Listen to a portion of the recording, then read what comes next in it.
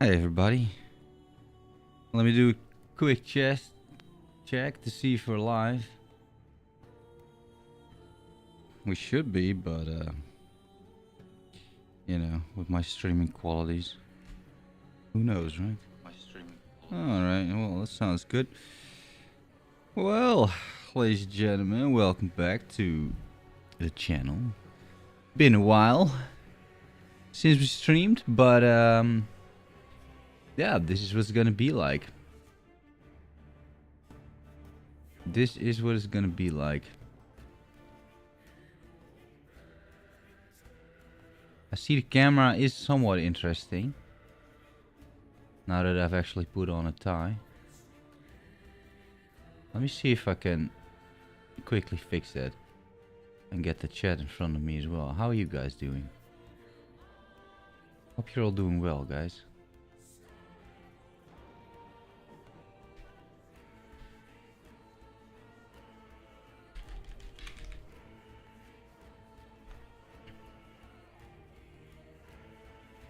Hope you're all doing well. Yeah, it's the filter. It's the green filter. Let me check. That is this filter over here. The chroma key. That is already a little bit better.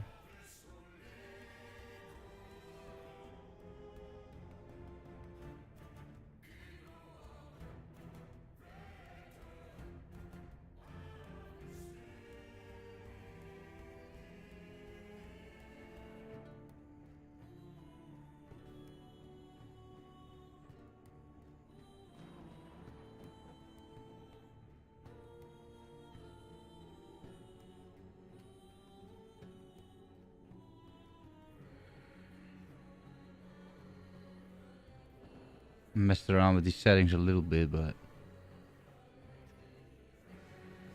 then you're in game and it still looks a bit different. Okay, that's good enough. Right, should be good enough.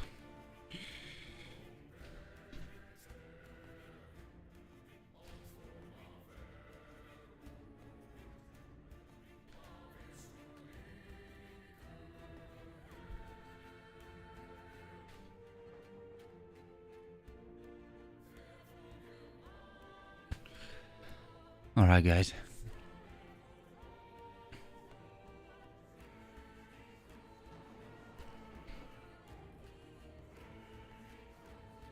Yeah, it's time to play a bit of Beastmaster.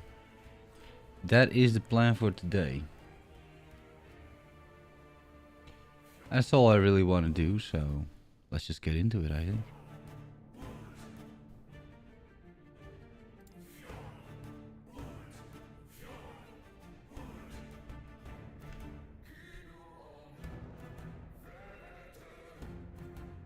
Hey, anatomy. It's 3:30 a.m. Yeah, for me it is 9:30 a.m. So I just woke up, basically. And I don't stream very often, but you know, when there's like a new patch and stuff like that, then sure, you know. So hence doing a little stream. I'll probably stream for most of the day, depending a little bit on how it goes, I guess. So yeah, there we go. This is my character. I am level 73. I played yesterday whenever I could, when the servers were online, that is. And we're mostly sorted. Some resistance issues still. Necrotic and cold, most notably. Poison would be nice, but not mandatory to have that much poison resistance. At least not in content that I'm doing. And yeah, gear-wise, we found this, Ethera's Path. That's really great. And the woven flesh with a legendary potential, so we could try and craft something nice on top of that. But clearly, you know, it's a fresh start, so I don't really have much gear. And I'm just progressing through the end game. That was the plan. So I cleared 5 islands so far, 5 timelines. Got some lightning resistance from Lagon, and I got some... Is this also useful? over here, and I got some void resistance from the bird, Raya, right? The Raya void version, and that's where we're at. And now we're doing Fall of the Empires. Then we have to do Reign of Dragons, and then like these three still, which I think is the most sort of tedious part of running the monolith. And then we're into Empowered Timelines. So that's the plan for today. I might even start a new character as well. Yeah, I haven't watched or I haven't done D4 much. It's true. There is a good chance I'll be playing the beta, and I might stream a little bit of that as well. I just haven't been too excited for any Blizzard games, to be honest. Because I think for the last 10 years or so, it was an extremely shitty company. But they seem to be improving as a company. I think still Diablo 4 will end up being pay to win, but yeah, I'll probably buy into it, at least for the initial, you know, the initial stuff, I guess. And then we'll take it from there, you know.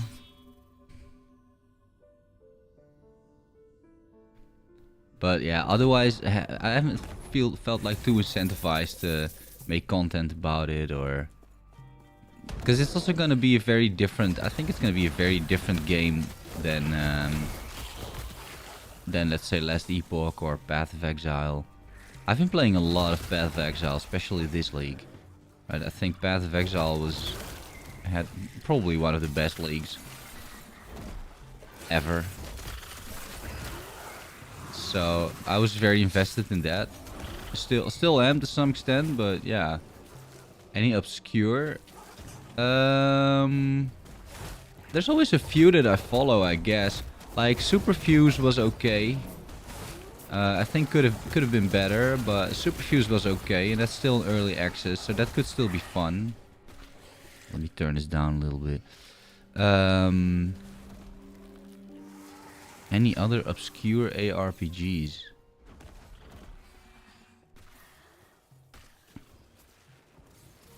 Well, there's a few new studios. I heard about another studio called Moonbeast from John Schaefer.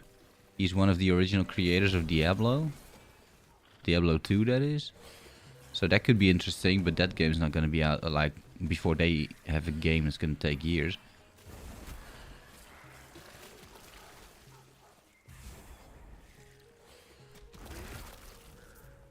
Yeah, and there's always some random shit on the horizon, right? But I can't really think of something specific right now, to be honest. Yeah, so I am definitely fans of those.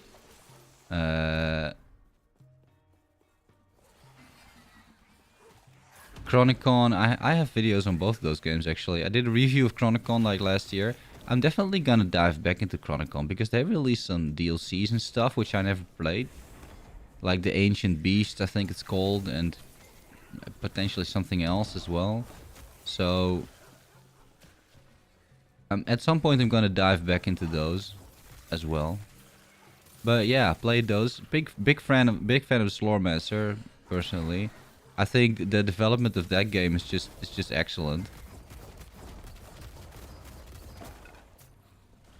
And yeah, but there's a lot of interesting stuff going on this month alone, right? Now we have the last Epoch patch, which is gonna be interesting to some extent, but it completely depends on your frame of reference, I think, because the end game, right? This, if you've never played this, it's amazing. If you have played this for like as much as I have, it's the same end game, right? It hasn't changed, so you know, I'm not sure how long I'm gonna be playing this for, but on the other hand, you know, everything's gone, right? My stash is empty pretty much.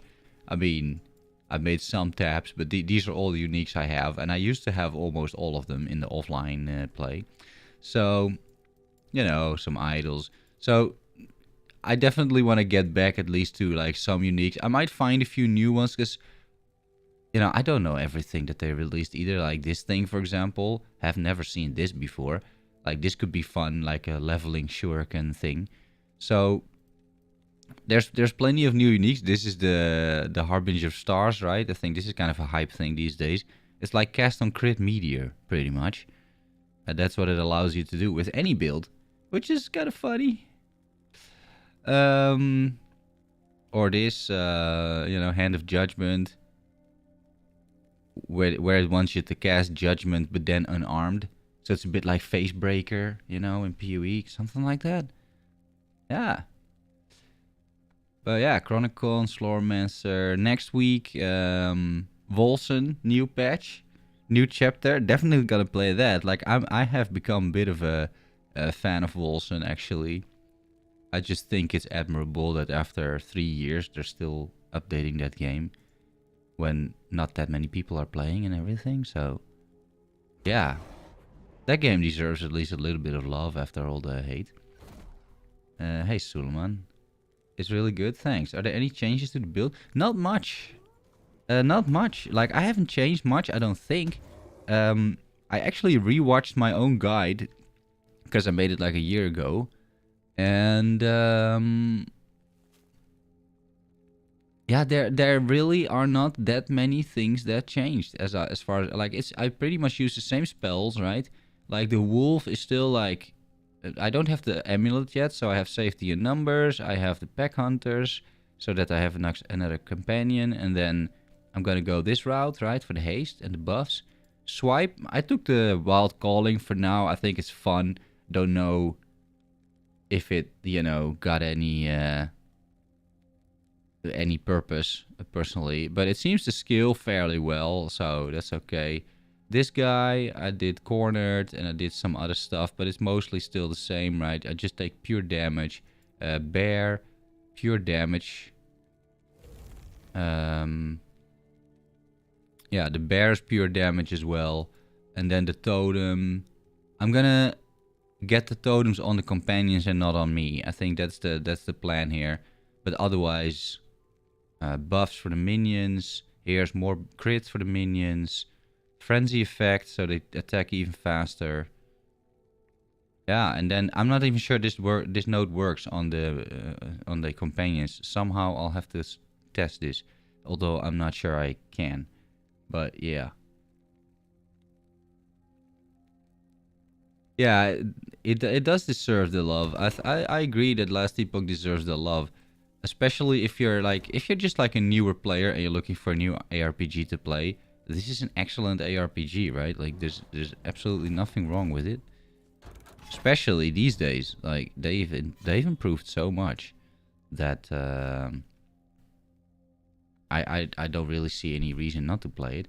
It's just that for someone like me or some more of the veterans out there, yeah, the end game is still the same, and it's been the same for, I think, close to 2 years now. So, and it's not even sure if it will change before 1.0. So, while I do appreciate all the work that went into this patch, like, I'm not necessarily a multiplayer or co-op person, right? I've never played, like, Diablo. Well, Diablo is not true. You did play those in co-op, but you kind of had to. But, Path of Exile, never been in a party, basically, ever, right? Unless I wanted to help somebody out or something. So, and with Last Epoch, I haven't played multiplayer yet. I honestly, I would have no idea how it works. I'm sure in a random stream or on someone else's random stream, I'll play a little bit of it. But that's for me not really important. So that whole aspect is like, yeah, whatever. It's super important, of course, that the game's now online, right? So that we're done with all the cheaters. That is really great. And of course a bunch of improvements, like the performance and like all these little UI kind of things. Like the music is definitely improved. There's a lot of improvements that they made, but ultimately if you just want to like grind it out in the end game, the game is roughly the same, at least for me. And that's why I'm wondering, like, how long will I be playing this? But who knows, right? I mean, I might just find a bunch of uniques that I really enjoy and try to make a build around something like that. Yeah, we'll see. We'll see what happens. But for today, at least revisit the Zookeeper build. So far, so good. It was a bit of a slow start. Oh, that might hurt. Yeah. It was a bit of a slow start. Campaign went okay, but definitely slow. But it is ramping up now, as you can see. Like, this is... I'm level 73. This is level 80 content. And we don't really struggle with this at all. My minions don't die, so that's good. They do pretty massive crits already for somebody who's like 73, right?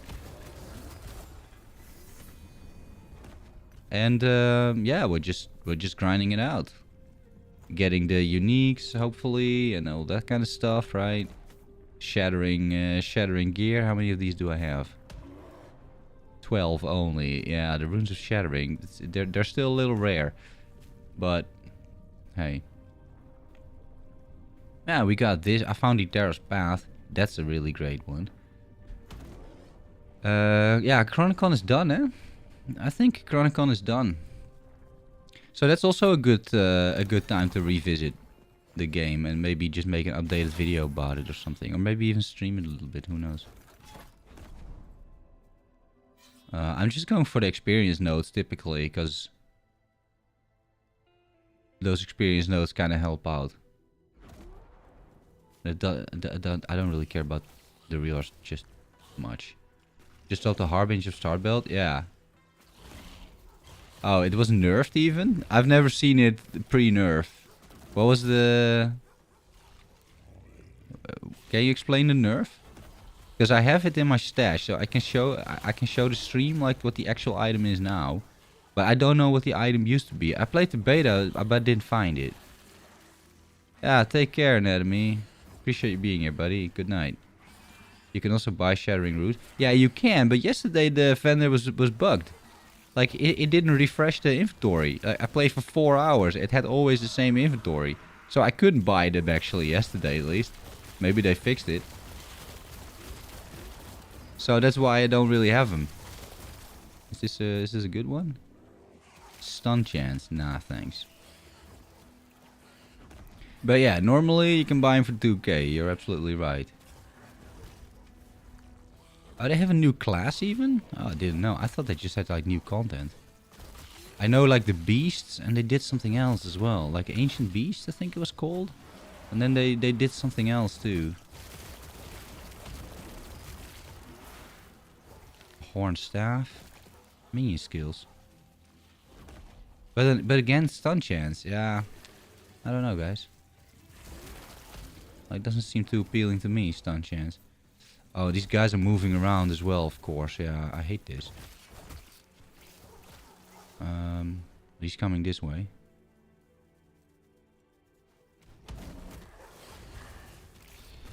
Remove the crit chance, lower the chance of meteor, and just seems much lower percentages. Oh.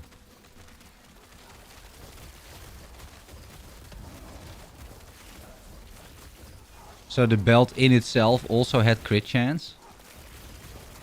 Or used to have crit chance? Lunar helm.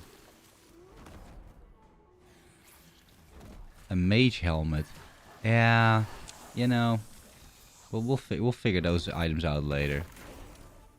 Okay, level 74. Not bad. What are we taking? So I took all of these nodes. I should get rid out of 3 of these points here. I don't need that duration to be 5 seconds. Oh yeah, we're shredding with armor shred. And after that we'll have to look around a little bit if I want like survivability or just more damage. Not entirely sure yet. More attack speed maybe, but yeah.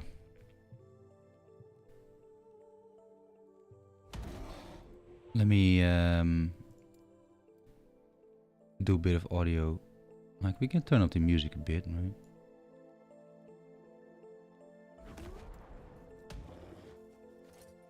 So you guys can enjoy that as well. Yeah, and I'm just picking the reward nodes because I don't have anything, right? So we're just gonna go to these like idols and that kind of thing. I'm not really looking at the modifiers yet. it doesn't matter too much.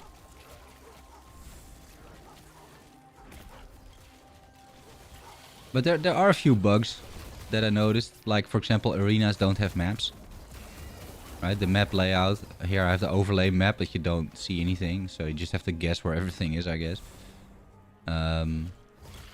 Performance was definitely worse than during beta testing. So that's a bit of a shame, honestly.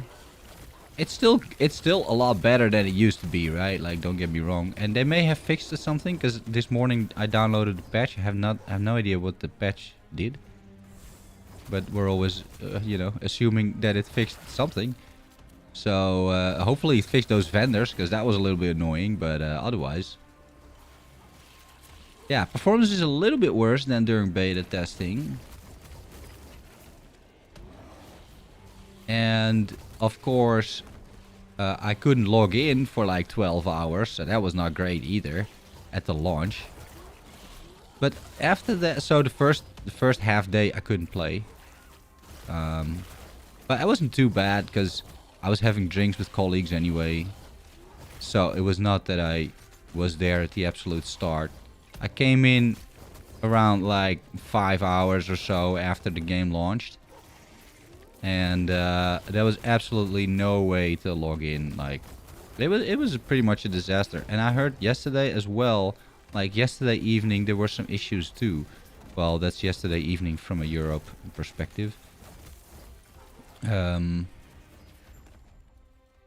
So it's definitely not the smoothest launch, but I think, but for example, this morning, like an hour ago, logged in completely fine, no issues whatsoever. So it's not like it persists. I think it's just that like peak times, they're still struggling a bit with their servers.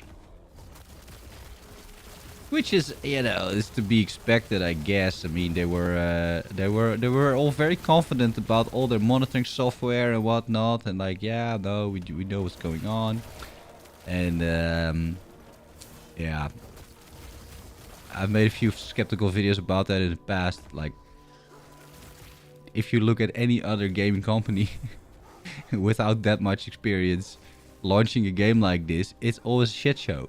Right? It's always a shit show. Like, for whatever reasons, and I can think of a few, honestly. Like, it's just very hard to launch an online game these days. And, yeah, it was. But now that it is launched, it's all good. Right? There's no, I haven't really encountered any, like, major issues otherwise. When you can play, it's completely fine. I'm just rushing to objectives, by the way. Like, my minions are killing some shit in the back, and I don't really have to do much. But you can also see a bit of lag, right? Like some lag, some desync. Like, that's not the stream. That's the game. I should check the frame rate of the stream, by the way, because I'm playing at the absolute highest quality. Last time that caused some issues. I haven't actually checked that. Wait, let me do a quick check here. Not here. And don't kill me. Don't kill me, sir, please. Now all my autocasts are now gone. Okay, let me do a quick check about the stats. Oh yeah, I'm losing frames. I'm losing a lot of frames, actually. Ooh. Wait. Ultra, you put it on high. Apply changes.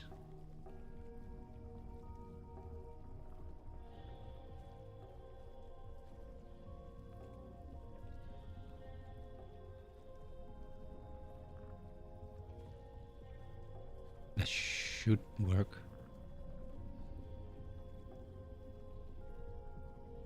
Hard to say.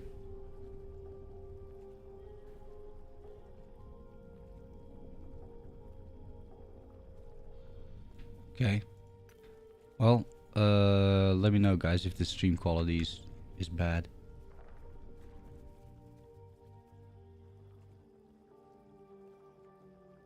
Seems pretty stable now, to me at least. Alright, let's pop this thing. Oh, and auto-activate all the autocast that I have going on, which is all 4 of them. Yeah, the whole idea of this build is that you're just autocasting. You're autocasting everything, right? You have 3 minion abilities. You're autocasting your Frenzy Totem.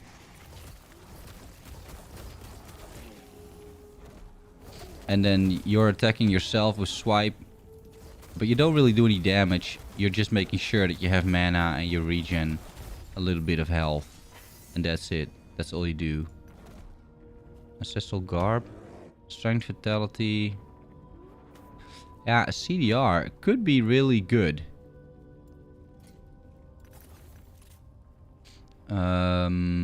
This is otherwise not super good, to be honest. Like, no. The bow is kind of fun. Yeah, and I might want to get into my loot filter a little bit here as well. And then I guess we can pick these up for now, I guess. Like it will be useful also in other playthroughs to have some of these like smaller idols with decent resistances on it. But yeah. Otherwise not like super useful. Alright, let's first sell and then... Okay, so she's actually selling these things again, that's good. Now let's sell and see what we want, right? So cast speed and lightning damage, like I don't think that matters. Avalanche, I don't like that. Poison and bleed, that's not really a combination either, right? That's not too bad. What's the range on that? Oh, it is pretty bad actually. Yeah, well, I'm just gonna sell all the crap even though I don't have any idols. Because I know from like experience by now, I'm never gonna end up using these things.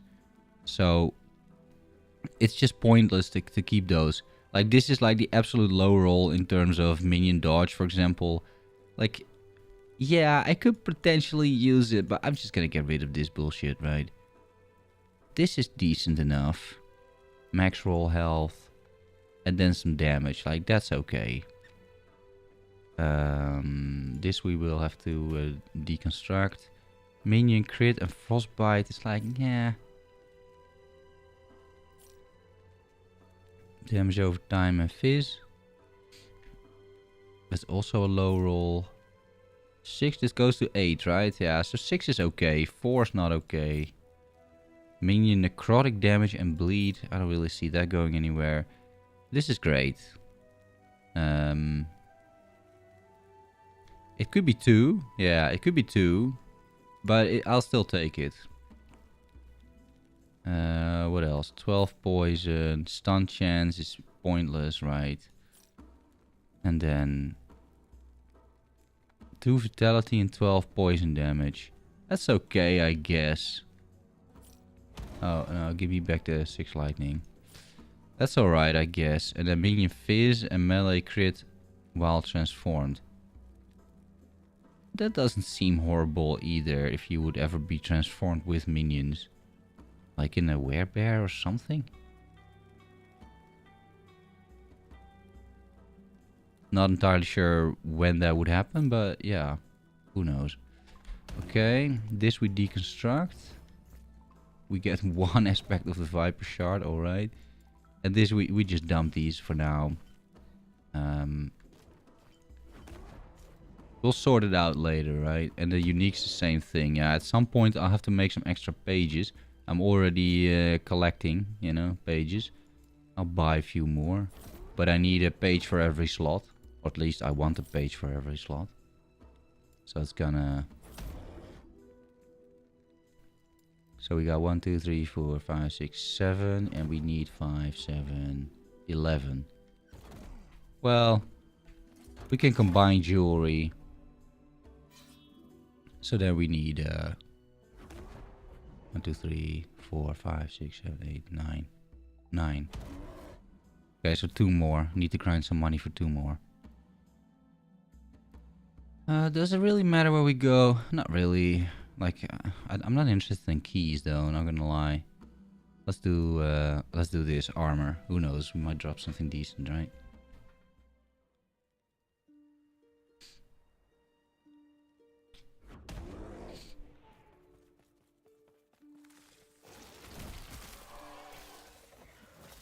But if you look at like the end game in this instance, for example, like it's still the same, right? Like you're just following the arrow, and either you have a skill that like kills minions or kills stuff behind you, or there's something. In my case, I just have minions, like they just kill stuff, right? But otherwise, this is it, right? You're still rushing towards the objective because you can't beat sort of this in terms of how effective it is. I'm taking these up as well, because these movement speed shards are always extremely useful. And then, like, I made these white on the filter, so this is tier 4 of something good, right? Of like a class specific affix. So then you can shatter that. At least that's the idea. It didn't work this time, but yeah, that's the idea. So we put the keys in there. We might run like a sanctum, not a sanctum. Wrong game. We might run a what is that thing called? A temple or something? What was that thing called again? Temporal. It is called a sanctum, right? Temporal Sanctum. Yeah, it is called a sanctum. I was like, wow, Sanctum League, but yeah, the Temporal Sanctum. For at least this thing that I have, right? I got 1 legendary potential on the woven flesh. I mean, who knows? But ideally, I find an exalted item with then, you know, +1 raptor on it or something. Now, that's going to be extremely rare. Like, I don't really have much. I have +3 Stormcrow, which is pointless. But otherwise, I haven't found too many exalted yet. But I'm also being a little bit picky. Like, I'm going to stop hoarding pretty much. Because when I look at my offline chests and stuff, it's completely insane, right? It makes no sense. So, don't want to be doing that anymore, ideally.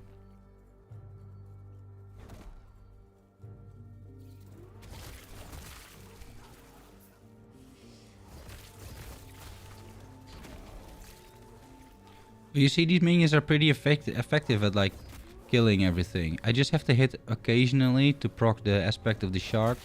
So and get back a little bit of mana if I really want to. So I just walk around like this. Don't have a movement skill, you know. So that might put some people off. You could get rid of the, but you have these shrines, eh? So now I'm pretty fast. You could get rid if you want to of the bear. And just get another wolf instead. And then go for like leap slam or something. That's something you can do if you want. If you really want a movement skill. And maybe we'll end up taking that route. I'm not entirely sure. Last build I did not have a movement skill. You know, with this speed it's completely fine, but this is like shrine induced, you know.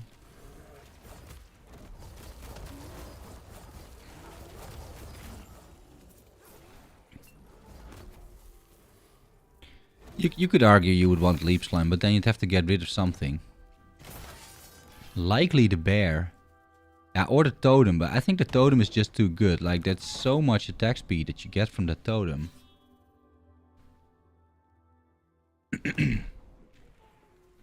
And because a lot of things are like proccing on attack speed, it's quite useful, I would argue.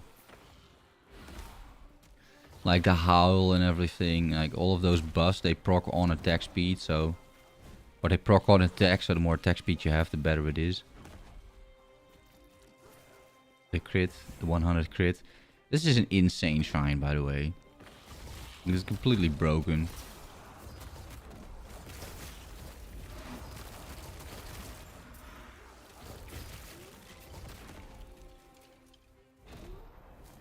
The chase passive nodes are also amazing. Is that also movement speed and attack speed? Is that this thing? Yeah. Yeah, that's also amazing. Yeah, this is such a good node. Like, holy moly. And you want them to have movement speed as well, right? I think that's often underrated in minion builds. Like move speed. Minion move speed. Like, it's really super good. Because if they can't get to your target, then what are they gonna do, right? What do we need to do? Slay enemies to locate the gate. Yeah.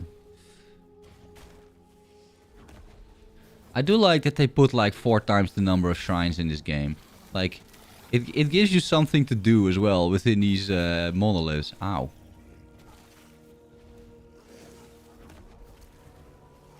Right? I just run from shrine to shrine, picking up random stuff until my minions kill enough monsters to locate wherever I need to go. And then we just go there. With the Necromancer, this works even better, I'm pretty sure. Like, I played the Necromancer with a Fire Minion build in the beta. I think ultimately this build is better. Like in the long end game, this build might be better, and it's more sustainable. Like, your minions don't really die as often. You never ever really have to resummon them up until this point. But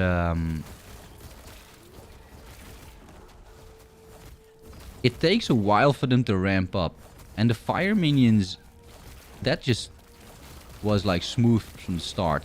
Here I definitely struggled a little bit while leveling. Like, it's not bad by any means. Like, it's fine, but it's not amazing either. We're gonna shatter this too. We want the movement speed shards on those things.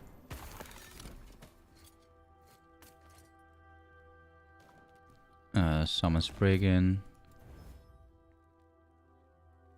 Elemental resistance. 38 elemental resistance. And 19 fizz resist. So this is something that I can just put on there, right? Like, if I would hit the LE res or the fizz res or whatever prefix I put on there, we can try and craft a little bit. +2 to summon wolf. Alright. Health and physical res and attunement. Attunement is not amazing, but I have +2 to bear. Would I rather, and crit avoidance, which is not unimportant either. Would I rather have wolves or bear? Bear is still bugged, by the way. I guess it's technically level 19. I guess that's true.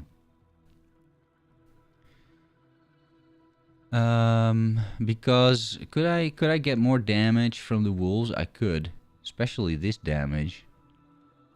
Whereas the bear, I'm just doing the swipe cooldown recovery speed. That's all I'm doing with the bear. Like, the bear is basically full damage here. I can do Briar Thorn or something, but that doesn't really make any sense. Or the Claw Totem, which, you know, could be useful, I guess, but for the area. But I should probably go for melee attacks to begin with. Like, this swipe cooldown recovery speed, is that really necessary? It's probably better to just have area and hit more targets, right? I think it's kind of the same, although I do kind of like these nodes. But I will get 1 more point back from safety and numbers as long as I find the unique at some point. Which is bound to happen, you would think. And yeah, I might be able to reroute a little bit. The bear hits like a truck, yeah. Yeah, the Scurry Helmet. Yeah, we might find the Scurry Helmet too. Although I haven't found it in hundreds of hours of play in offline. So it's pretty rare. It's really pretty rare.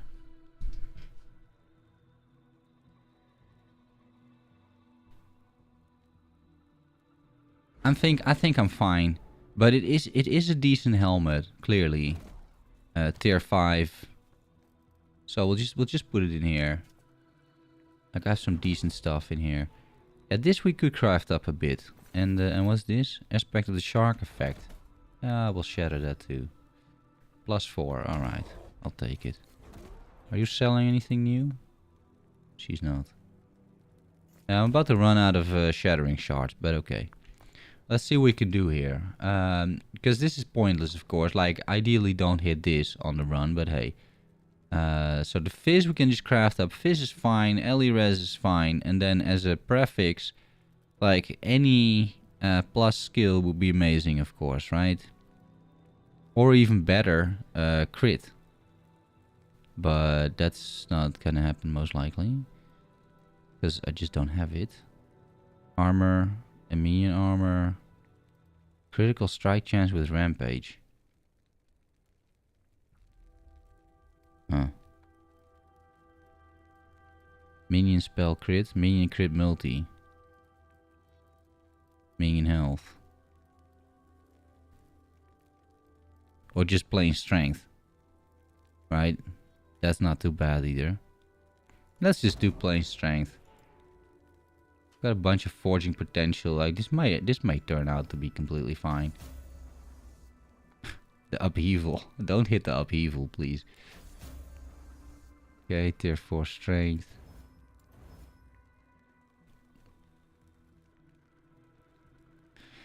Yeah. Yeah, we could craft a little bit more. I'm not gonna get into the crafting too much just now yet, but yeah. I mean, this is okay. 11 strength. The res could be better, and the fizz res as well. There's runes for that too, right? Like a... I have to get back into this a little bit. Like, it was a rune of something, right? Refinement, I think. Yeah. Rune of refinement. 40 res. It goes to 45. I mostly care about the two suffixes. 3761. 4467. That's pretty high. Yeah, that's almost max roll. Like, this is a good chest just by itself. It's almost a shame to put it into 1 LP woven flesh. But I have a 75% chance of turning this into something super decent. Immediately taking care of like a bunch of resistances or just giving me strength, which is good overall. And let's be honest, like the shockwave with upheaval, like I'll never use this, at least not for this build. So we can run a sanctum for this. That's fine.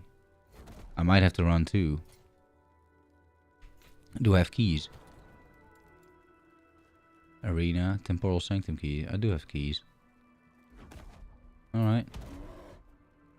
Yeah, let's just do that now that we can still actually make use of the item as well. Because at some point I'm gonna replace it, right? Like at some point I'm not gonna use the woven flesh anymore.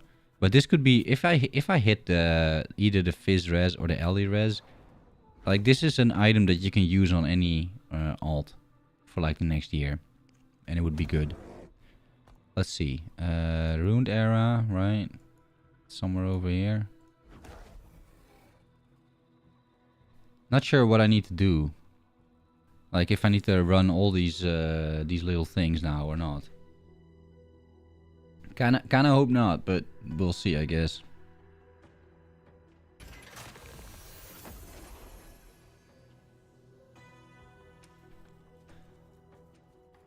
Let's see. Temporal Sanctum, yeah.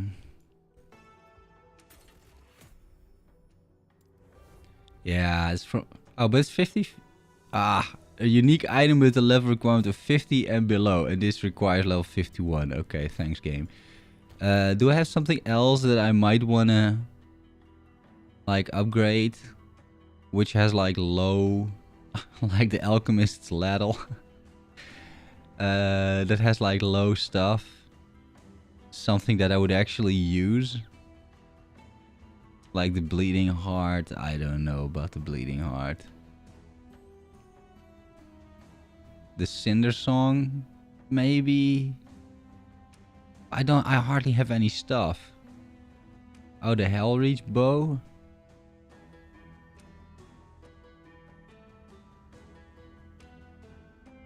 Maybe. I don't think I have a bow. I don't have an exalted bow to use, so that's not gonna happen. Oh, the Draal's thing, but I don't have that either. Or this, the belt. But I think it's a bit of a shame. Now we'll take the What do I even have? I have hardly anything, guys. I've hardly picked up any exalted items. I mean, I'm gonna find a few when running this, right? Like, it drops a shitload of exalted items. Like, that's not the problem.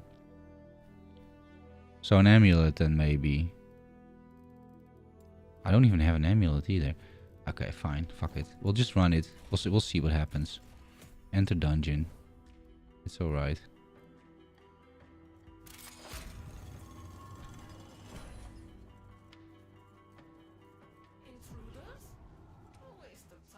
Let's see if I still remember how this thing works. You could try the Rune of Ascent. Yeah, sorry, we read that.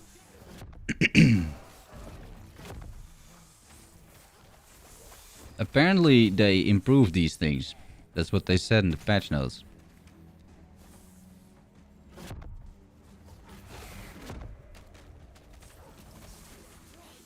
I wonder.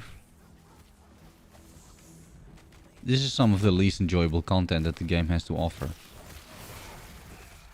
And then this is probably the best dungeon out of all of them. At least this dungeon is like...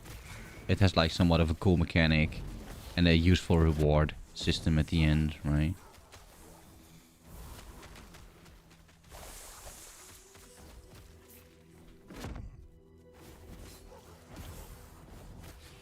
But like... This content, guys, it's pretty bad. You just hope to find that door, right? And there's no guarantee, like, completely random roadblocks in the middle of the hallway for no apparent reason. Like, this could be a door, but it isn't.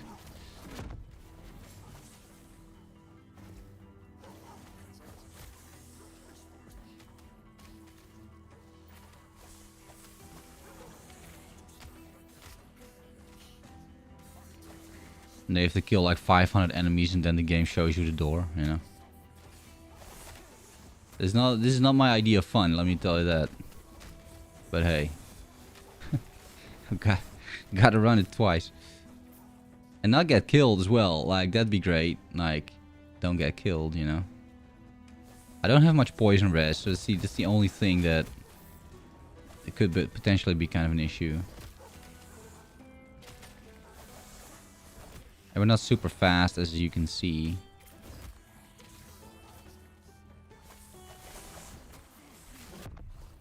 And then it's a dead end, of course.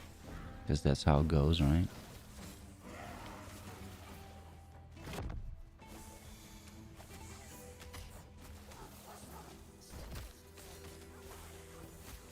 I thought there were shrines in here as well. Is that not the case anymore, or am I just not getting them?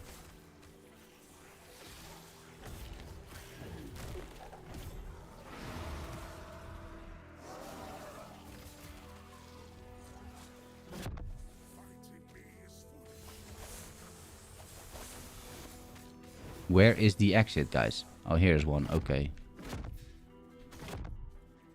I don't care what it is, right? Health, damage. It's all good. How many of these do we need? 2, right? Like it's 2 floors and then the boss?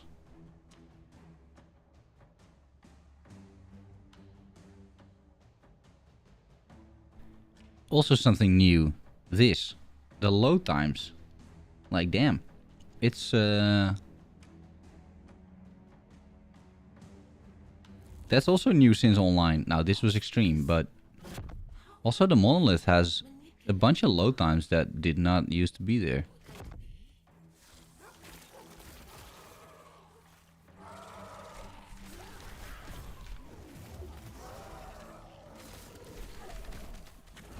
Okay, let me do the auto casting. I actually forgot that. That also makes me a little bit faster because I get the howl buff. Okay, that's a dead end.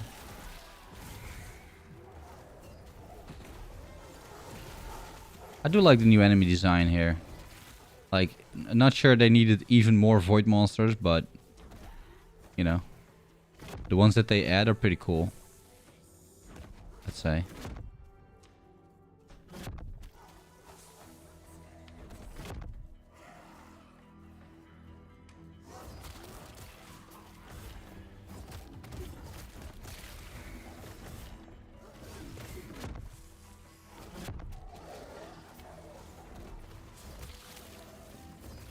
Oh, a wand. Okay. We could put that on the Cinder wand. That had 158 spell damage. Like, if you hit that, that's completely fine, right? Can't go wrong there.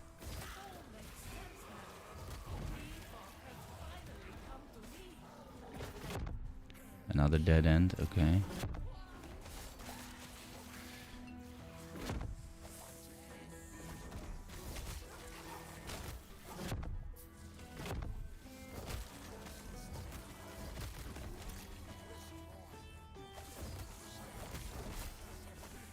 Okay, more stuff.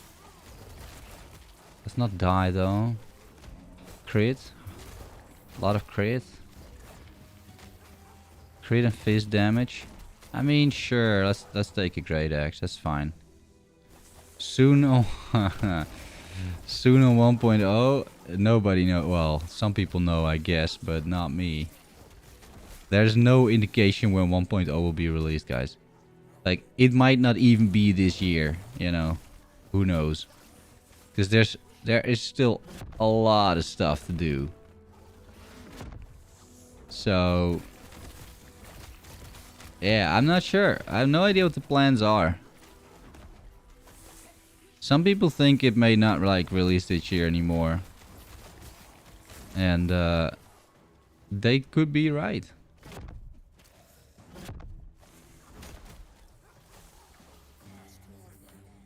But if you think about it, right, like, if like they're not gonna release the game before Diablo 4, right? That's not gonna happen because that's June 6th. There's no way 1.0 is between now and June 6th, right? But it would also be pretty bad marketing if you release it, let's say, within June or July, because once again,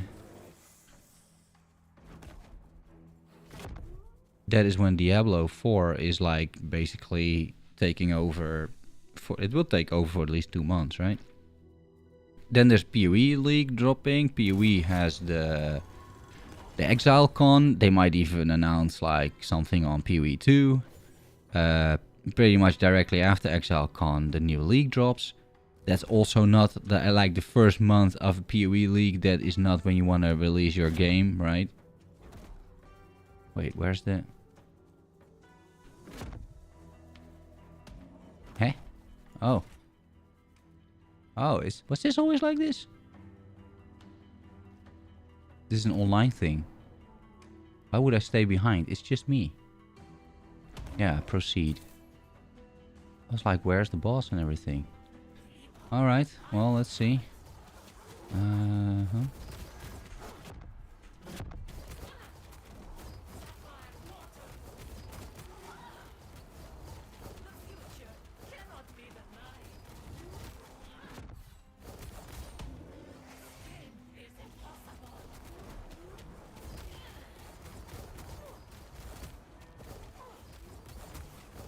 I have Calling Strike, yeah.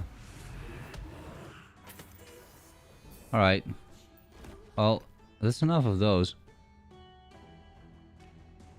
A turquoise ring with strength on it. It's not too bad. And it's got a bunch of minion stats to begin with. Those are good. Shock on hit. Melee damage. Stun. Melee void. Yeah, I'm fine.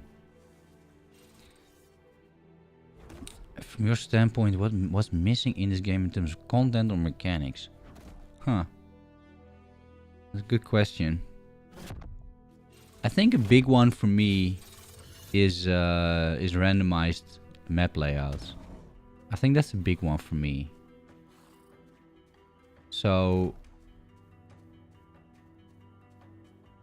if you run the campaign and if you run the monolith maps, even though they got, like, probably by now 40 or 50 different maps, the map layout is always the same, right? There's no variation in any of it. And there's not really any variation to other elements of the map either. Sure, sometimes the boss is in a bit of a different spot, but you're following an arrow anyway, right? There's an arrow on your minimap telling you where to go, so it doesn't really matter. So if you know the layout, which I do, and you just follow the arrow, the end game becomes basically follow the arrow. And I don't think that's great end game, because there's nothing really happening. So I think what the game does really well is sort of be understandable for a lot of players. Like, you can easily make your own build in Last Epoch. A lot of things and descriptions and skills and everything, like, they make a lot of sense. You can respec fairly easily. So there's all of this exists. Crafting is super deterministic and easy and fun, contrary to Path of Exile, right?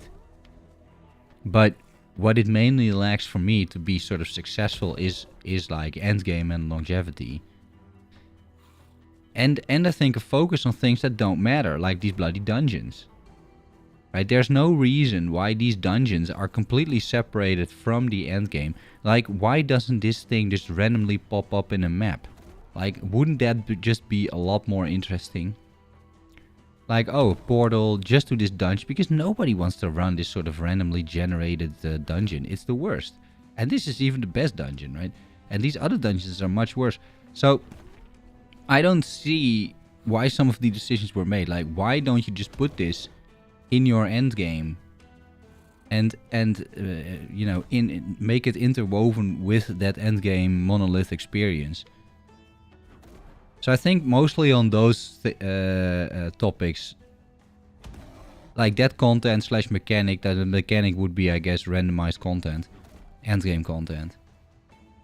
And in terms of content, endgame content that's actually interesting to run for, let's say, more than 100 hours. Because I think that's what it roughly is, right? You're gonna spend 100-200 hours into this endgame system, and then you're like, yeah, okay, now what? Because it ends up being all the same. Top 3 favorite ARPGs of all time. Oof. Well, Path of Exile is definitely on number 1. Has been for years and still is.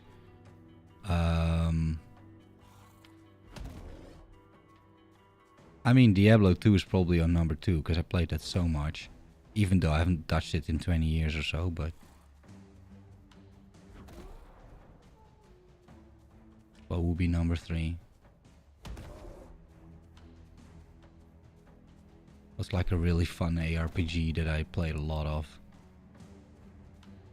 I mean, I'm even inclined to say Titan Quest for some more nostalgic reason. I'm sure that was not actually like... that probably wouldn't show up in many people's lists. But I had an amazing time with that game. It looked really good, like back in the day. I still remember, and like these ragdoll physics were insane. Like you could catapult like enemies like 2 screens away. It was nuts. And I think it had a great story, great enemy designs. The skills looked good. The combat looked impactful. I really liked Titan Quest. I don't think it holds up that well today in terms of standards, but that's the same for Diablo 2, right? Like, I'm honestly surprised people still play that game. But yeah. Yeah, so not that many of the modern ARPGs, I don't think. Okay, so this is a bit for the memes, right? This doesn't really matter, but we got this thing, and we find this. So, are we gonna still craft on it, or we're just gonna YOLO it altogether? None of these are horrible, actually. Like, we could do spell crit, right? 1, 2, 3, and then a chance to ignite. I mean, on a fire wand, it doesn't seem too bad. Okay, well, let's hope it doesn't roll stun, right? I mean, that's the only thing that you don't want.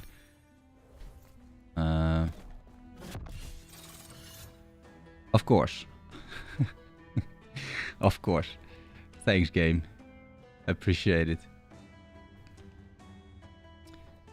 Well, it's better than no stun, I guess. But yeah, okay. Time for the next run. Now for the real deal.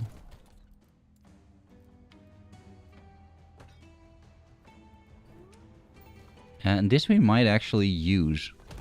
Because it's got crit multi, which is definitely something I want. If I can turn this necrotic damage into something else with minion on it. Not dexterity. Damage over time. Ew. Eee. Endurance. Endurance and health. How about crit strike avoidance? Ellie res. I mean, that's not too bad, but I would miss out on 96 minion health, typically. And some fire res, but I'm getting Ellie res back for that. We can make it tier 5 Ellie res. 20. Maybe. And what's this? Oh yeah, this is what we're gonna put on the woven flesh. Okay. Well, let's make another tab. Category, red. Legendary. Oh, caps is on. Legendary. And then put a tab in there, right?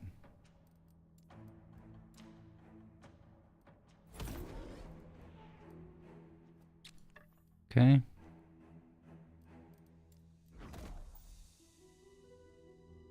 Let's run this one more time, eh?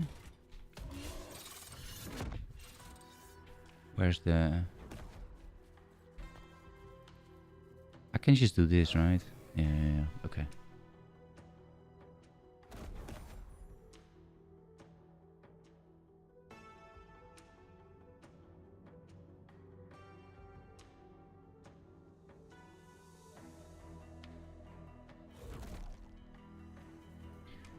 Alright, time for another run. This time tier 2. Level 80.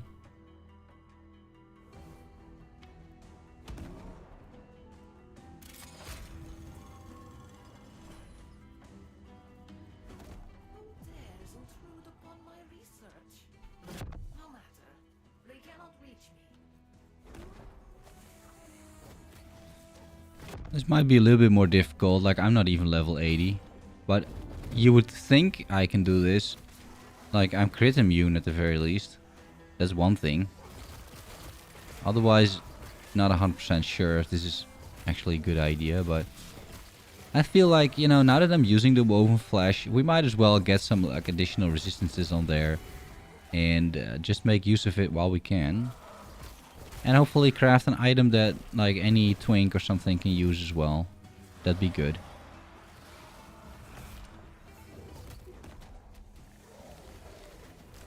But yeah, like running this, specifically this part, like it's so pointless, right? Like this is not my idea of fun content. Like I'm just hugging the wall,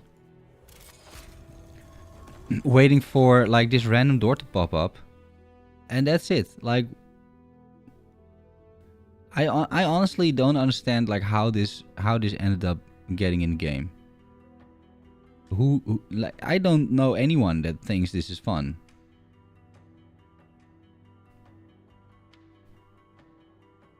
Like I think it was Lone Star McFluffin yesterday. Yeah, I was watching his stream. He compared it to the Labyrinth in PoE. But the Labyrinth, once you get like a little bit more into it, like to some extent I hate the Labyrinth, right? And it is kind of like shitty that you have to run it in order to sort of fully unlock your character. But the Labyrinth is a lot more sort of interesting than this. I mean, there are people that are lab runners, right? Like, it is a viable piece of, like, endgame content. Whereas this, I was like, holy shit, dude.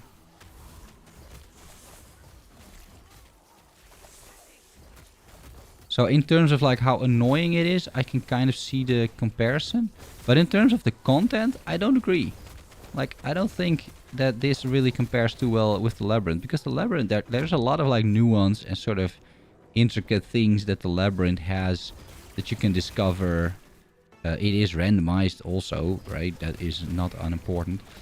And, well, you could argue this is randomized too, but in the worst possible way. And the labyrinth doesn't have like artificial roadblocks like this door, right? That you just have to pray is not closed in the other dimension.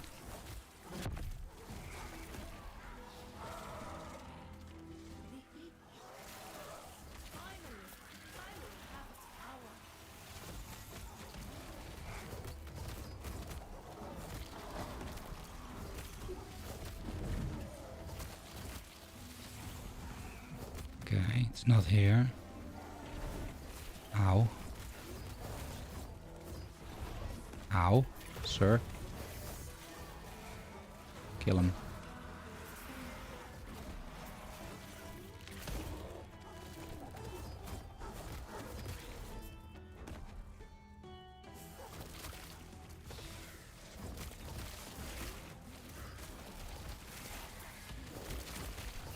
Holy shit, these guys do a lot of damage, by the way.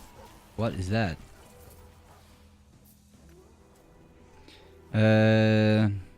How's Last Epoch doing currently?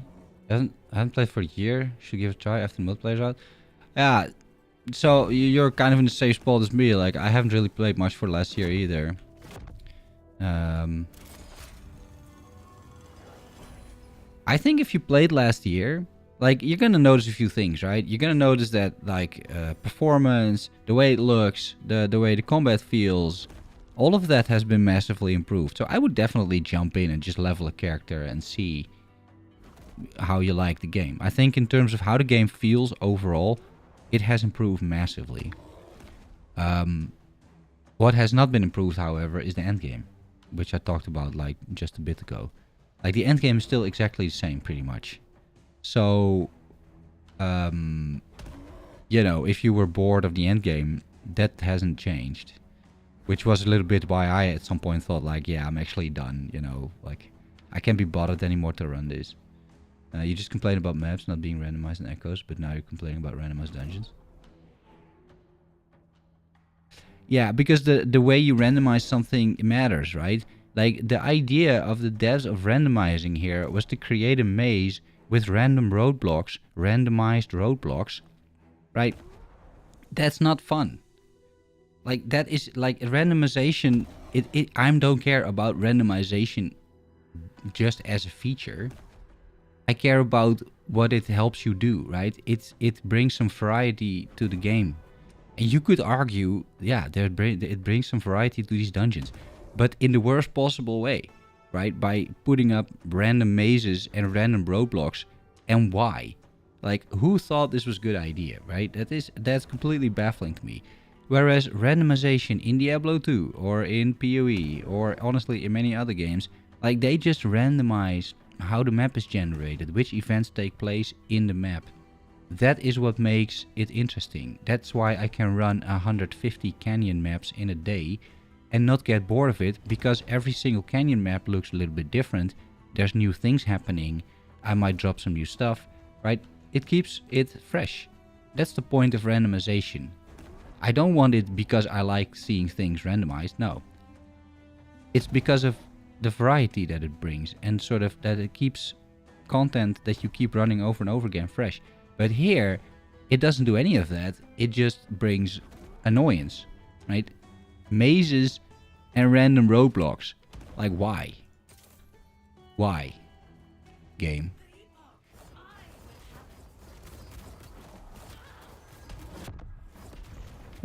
What?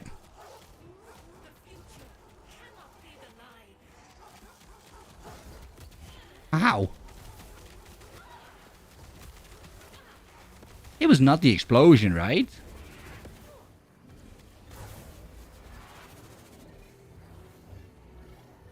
Was I too quick? With going back? Why does it teleport me over here, by the way? Was I too quick? I don't think so. Holy moly. I don't think I've ever... to me, it's the monster randomization. Weird combination of mods.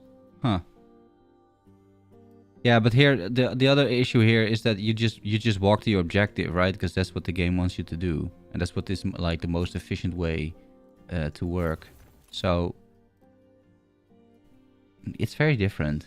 I think.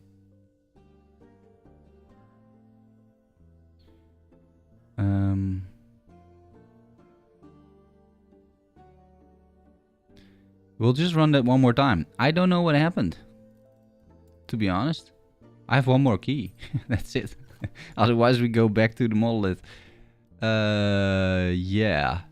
What was that, guys? That was an interesting one.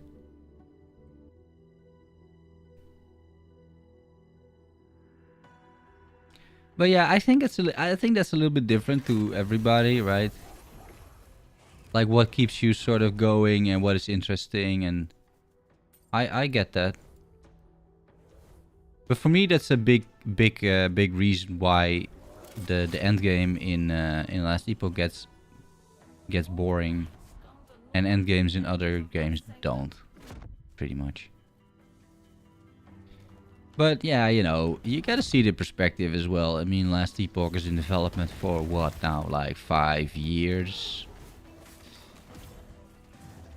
It's not like calling it early access still is a little bit like at some point I'm not buying that anymore, right? But it's been out for 4 years, guys. Like, come on. And it's not like this is in a better state than most released games. So the early access is just a bit of a label. Like, I don't think we should not criticize the game because it's in early access, right? That is completely arbitrary whether it is still in early access or not. So I don't really care about that label personally. But in its entire lifespan, it's still fairly early. And it is planned, of course, to go on for years, right? If not decades, if everything goes well. So if you just look at the timeline from like 2019 to now, it has only improved. Sometimes it's taking a step back, which I think they did with dungeons, right? I really strongly dislike this. I think it's complete bullshit personally. But overall, yeah, the game is getting better and better. And now that hopefully Judd said this as well, right, in the announcement trailer. Like, now that hopefully, I'm getting a drink, by the way, in a bit of a convoluted way. Now that hopefully everything is done most of the stuff is done in terms of like co-op, multiplayer, server authoritative, always online, you know, that kind of thing. It's time again for content, you know. So that's good. That's good. And you would imagine that, you know, that's fairly well, I wouldn't say easy. It's of course not easy to do. And like randomization, setting up randomization is going to be extremely difficult, right? That is basically a rework of your entire map system. But it's going to be worth it, right? It's going to be worth it. But in terms of content, they can now start developing and purely focus on that, or mostly focus on that, without having to worry that servers are breaking down or people can't log in, or maybe not this month, right? Like this month might still be a little bit shitty in that sense. So much damage, by the way, guys. I did not sign up for this much damage. I might be going in here like a little early, but I don't even have 1,000 health to my name. But yeah. Your load times are way too long. Yeah, my load times are super long. But that's not just me. Like, I've seen other streams as well. I have been watching a lot of streams yesterday and the day before. Because couldn't log in, right? So I thought, okay, fine. I'll watch somebody else who can. It's not just me. Like...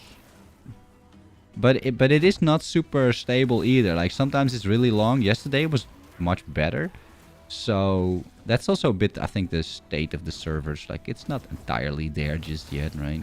But at least I can log in and play, which, you know, I'll take it.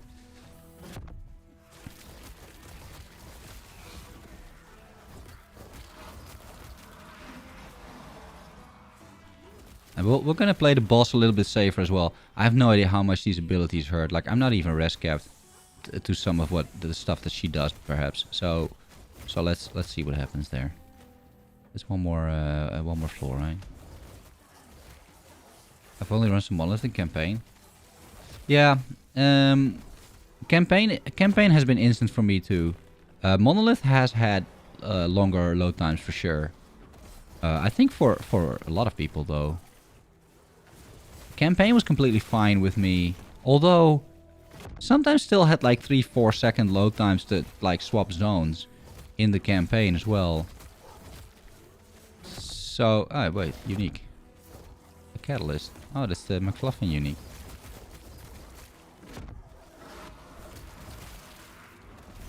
Ow. Ow.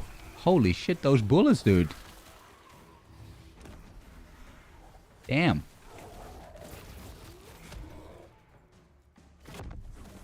Oh.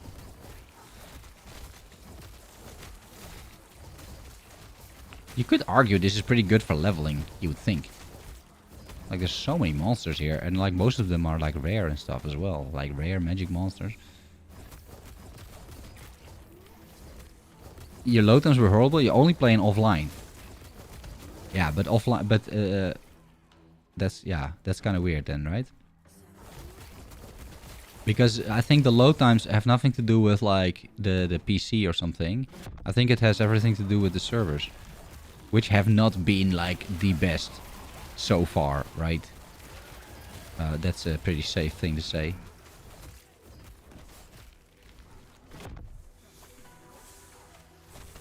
Okay, here's the door.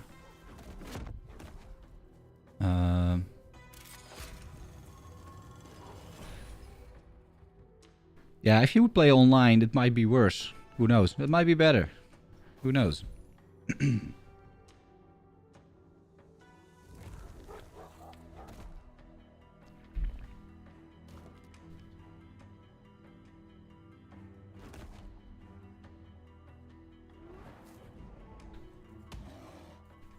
Okay, we're gonna take this a little bit easier than last time.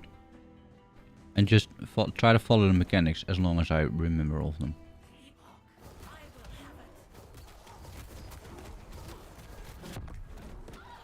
It's bugged. It's bugged. I'm 100% sure. I saw this yesterday as well at McFluffin. Oh, this is pretty bad. I pressed it once. Clearly, guys. Like, clearly. I'm 100% sure I pressed the button once and somehow the server transported me back into the explosion. This is what just happened. I already expected this last time because, like, I know this fight, right? And, oh, this is so bad. Ooh, you just desync, dude. Like, you just desync back into the explosion and then you die. I'm also in the wrong, let's say time. Oh. Ooh, that is really pretty bad.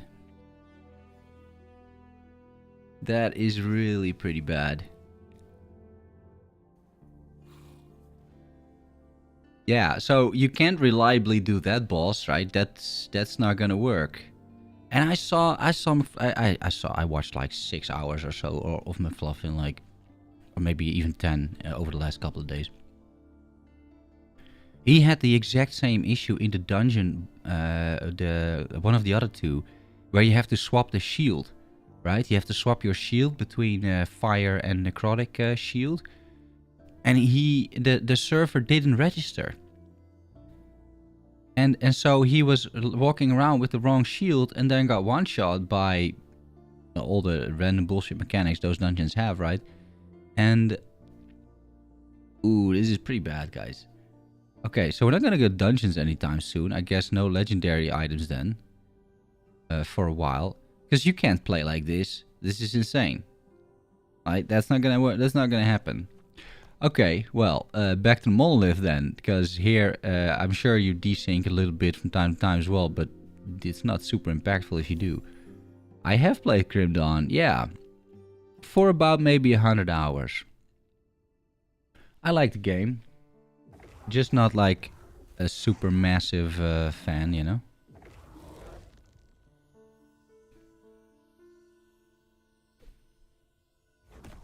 Well, I wouldn't even say I'm not a Supermaster fan. I just never really got into it. I think that's a more accurate description of what's going on. Just never really got into the game. But I know a lot of people love and play it, so... It still has like... thousands of players, right?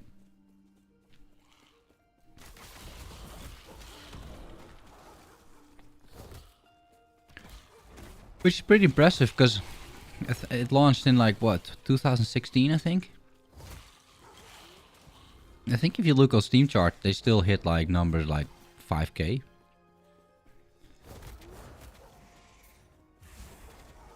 But it's got a bunch of mods, I think, available to it.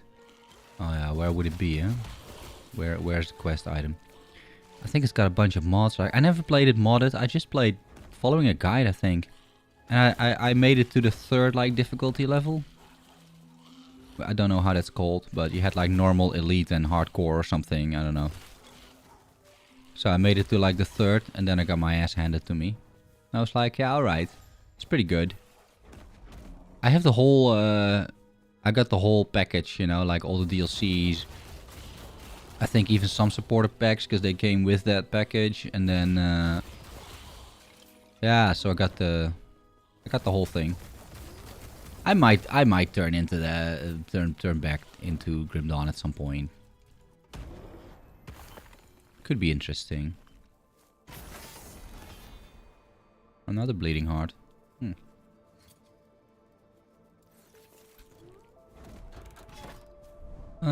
We'll do the beacon. See what's going on over here. I'm also having a bit of bread on the side, guys, like it's my breakfast.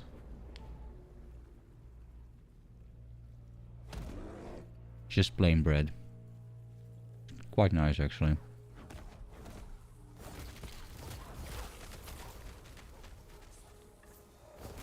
Used to play D3 until I got bored. Haven't found a similar game, keep paying attention. Similar to D3. I mean, are you gonna play D4? Which will not, I don't think that's gonna be too similar to D3 personally, but... I'll probably pay them like the 90 bucks and jump into the beta next weekend.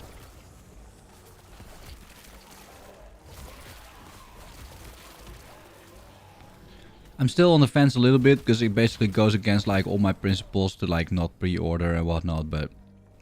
Yeah. I just kinda wanna be there. I know virtually nothing about Diablo 4. Apart that it's gonna be much more like Lost Ark than, let's say, Path of Exile.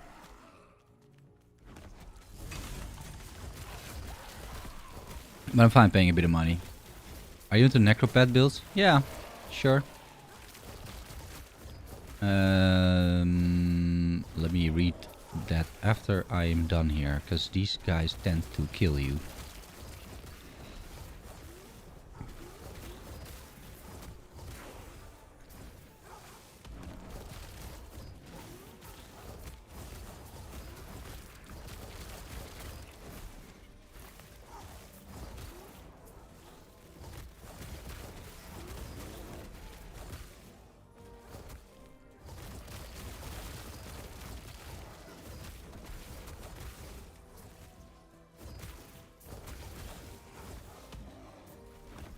I have a few builds on that as well.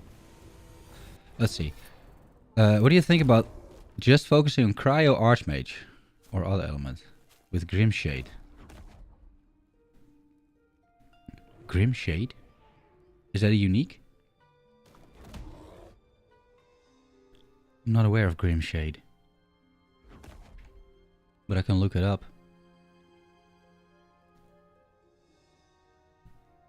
Let me have a... Let me see.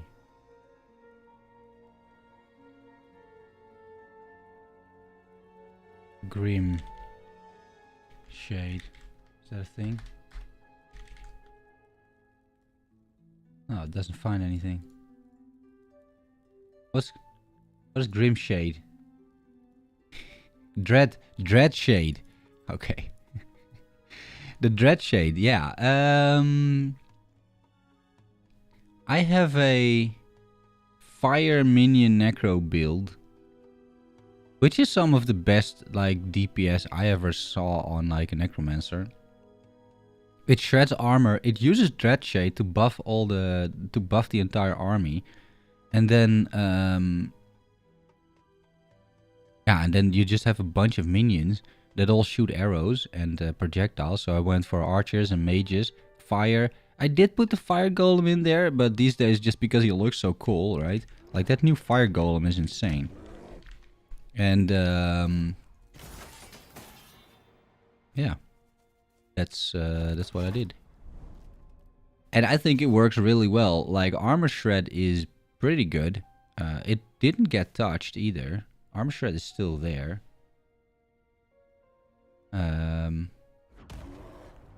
Oh, you have one archmage. Okay, yeah, you can do that too, I guess. And have him always crit. Yeah, I always played around with the idea of having like one super strong minion. You can do the same thing here, right? With Primalist, you can go one minion as well. But I kind of like I think more minions, you can't beat them, especially if you go armor shred. Because armor shred stacks infinitely.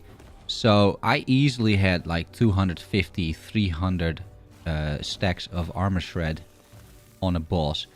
Which means that you are negating 30,000 armor. Or actually subtracting 30,000 armor from that boss.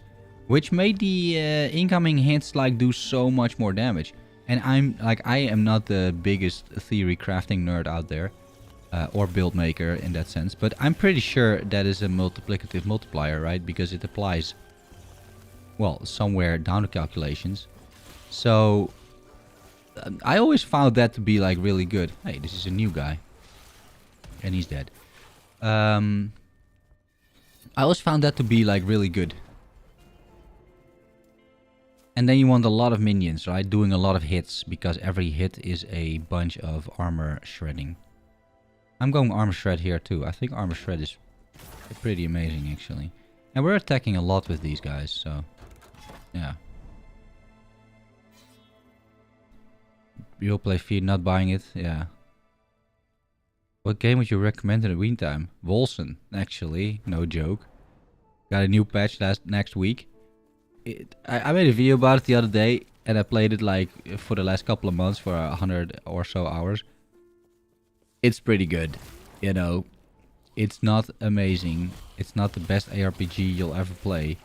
But these days, I played a Necromancer in there as well. Like, it's pretty good. Like, it looks amazing. It sounds amazing. Endgame's pretty fun for like 100 hours. I mean, you could try it out. You may have it already. It's still on sale, I think, right now. It's like, it's $8 or something. At least yesterday it was. You can't really go wrong there. Like, and they fixed a lot of shit, right? Like, there's still, I'm sure there's still some bullshit going on in that game. Like, it can never be fully fixed, of course, seeing the state it was in, but it's definitely so much better than the reputation that it has. So, yeah, I would honestly recommend that. And then next week, assuming they don't massively fuck it up, right? Because that is always an option with these developers. I mean, they have a tendency to do it. But assuming they actually just release like proper content without too many bugs and they fix some stuff, you could have a great time.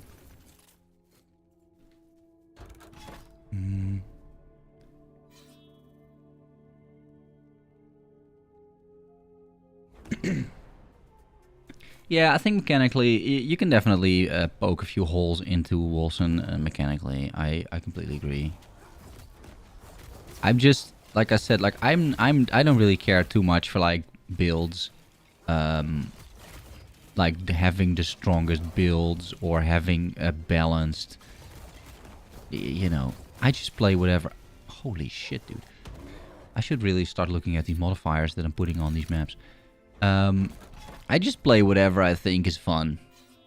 Really. Like, that's really like my only sort of criterion here.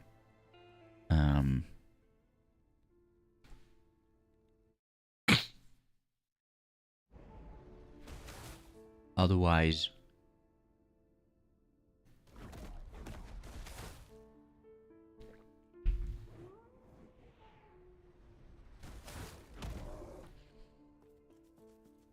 I understand it's important for a game, and I understand why other people think like that's problematic, but I don't really care. I just play whatever. And then I make a build guide and I try to be as honest as I can about these things, right? Sometimes they suck, sometimes they work pretty well. Like this Zookeeper, it worked pretty well, but it ramps up fairly slowly. Right, it's gonna take a while before you reach this point. But the potential of this thing is large.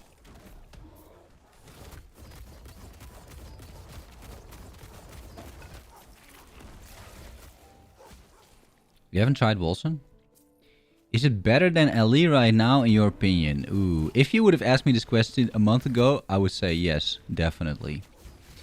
Right now though, I mean, this game is now looking pretty good, right? In more than one way. So I think right now probably not, but you gotta see a little bit in perspective.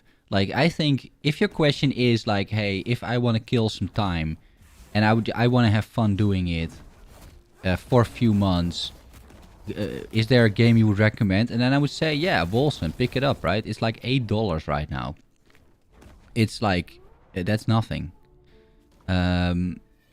You're gonna have a good time with that game. That game is fun. Is it better than last Epoch?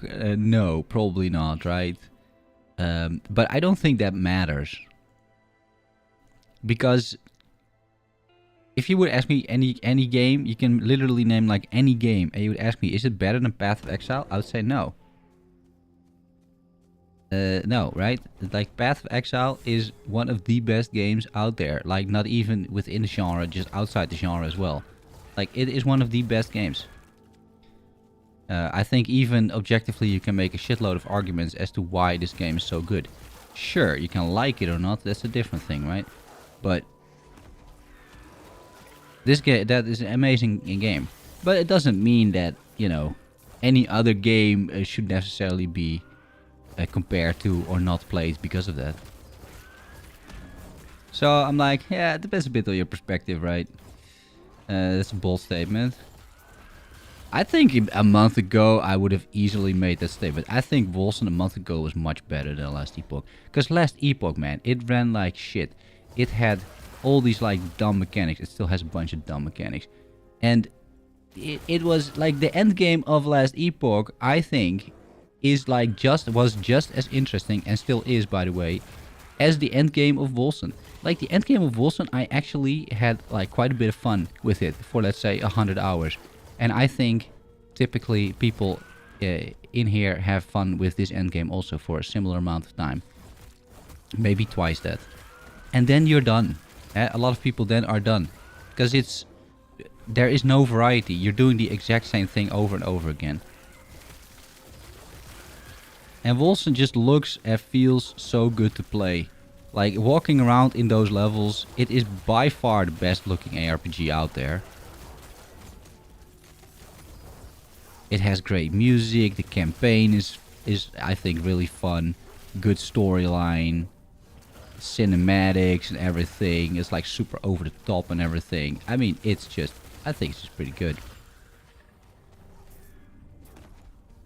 So yeah, I would have recommended it over, well, not recommended, but yeah, I think at that point in time it was a better game. But it's also kind of done, right? Like that game is kind of done. The devs are kind of done. This might be the last update that they do. Wolfson's come a long way, yeah.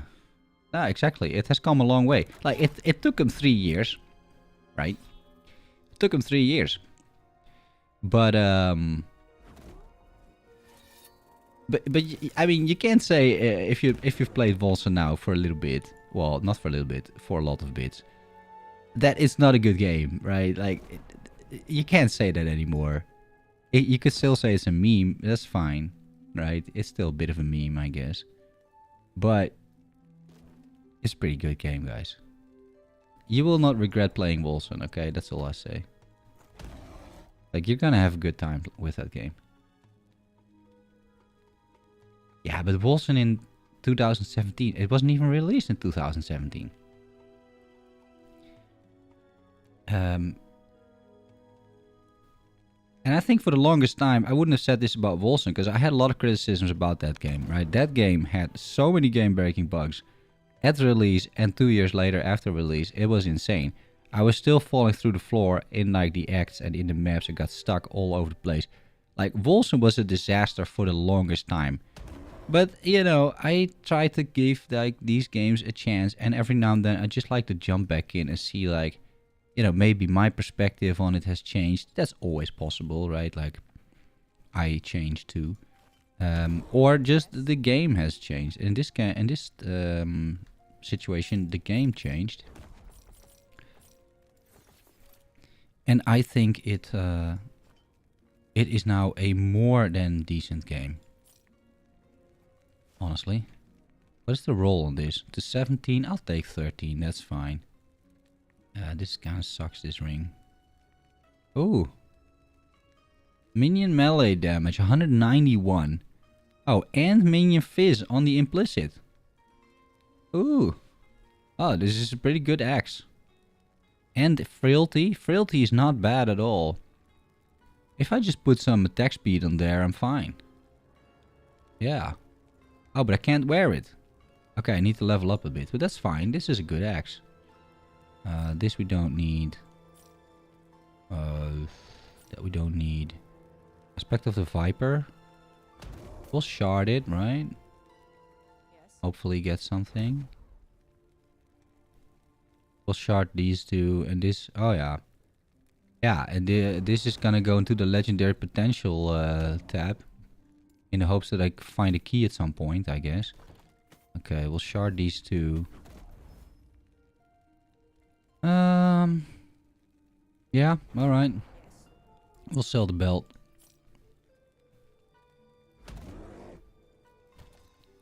Exalty, put that in there, I guess. I'm gonna try and fix my resistances, by the way.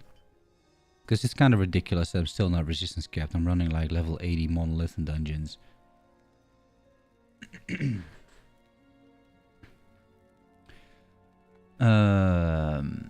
Koffietijd, yeah. Perhaps a lot of ARPG for that one forever game. Yeah. I mean, I think it's definitely a type of, or a genre that you tend to invest in. Right? Especially if you put on top of that, like, buying microtransactions. Which I do for PoE, because I think it deserves it, right? So, I buy, like, let's say, a supporter pack every league, roughly. Because I play, like, this league I probably play for 400 hours, if not more. And so, I think it's a reasonable thing to do, right? If you enjoy it. And I don't even make content about the game, typically, right? So I just play it for my own, purely for my own enjoyment. So then, you know, I give him $60 for 400 hours. Seems reasonable if you have it. I think that's a fair thing to do. But that also means I think that you're automatically a little bit more invested into a game like that. And with LE, the same thing could happen, right? They would have wanted an MTX store right now, but they had some technical difficulties, so that's why it's not there.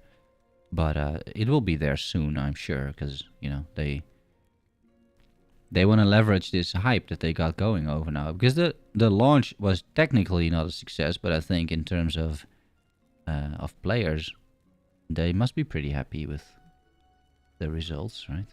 You would think.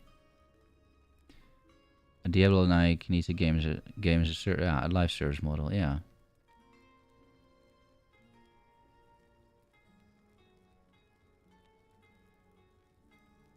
PoE is the best Diablo-like only because it's a live service game. Well, yeah. I think Path of Exile also has like, I listen to quite a bit of, like, the developers, and, like, when they give interviews and they do their own sort of talks and exposés and that kind of thing. I think much more than the average developer, they have an excellent idea of what they want their game to be. Which is, in my opinion, also why it is so successful. Because they have their priorities always like set straight. Now, that doesn't mean they're always right. Arch nemesis, case in point. But typically they are. And they stick to their guts, and they try to implement something and iterate on it as long as it works, or as it works for most people. And if it really is messed up, like Arch Nemesis, they remove it, which they did, right? And they've been doing this for a decade. And of this iteration is the live service aspect of the game. But I think they also understand very well like what their game should be, what people want, even though people always say that they don't, but it's complete bullshit, right? If you look at the numbers alone, clearly they know what people want, because if they didn't, they wouldn't have so many people playing. It's like the saltiness around Path of Exile is always baffling to me. But I think that also has to do with like how much people were invested in the game. And at some point they burn out, and then they start hating on the game after like 4,000 hours. I'm like, yeah, okay. Yes, sir. You know, sir. That's kind of strange, right? I always find that kind of strange. And I have to watch out a little bit myself that I don't do the same thing with Last Epoch. Because I've played for like, I don't know, 1,600 hours or so. Like, this is currently not a game that you should that most people would play for 1,600 hours. It's not. It doesn't have the content, right? So, I only did that because I make videos. I would have never played this game that much otherwise. But I also have to be a little bit careful that I still sort of keep into account like what this game really is and what it's not, and what it's trying to be, right? I think that's fair. Like, they have had always since Kickstarter like very high ambitions, and so I think it's fair that you judge them on those ambitions. We'll do one more of these, and then we run the quest echoes.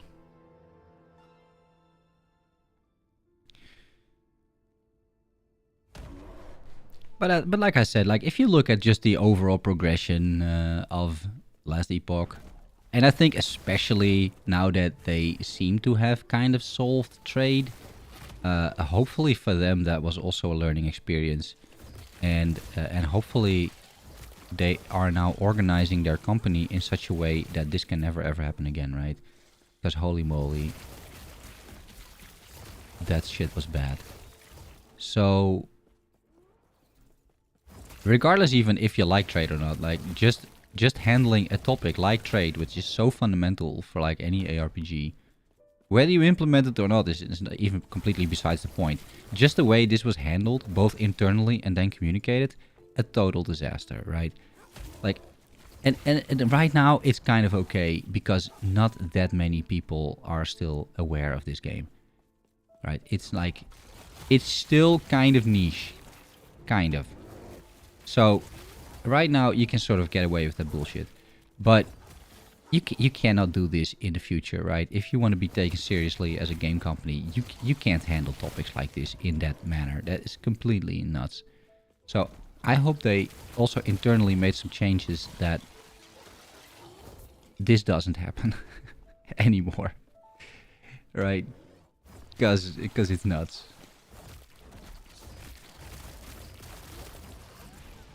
But I think over the years, like the game has improved an awful lot. Like look at the Kickstarter video, right? That is still on there, by the way. It's kind of fun to look at it. And then look what the game looked like in 2018. So it's 5 years ago.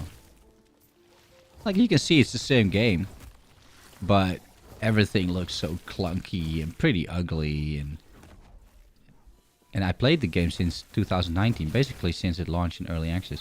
The game ran so bad that I couldn't play for half a year. Like I just could not run the game. That's how badly the game was optimized in 2019.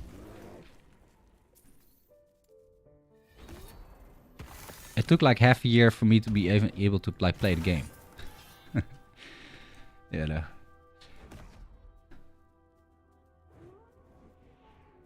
The Ellie devs to get more confident with budgeting. Yeah. Yeah. Yeah, that might be that as well. So happy to finally see a Zookeeper build. Yeah, do we have a guide somewhere? Yeah, I do. Just search my channel for Zookeeper. Or I guess last Epoch Zookeeper build on YouTube, and then the mine should show up. It's mostly the same build as in that guide. There are very few changes. I'll make an updated version. That's why I'm also leveling right now. But yeah, you will not. It will work because I'm following basically my own guide, and it's completely fine. And step-by-step passives, yeah, I'm describing which passives you should take and which you take at like very high levels. So that's there. Also though, like it doesn't matter too much, honestly, like in what order you take the passives, right? I'll be honest. It does matter a bit in what order you take the skill tree things. That is kind of a, but that I also explained in the video. But the passives, I mean, it's not super important which order you pick these passives. Doesn't really matter.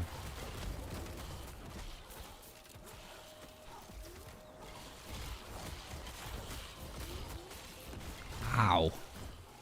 Oh yeah, I just said I was gonna fix my resistances, and then I still didn't do it. And now I'm about to like get one shot by Yulia or something. Yeah, you're very welcome, man.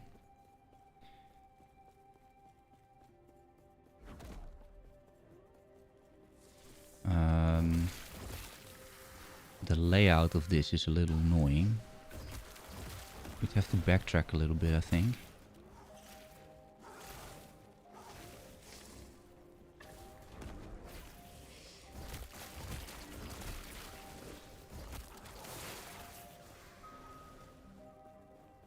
Gonna try cold Milscombe Bear. Ah, yeah.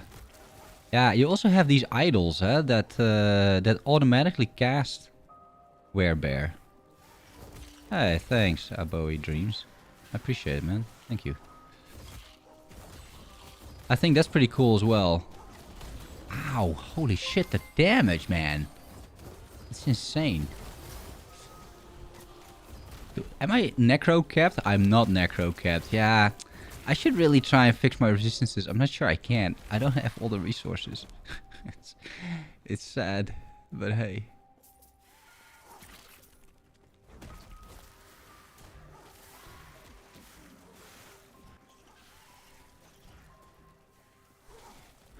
Hopefully I have idols to do this.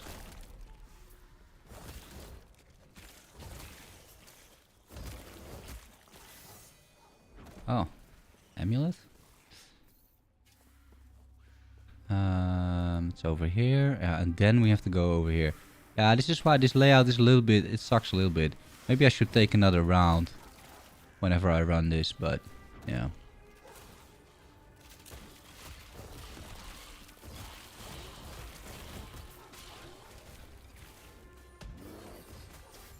Okay. I mean, the pets, they do enough damage, right? More than enough damage. Like, that is not the problem at all. I'm a little squishy, I noticed that. Also, what's her name? Yurna or something? She one-shot me too, right? Yulra? And now Yulia. Let's see.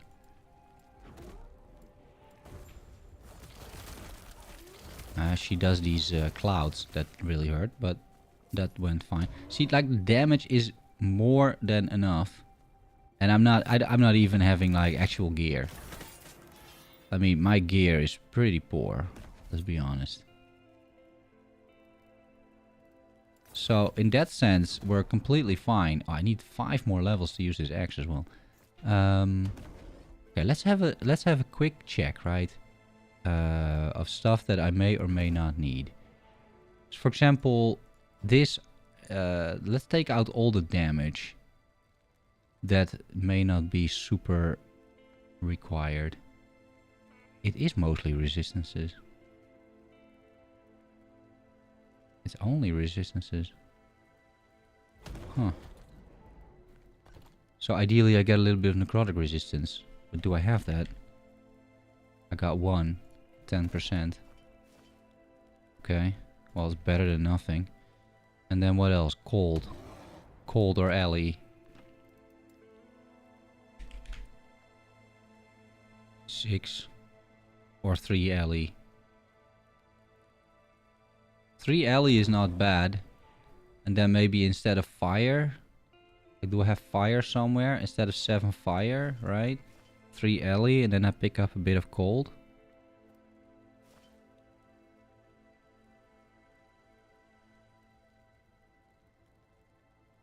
Seven alley. Ah, this is already looking better.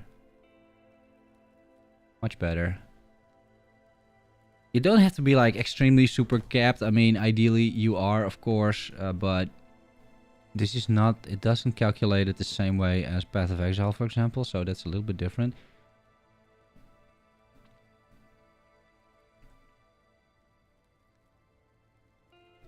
The old build's still valid, yeah, yeah.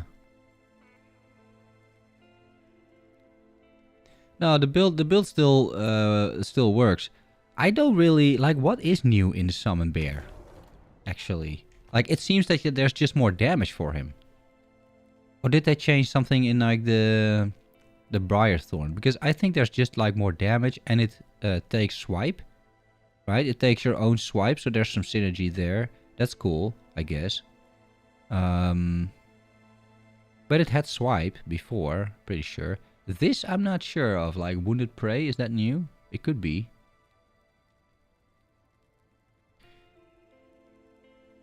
But then more melee damage per bleed. I mean, it's not that hard to get some bleed on minions. So that works out. And then crit. It seems like such a logical choice. Like, I wouldn't know why I would go like a Thick Hide, Retaliation, or Thorn Bear, right? Because it's like, I don't need a spellcasting bear in my build. That doesn't make any sense.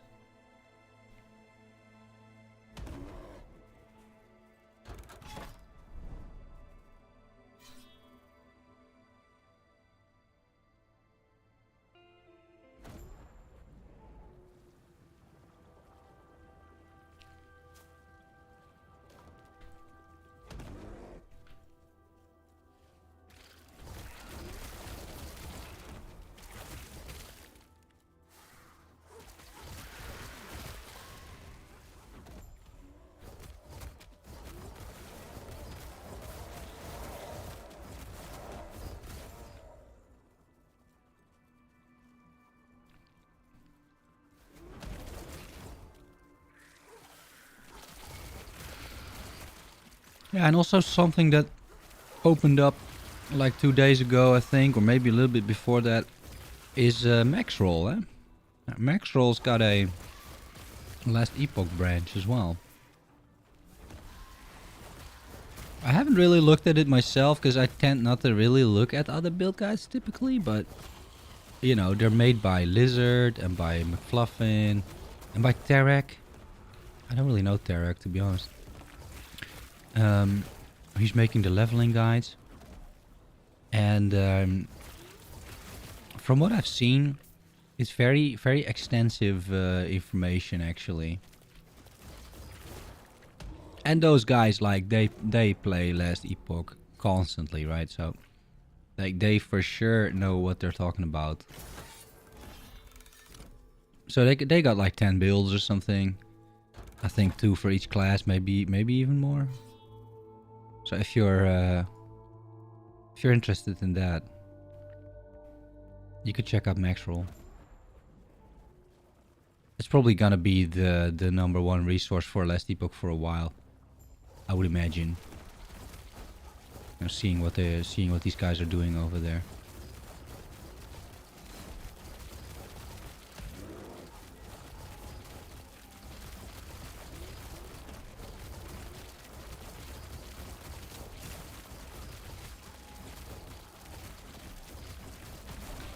Oh, that's... I should not be in there. Or in here.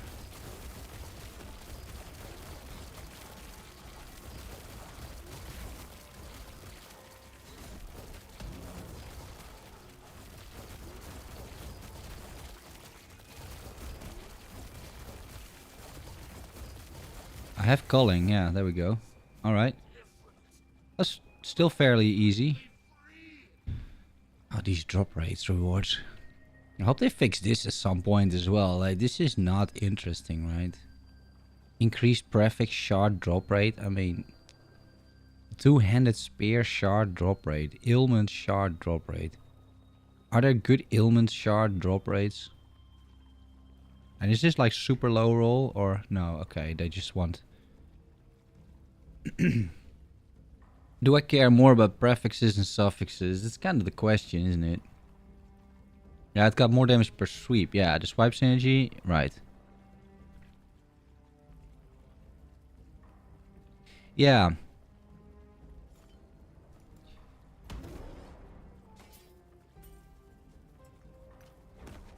Yeah, so I'm pretty informed then in that sense, right? Like we're saying the same things.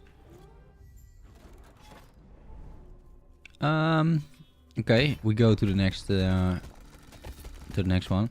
Yeah, because the like with swipe, the way I built it now, but it's purely functional, if you will, is I'm using this, right? Because I need mana in order to like auto cast all the shit going on over here.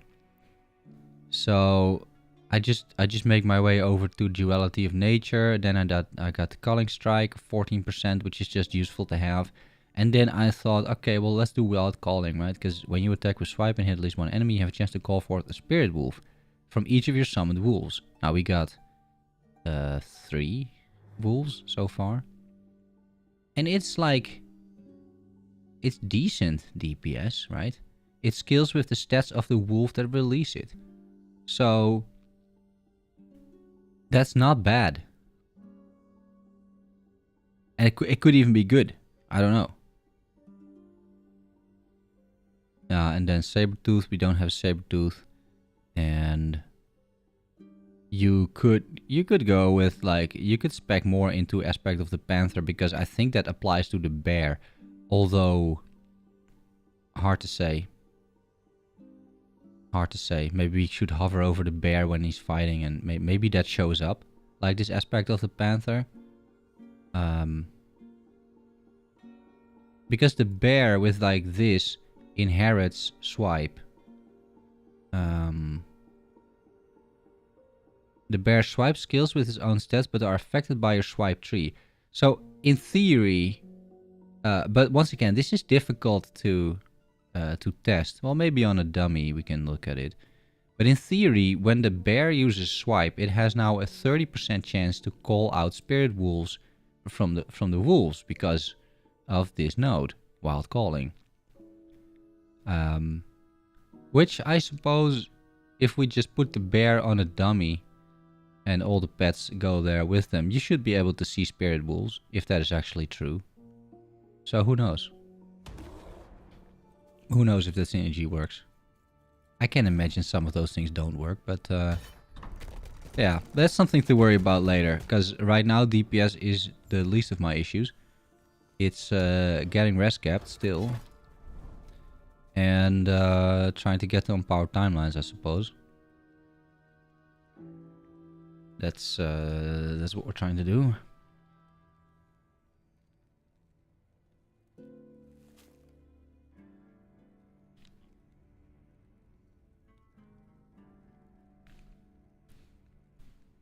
And having breakfast.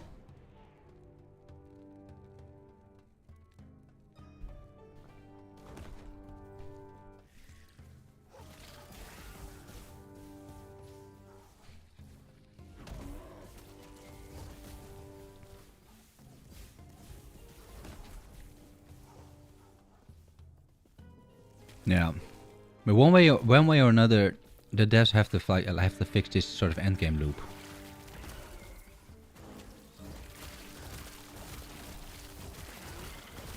Because endgame has like some very interesting aspects to it. I think sort of like build your own map kind of endgame. It's almost a little bit like synthesis, right?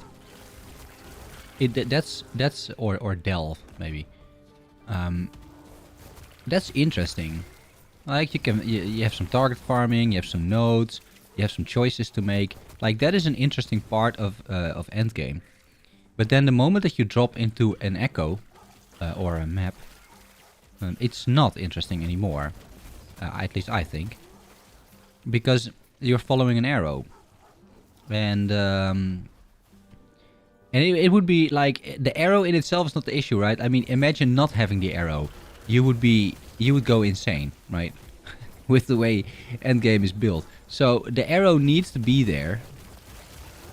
But it's kind of a shame that the echo gameplay has sort of turned into let's just get to this objective as soon as we can, because there is no real incentive to kill all the stuff. Now, in theory, there is, because you have bonus stability, right? I can hear some people already think, but Willem, we have bonus stability. Yeah, we do, right? But typically, you want to expand the map. Like, you're not super interested in the bonus stability. You want to just, like, explore this map and get to new nodes. So, and the way you do this is to get to your objective. Plus, this meter fills anyway, right? Whether you have bonus stability or not. So, it's not a great incentive. Ah, thanks, Mr. Hegred. Appreciate it.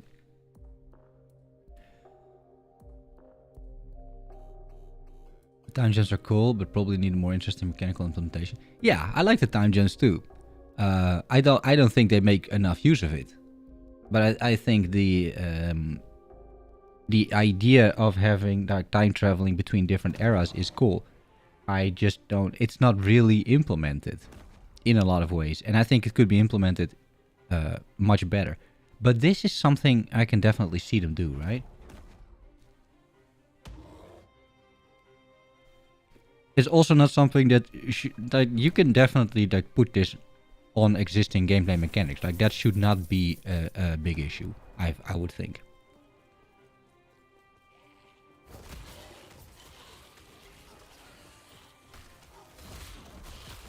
But the reason, for example, why in a Path of Exile map you wouldn't just rush to the boss, kill it, and then leave the map. Although there are instances where you do this, right? But in general, you don't do that. Because you have invested in that map. And so you want to run it until you killed all the enemies. Because otherwise you don't get a return on your investment. Which is a very smart... Like, that is pretty brilliant if you think about it. But here, you have not really any investment in your echo, because it's just there. You can't influence it with anything meaningful. Oh, it's my helmet. Oh yes, dude. +1 maximum companions. The build is shaping up to be okay again.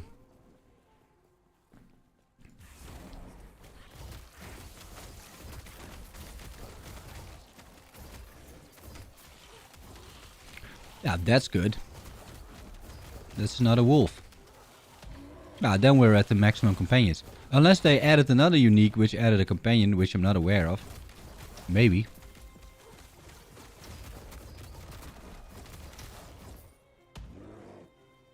I mean, there are a bunch of new uniques that I have never seen in offline play. Because at some point I kind of lost interest in last Epoch. I didn't really play that much anymore.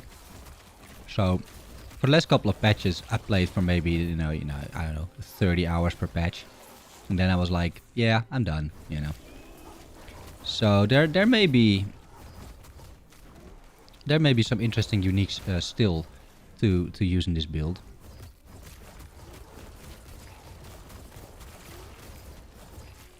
And I've already seen a few other interesting uniques that I'm like, oh, I wouldn't mind making a build with that. I think that's one of sort of the strengths of this game. If you consider everything. Like, I think making your own builds in this game is fun and viable as well, which is important. right? You can do that. Like it's decently understandable what a build is and what should look like it.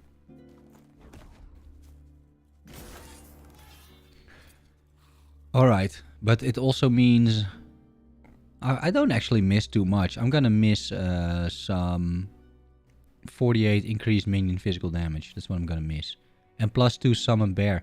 But that's kind of okay, to be honest. Like that's not the end of the world. Crit strike avoidance, but I have this thing, so yeah. And what do I get? Melee attack speed, chill on melee head, which is not bad, I guess. Reduces attack speed, cast speed, and movement speed. And is multiplicative. Yeah, stacks 3 times, right? Yeah. I mean, that's pretty good. That's a bit of a defense. Let me fix my bear then, because now the bear's messed up, I guess. Yeah, he missed these things. Okay, well, we're gonna remove these points. Because those need to be in lacerating claws, and then that's it. And then the rest goes into area, I think. Yeah. We'll figure that out later. Okay. Yeah, 4 wolves, 1 bear, 1 raptor. The zoo is complete, I would say.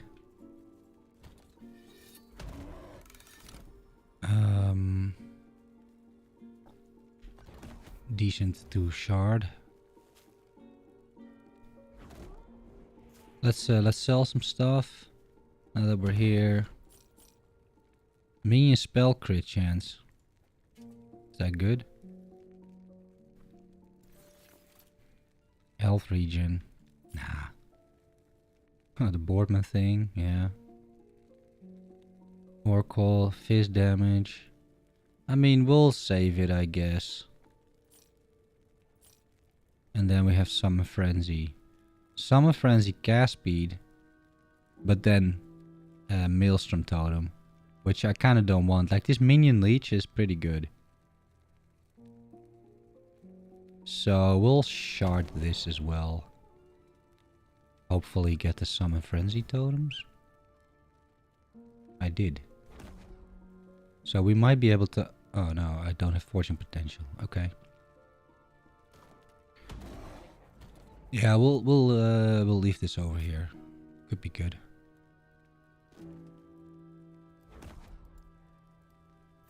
Set items, we'll figure that out later. Uniques. We'll soon put that in a new tab. Keys.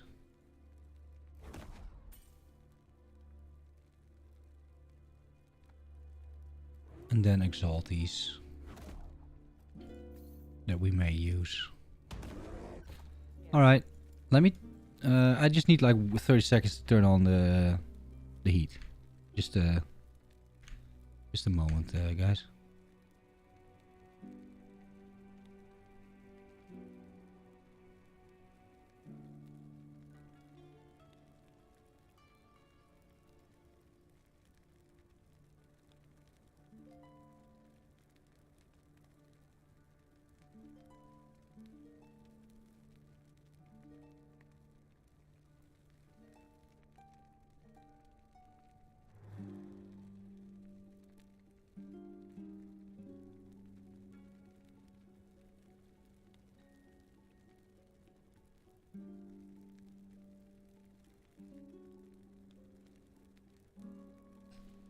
Alright.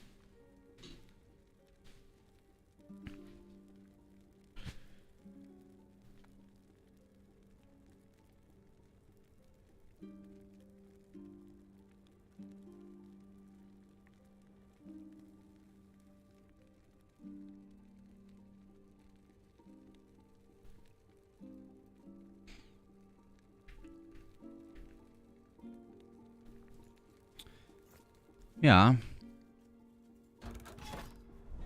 It has a new look, I think, as well. It's unique. Pretty sure, right?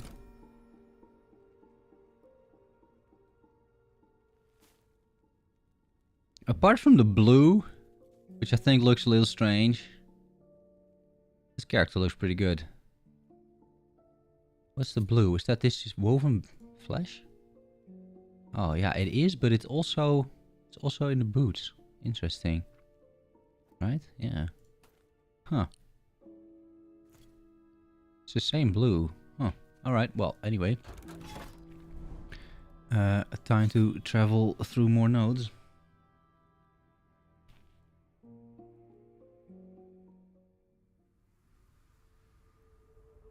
Dinner and tea. Yeah, sounds pretty good.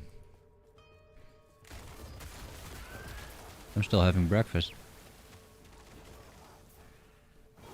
Although it's almost lunchtime actually, but...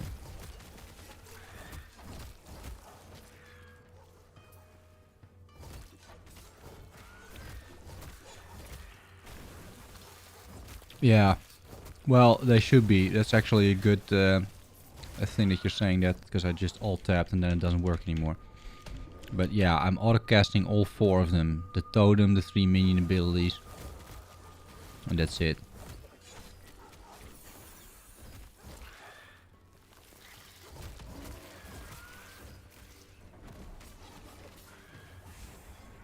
This is my favorite shrine.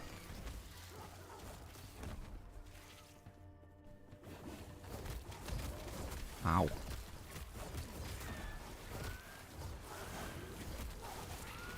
I think the next couple of levels I'll invest a little bit in health. Because, yeah, I even lost more health now with the new helmet.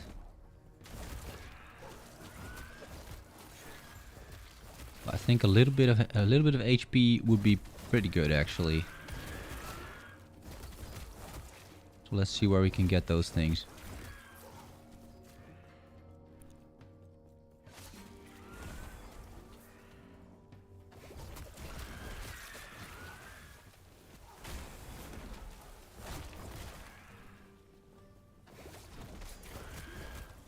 I really like what they did with the shrines though.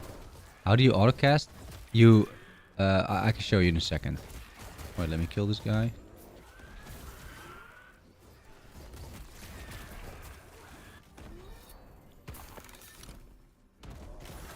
So, what you do is you go to keybinds. Which are hidden somewhere. Change input keys. And then I put my stuff on keypad. 1, 2, 3, and 4. That's Q, W, E, and R, right? Your regular abilities.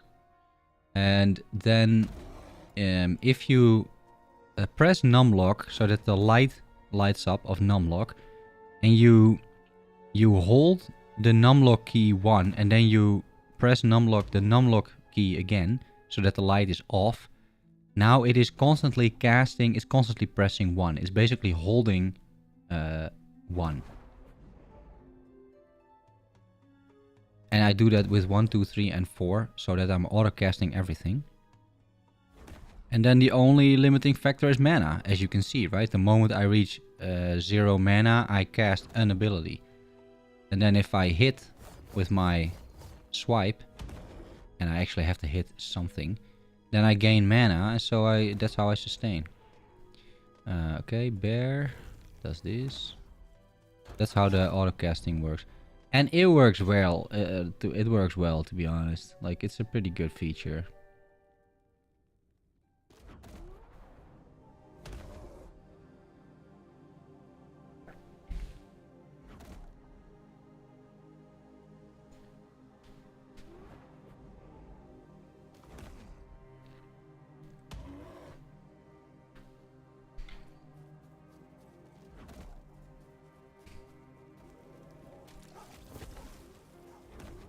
And you don't really have to worry about anything.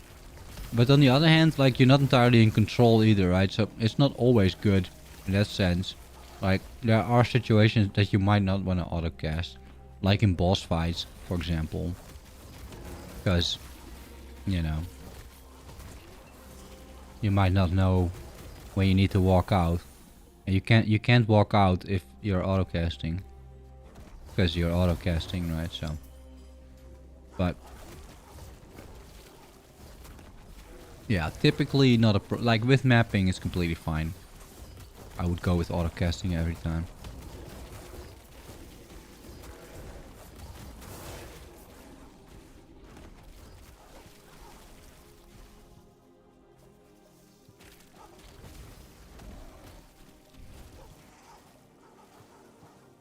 Where is this? What are we looking for here?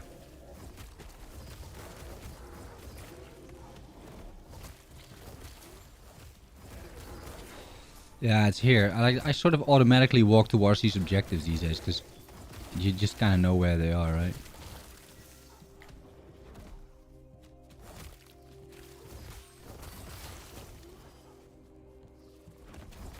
Oh, it's a little scorpion. Ow.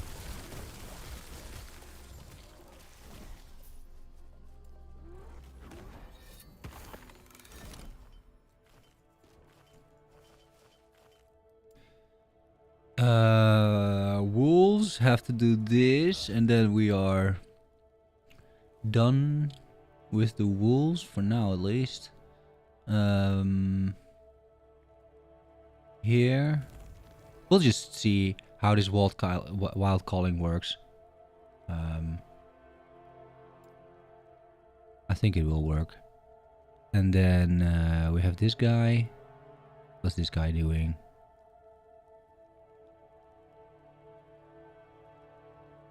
I think we're just gonna try this out. Like 20% melee attack speed seems insane, right? Although he has a shitload of attack speed already, but I think it's still insane. 20% for 1 point. And the raptor losing health is fine because it gets extra damage. As long as it doesn't die. But yeah, we'll figure it out if it dies or not.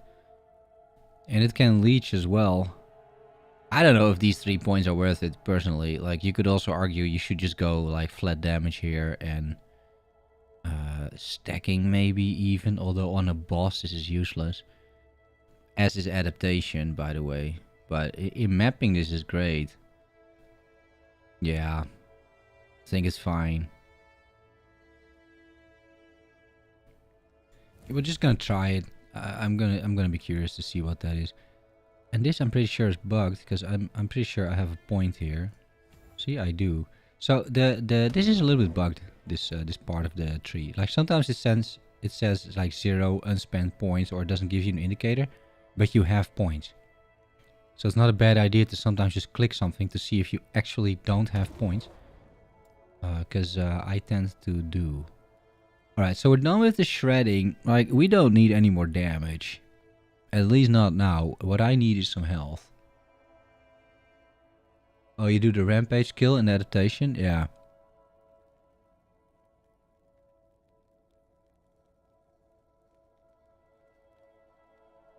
So health is not bad. Over here, 12 per point.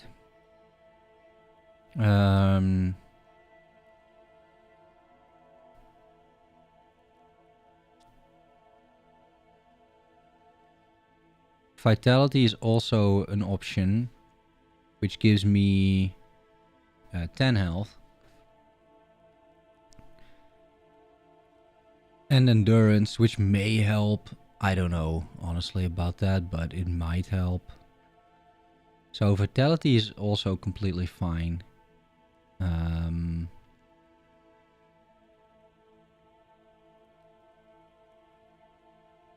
I don't think I'll be investing much in dodge, to be honest. We got a shield and everything. I think we want just health. So probably vitality from here, or we take the base tree. This is just flat health as well.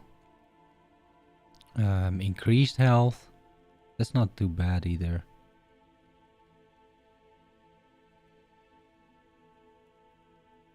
Yeah, I think we'll take the vitality for now. Seems okay. And it applies to my minions a little bit as well. So it's not too bad. Call of the pack maybe? Call. Oh yeah, this one, yeah. Yeah, the heal on companion, but 20 heal. Like, I attack once and then I also heal for 20 because I'm leeching. So I don't think that's too good. We might take it later for the flat health. But if vitality also gives me 10 flat health, it's like pretty much the same.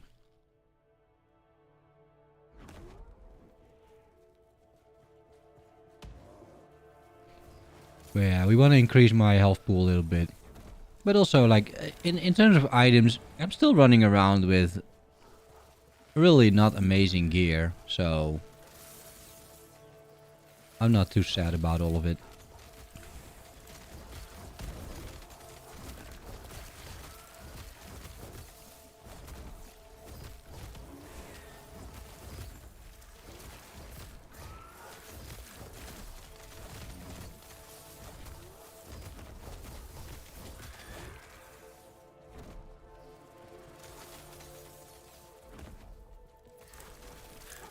Now it kind of sucks that you don't have a movement ability, so you can't just jump down, right? If I had a jump button, that'd be pretty good, but yeah.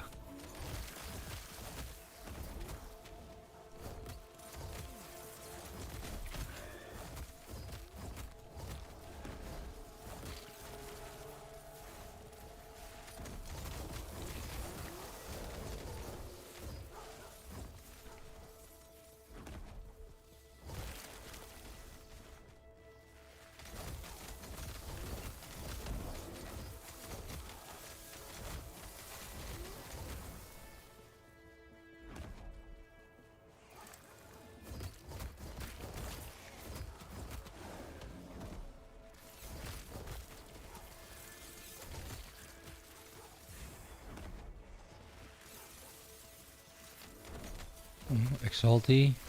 Oh, Sage Antler as well. Those could be good. Like, with a bit of luck, you get like +3 on the skills that you want. Or that you're using.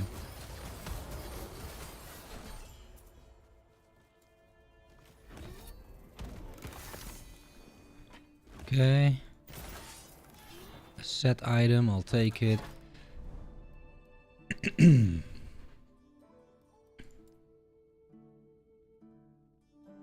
I'm not really looking at these modifiers up until now.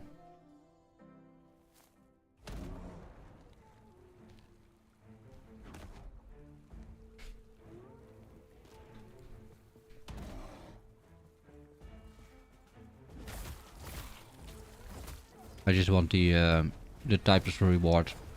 So jewelry is good. Relics are good.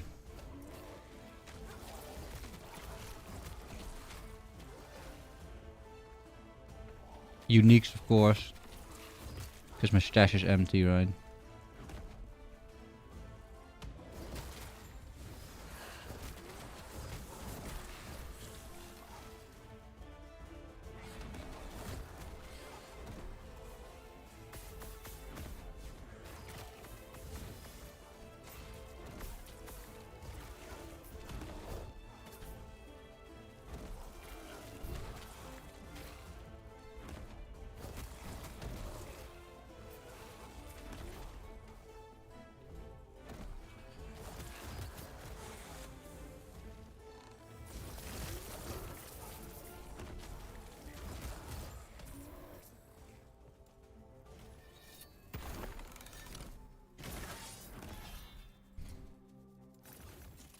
Okay, time to do a little bit of cleanup. Bleed and cold damage per active totem. No. Melee. No. Poison aspect of the boar. No. This is decent, right? For melee fizz. Summon raptor. Yeah, we'll shard that. 7 fizz. That's good. This we're still waiting for. Physical damage and summon Scorpion. I mean, it could be... This is also decent to just like keep laying around. Crit avoidance, that I kind of like. We'll keep that for sure. And this is a similar thing, I think. You'll just keep it.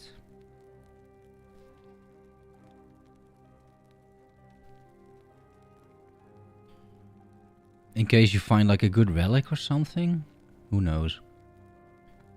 Aspect of the shark. I don't need duration for that.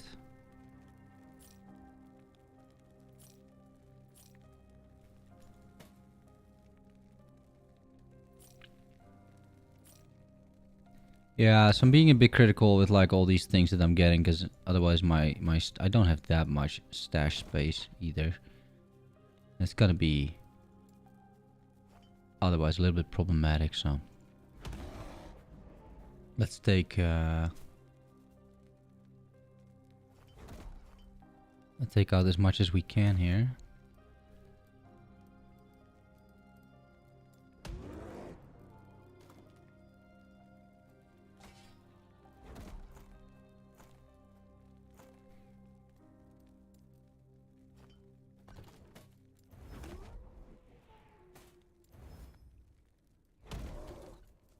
Yeah, and this is just an X I want to use, but for later.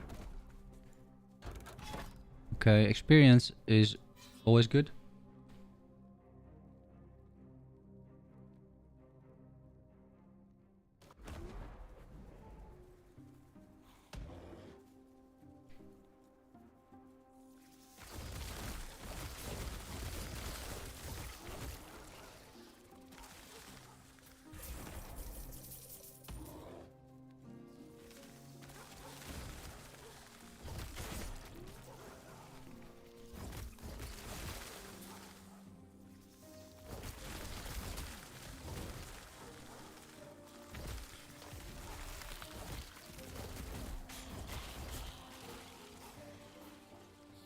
Okay, this is gonna be a little bit of a party with these matrons here. No, come here. Especially you, come here.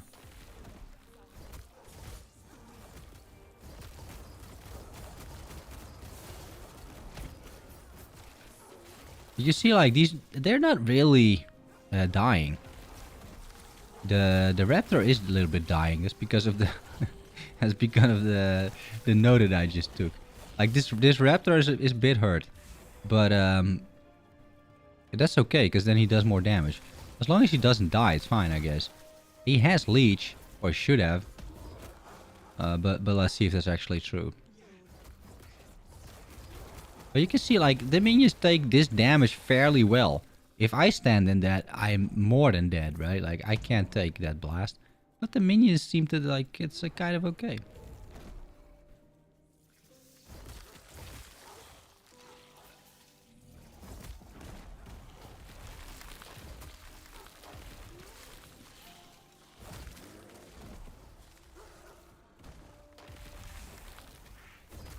We'll kill the scorpions. Right, they might drop something interesting. I hate these patrols, dude. Where are you going? Here, come here. Come here.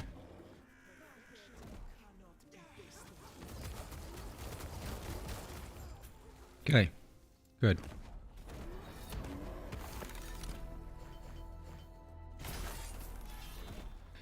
I'm gonna put that off of my loot filter. Like these boots, it's more for a whenever you begin. Yeah, that's better. Okay, uniques. I like uniques. And I like relics too.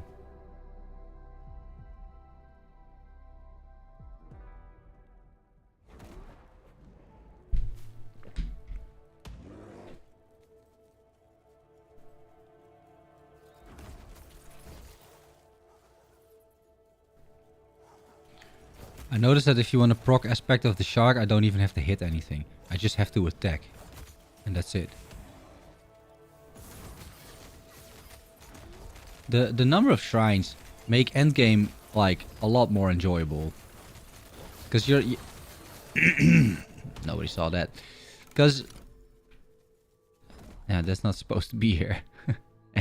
and the chest is not supposed to be closed either. Because... you feel like you're constantly running around with like all sorts of random buffs, which you are, because you're clicking random shrines. It feels kind of good.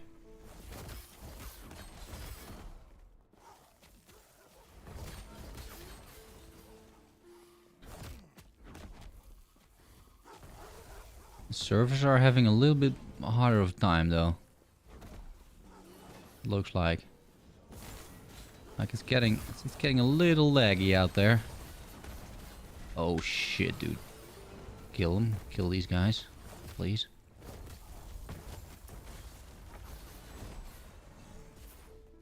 Flamberge. Gloves. 104 health on gloves. I mean, that is not too bad. And armor and a wand. Shock? Nah. Dude, all these massive enemies here. Please.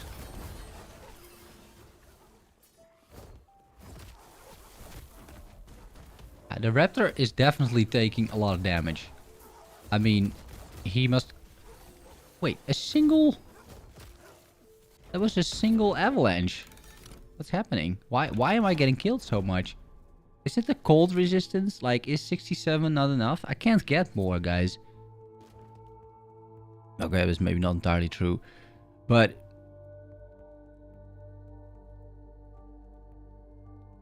No, it might actually be true. Let's see. I can try and turn this into something resistance.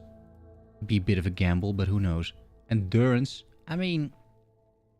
Sure. Yeah, this you can't get resistances on that. And here I'm also capped out on resistances. My gear is just not very good, guys. I mean, that is all there is to it. It's just not very good. Minion melee crit chance +4. Ah, that is insane. That's what I need. But not with these stats. So we'll shard it. I did get one. I'll take it. And then minion spell crit. 104 health. I mean, it's gonna help. But, yeah. Okay, we'll continue.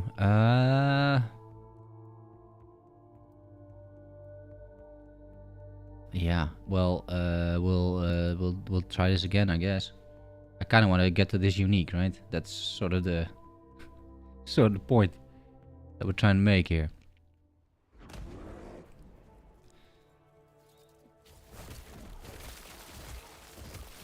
Maybe I should get rid of my running strategy here, because I just don't have enough, like, in order for me to sustain. But I'm not dying when I'm running, ironically. I'm dying when I'm fighting.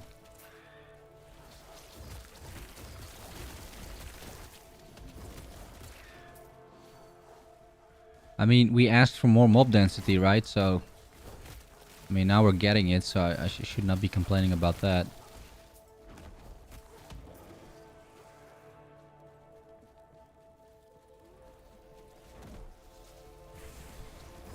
Stun chance.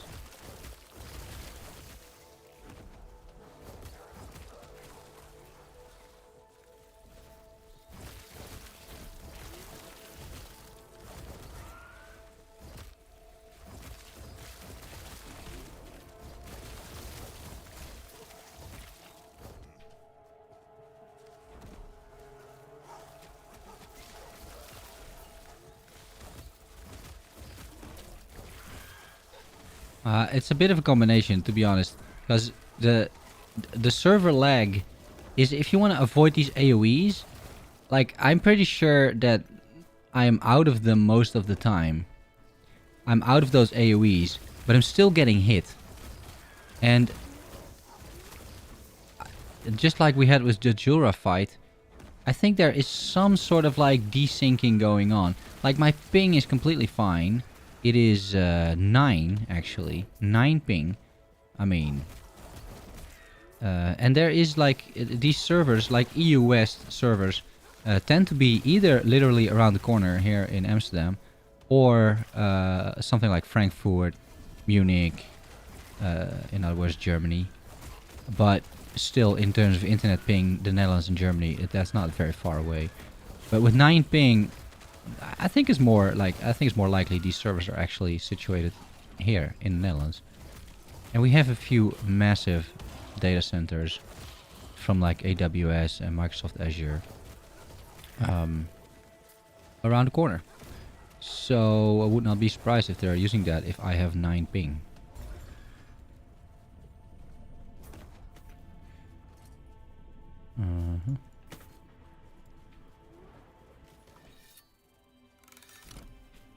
It's bugged. The rewards are bugged too. Wait. No, sir. Oh, I don't get a reward. Wait, it's not bugged. Because I fucked up. Wait, okay, this is not bugged. But there's no loot coming out of the chest. So, that should not... I should still get loot out of the chest, right? Or not. Okay, let's do the next one. Let's try to not die and see if it works again. Yeah, we're seeing some interesting developments here. Okay, more cold damage. That's not good. Actually.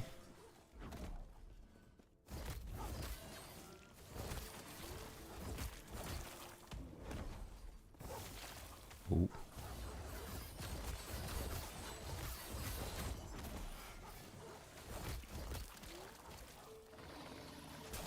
This layout I don't really know just yet. This is a fairly new one.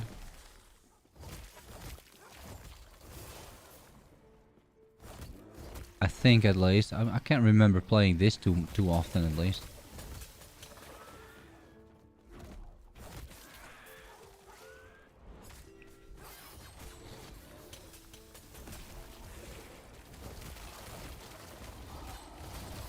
Ow. Ow. Ow. Holy moly.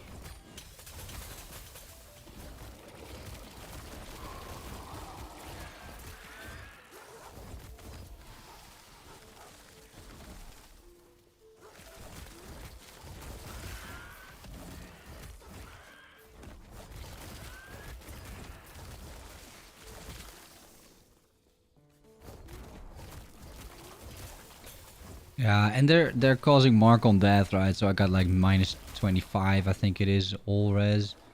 So that is not helping either.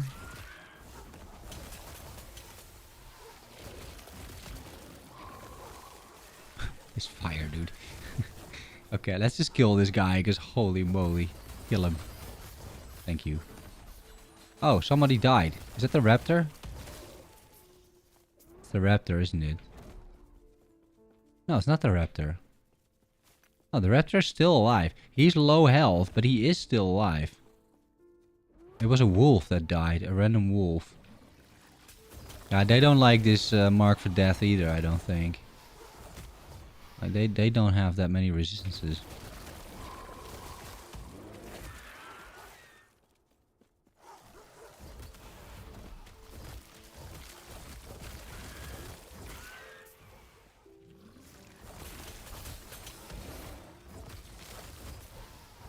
Okay, here we are.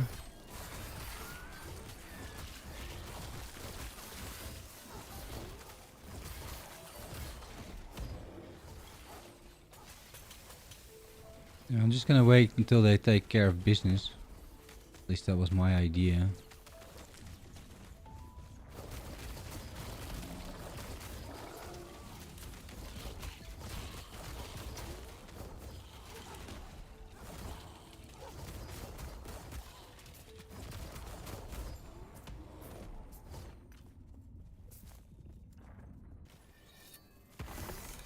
It's still bugged, see?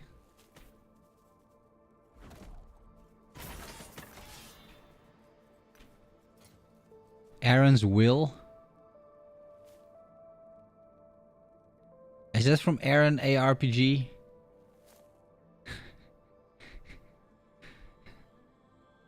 It's pretty good, not gonna lie.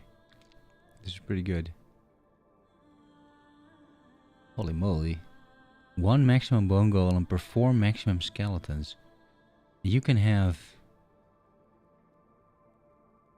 5 mages and 9 regular skeletons, as far as I know, from just a skill.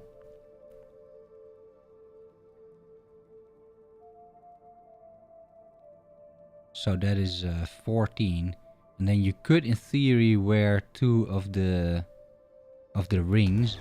I have one of those, right? The bone rings. This thing. That brings you all the way up to 16 skeletons. And then you could theoretically walk around with 6 bone golems, because you can get 2 from your skills and then 16 divided by 4. You'd have 16 skeletons and 6 bone golems. That's pretty nuts, dude. And what else? Oh, wait, what? You cannot summon... Oh, wait. You cannot summon skeletal archers or rogues. Okay, so that's the balancing part. But that is still... fine, I guess. Bone golems have a 6% chance on hit to grant you 4% of their missing health as ward. Huh. Bone shatter now has a 3-second cooldown. Bone shatter. I don't know what bone shatter is. 7% increased health, 171% increased main health, flat main health, and +1 to all main skills.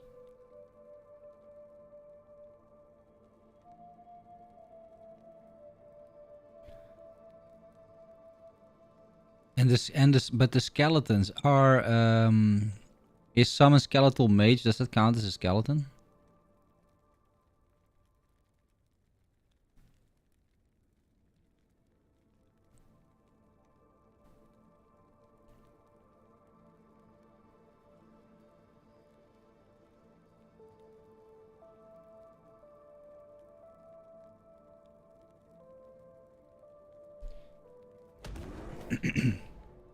and the Vanguard skeletons, right? The ones that you can get from your passive tree. Are those considered? Are those considered skeletons? Either way,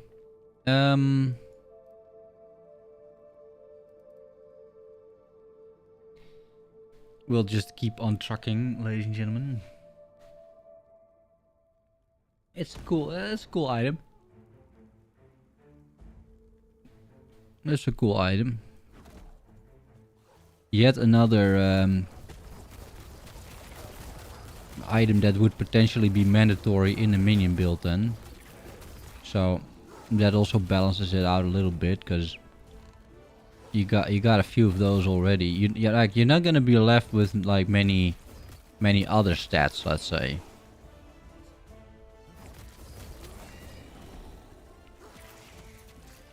And in order for that ward to work, like, you'd have to scale up the health of your golem significantly. And then I guess hope it kind of procs enough to provide you with a bunch of ward. Because otherwise, I don't think that is like sustainable enough. But yeah, that's like, but it's a cool item, right? It makes you wanna try out a Golemancer build. You'd have to get the stuff 75 first though. That's something, but yeah.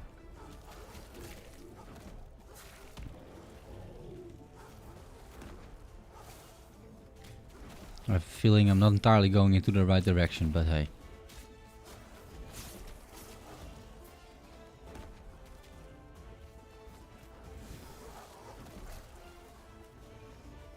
He's returning.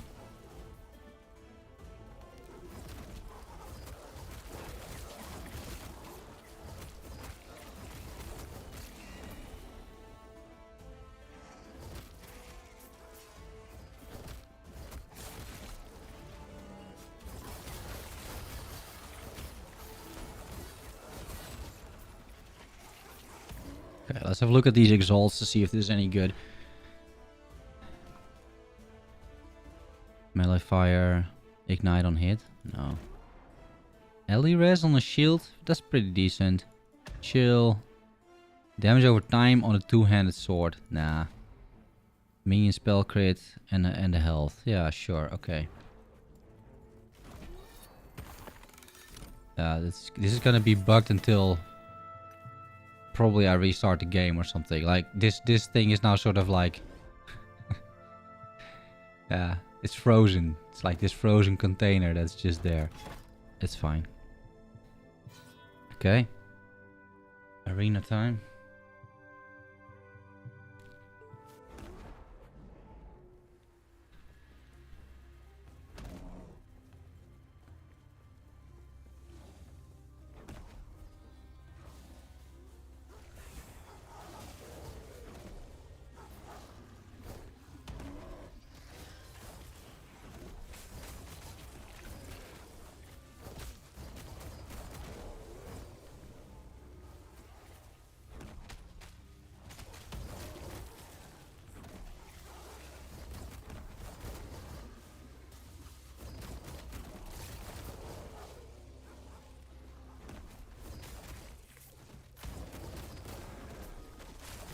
You can see the crits that these minions are already doing, like 9k, 12k.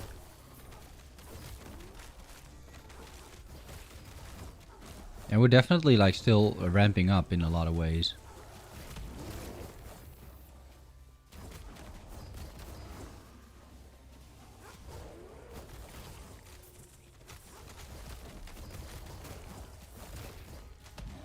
That's what I do like about the build, is that it is off to a slow start, right? Like this is not like a super smooth first character. Holy shit, dude. I was too late with my pressing my potion.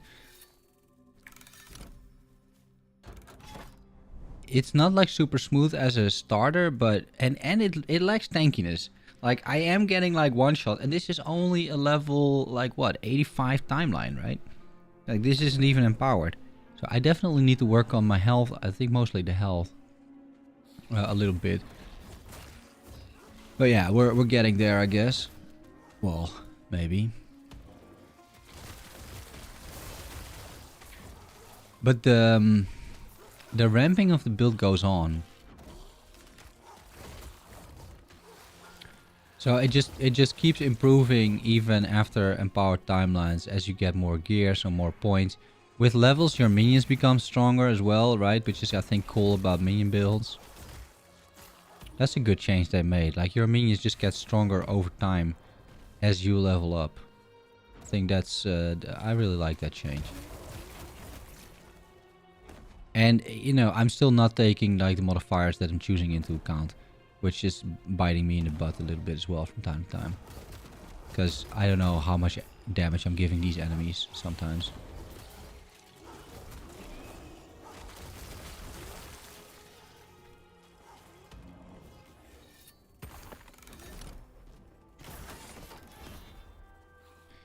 And I have a fairly strict loot filter, right? So I don't really get that much.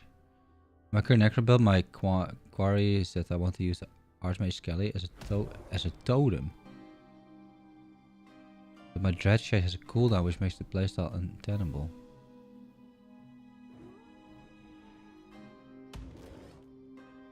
But Dreadshade, you can make it last like for 30 seconds. Right?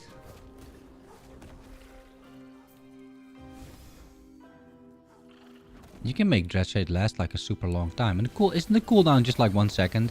Like the regular global cooldown?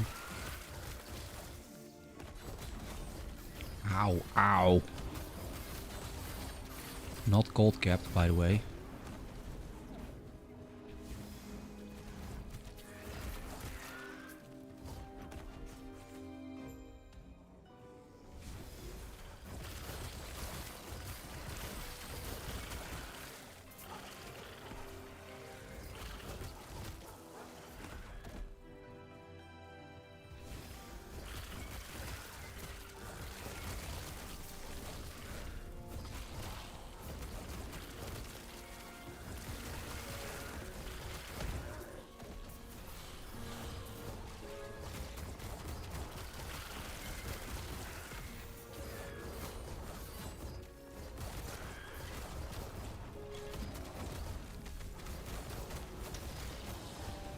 Whenever I see a Patriarch, I get a little bit like worried, because then I'm also thinking like, but where's the Matriarch and when is she gonna one-shot me with that jump attack of hers, right?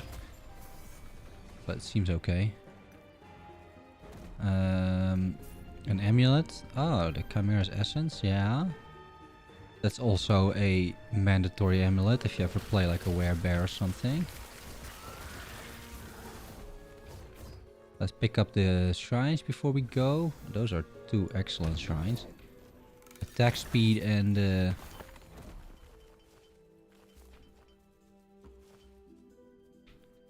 attack speed and movement speed and crit. We don't want to tally too long here, so let's just do this. Hey, Buster. I want to you want to resummon your Archmage. Oh... Yeah. What I liked about what they changed with Skelly Mage is that you can now use your Skeleton Mage to teleport to it. So it has become a movement skill with a little bit of investment. But it allows you to pick another skill. And yeah. I think that's a pretty good change, actually. I really like that. How you doing, Buster?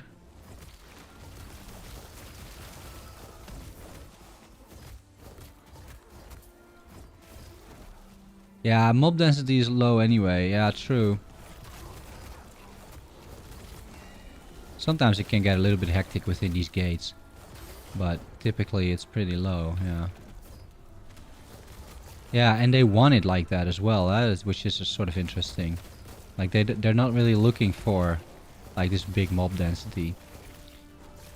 Now they might cave on that idea, like they might actually do that at some point, but yeah, for now it is not in the cards. I think it's a bit of a shame sometimes, but it is what it is, right?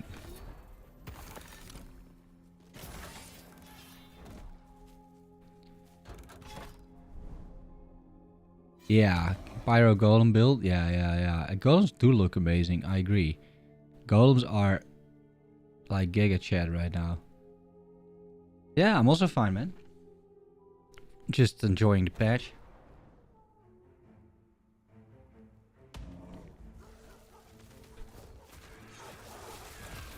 Grinding it out in the monolith. Tempting if I should reroll a summoner actually, but maybe finish this first.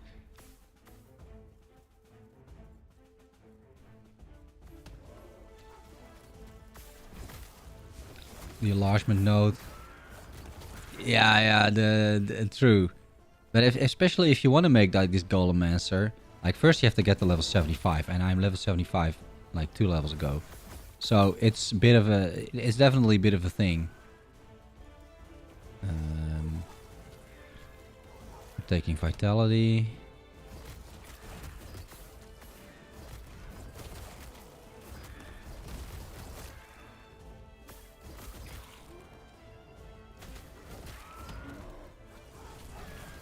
But I think you wanna the build seems to be of that unique that you get as many skellies as you can, but you can't summon them anyway, so you can just fully invest in that.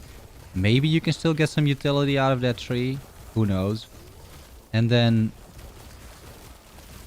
you want to give your golems as much health as you can, because that's kind of important for them to give a percentage of that health to you as ward, right? Okay. A 2 LP body armor. That's not too bad. These shrines are fun. Like I'm really enjoying these shrines. Okay, we can do a few more before we have to loot again. Okay, that's good.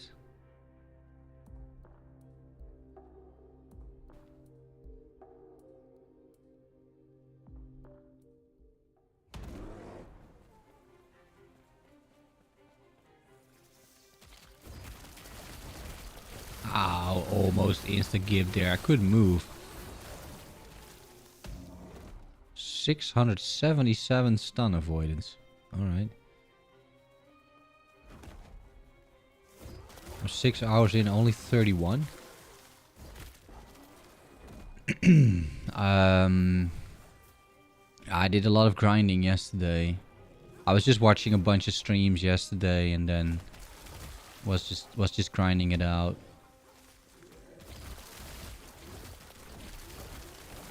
Six hours 31, it's not that bad.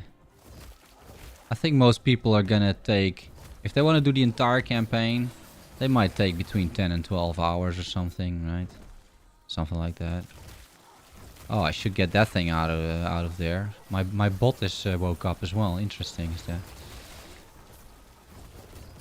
Like I'm awake, but my bot is awake too. But my bot is a bit old-fashioned. This bot, unfortunately. That 10k event is not here anymore. We can actually play the game now. Bear. What's Bear gonna have? Bear is gonna have area. of melee attacks. That's it. Marksman also feels very slow. I mean, they did nerf the start of the game in that sense, right? So this was somewhere in the patch notes. I covered this specific part in my video as well. It has to do with cooldown resistance. So they changed the cooldown of movement skills and made those longer, which is why your game may feel slower, because you just don't have that many movement skills available to you. And they added a bunch of cooldown reduction so you can offset that nerf in the late game. And in the late game there will be much more cooldown reduction available, so ultimately you're gonna feel faster than you used to. But right now the start is slower because of it. So that might be a reason. And maybe they did some balancing and tuning and whatnot. Like, I also found the start a little slow on this character. But then I also realized, like, it is true solo self-found, right? Nobody has any gear. Like, normally for a twink you would just equip. You would equip something, right? To make the leveling a little faster. But you don't have that now, so that might also be a reason as to why it's a little slower. Could be.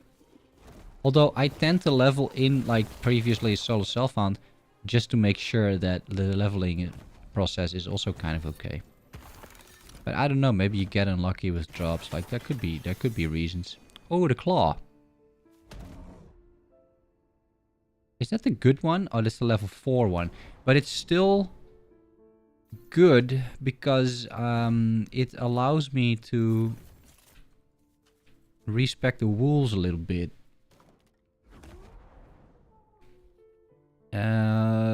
But it will also destroy my resistances even further. And the number of uniques I'm using is getting a little bit out of hand, I feel. Like, maybe I mean, but this has a shitload of health as well.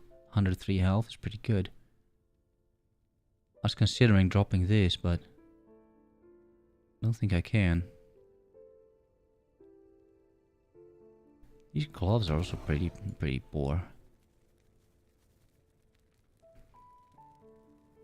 Let's see if we can craft a bit on this. Because if I get like any res over here, not armor, not stun chance, fire res, I mean,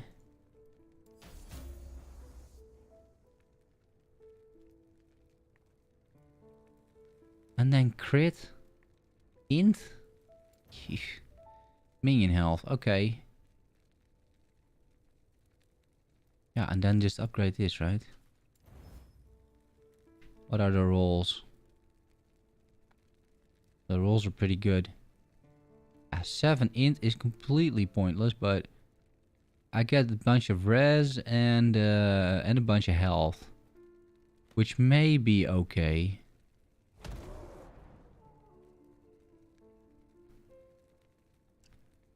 I'm gonna lose out on physical and necrotic res.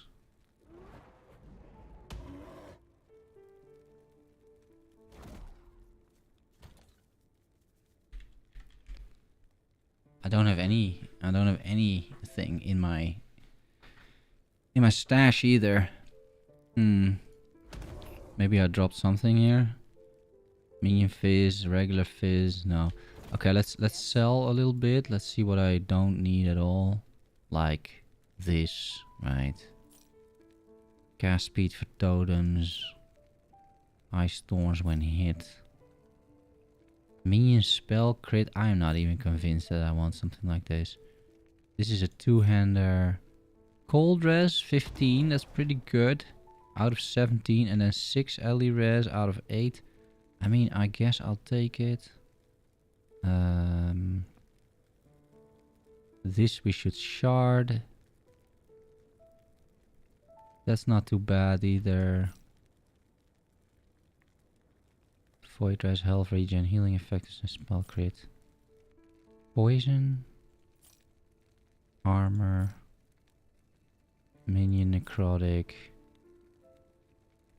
An arena key, which is just worth money to me. Lightning res, necrotic res.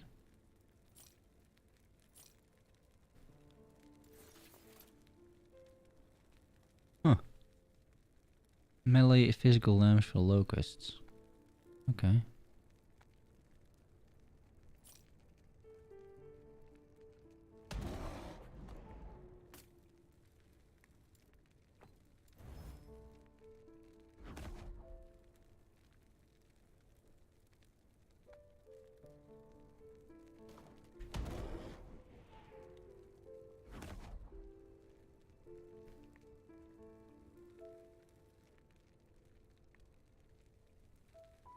I could try and get another shield.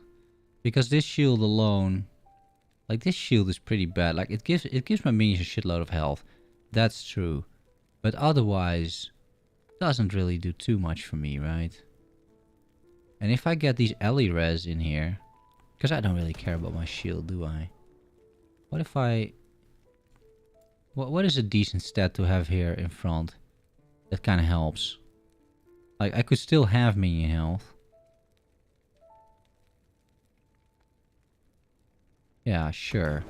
We can still have minion health. And then we're gonna try and turn this into any resistance, basically.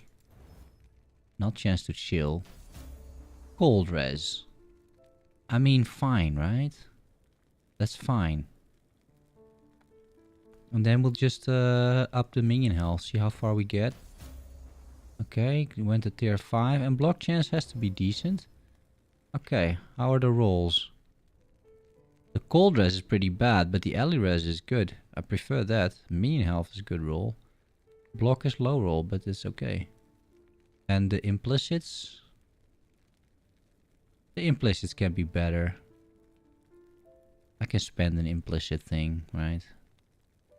Is that adds a random tier 1 affix to all? No. Which one do I need? Shaping? Yeah. Rerolls all implicits. 446, that's fine. This is a decent shield. Okay. Right. So this is what we want to see, right? So then I can take out all the idols that deal with elemental resistance and put in other idols. Because now I don't need any of this anymore.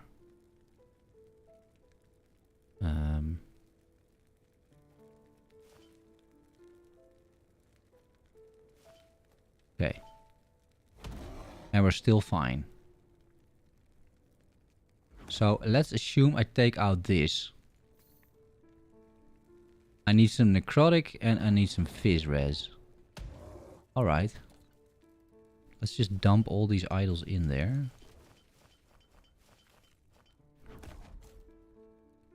And then say necrotic. I don't have that much. Especially if I misspell it. I only have one. So it's not amazing, but okay. And fizz. We got way more fizz. That's all fine apparently. Oh, but it's also fizz damage. Yeah, that's not what I want. Fizz res is what I want. 17 fizz res and chance to bleed. Okay, that's not too bad. I need a little bit more.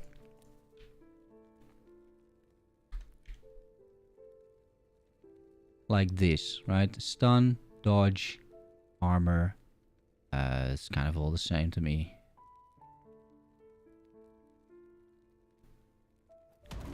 Dodge. Okay. And then I have...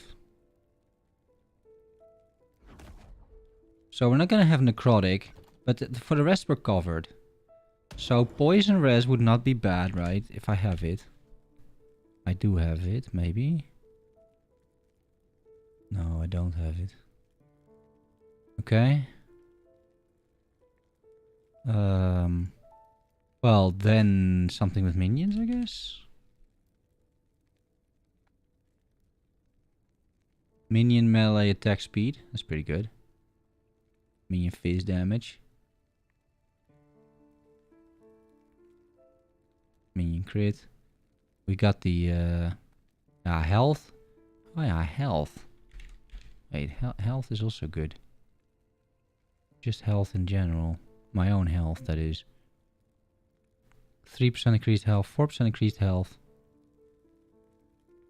5% increased health even. I'll take that. And then maybe, yeah, another 5 with them, but then with crit avoidance. This is just flat health.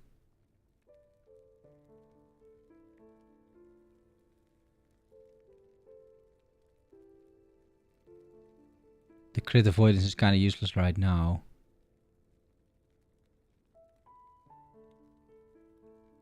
This is 10 health. And then we'll put in like another 4%, I guess.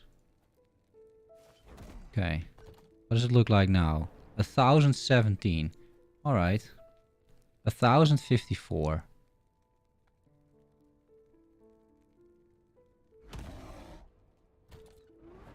There's a better version of this too. There's a high level version. Which may drop at some point.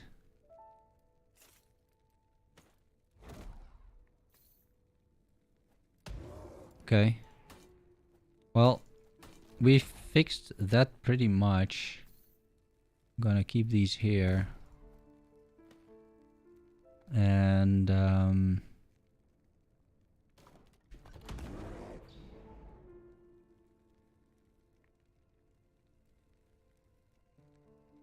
yeah.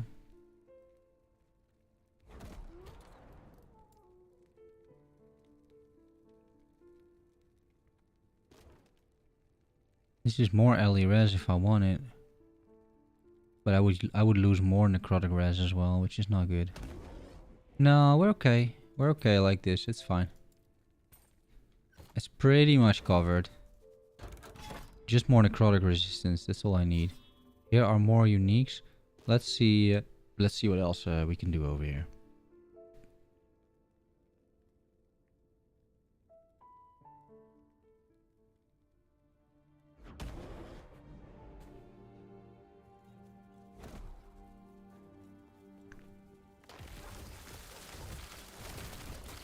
Oh, and I need to fix my wolves. Wait.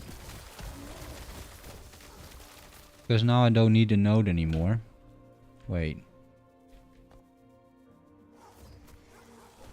Don't kill me, please. Here, wolves up to companion limit. You don't need that. And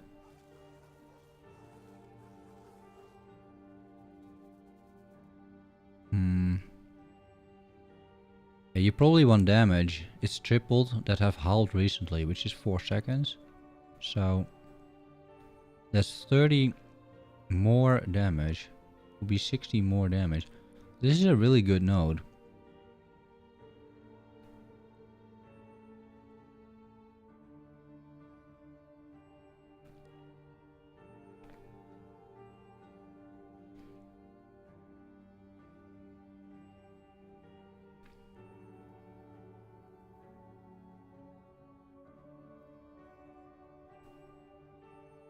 Yeah, there's not a whole lot I can do unless I get like more minion skills. But we're getting that out of there. It will still work with the wolves.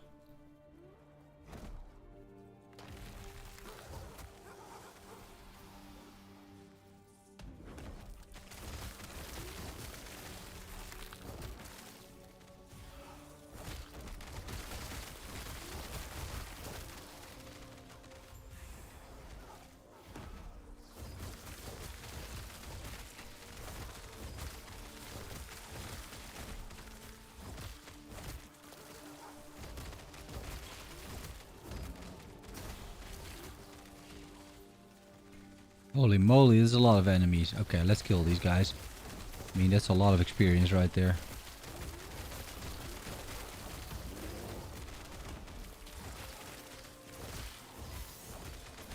Okay, oh, the lightning meteor staff. That's pretty cool. I'll take that.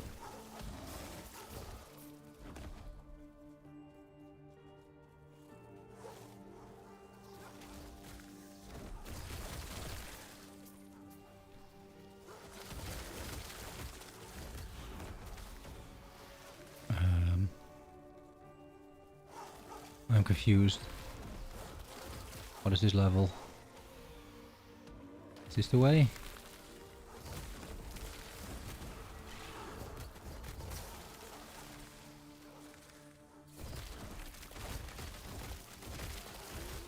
The spirit wolves everywhere. It's kind of cool as well. I don't know how effective it really is, but it's cool. Which is worth something as well, I feel. Like all these spirit wolves.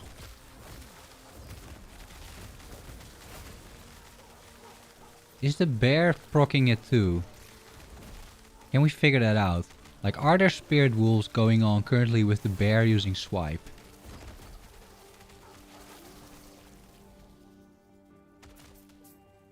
I kind of doubt it. Actually. I'm not sure. Let's watch this bear. Like, is he proccing spirit wolves? He should. In theory. Like, he swipes every 5 seconds, right? And then swipe has a 45% chance to summon 3 wolves. But...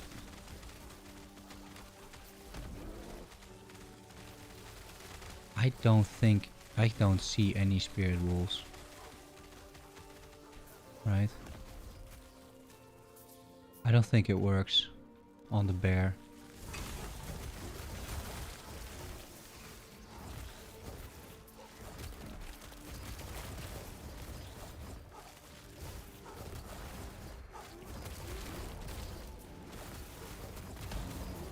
See, it works on me.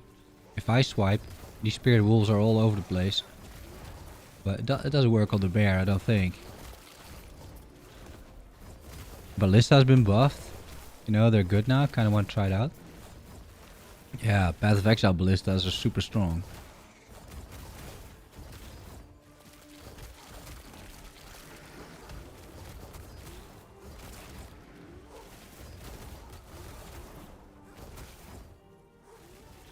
Yeah, Ballistas were not very good. But, yeah, who knows?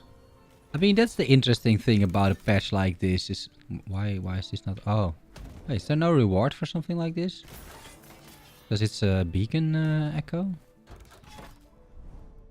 They're kind of interesting because... we get so many new uniques and I deliberately don't really look at them. Right? So I don't know the whole list. Because I think that's a little bit boring. I think... Holy shit. I think part of the fun is exploring yourself and then discovering these uniques, and then your mind start working like with the golems, like, oh wait if we do this, you know. But yeah, but then you have to level up an entire necromancer, which is like, yeah. So I'm gonna farm out a little bit more for now, at least. Also get some twink gear, right? Like make a twink tab or something. And because I would like, for example, the 15% movement speed chest, which is a super common drop, but I just don't have it yet. It's like the Falcon, I think it's called. It just gives you 15% movement speed. I think if you hit an enemy, but I'm willing to occasionally hit an enemy for 15% movement speed. So, like, those items are gonna shorten the length of the campaign significantly. And I want a few of those. I want another of the rings, right? The silver unique rings, the Arboreum, I think it's called. That's what you would like. Few other uniques potentially, just to like make the journey and the grind a little bit smoother, especially if you only have minions anyway, which the Necro has. Like, they're gonna do the work anyway, so you might as well just get a move on. I'd give her these boots, right? Unique boots. We'd have a massive issue with resistances, by the way, but I guess we'll solve that once we get there.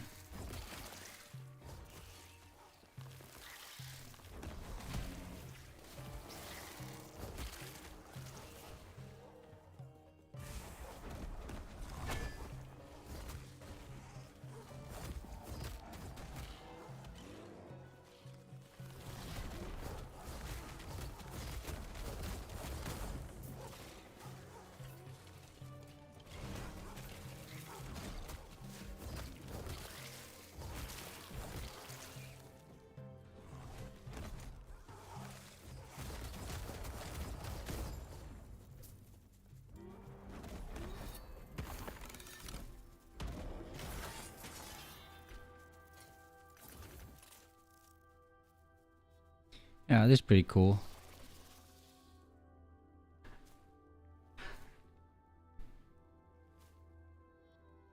I made a build with this once as well. Lightning meteor build. It was pretty good. Back in the day, this was a pretty rare staff.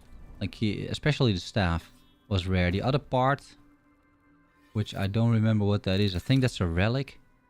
That was not super rare, but the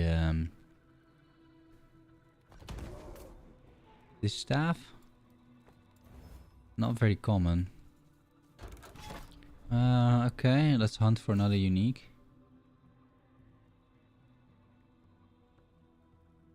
I'm curious what other people are playing. I saw McFluffin, he was playing like a blade dancer, sort of like throwing damage kind of thing.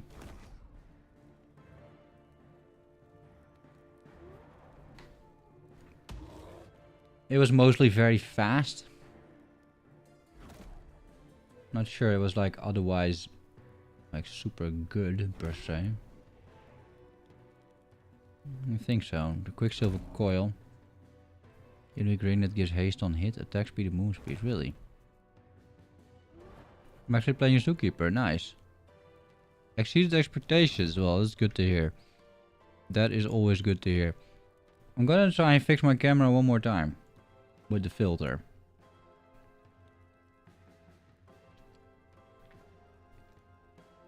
Because there's a lot of flickering going on.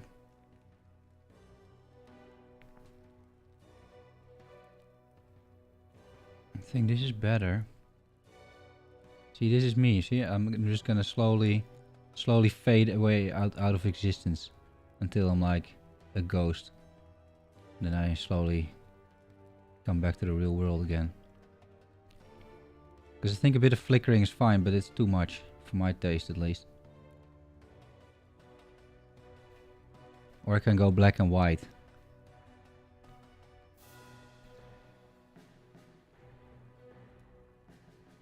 I don't really stream that often, guys, as I'm sure you know.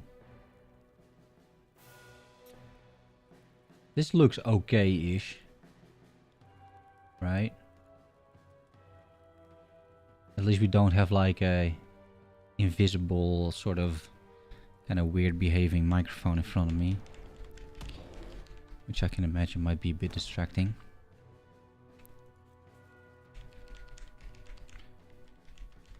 Okay, all the autocasts going.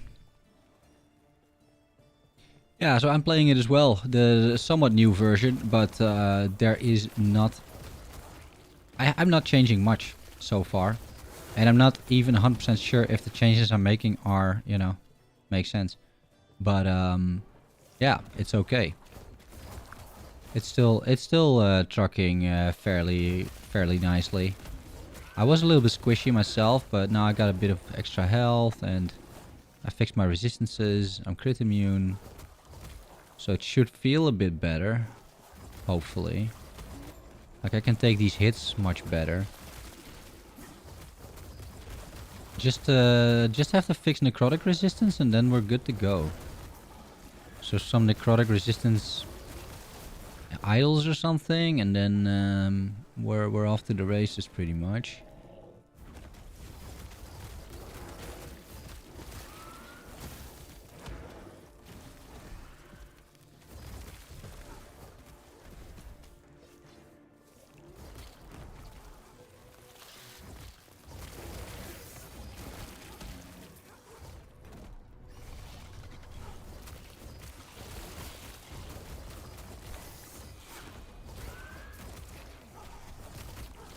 The thing I'm struggling is mana. I'm constantly below 0 skills and not casting these cooldown. Yeah. Are you using swipe and then the mana thing? Because that's how I get my mana back, as you can see. But it depends a bit what level you are. But I would... ow, holy moly, what is that damage, dude? I would take swipe, personally. And then... well, I'll show you. I'll show you what I did. It's bugged. Now this is also bugged. Wait, that's my unique. Not like this. Sir. It was my unique, right? Yeah, it was. This is my unique in here. Okay, there we go. Chronostasis. I'm gonna relog quickly because this thing is messed up, right? And I don't want to mess up my unique. So let's do leave game, I guess. I wonder if this already works. Last time this did not work at all. I had to shut down the entire game.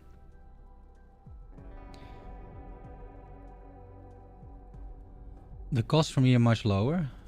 Swipe is free, right? Okay, it actually works. That's nice. Play online.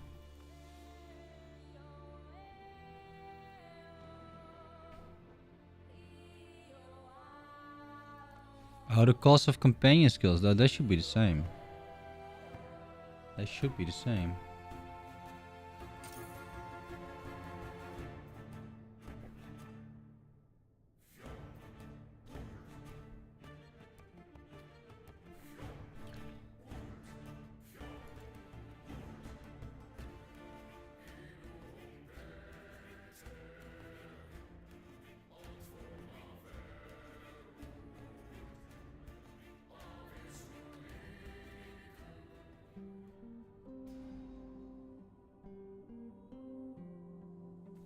No, they're not. They can't be lower than yours. That makes no sense. And I don't really have any reduced mana cost stuff going on either.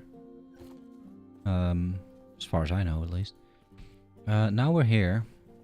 Let's fix 2 points in the tree. Because I really don't need those, I feel. 1 and 2. For the rest, I'm pretty happy with the tree.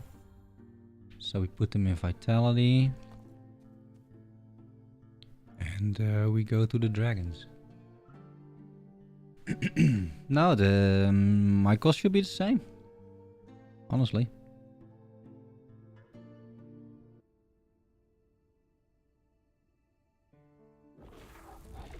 And if you look at the skills, this is the reason why I gain mana, right? So 9 on hit. And hit at least one enemy, you gain health if you're transformed, or mana if you're not transformed. And we're never transformed, so we're gaining mana. And if you hit multiple enemies, you get multiple mana stacks.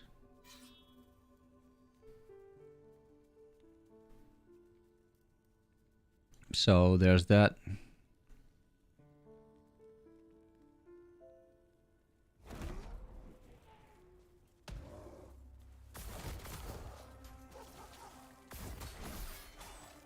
But yeah, I don't always have mana either, right? It depends a bit what you're doing. And then of course, if you get a mana shrine, your skills do cost less. So you may see that. There's a lot of shrines in the end game, right? Like I'm already running like 3 shrines now. And we're on our way to the 4th over here. So yeah, that's a thing for sure. Idols. Idols are good. Here's the 5th shrine. Like they went all out with shrines, which is nice. I think it's cool. I like this. Here another shrine. It's a bit ridiculous. Let's be honest. I get 3 crit strike shrines in 20 seconds. But yeah, not complaining because this is gonna completely melt this boss. There we go.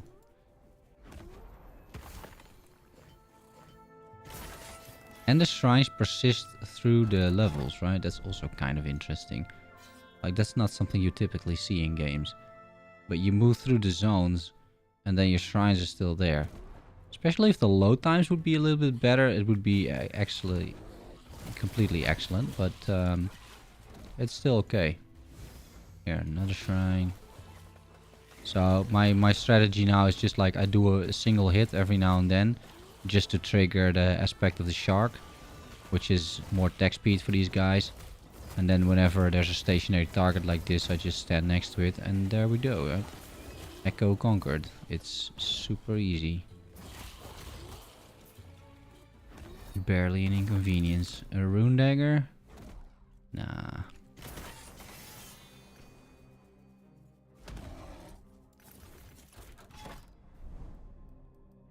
Yeah, we'll just make our way to the set item over there.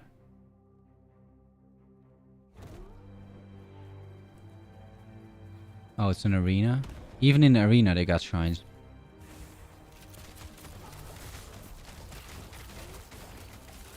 Typically a lot as well.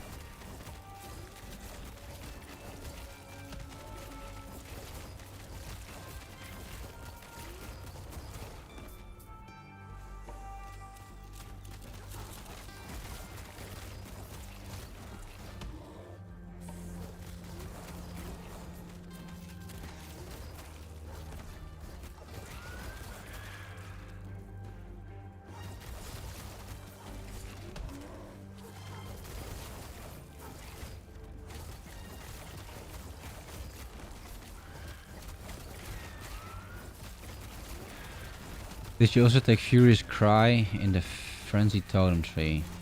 I'll check after this arena, right? I don't know all these notes by heart. If you describe what it does, I will know. But just the name... Just the name, not sure. Ow.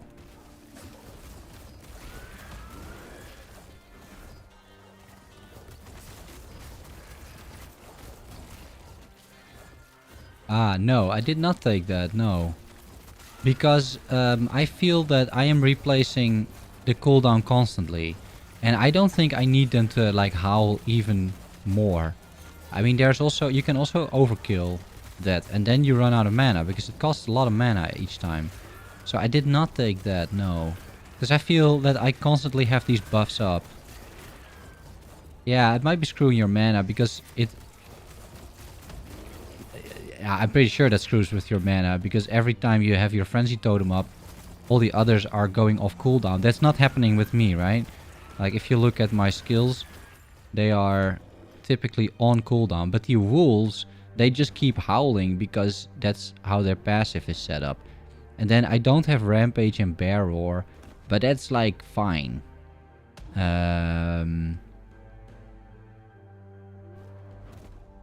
Like, you don't have to have that up all the time. If you have an excess of mana, then sure, you know, you could do that. But I think you don't necessarily need it. Yeah, that might screw up you significantly there, yeah.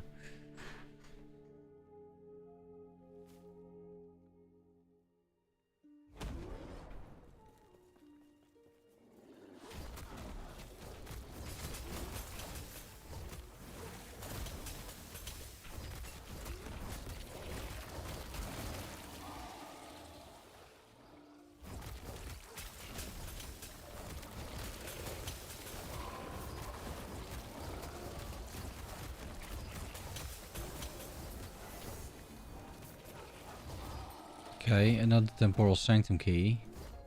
I'm just not gonna go in there, honestly. I don't think you can do the boss with like this server desync. So I guess we'll have to wait for Legendary Potential until they fix that.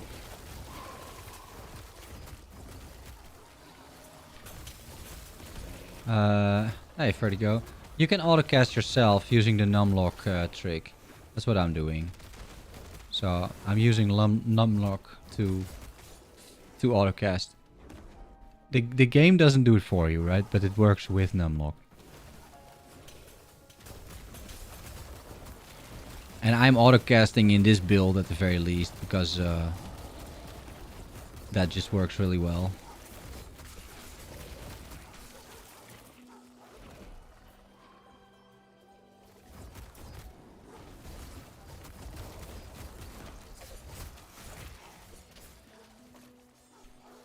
And I'm replenishing my own mana with swipe, so... Yeah, it works. What am I doing here? Oh, patrolling ogres. Okay. Is that what I'm doing?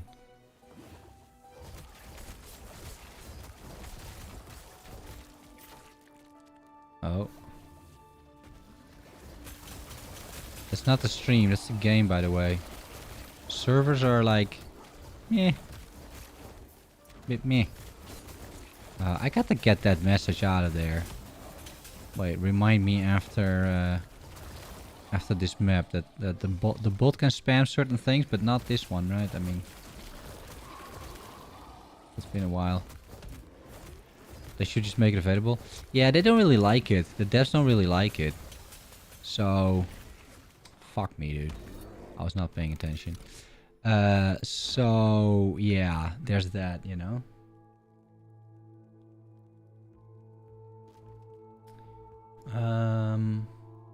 Let's see, stream elements.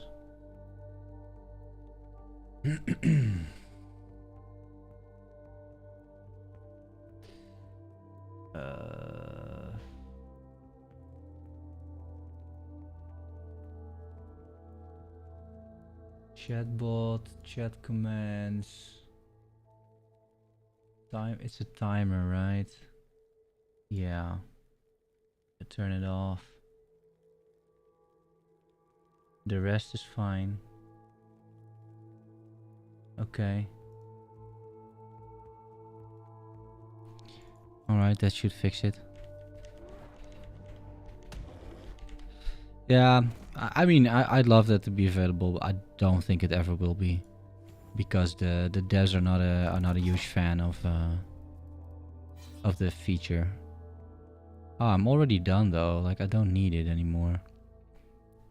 That's fine. We'll just do the echo, because we need to get a move on to some extent, at least a little bit as well, right? Get these quest echoes done, make our way to empower timelines, that kind of thing. That's sort of the idea, at least.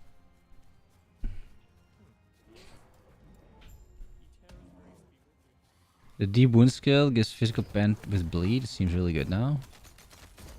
I'm not using that, but yeah.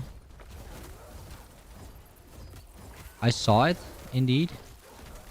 Yeah, I think a minion bleed build should be really viable. I don't really know why not. And you have plenty of uniques to support it as well if you want. Also like lower level uniques, but those you can turn into you can find with a lot of legendary potential on them because they're low level uniques.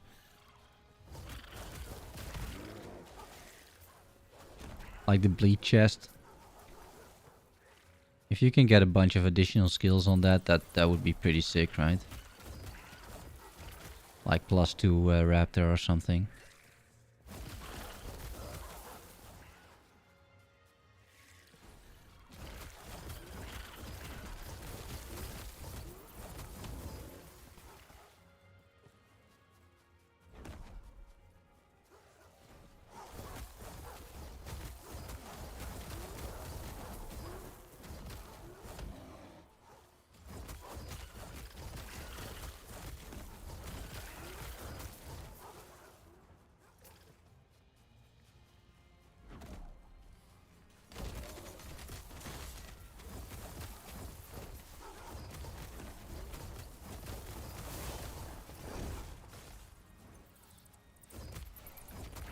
They changed this around as well.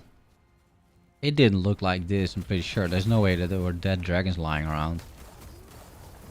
So that's pretty cool. And like this sort of smoldering fire. Probably because of Raya. Oh, is this the boss? Yeah, that would be, right? Oh, there's more spreading frosts. Wait.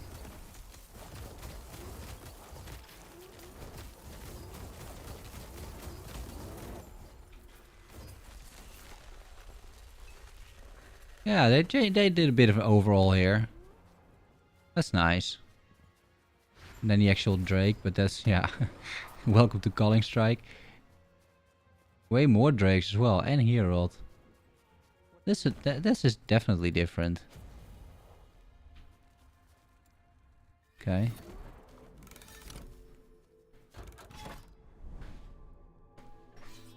You'd think these are still the same 3 bosses.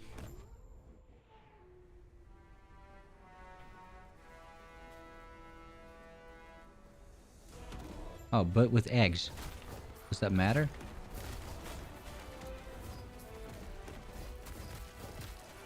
I don't know actually. Does it matter? We're killing these dragons fairly fast.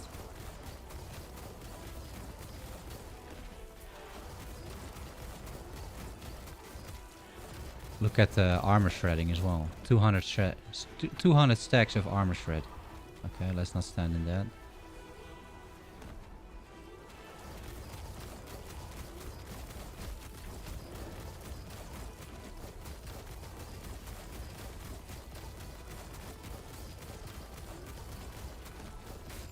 Okay. So it does not matter, these eggs. Echo conquered. It's just that you can slay some extra eggs if you want to, I guess. But yeah, okay. Still, I like it. And then the final boss. Now, this might be a little problematic with... oh, wait. Oh, it's this boss. Wait, I was completely wrong. I thought we were doing Hierod. Now, yeah, this boss is kind of fine, but I'm not necrotic resistance capped, so that is... Yeah, no. It's not great, but you would think that I would be able to do this. I just need to, like, get away from the breath. And get away from the AoE. Yeah, this AoE. Then at some point this blood is gonna be very annoying, but... You know, otherwise... Like, we're shredding his armor like crazy. What is he doing?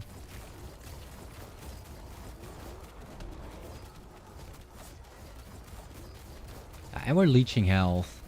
So, like, the smaller bits of damage is completely fine.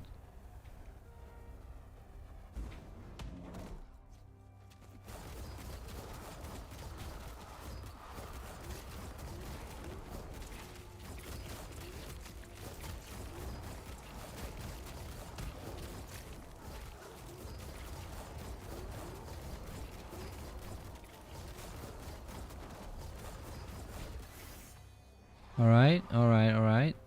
10 all res, melee damage leases health, or poison res. I mean, 10 all res is good. Yeah, 10 all res is amazing, actually. Confirm selection. We get a staff as well. Dragon Flame Edict, sure. Okay, that was smooth enough. I'll take it. Now, what I think is probably the most annoying part of the entire monolith is the fact you have to do 3 more timelines over here.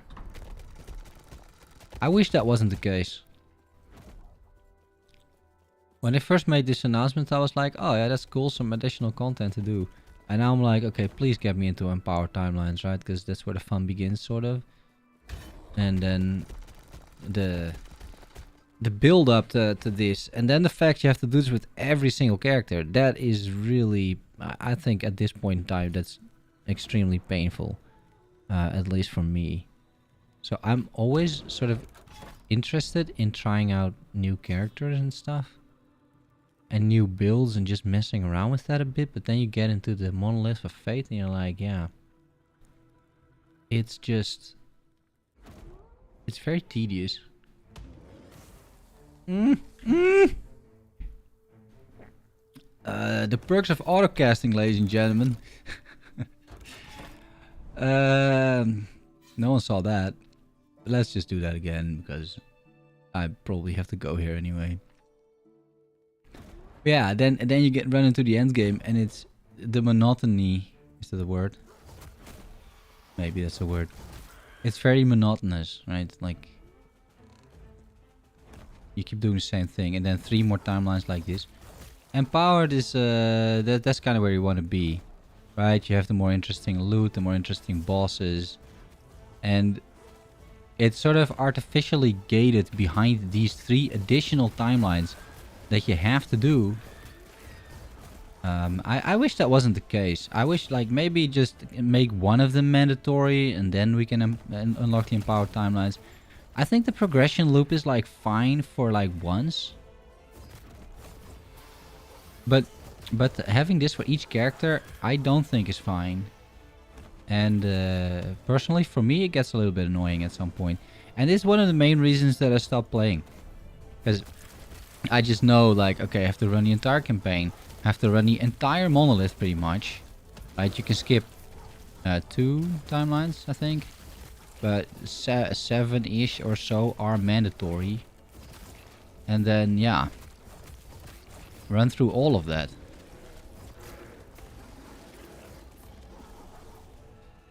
Runic hammer, fire damage. Guys, kill this. Leather gloves, armor, throwing speed. Not great. Hey, that's a new dagger. Never seen that before. What's this dagger? It's got LP on it too. Detonate arrow dagger.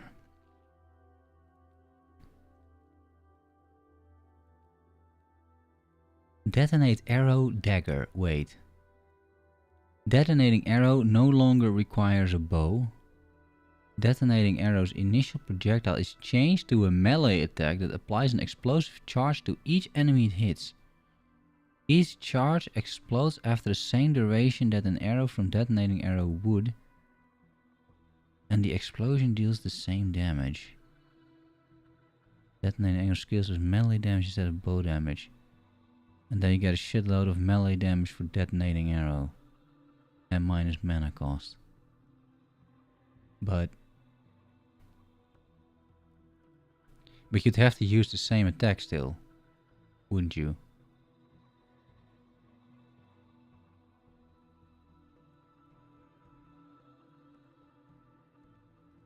Huh. I mean, if you dual wield something like this, and it stacks, which I'm sure it does. Right, all these stats, they stack, so you got +6 to detonating arrow. I'm not too familiar with that tree, but that sounds pretty good. Minus 12 mana cost. And on average, is that a static number, the 55? No, you can even roll higher. So you can roll around like plus 120 flat damage for your detonating arrow. I mean, that's pretty good.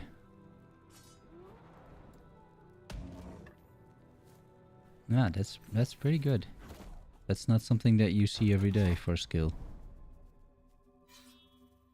I don't know how good detonating arrow is.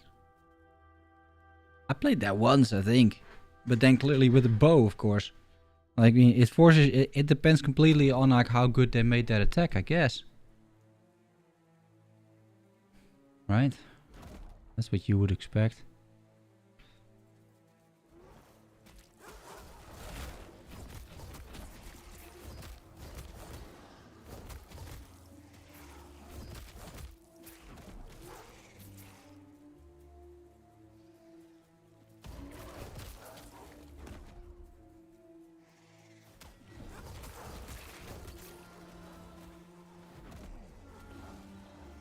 It's typically not here, by the way. Oh, it is here. Okay.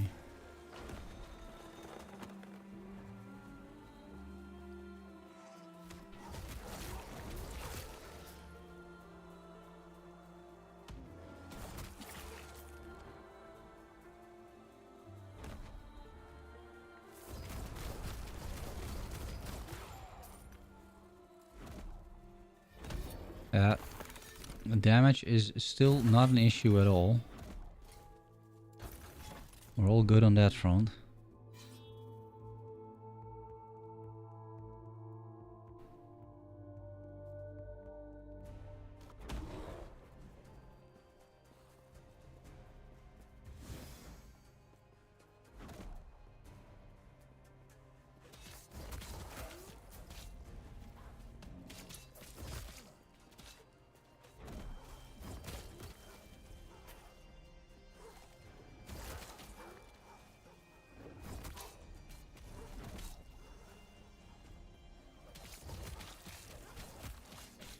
Are all of you guys playing the patch? Like, did you all dive back in, or did you buy the game because of it? Hey, what's that? Oh, that's my wolf. Oh yeah. So we can do this for the wolf. Yeah, +2 the wolves would be pretty good, one way or another. Mana region.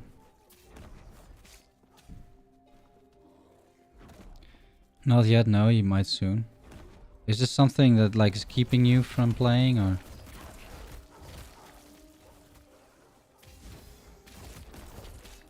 300 damage.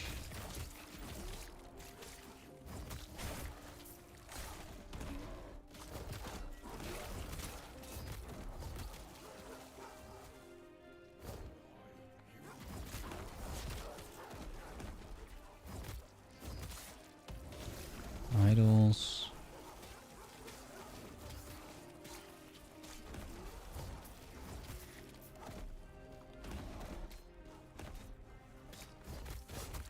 I'm thinking, wait for next.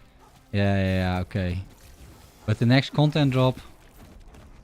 Yeah, it depends, right? When that would be. But like 2 years ago, playing maybe 60 hours, right? So now that you have it, how do you like it? Yeah, who knows when the next content drop is, right? Like that's gonna take a few months at the very least. And then it's questionable if they release it, let's say, like they're a bit messed up with the Diablo 4 release, I think, right? Because like the next content drop could be ready, let's say in June, but are you really gonna release it in June or July for that matter?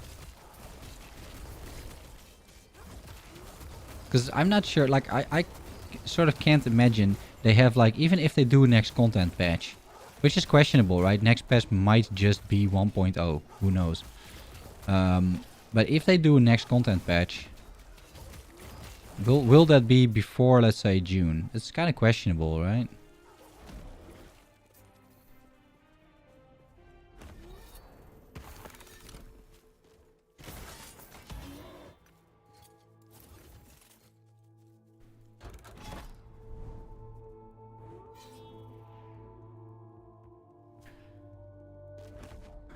You have to make endgame content together, yeah.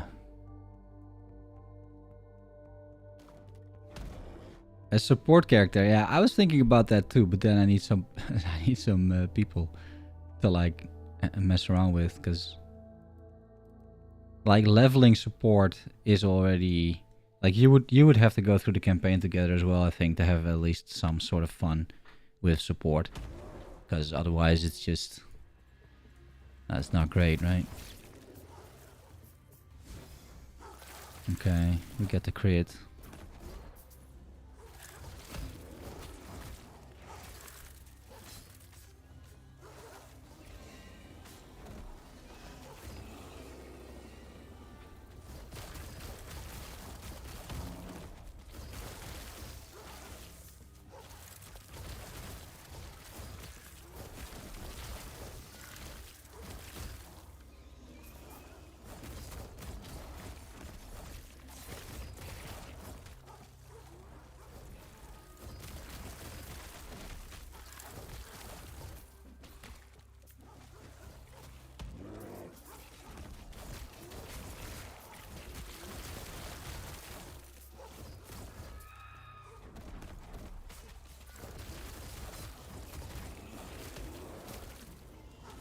I also think that they're gonna like take 1 or 2 months to sort of fix all the server issues and the login issues, some of the desyncing going on, like, and maybe some other like I see a lot of like smaller bugs that in the beta were not there. So there's definitely a few bugs that sort of creeped up in the beta, as well as performance issues, by the way. Like the beta ran better than the game does now. And I hear that sentiment everywhere. So there are many more people playing. That's one thing. But so I think they might need a little bit of time still to just solve everything. You could argue that the people working on content are most likely not doing that, which is probably true. So it might not really mean too much in that sense. Like maybe the people that are making content are completely fine in that regard. Like, they don't really are dependent on the issues that are currently still ongoing. But like, you're not gonna branch or merge a bunch of code right now before you have a hold of all the issues, right? So in terms of testing and whatnot, there's definitely limitations.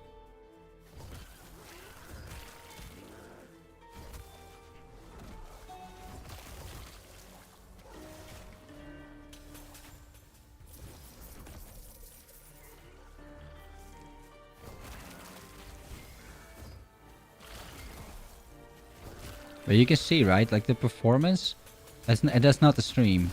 Like that's the servers here. It's like okay-ish. I can put on the FPS here. It's like 50. But it's mostly like stutters and desync. You notice that when you're playing. I'm not really sure you notice that when you're watching. If you're listening, you definitely don't notice it. But yeah, I do. And I've seen it with other streams as well. So I'm pretty sure it's the server. Okay, this guy.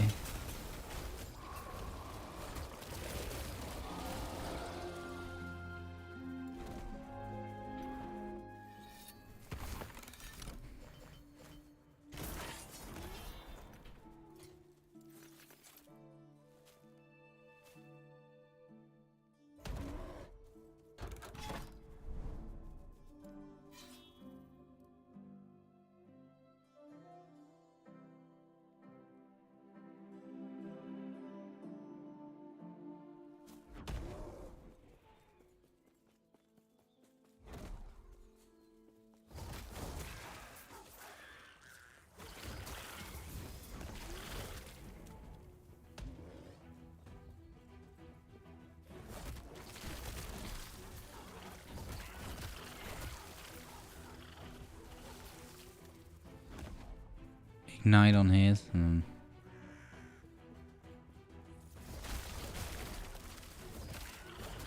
Yeah, I'm not gonna pick up too much stuff. I don't have the stash tabs for it, that's one thing, but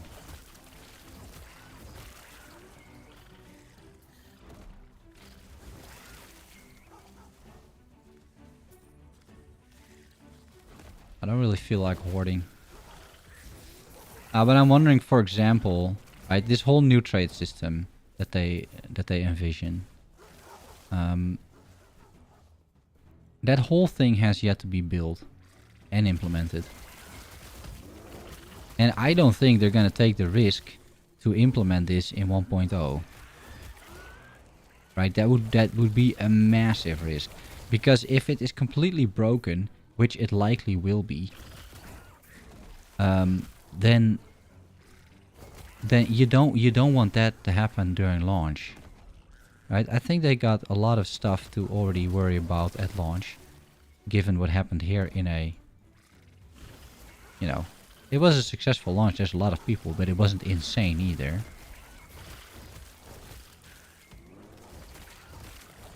So imagine what could happen in the 1.0 launch, right? Like, it's gonna be a multitude of the number of a few days ago. So I don't think they're gonna take like any risk with in-game systems. So you would imagine something like trade and some other potential systems that they still got planned, which have like a big impact on the game itself. You would imagine they released that up front, just to have us test it. Whereas, for example, a new subclass, it's completely fine to launch that at launch, right? Like, it's not gonna break the game. People are not gonna appreciate that thing not being available sooner, but that's tough luck, right? But like, if the new Warlock is completely broken, like, it doesn't really matter. Right? It doesn't really matter. You can tweak some numbers, whatever. But if the trade system is completely broken or even bugged, or it leads to duplicate items or that kind of bullshit, right? Like, that is gonna break your game.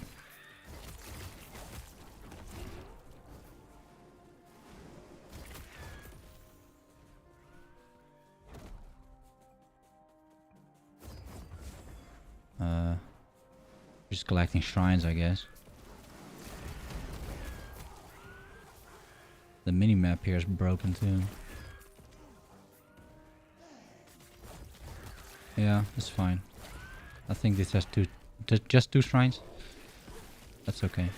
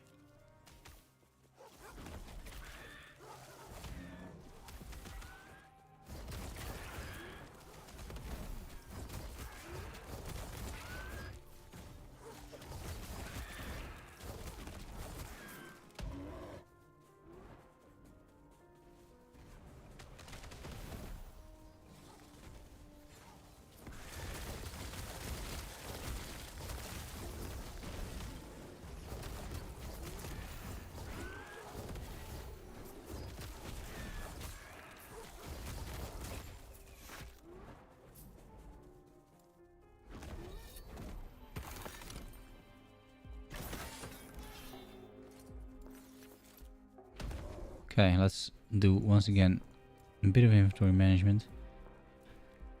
Vitality and increased health region while transformed. I mean, is that good? I don't know. Cast speed for totems.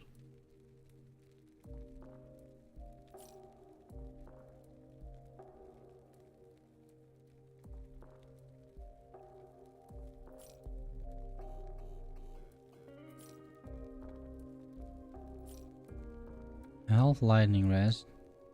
More health lightning res. Health.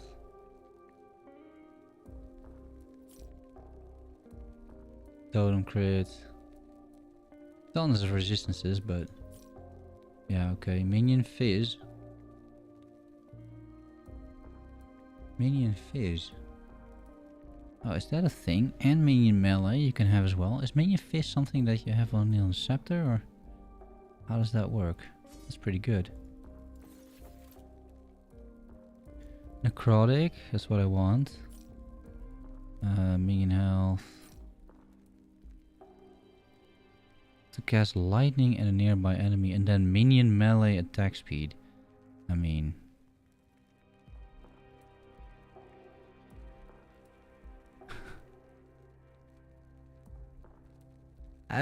sure. Why not? And then crit and healing effectiveness. It's not a great roll. More necrotic. Okay, I think we fixed our resistances then. Void, that's almost a max roll. A bunch of keys. 8 fizz is actually a max roll. Alright. That's not too bad. Interesting one this. Minion physical damage on a scepter. I wasn't aware that was a thing. Because this is also a suffix. So in theory I could roll on here more minion stuff. Now the odds of that happening are very low, yeah. Shock on hit. But still, could be interesting for legendary, maybe someplace down the line. Who knows? Not gonna do that anytime soon though. Okay, then we'll rip off the health, I think, and put in the double necrotic. Oh, I don't have to have the double even. The single necrotic is fine. Okay, so we're capped finally And only in poison were not capped, but that's okay. That's fine.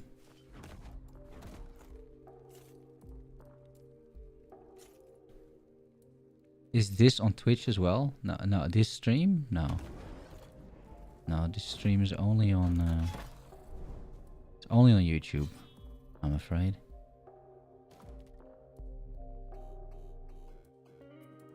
I could set that up as like I have a Twitch account in that sense. I'd have to figure out how the chat works though then, but yeah.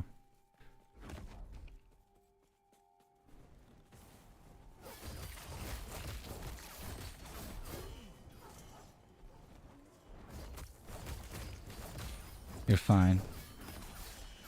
Right. Yeah, I appreciate that. But no. I'm not a massive fan of Twitch, to be honest. As from a streamer perspective, that is. Like, watching on Twitch is... It's pretty good, except for the ads, right? Like, holy moly. But, yeah, as a streamer, I'm not a huge fan, honestly, of streaming over there.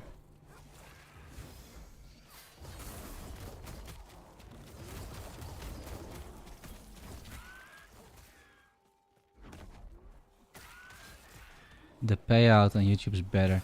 I mean, if you're reliant on ads, then sure, the YouTube ads are much better than Twitch ads. But typically a lot less people are watching on YouTube, because YouTube is not really seen as a streaming platform. So if your main source of income is, let's say, donations and subscriptions, then I'm not sure YouTube is better.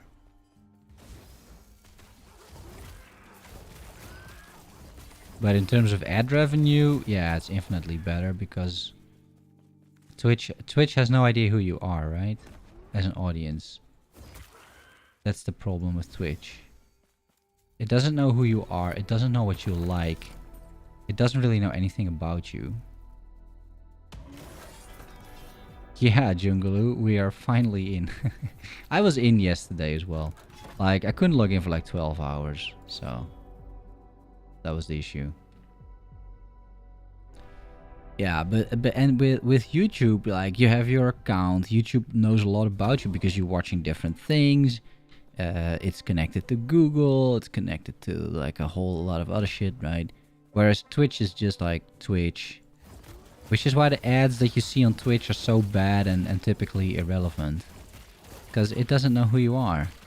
And so because it can't really say to advertisers like, hey, you know, you want to advertise your product to a male audience between 35 and 50.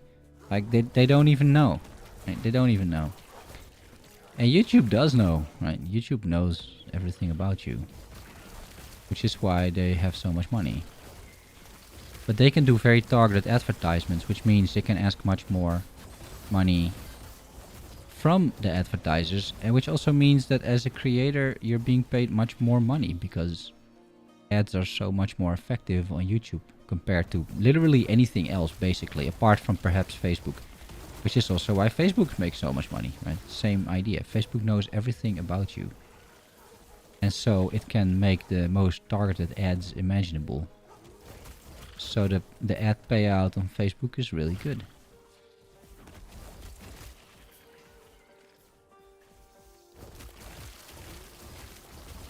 Yeah, but yeah, we're finally playing. The next iteration of the Zookeeper is what you're looking at.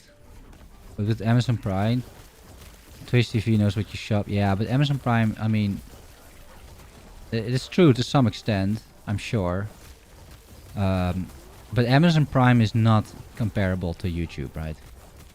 Like, everybody has YouTube. And like in the Netherlands, for example, almost nobody has Amazon Prime, right? Or shops at Amazon. Like, we have our Dutch online stores, which are much more popular and better than Amazon. So Amazon is not necessarily Like, it's not as universal as people might think. Oh, it's my raptor. Yeah, my raptor might not... I might have to get rid of that node of the raptor. That kills him.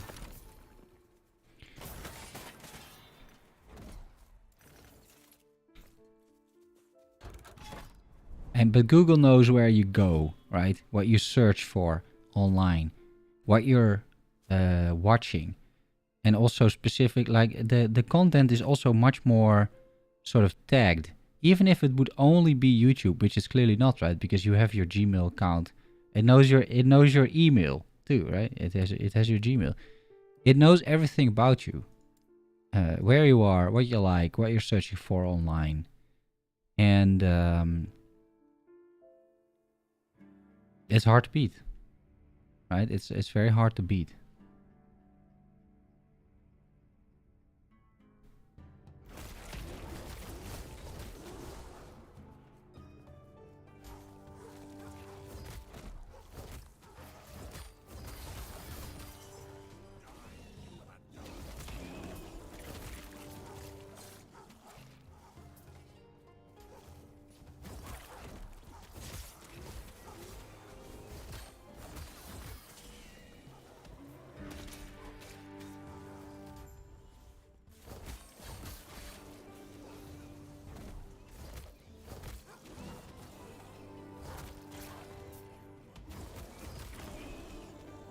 Are there any Primalist summon sets? Are there any Primalist summon sets?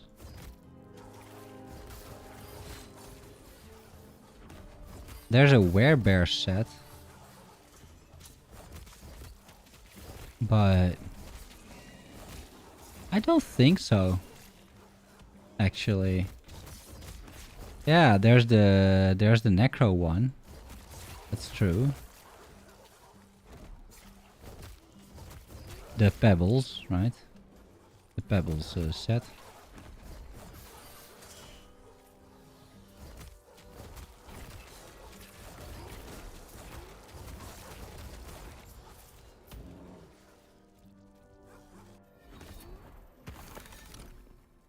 Oh, I don't think there are.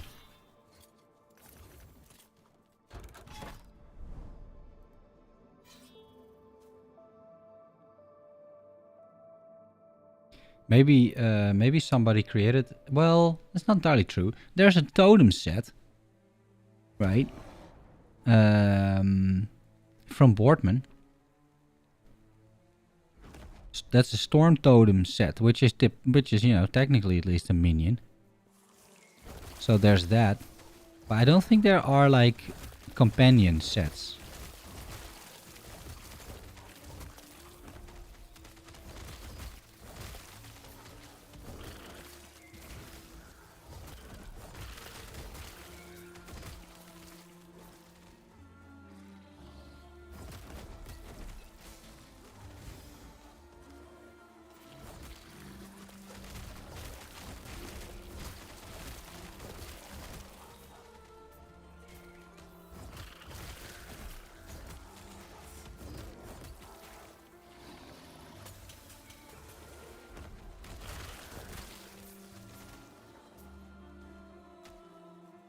Come here. He's so fast. Sir, what's going on here? Why is he so fast? Look at him go. Okay, it says fast under his name, but still. I can hardly keep up. Ow. Sir. Please.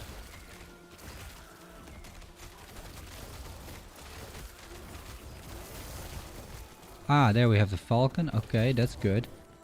I should make like a twink tab or something.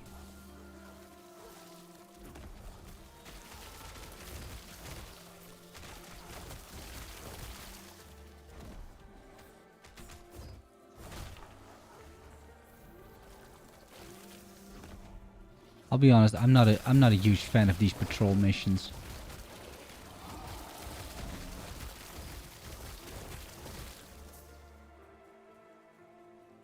Now this guy's stuck for some reason. Ow.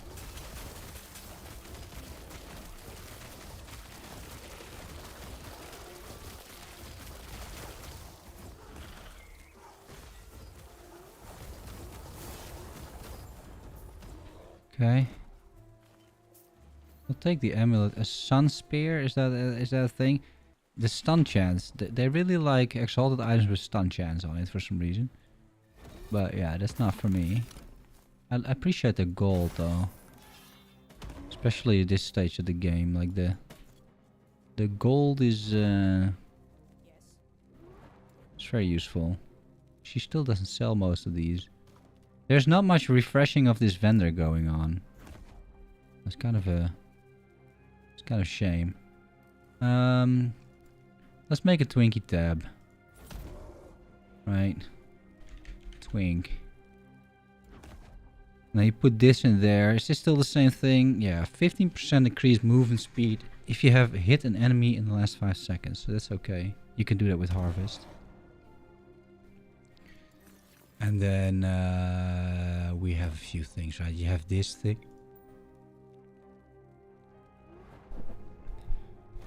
And you have the hollow finger. Although that's level 31, but still. What else? The slab, is that not movement speed either? No. Move.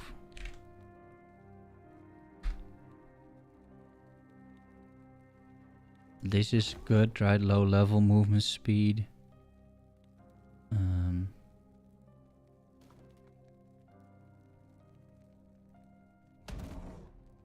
Apparently this has movement speed too. Oh, when you use a movement or time travel skill, all stats are tripled for 4 seconds with a 12-second cooldown. Huh.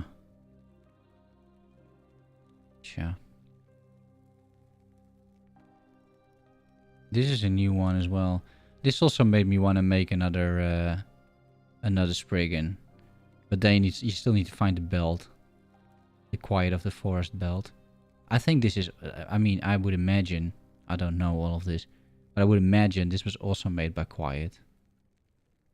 Because he's like a Spriggan main, right? So seems like something that Quiet would make. And it's in line with the Quiet of the Forest and the Tears of the Forest. Could be cool.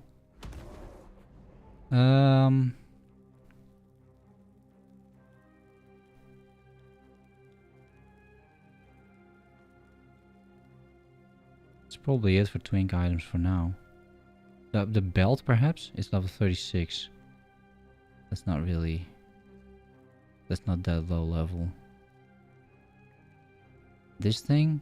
Yeah, this is level 10. That's also pretty good. And it's got 2 LP even. Like we could mess around a bit with that, I guess.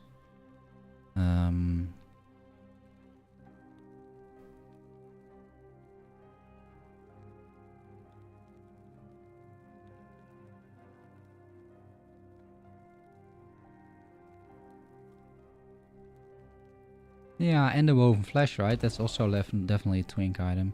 Like you'd put that on there for sure.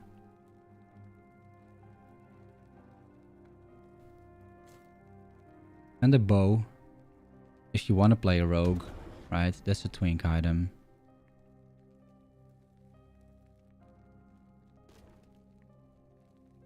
Yeah.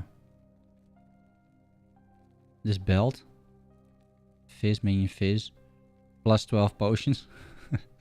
You got 16 potions with this thing.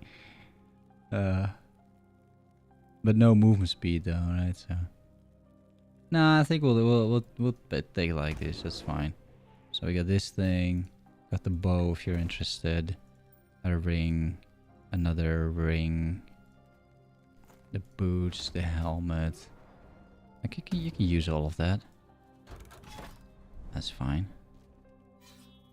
Yeah, we're just gonna continue here.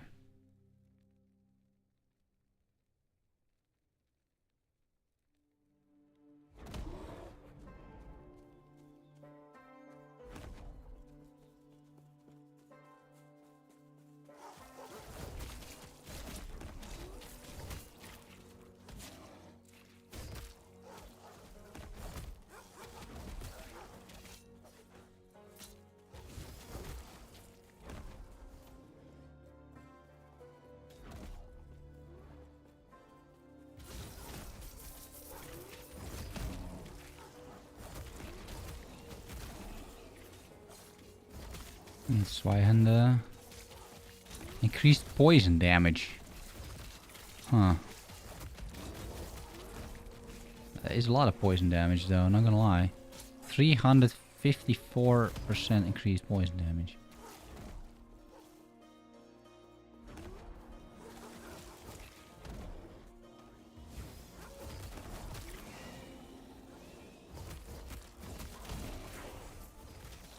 $79.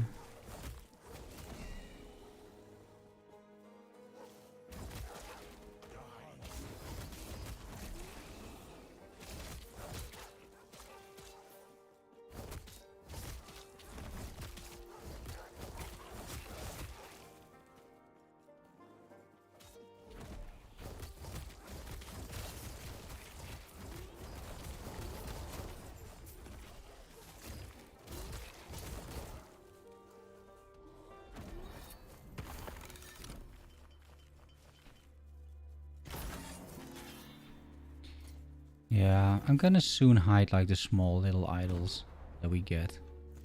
And then be a little bit more critical maybe about the other idols too, but for now. Yeah, more vitality, more endurance. Getting close to 1100 health. Which is still not amazing, but you know. I'll take it.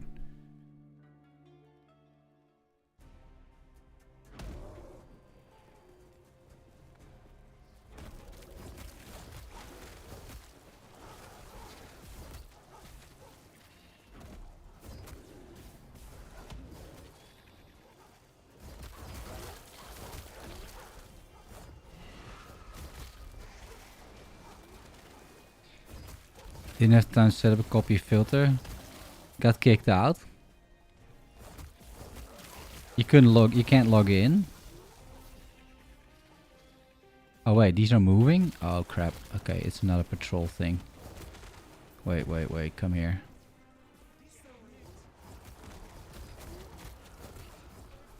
Okay, well that was fast.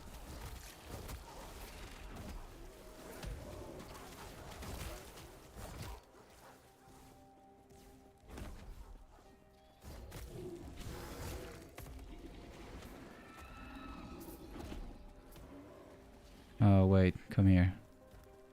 Come here. Oh wait, oh that's not a route? Okay, my bad.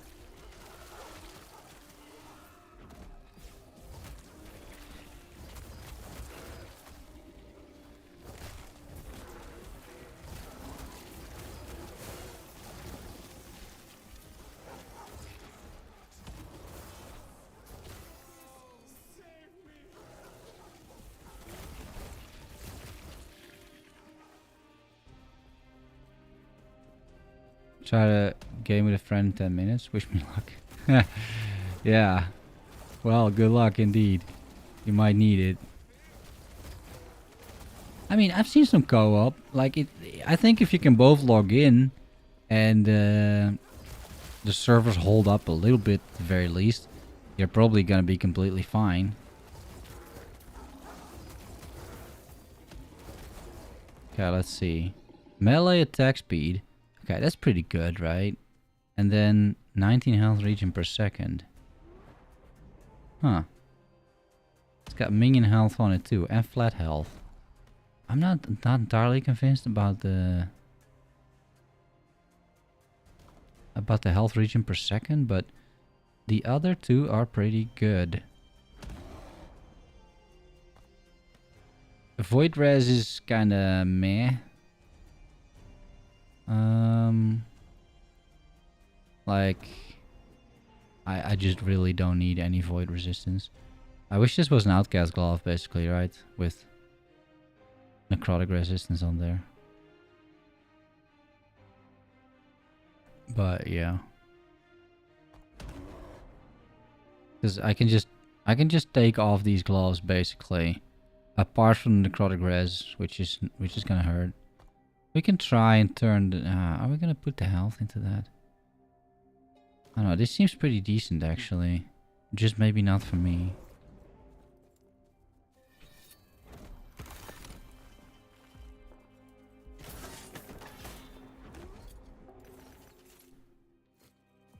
Yeah.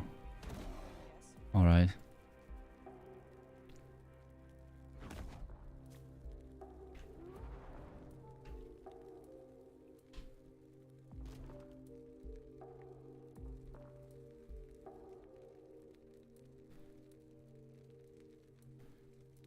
Plus 11 added minion melee crit chance. Okay, dude. Now we're talking. Then I just need to fix my crit avoidance, right?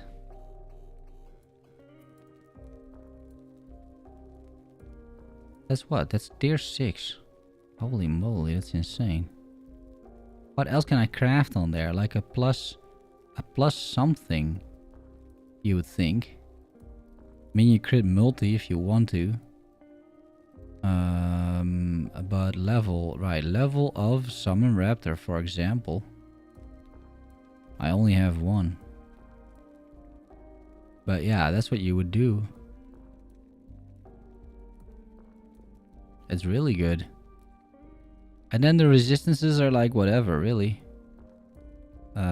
We can try and turn it into something else, because I don't need void resistance. Can you... Is crit avoidance on a... No, it's not on a chest. So I need to fix this crit avoidance, but this is insane actually. Like 11 flat melee crit. That basically solves all your minion melee crit issues. Like this immediately makes your minions crit 100% of the time almost. Because we got all these multipliers, right? We've got so much increased crit chance and you don't need that much. This brings it up to 16. So you need like 500%. Sounds like a lot, but it's really not. Okay, well we can put the raptor in. Right? Pick the correct glyph. Put in the raptor. And then I guess just try and turn this into something else. Fizz res? I mean it's better than void res, I suppose. And then the fire res. Armor. I'll take it, dude. I'll take it. I guess. I'll take it. And then we just upgrade it. We were hoping for another, you know, summon raptor, I guess, but yeah. The thing is, if I take this off, now I'm not crit immune anymore, right? That's a big problem. So it's something for later, but it is a decent chest. It's more than a decent chest, actually. And it's got some movement speed, which is kind of nice. Not gonna lie. Alright, let's see. This attack speed could be interesting. This damage as well. Poison, I'm not convinced, honestly. On a two-handed sword. Poison, really. What do we have here? More poison.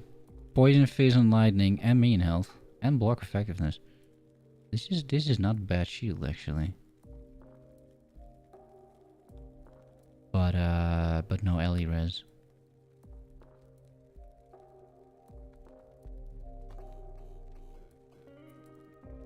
Well,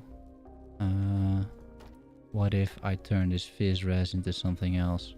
All res. Oh, that is also a thing. Okay. Yeah. Minion health. More all res. 13 all res. It solves my poison res. This is why I'm interested in this. What if I equip it? What happens? Okay, just cold is messed up. But that's about it. Everything else is fine. I missed 70 million health, but that is not... It's not the end of the world either. Yeah, good luck, buddy. So here I'm gonna just put in some random stuff. Don't think that's very good.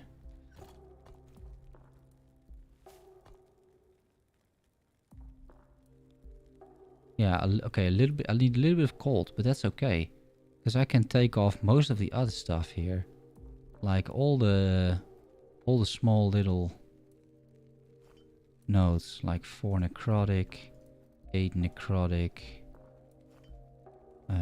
8 fizz, 17 fizz. No, that's too much. 6 fizz.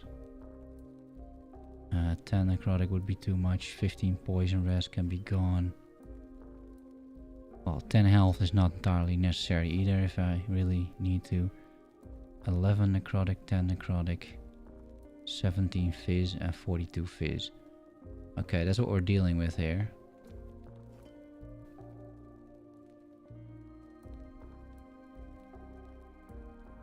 But that necrotic could be done for example, with this, right? That's another thing I can do.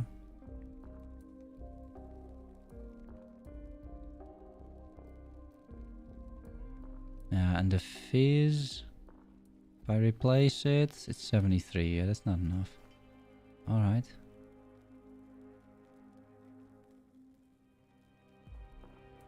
So I need a little bit of cold. This thing is also a little bit insane actually, but it's not a bad one to have. So what if I do crit avoidance? This has some crit avoidance, but this is gonna cost me a minion, so that's not super realistic. I have 2 crit avoidance idols, giving me 48. That's not bad at all. None in the exalted department. So I'd have to craft some rings and or boots for an additional 52 crit avoidance.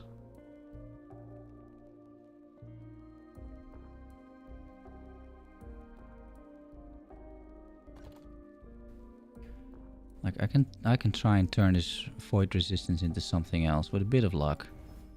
Endurance. I mean, it's better, right? Because I don't need the void res.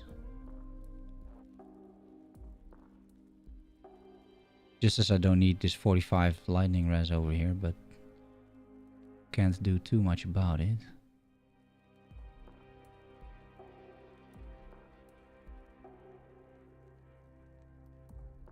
Yeah, you can craft up until 35 or 37 on a ring and on boots. Like, I could lose these boots. Like, it's not the end of the world. It's, minion move speed, but like I said, it's not the end of the world. The health one is pretty nice, not gonna lie, but...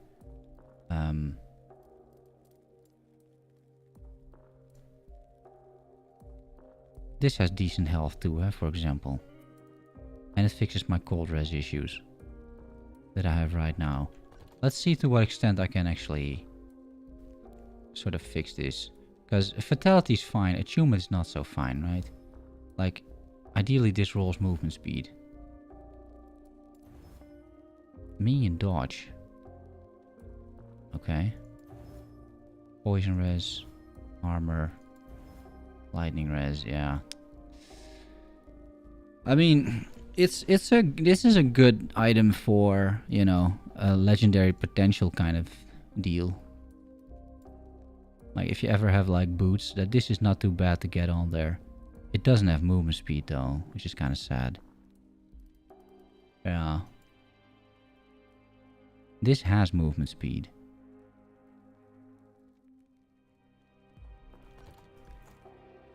So I wanna... do I have those nodes either? I got 4. I probably want to be a little bit careful with those. Yeah, they're pretty rare. Okay, I think we'll have to postpone the idea a little bit of these 2 idols. But otherwise, I kind of like what is happening here.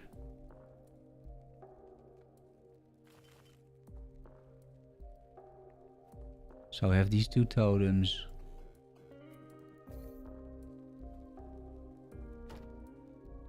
Shock on hit, crit strike. We're just gonna sell this. Bleed chance per equipped sword. For a rogue? I don't know. Maybe. Minion.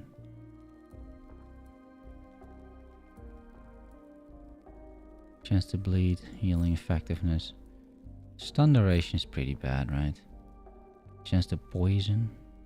Minion chance to poison. Yeah, for the swarm blade maybe? Aspect of the boar.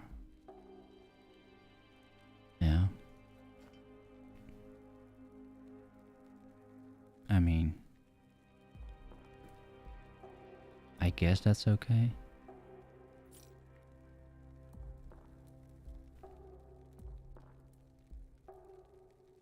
Yes. Take care.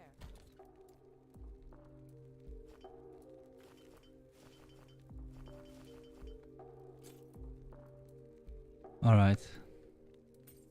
Keys. And then we have more idols, right? More idols. And then my general. We're gonna put these two out there. This is just all the sort of gear that I could theoretically still equip later down the line. Well, not all of it, but yeah. 160% increase minion fizz. It's so interesting that I wasn't even aware that was a thing. So you can get minion melee and minion fizz on a weapon.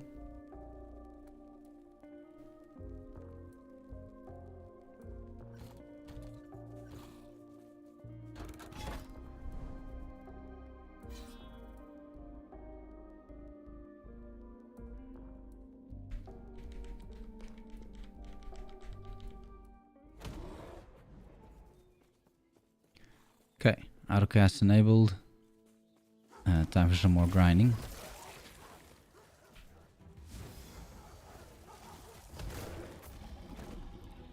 Yeah, a sash can roll it too. Right, crit avoidance.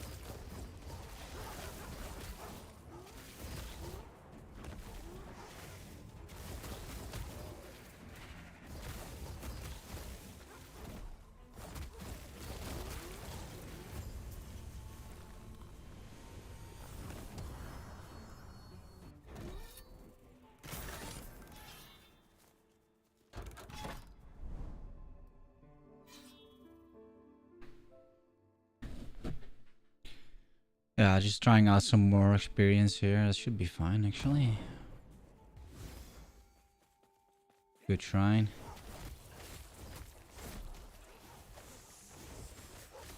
Ow.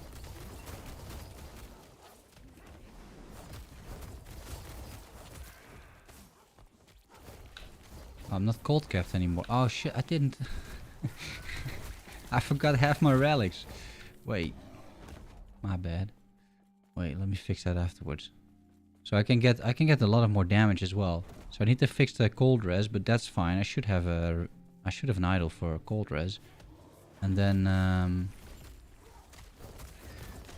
I can get some like minion crit chance or something, attack speed if I really want to. At least for now.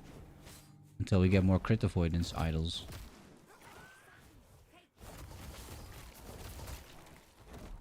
Or crit avoidance on gear.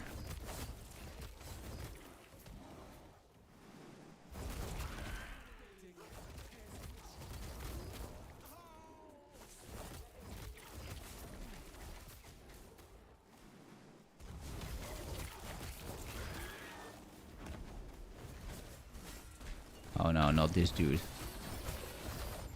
Okay. He got nerfed, but still one-shots you, right?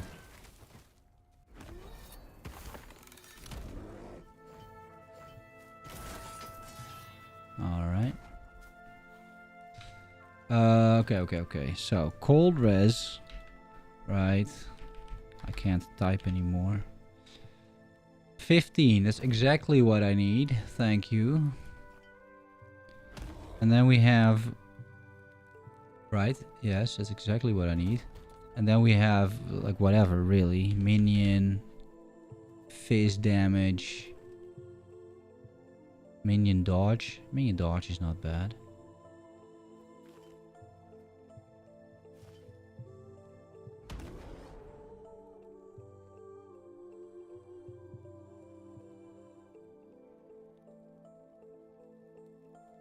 Minion chance to poison, that's kind of pointless.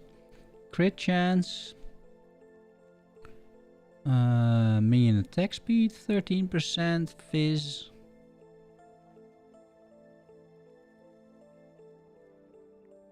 Bleed. Minion melee attack speed. Can I do that? Yeah, kind of.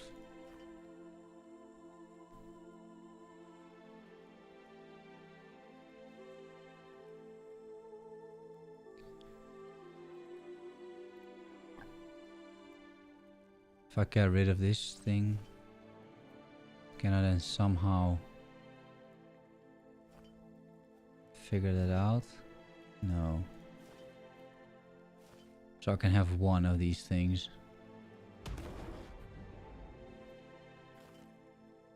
And then it's just crappy otherwise. Right. Okay, so I need I pick small ones then, right? So either fizz or health. I think I prefer health, to be honest. 10 health.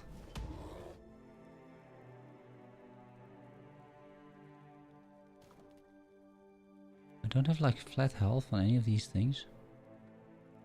Okay, then fizz. Fizz damage, that is. Fizz damage, minion fizz damage. Fire damage. I have some shitty 1x1 nodes. What else? Could be somewhat decent here. Armor, 21 armor. I mean, 18 armor, dodge. I don't want any res on it, ideally. So I'll take this. Because it's gonna confuse me later down the line. Okay, this is all good as far as I'm concerned.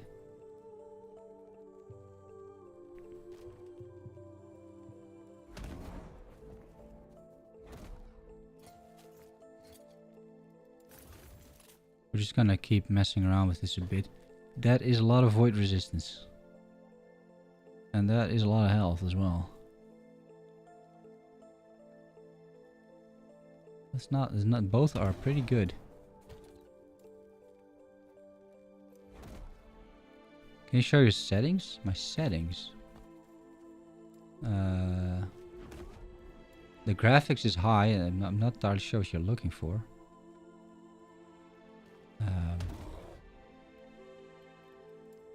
And then gameplay, I guess.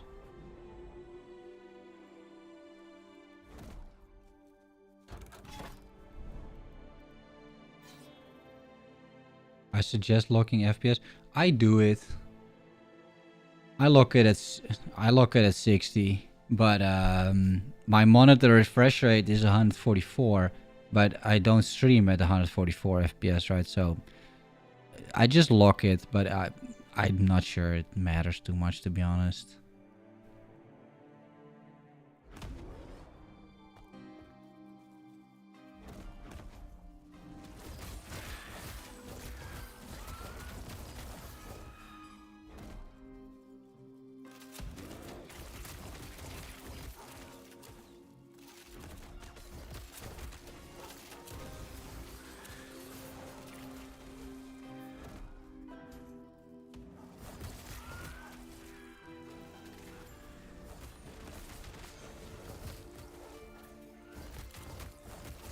You playing online? Yeah. Yeah, it's a good time to come back. Like, there's a lot of good changes that the game made. It looks much better, plays much better, combat feel, quite a few like new uniques and whatnot, right? That's always fun. A lot of like minor changes here and there. So, I'd say it's a good time. And of course you can play online if that's what you prefer. I do play online now, yeah. Not sure, can you see that? You can see it over here, I think. This is the... If you see this, somebody's playing online, right? This is the ping. 15 milliseconds to EU West. I don't think somewhere else it shows you that you're actually online, but... Yeah. Apart from this.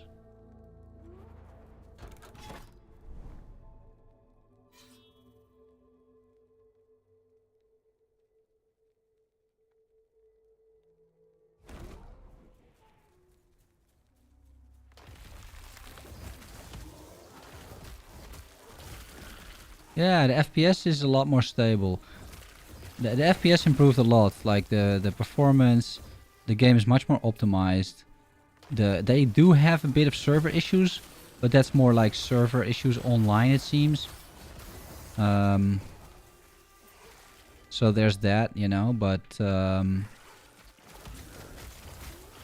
game itself, and I think those should be solved within a few weeks or something. And then yeah, game itself runs really well.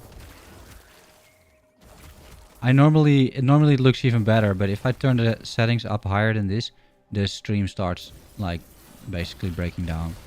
So I can't do that, but normally I play on ultra graphics, and it also has like a stable 60 FPS, and it just works really well. Yeah, I understand that with Twitch and YouTube. For me, it just makes a bit more sense because I have all my videos here on YouTube, and then I might as well stream over here, right? I have a Twitch account, and like I could stream over at Twitch, but I don't really like the platform. In particular, all the mandatory ads these days. Like, I think the viewer experience is not that great anymore. And here I can just determine if I run ads or not. Right? So you should not see ads, because I'm not running any at least.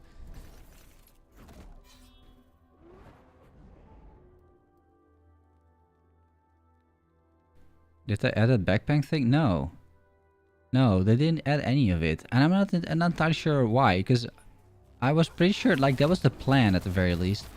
But they had to cut a few features slash other stuff in order to get the patch out to begin with, it seems. So no, the backpack is not in there. The MTX shop is also not in there. So the only cosmetic that I have at least is one of those pets. Like a Skullen. That's true, man. The whole experience of watching here is actually better. Yeah. Yeah, it's ironic because YouTube is not seen as a streaming platform. And it's got a lot to improve, you know.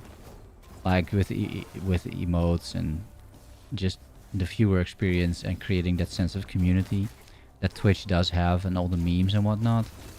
Like Twitch is definitely its own sort of like eco culture. But that's not always a good thing. And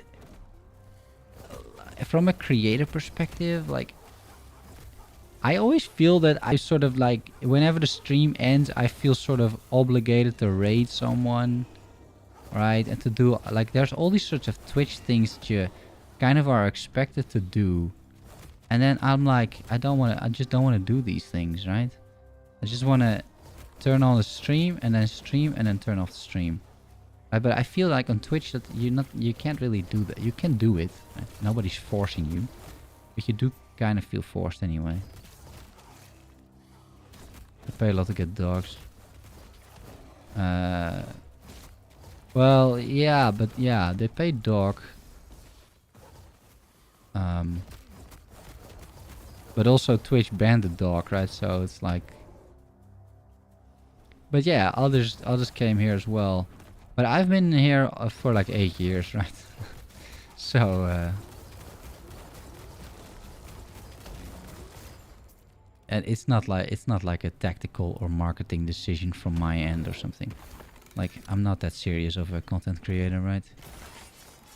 I have my regular job and everything, so I don't really look at it from that perspective, but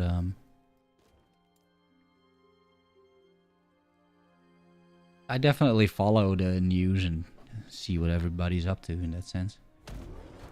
But yeah, I just like Twitch as a platform. I'm not a huge fan of it to begin with.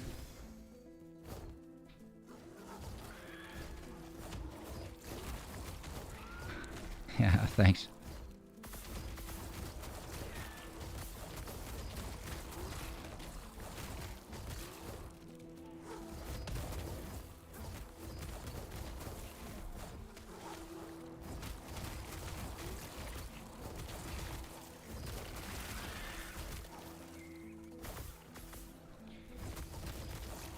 And it's kind of debatable, like, let's say you would want to become, let's say, a full-time streamer, which I definitely don't want to do, right? Then you could argue that, like, YouTube might be a better option for you. There's much less competition, that's one thing. I might be the only one streaming Last Epoch right now. So if they actually fix their discoverability, which YouTube can do, then it might actually be pretty big. And it might be a really good idea to stream over here.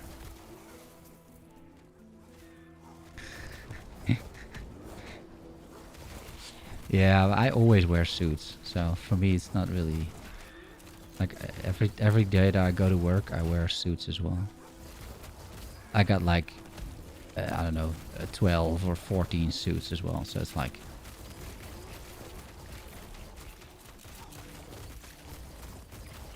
I feel completely comfortable in things like this. Not a problem. It's too much hassle, you must grind. Yeah.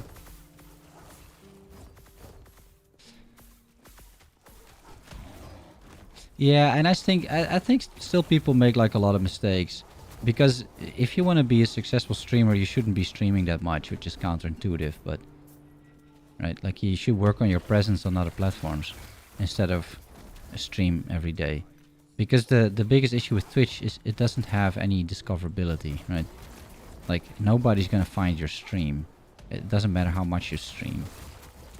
So that's kind of the interesting thing, which is true for a lot of real life things as well, right? I mean, real life is about networking, for example. And without networking, you're just gonna have a harder time finding a job, for example. So it relates to that. But at least YouTube helps people find stuff, right? Like YouTube has a good search engine and it's got Google behind it. So in that sense, like if you would look at like Last Epoch live stream right now, there's a decent chance I would show up. But if I would now go over, if I would go over at Twitch, and now the Twitch category is not like Last Epoch is not super large, of course, but still, right? You'd have to scroll down, and then why would you click on me if there's, I don't know, 10 others that have more viewers or something, right? So it's I think long term YouTube is probably the place to be, I think. Because Twitch has all these issues, right, that YouTube solved like a decade ago. So yeah, I think ultimately YouTube's probably the place to be. Barney, yeah. He has a bit more expensive suits, to be honest, but yeah. I work as an IT architect. That is my my regular daytime job. So I do I make sort of an IT landscape for a large enterprise. on all sorts of applications, but mostly customer related applications like contact center, bots. I do a lot with bots, AI, but also marketing applications, CRM systems. So that's customer relationship management. All of that. And then I make these sort of overarching architecture for the company together with my other architect colleagues, and I have to, well, make the architecture, make sure it's in line with the strategy of the company that I work in, and make sure it's in line with the regulations that we have within the Netherlands, make sure it's in line with what the business stakeholders want, because they also have their ambitions and goals and strategies. And then yeah, take all of that into account, try to come up with an architecture that actually works, and get it approved, and then make the pictures and explain it to basically everybody.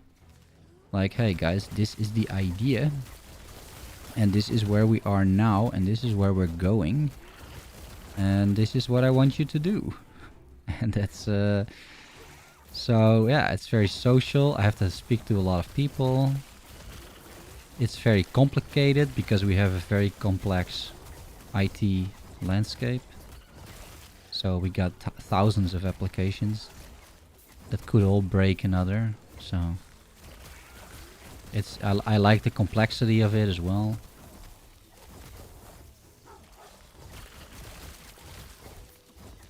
And it's a bit like trying to solve like a massive puzzle, which is kind of my job, right? I try to solve like a massive puzzle, and then I explain to everybody like why this is the solution.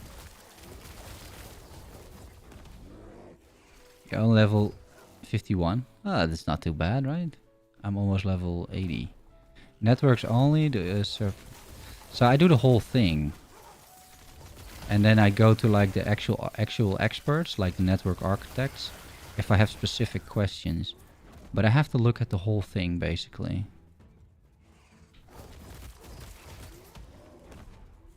Because, let's say you do contact centers, which I do. Yeah, you have to consider a few things, right? Like the telephony line, for example.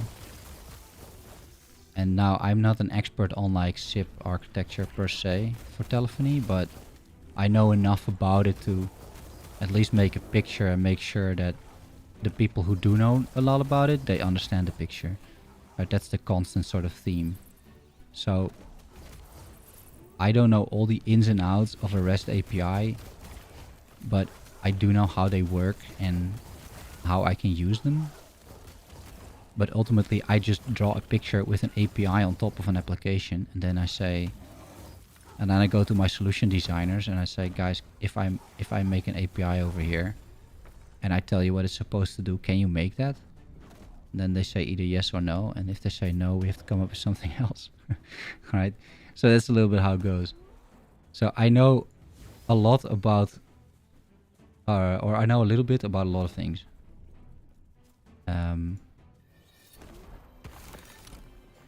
But enough to like talk to everybody who is the actual expert, which is what I do, because I think it's very important to be honest about what you know and what you don't know. Because sooner or later people are going to figure out that you don't know, and then that those can be very costly mistakes. So you don't want to do that. So yeah, that's my job in a nutshell, I guess.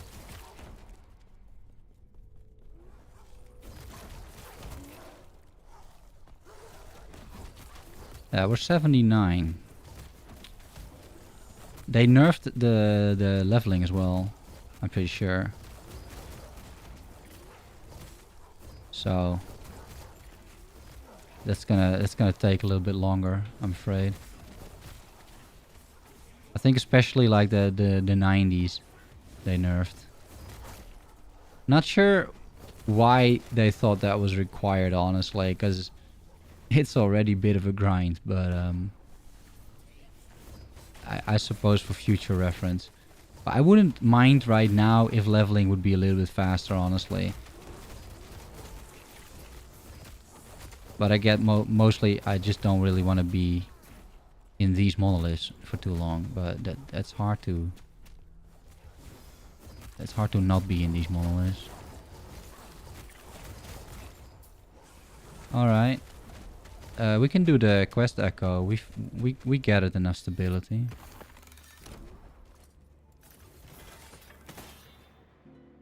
Minion crit multi. Nah, that's okay. We want to gather another unique? Yeah, maybe. And give him crit? That's fine, I'm crit immune.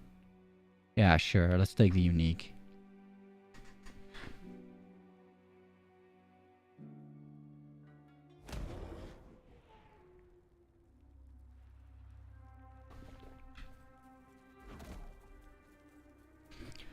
But back when I... So my background is not in IT at all.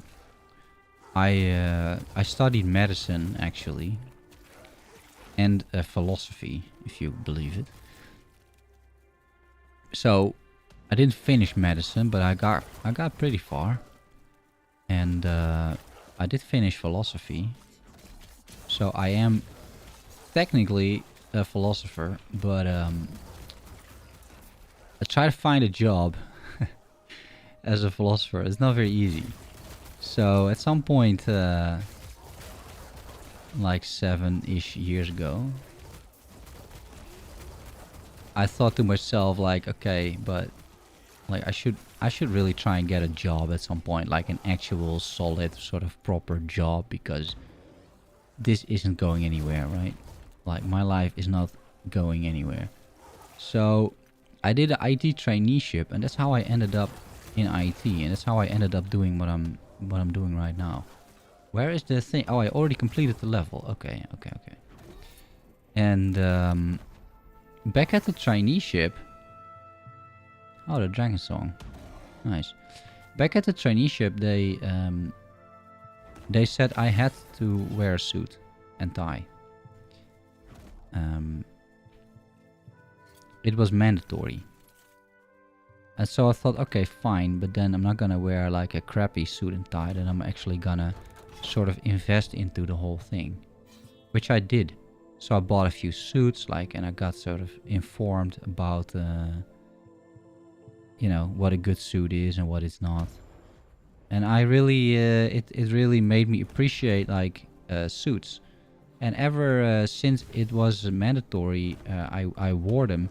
But after 2 months, it wasn't mandatory anymore, because then I got, like, the position at my current job, which was the whole point of doing a traineeship, right? And suits where I work are not mandatory at all, because I work in the heart of IT, pretty much. So everybody's just wearing a t-shirt. But I'm still wearing suits, because I really like suits, and I really only have suits, to be honest, by now. I don't really have t-shirts anymore. So, yeah, that's how we ended up in that situation, I suppose. If a line is +1 Ice Thorn, 40% increase spell damage. Does the spell damage only apply to Ice Thorn? I think it is generic. As far as I know, it's generic spell damage.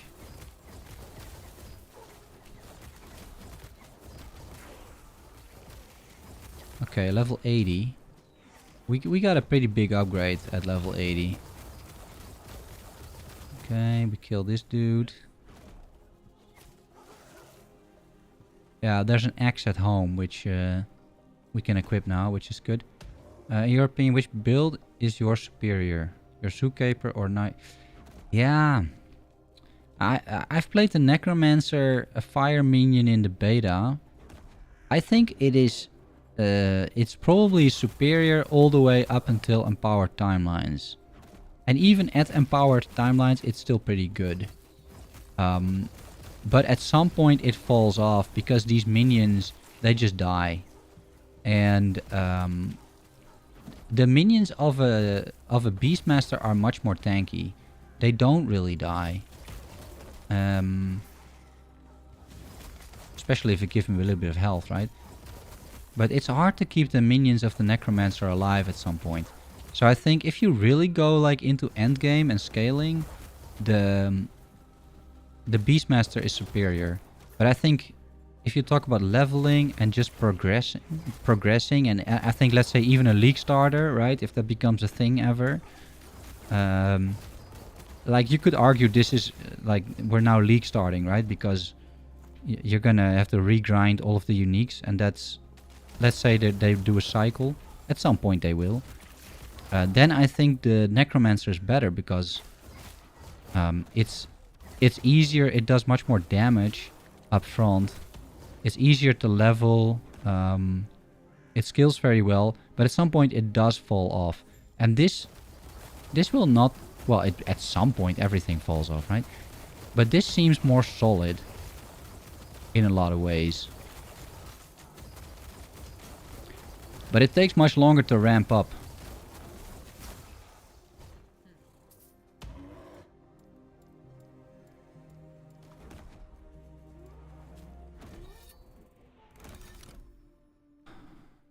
Do you know what a philosopher without a job says?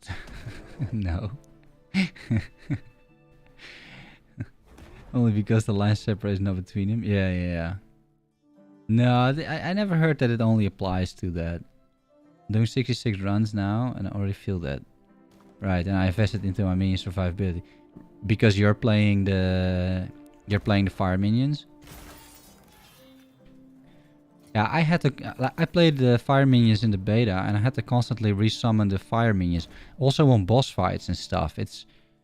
You spend more time...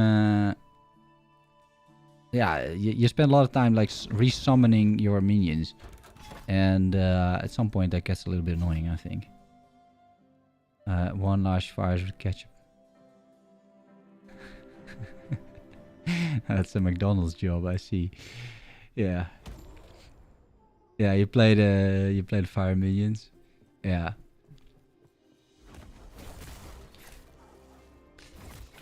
Yeah, and they're a lot harder to make tanky, right? Like here I have nodes that give my minions endurance, or I make them crit immune, stuff like that. And the Necromancer has less of that. Also, the Necromancer itself is a lot squishier typically, in my opinion.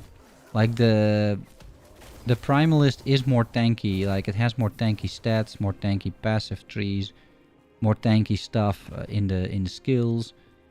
But yeah, ultimately I think a bit less damage, because it's hard to compete with an entire army of armor shredding fire minions, right? Like I only have 6 companions. But 6 companions go a long way, especially if they stay alive. It's a lot more useful as well.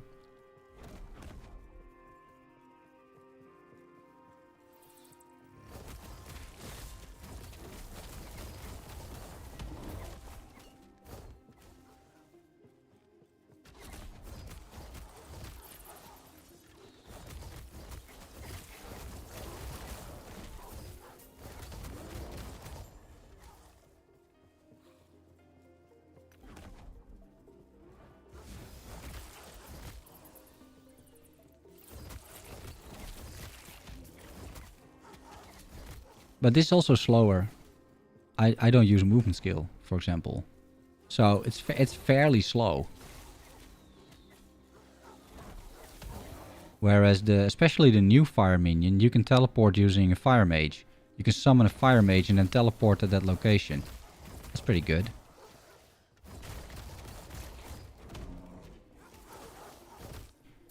And here, yeah, everything just takes a little bit longer, you know. At some point you'll get some good boots and whatnot. But up until that point, yeah, it's all a little bit slower. A little bit more, you know, methodical, I guess. But I don't mind that too much. But yeah, for like a League starter, it might not be the best build. I think minions are better. And a Necromancer. I guess it might also depend a little bit what you want to do next, right? If you want to... play, I don't know, if you want to turn this into another Beastmaster that requires more gear, let's say, I wouldn't really know which one that would be, but you know, then you could argue that you want to start as a Beastmaster as well.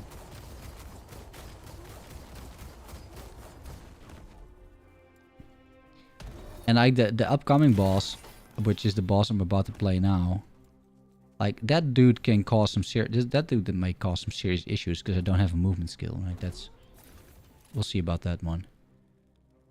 Show the passive tree for your skills. Yeah, sure, sure. Let me first get my this thing out though. Here, look at this. Minion melee damage, 191%, tier 6, and 9 minion melee physical damage on the implicit. And chance to bleed, which actually works with my bear. So, oh, no, oh. So all I want is not to shard this, but to put, I want to put something on here, potentially just attack speed, right? Or is there more minion stuff that I can do? Melee fire damage, minion melee damage, minion spell damage. Yeah, so I can put attack speed on there. Because that scales pretty well, because that gets me back my mana. Because everything else, yeah, leech's health is not too bad either, but I think the attack speed is good. I already have leech. I don't need crit, right, or any multi or anything like that. So we just do melee attack speed with this cliff. Like 5 times basically. So that's 26. How did that roll? Ooh, that minion rolled really well. Oh, that's a max roll. Okay, I'll take it. Yeah, and then we just do the frailty. Frailty is good, like defensively. This is a very decent axe. Because I don't care about the damage that I do. That's completely irrelevant. So we'll do it like this. It's fine. 74. Sure. So that is a pretty massive upgrade actually right there. Then is there something else I wanted to do? No. Oh, you wanted to see the passives. Yeah. The passive tree. Or the skills. So I have the wolves. I got the claw, so I don't need safety in numbers anymore. So I went to this, of course, because you want your additional companion. I took 4 of these and 2 of these. Ideally, I would have more, but I really like the howl on both sides. And I'm out of points. And there's no other way to get over here otherwise. And I think this is mandatory. The pack hunters. So if you would get plus additional for wolves, which will be very difficult to do, but let's say you do, you'd go for Howl of Might, get more damage. But I take this route. It's less points than this route, and it's got some health and health regen. A little bit of armor, leech 5% is really not bad. Swipe, I use it for mostly this to gain mana back. Culling Strike is on there, and I have this for the wolves. Yeah, I might change this. I'm not entirely sure. Raptor is pure damage Raptor. It kills itself by using Broken Tooth. Not 100% sure on this. Might fall off in the late game. And then otherwise the bleed. Because a bleeding target is super easy to get, right? So the crit over here.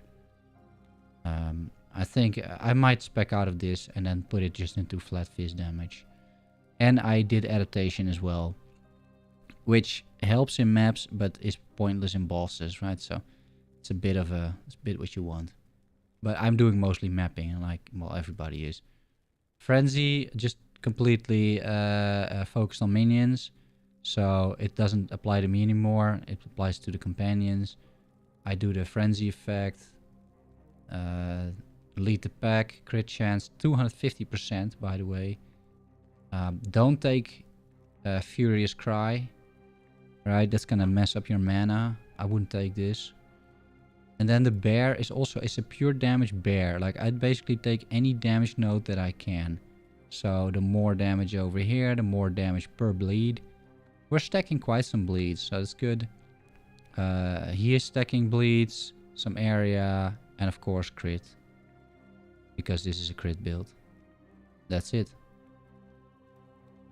Very straightforward, I would say. And now we're gonna die at Herald because I can't keep up with his charge attack. And the cold damage over time is probably gonna kill me, but we'll see. Let's see. My friend. Hello, sir. This is a mercy, yeah. This is kind of a mercy.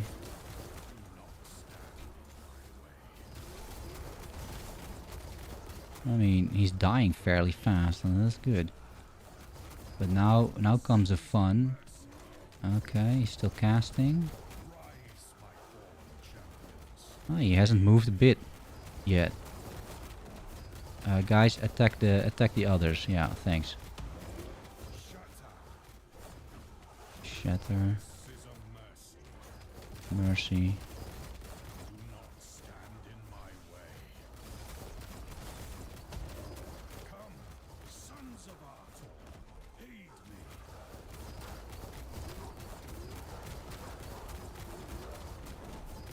See, because right now there's 15 stacks of bleed on him. 18, 20. So I can keep this up. I can even invest a little bit in this as well if I want to. And the bear is gonna do like a shitload of damage because of that. So that's a 19% more multiplier for the bear. Oh shit. Alright. What can we get? These are all pretty bad. Increased armor, 29%. Do I care about armor? I have 797. It mitigates 22% of damage. Particularly armor. I mean, would I'd probably rather have armor than endurance, let's be honest. And then chill on hit, I mean. It lowers attack speed and movement speed, right? Yeah. 36%. I mean, as a permanent sort of defensive thing, it's not horrible. Right? It's not horrible, but... Don't I have something like that already? I hate that you can't move this window, by the way. You can't get rid of this window. It's like... I can't even check my own statistics because this window is in the way. Sir, please. I don't know if I have any chill on my character already because I can't click on this thing here, which is Sedge. I think we'll take the armor. Right. It's a decent roll. The chill is not bad. The chill is not bad. I'll give it that. Like, we got chill, we got frailty. Do I have... I can't even see half my character either. Yeah.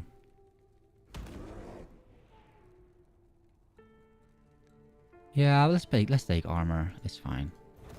Okay, fine. It went up to 2%. That's okay. We'll get better gear as well. You would hope, in terms of armor. Okay, well, that's one timeline done. On to the next.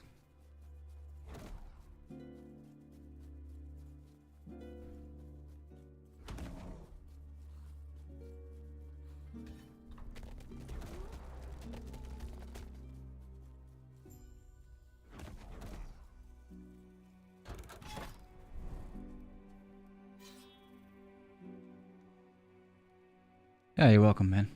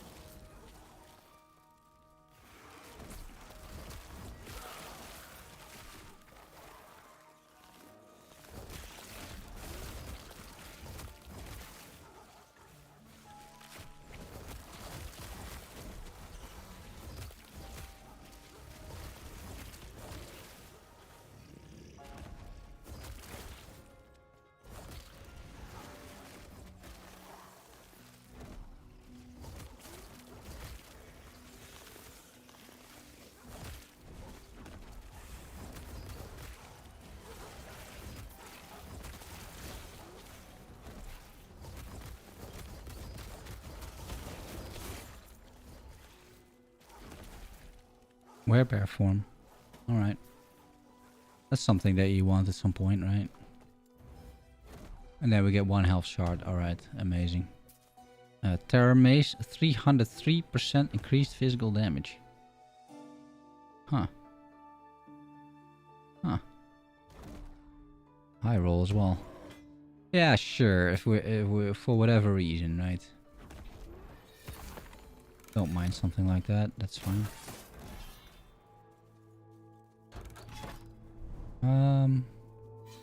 Yeah, we're just gonna travel someplace random, I think.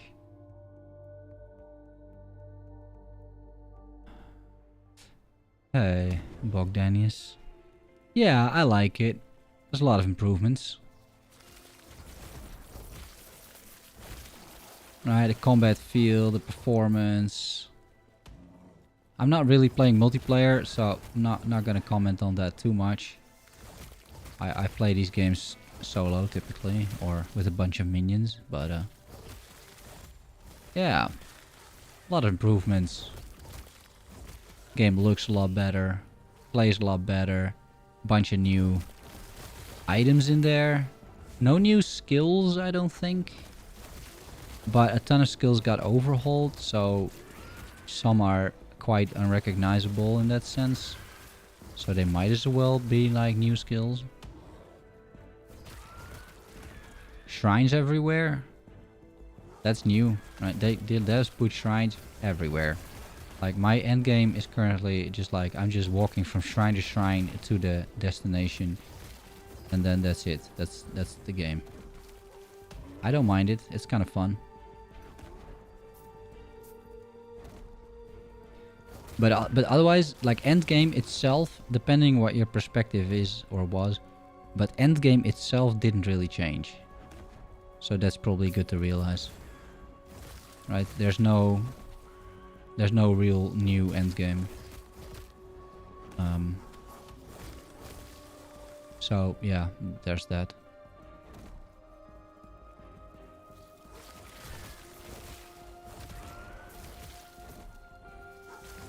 The monolith is still just the same thing.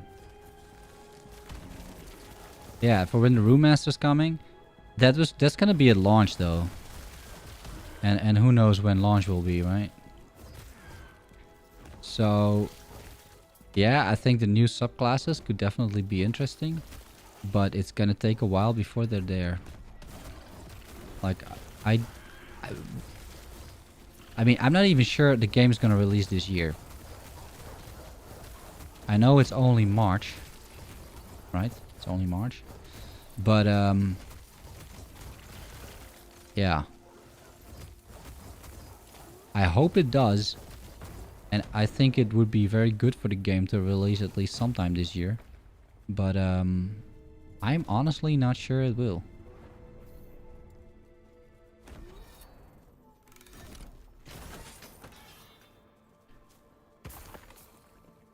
Because there's a lot of stuff that still needs to be implemented, and then they introduced a new trade system. Now that has to be implemented too, which is a good thing, right? We definitely need trade in a game like this, but yeah, it's another. I mean, that's gonna take a while as well. And then the balancing of such a thing, holy moly! And I talked about it earlier today as well, but I would imagine you would implement something like that before the release, right? I don't think you're gonna do that at release. That seems like a huge risk. So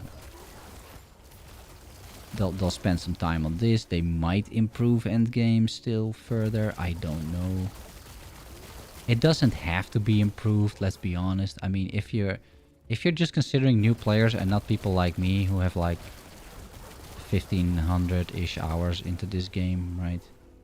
If you're just imagining like new players, this end game is completely fine. You're gonna have a good time in this end game for like 100, maybe 200 hours. And then you're like, yeah, alright, let's wait for the next cycle. I mean, I think if that is what happens, then they can be very happy, right? The devs. I think that would be a good outcome. Because then next time they'll be back and there will be a little bit more to do. And then that's how you grow your game.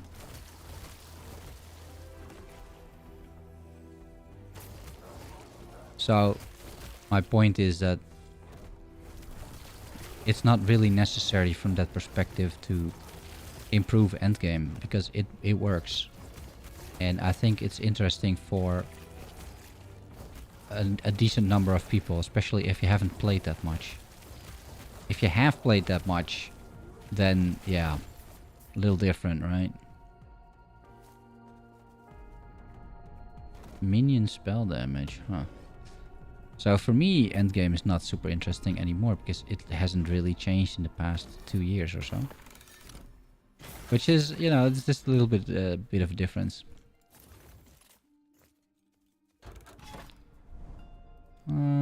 What's this? Exalted sword. Nah, let's take experience, right?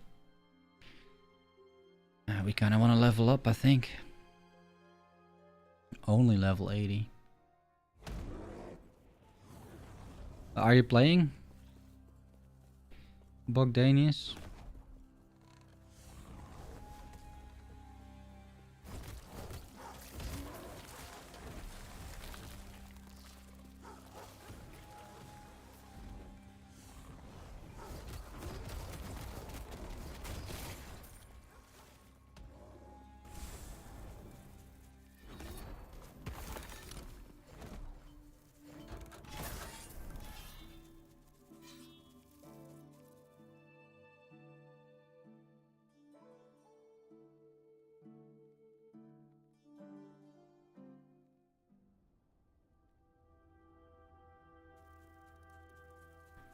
Load times are a little long. That's something that's happened. I'm playing multiplayer. Ah, nice. Yeah, if you were waiting for that, then yeah, clearly this is a good patch, right? I think the multiplayer implementation, from what I've seen, I haven't played, but from what I've seen, it's pretty smooth. Right, you just have your party panel. I can just invite somebody. I think even without being friends, I'm not 100% sure. And then, yeah, you can teleport to each other. It seems a very decent implementation of multiplayer.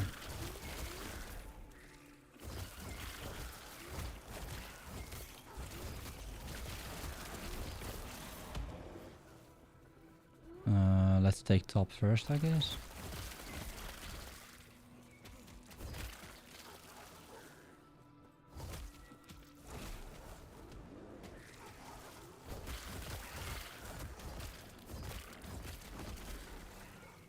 Oh, crit strike avoidance. Wait, I want that.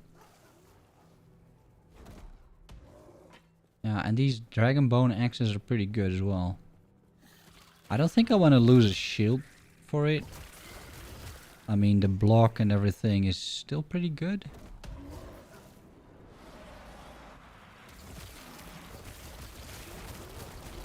Because you could dual wield something like this for even more damage. But I'm not super tanky.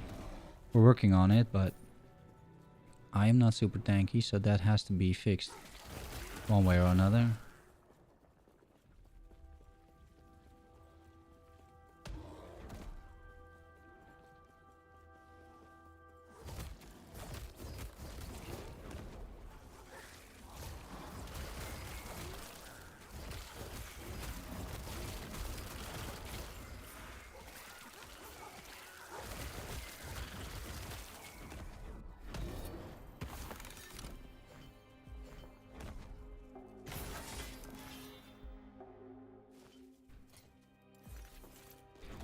Alright, it's time to do another inventory management round. Vitality and aspect of the Viper. Aspect of the Viper is pretty good, but I mean, I'm gonna be a bit critical about these things. Stun chance? Nah. No. Although it's not bad. Fire damage? Maybe. 16, 18 health. What's the max roll? 30? No. 28 and 6% chance to ignite. Sure. Health and LE res, also good. That's not too bad either. Melee attack speed. And some resistances. It's not too bad either. Mana. Crit. Not really. Poison res. Nah. CDR. Void res. Poison res. Necrotic res. But only 12. Fire res. Poison res. Cold res. I mean, we could get rid of the 6 and below, I think. Yeah. Sure. Take care. Right, put that in there. Exalty items. And then uniques. And keys. There we go.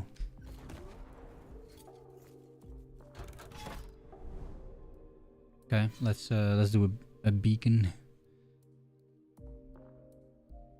See what this web has to offer.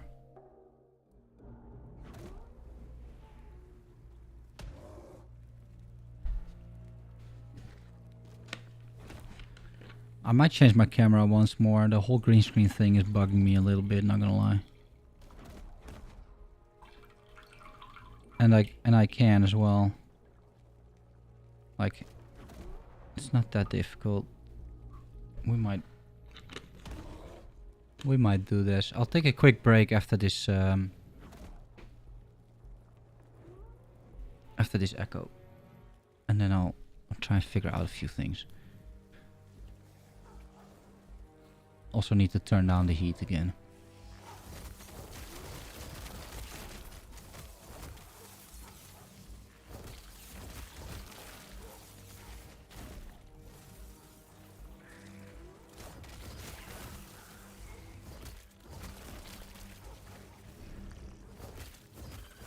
I'm hoping it's here. Yeah, it is. Okay.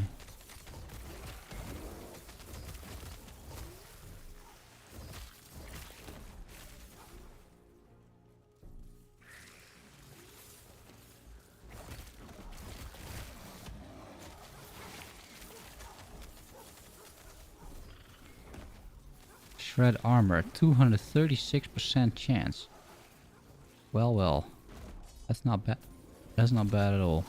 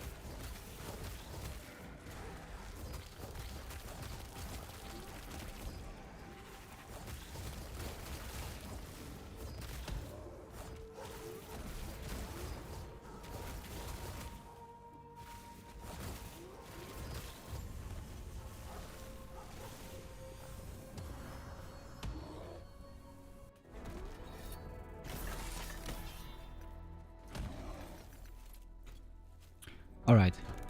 I'm gonna take a quick break, guys. Feel free to do the same. I'll be back in like a minute or two. Do a small fix on the camera, hopefully. And then... yeah, see you in a bit.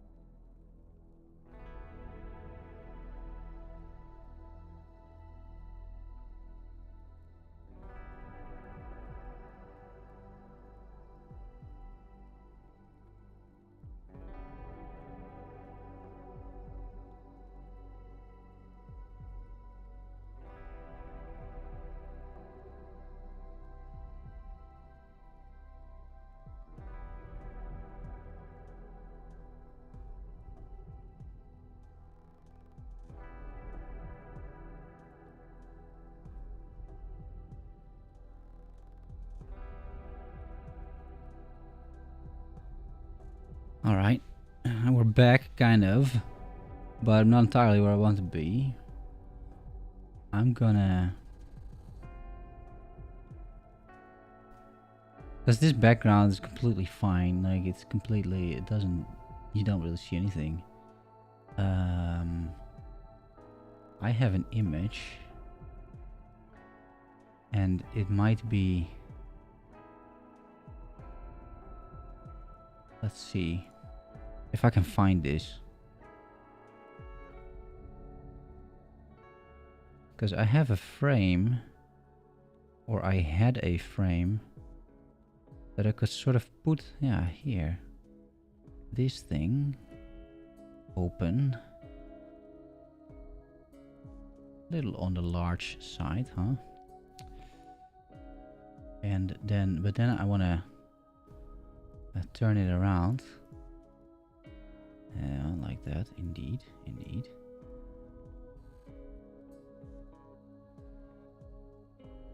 Yeah. Something like this. And then just like fit myself in there. That was kind of the idea. I had this too. I'm not entirely sure like where that went. So that's one. And then the... And then the camera, right?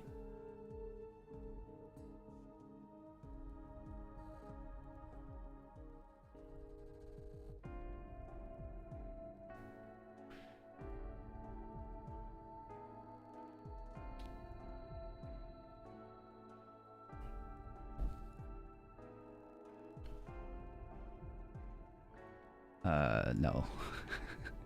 No, don't do that. This, yes, yes.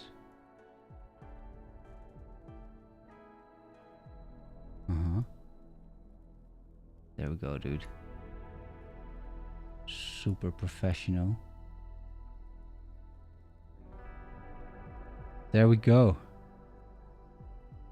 Now, I could make it a different color instead of like this pitch black, but otherwise it's fine. It looks almost professional. What do you know, right? What do you know? Alright, I'll take it. I hope you guys take it too. At least the weird green screen's gone, right? Like, that's kind of like... I thought it was a good idea this morning. I pulled it out from under the bed, but... Yeah, it's not... It's not really a good idea if you don't light it well, it seems. Okay, alright, we're back. What are we doing? We got the beacon. There's no rewards in sight. That's kind of a shame. Oh, here, there's a key, but I don't care about those. We'll path up, I think. All res, yeah, sure. I don't really care what modifiers I give them. For now.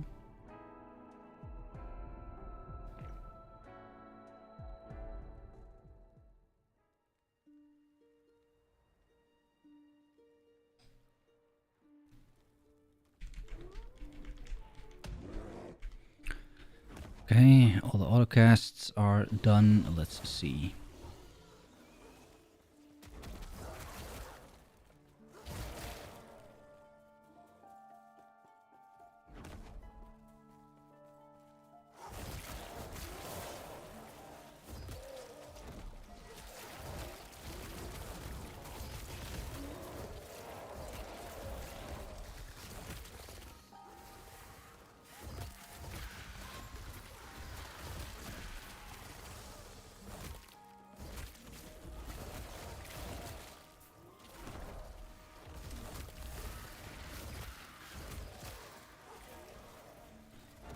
Ah, that's the Scorpion Boy.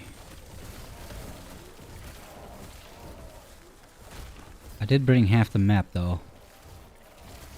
But the minions do take like good care out of all of this. It's completely fine, whatever happens here. Take a Glyph of Order. As a reward, I'll take it.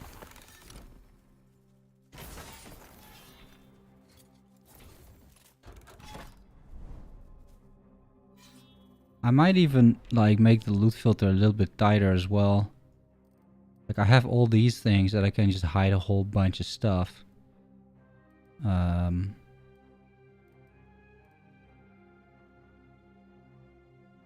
and I can hide these too. Because that doesn't matter anymore. The green ones are probably the best items that I can drop. Same thing is likely true for these idols. Yeah, I just want to hide like the super small idols, right? But maybe not just yet. Because I kind of like them for like new builds and stuff. They do help fixing your resistances and whatnot. This I checked. I can check all of these. Just to make sure that I'm not really dropping anything. You used your last 6 lists of chaos and neither affix changed at all? That sounds like a bug. I mean, that's not supposed to happen. If I use one, they do definitely change.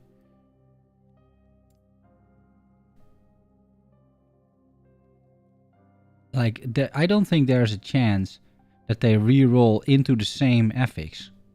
I'm pretty sure that's not possible. But who knows? I've never had that, at least.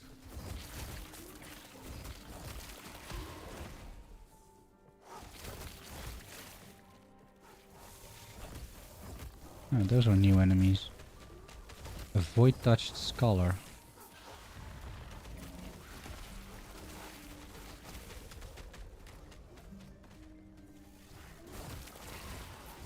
Agreed. Let alone 3 in a row. Yeah, exactly. Has to be a bug. Yeah, for sure.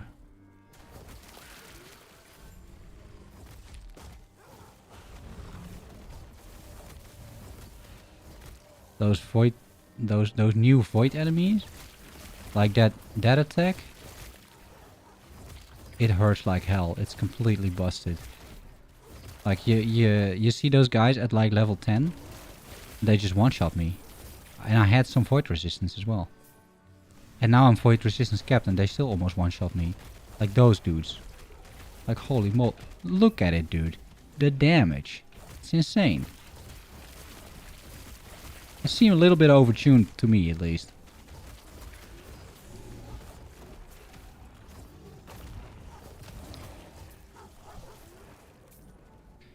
The monster itself is very cool.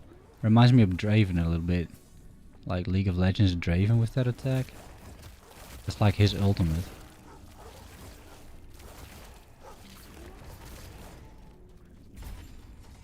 Okay. The wolf belt with totem crit. I mean, I'm fine, I think, in that regard.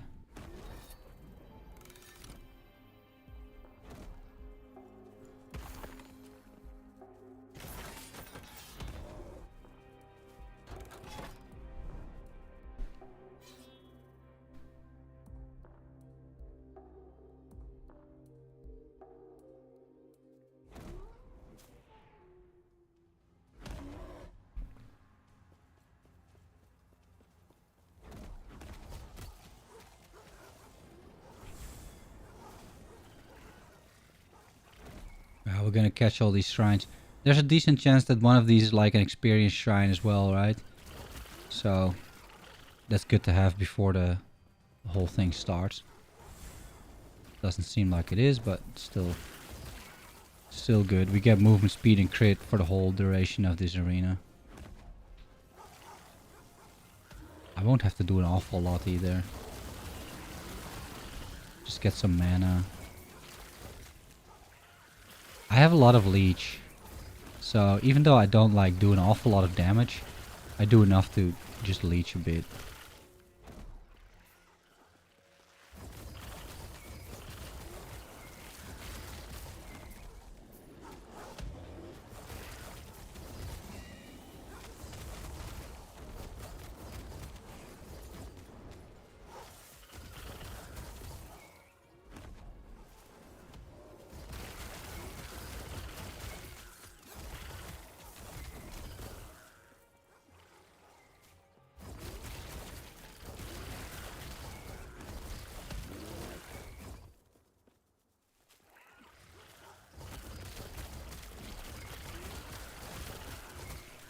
I think because of an idol, I have a small chance to cast lightning blast, which sometimes you see.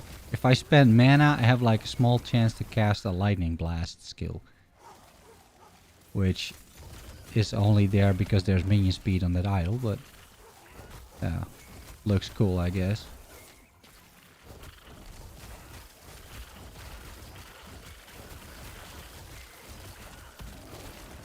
See, there was.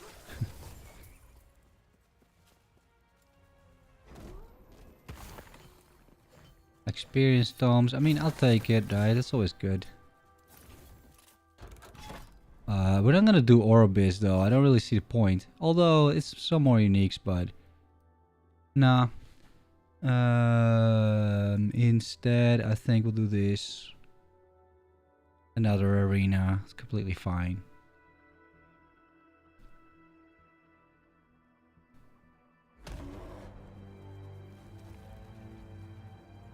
With more of these.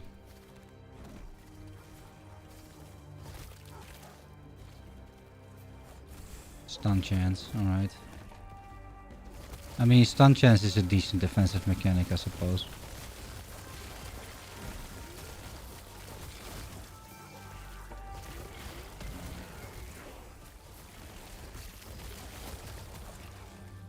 Oh, there's another. Wait.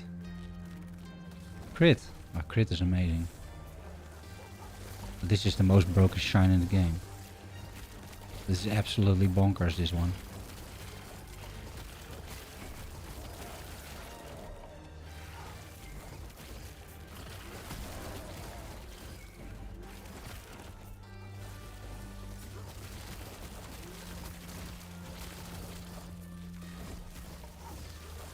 But this build was able to get 100% crit for minions without the shrines as well.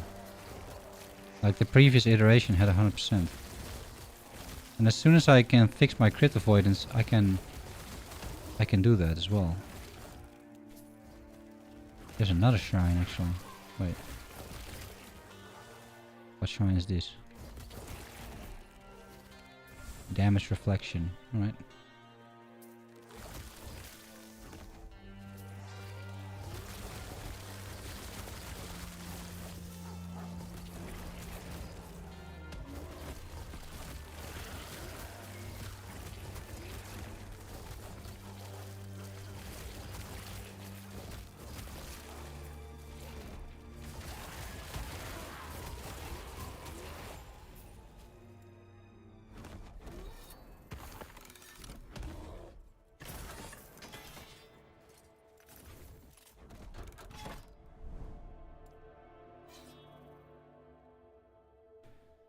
I mean, we got another beacon there, so let's see if there's anything interesting in terms of echoes.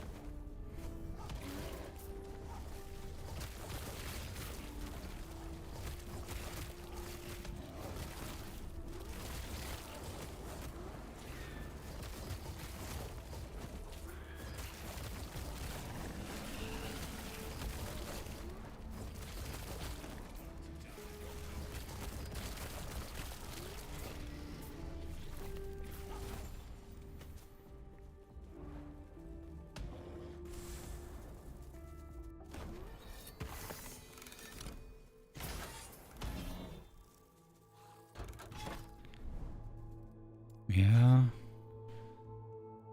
At least there's one unique over there. I'll take that. And some more experience shrines. That's good too. Or I mean experience rewards.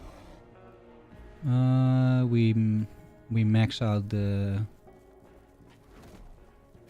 The vitality, 1100 health. It's still not much. I mean, last time the build had 2000.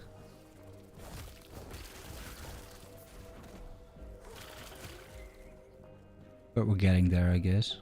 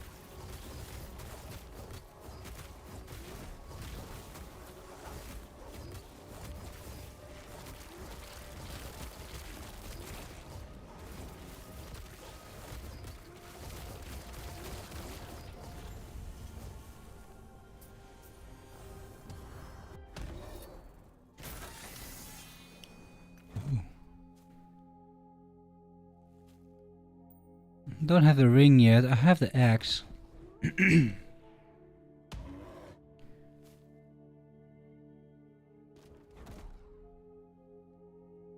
At first glance, this looks okay. I don't think I've ever seen a build use these items. Like this set.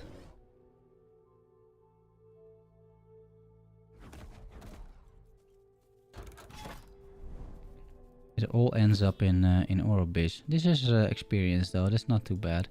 Let's get into the uniques. See if the game wants to give me another good one.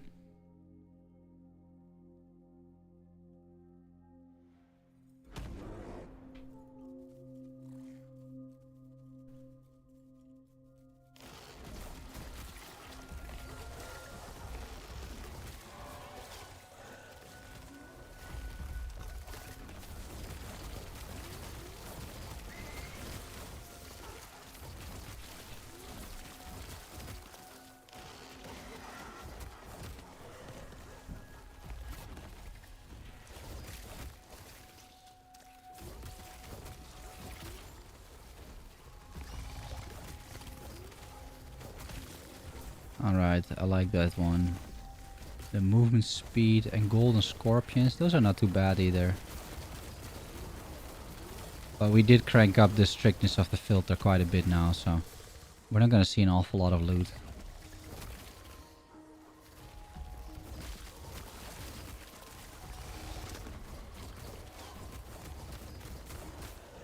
Might be a bit too soon, but it's okay, I think. We'll just wait for like a decent exalted item to drop and then just craft on that. I think that's gonna be the sort of the tactic. I'm gonna try and make it to, you know, the empowered timelines anyway. Alright, maybe clean up a few enemies here. Holy moly.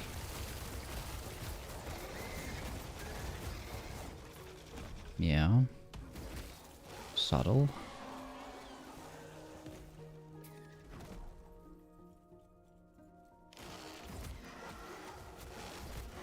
These are new too, these enemies.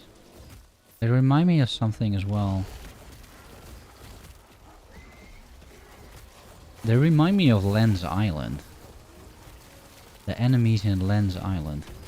If you guys ever want to play like a fun sort of survival kind of ARPG, but also with like crafting and building and but then like in an isometric style, or at least kind of isometric. It's early access still, But Lens Island is definitely on my list of things that I think is really great game already. And they're slowly but surely improving on it too. Lens Island is kind of fun. Okay.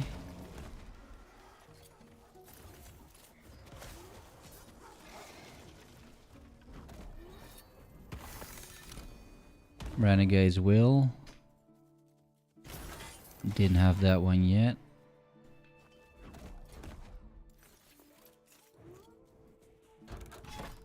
We're gonna go this route.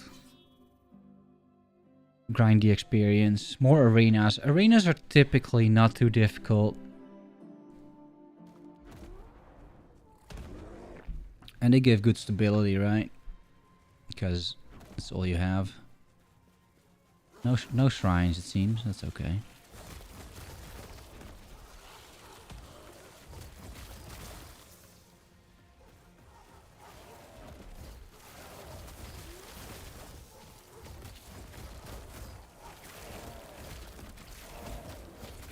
Do you guys know, by the way, bit of a random question, but do you guys know if there's still a way to upload your character into a build? Like into a build tool or something? Because the saves used to be able to, you used to be able to do it, right? Because of the saves. So you would upload your save into the last Epoch tools and then it would work because it's offline. And yesterday, like, I was sort of recreating this build. And I was like level 10. I was like, okay, let's upload the save into the tool. Right? Because that's good reference. Then you saw what I was doing at level 10. But then clearly, like, my character is not saved locally anymore, of course. I mean, that's the whole point. So I'm wondering, like, is it possible to get your save game, like your online character, into a tool somewhere? Is that a thing? And if you know by any chance, or if you've seen this maybe in other build guides, are people doing this?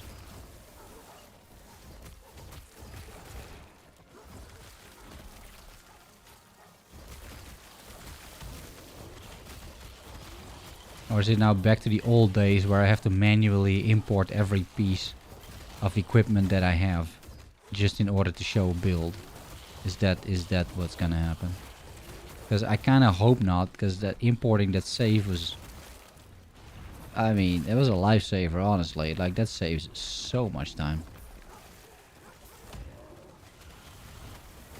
Ow.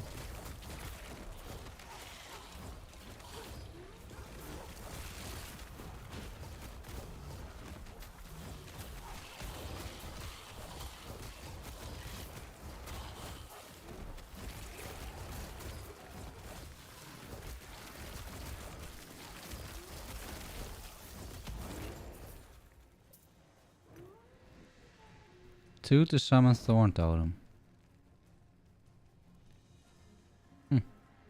And crit avoidance. Yeah, sure, we'll shard it, right? You get +1. Okay, well, fine.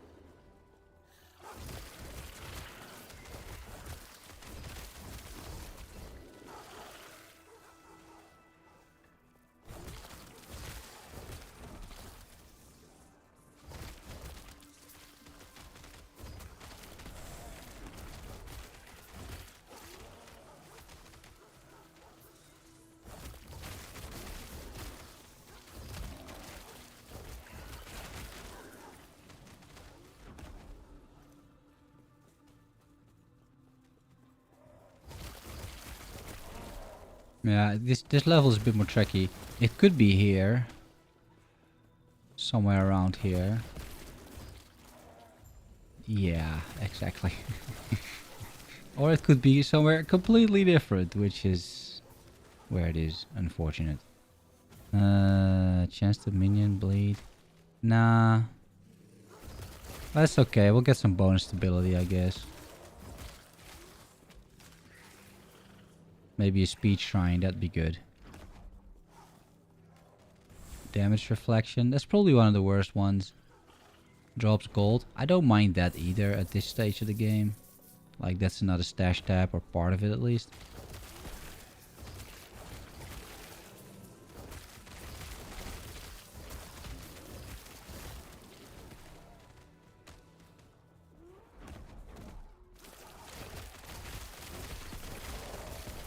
Ow.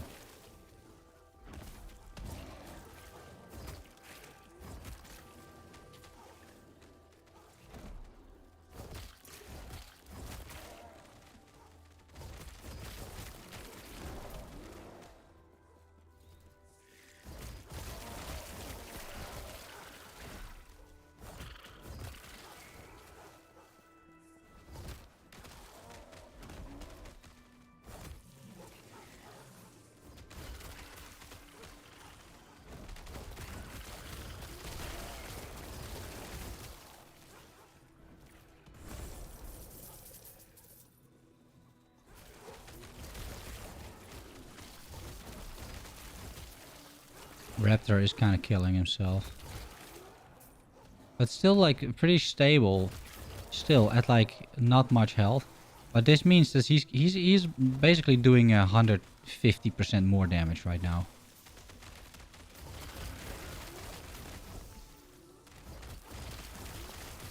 Because he has a 2% more multiplier per percentage missing health.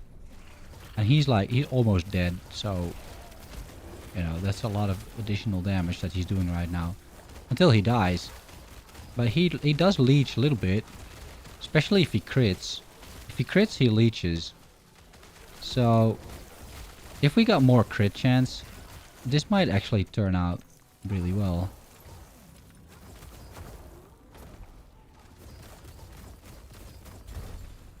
Yeah, that hurts like hell, that stuff.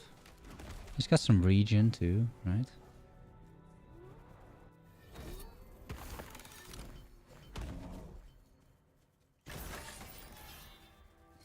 Okay. Let's see how good or bad these exalted items are. Shred armor on a hit, but then on a massive two-hander. Yeah. Yeah, probably not, right? Fire damage. I'm not convinced.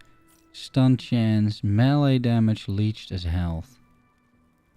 I mean...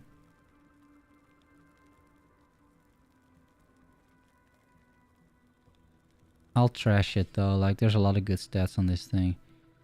Shred armor, yeah, on a one-handed sword, I'm like, yeah, okay, you know, this is a very fast weapon, that kind of makes sense. Void pen, that has to be good, right? 60% increased melee damage, I mean... melee, yeah. Health on kill is pretty bad. Strength. It's still pretty bad, right? Attunement could be good. And some mana regen. Fizz damage. 1 all attributes and 9% increased recovery.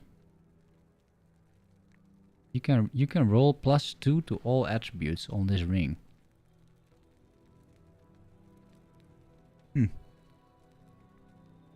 That's not bad. Plus CDR. That's pretty good. Yeah, we'll keep it. Who knows? Might turn that into something decent. And here just minion damage.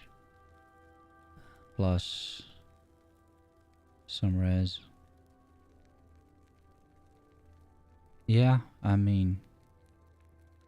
No. Just no. Okay. So this will shard. That's good. And then the others go in here. Figure it out sometime.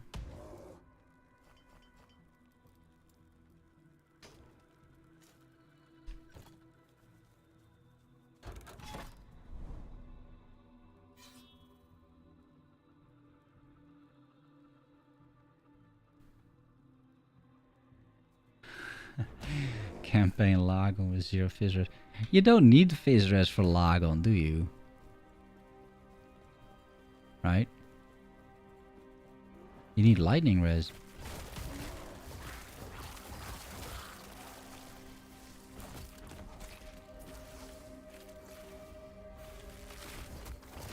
Only the tentacle attacks, maybe.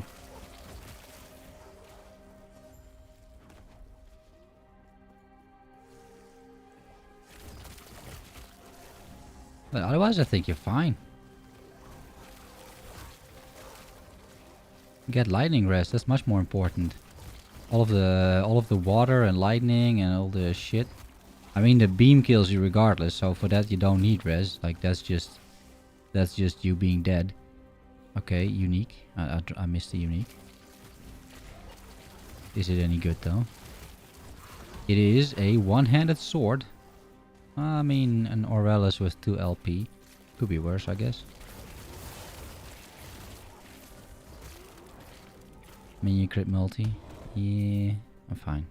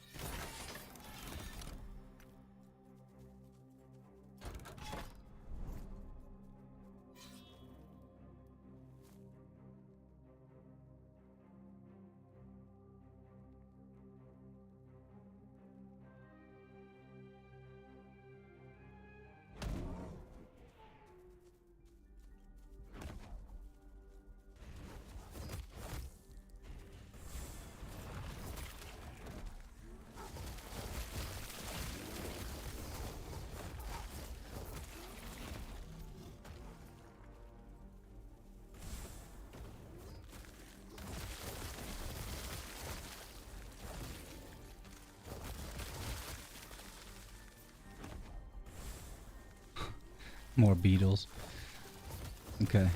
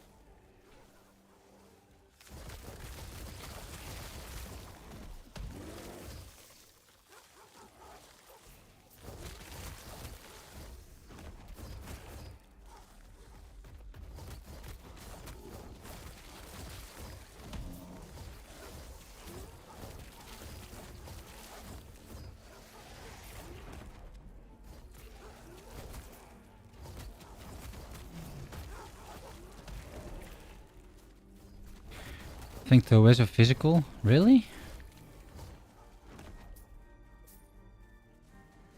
if they're physical, then you're dead. I always thought those were like water / lightning. But yeah. Hard to say, I guess. You could be right. You could easily be right.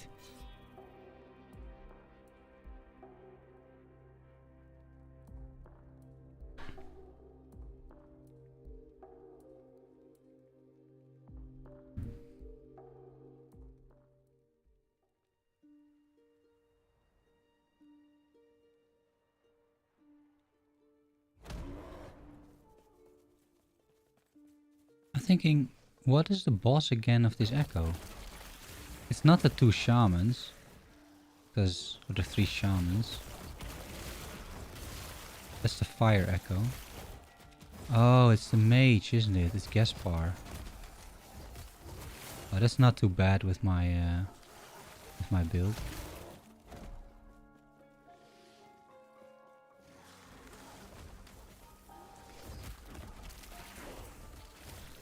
Level 82.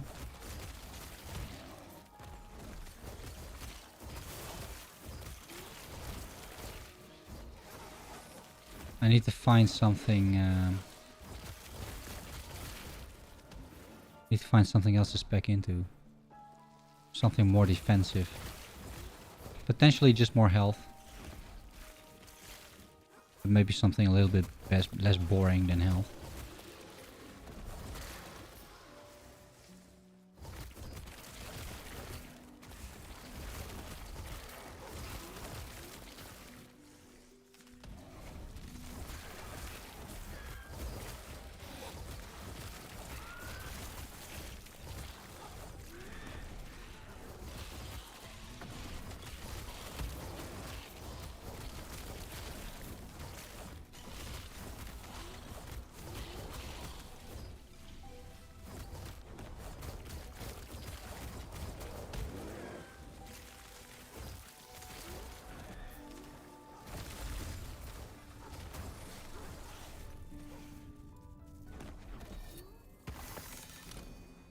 Okay. Dagger, don't have that yet, so that's good. And it's also kind of like a minion set item, right? With totems and stuff. If you're interested in that. Oh, Aaron said no. Alright.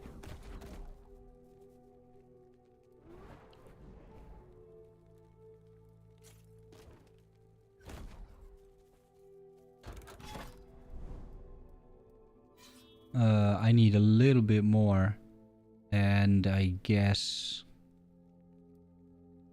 I may not want to run with these modifiers. That depends a bit, I guess. We can do this and then the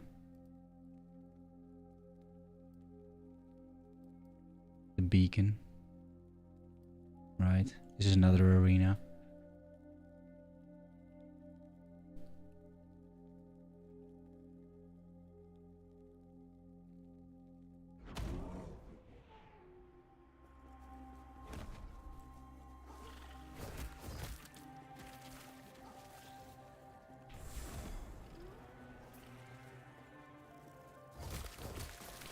Yeah, and there are boss guides these days out as well on Maxroll, right? They like McFluffin and Lizard and Tarek. They put a lot of effort in a lot of stuff over there. I haven't actually really checked it out, but I watched Lizard's video on it. So there are boss guides, build guides, leveling guides. A lot of the stuff is explained from just mechanics, right? Shrines even. Not sure anybody needs an explanation of what shrines do, but hey, you know, it's all there. So, yeah, that's pretty good. So I think the Lagon boss guide should probably tell you also this sort of information. I might look up a few bosses myself, especially the ones that I've hardly ever done, right? Like the dungeon bosses. Like Jura I know, but Jura's bugged. Because she desyncs with the server, which is a death sentence because you don't survive that initial blast, right? That clock blast attack thing. It got me killed earlier on stream, and it was definitely bugged out because it synced me back to the other realm where the clock was ticking, and then it just blew me up. I was like, wait a minute, I pressed the button. And you saw me press the button as well. I just desynced back to the previous temporal shift. I was like, wait. So, and I saw the same thing happen yesterday with Lone Star. So, there is something fishy still going on. I don't really notice the desyncing in the maps, even though it has to be there, right? Like, there's no way that is only true with the dungeons. But yeah. All right, what are we gonna do here? I think I have pretty much everything. Yeah, no hardcore on Jura, that is for sure. Like, you're gonna feel very, very bad about that. We can do aspect buff duration. That's one thing. We can also do this, of course. This is pretty much a freebie, right? Additional damage reduction granted.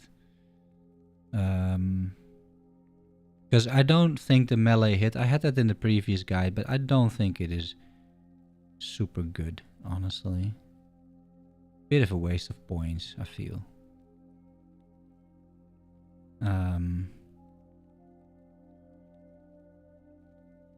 Because I'm not gonna go into dodge, I just don't have the... Like, I'm not focusing on it at all.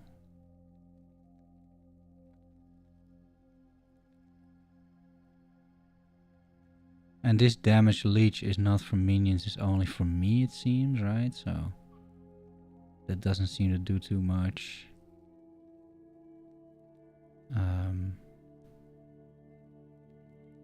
I don't need this either. Aspect of the shark on hit. Doesn't matter, I can proc it.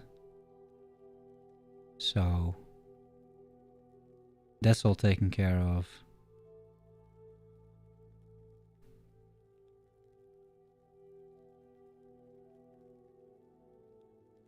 The leech is good. Alright, this leech is good. For sure. Also for minions. Those are probably... That's 11 more points. I am level... What exactly? 82. So I have to make it to 93 to get those 5... So those points. Which, you know... These are pretty good for the minions. As long as the minions stay alive, I'm typically fine. We could go Call of the Pack, but yeah, I mean, it's 60 flat health, it's not bad. Or perhaps something over here, but this is even worse. Right, health. Percentage health, but percentage health is not that amazing either.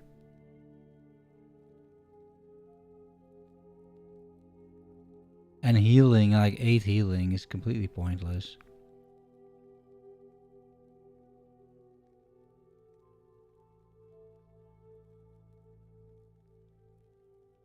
This is not a bad note, Ancient Call.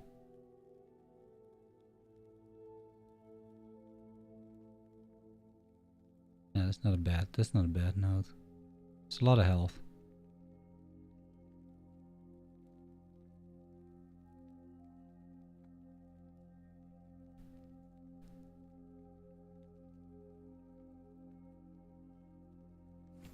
I'm gonna go with this leech. My minions are not dying right now, but I think with leech it's gonna look a lot better as well. Also, especially on the raptor. Because the raptor is slowly killing himself. And with leech it's probably fine.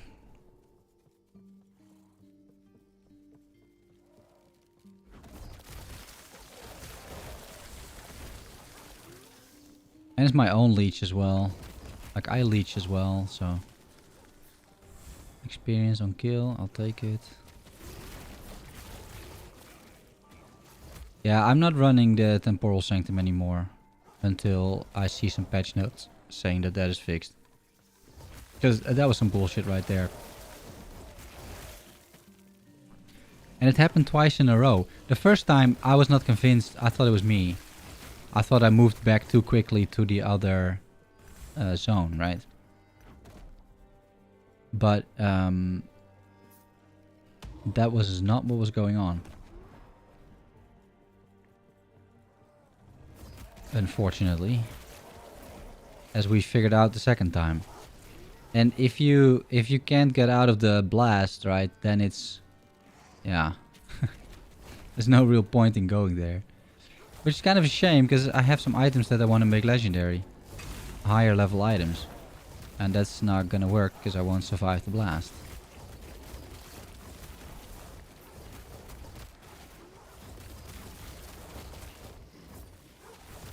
But in maps I don't really seem to be desynced. Sometimes it seems, but it could be me. But I feel that I'm not inside the AoE. And then it still hits me. I'm like, wait. Didn't I just walk out of that? So that might be the similar sort of desync. But the other was like super obvious. Yeah, really obvious and really painful too, because you get one shot by that attack, right? That ticking clock thing. Like, you're not supposed to survive that. And you aren't. Even in a tier 2 dungeon. Like, the damage is too much. Maybe if I, you know, ramp up a bit more health, then maybe you're capable of surviving that, but for now, no. Not gonna happen. Alright, it's time to run this thing.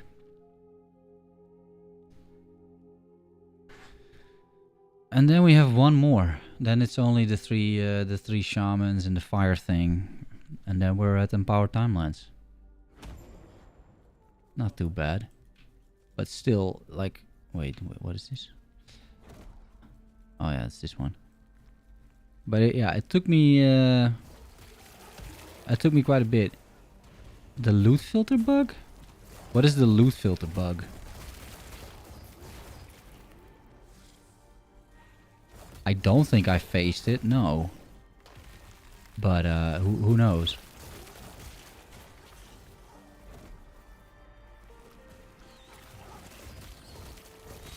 Also, items are being deleted from stashes. That is also kind of a thing that is happening to some people. Even after disabling loot filter, loot doesn't show up. Really? Oh. No, I have not... I've not seen that, no. Wait, I'm actually picking this up. Like, this seems not too bad for a glaive.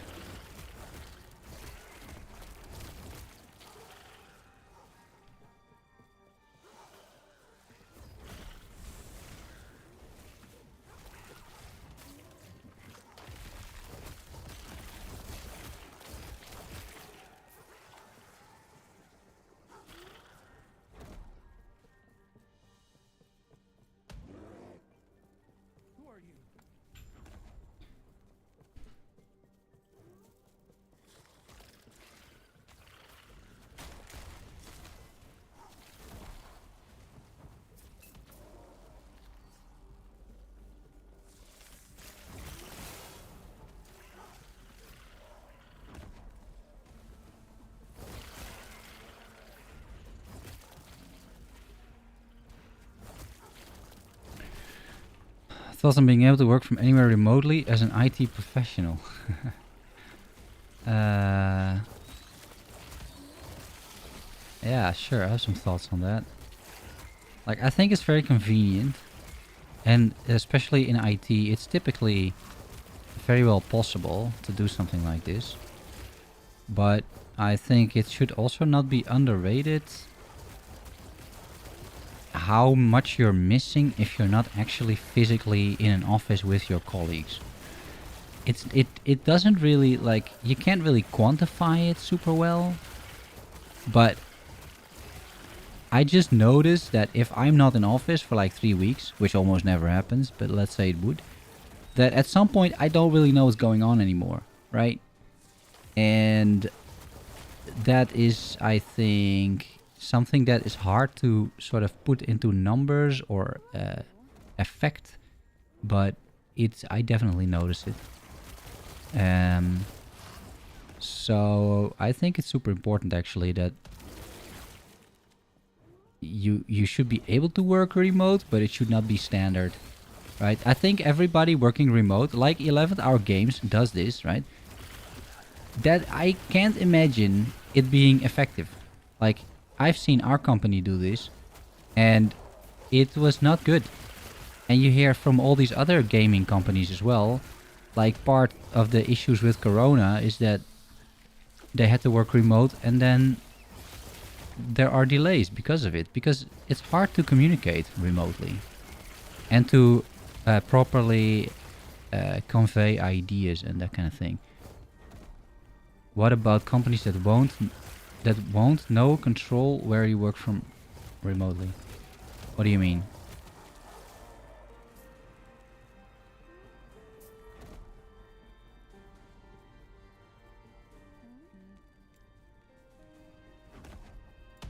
I'll check on him.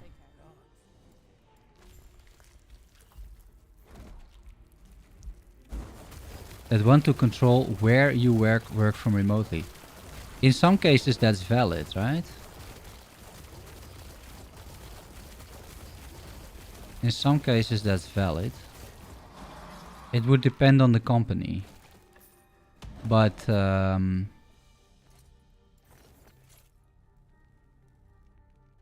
like for example, in my company, I'm not allowed to work remotely from anywhere. For example, I can't go to Iran and say I'm gonna work remotely from Iran, right? That is not, they're gonna say no, you're not. It's not gonna happen. But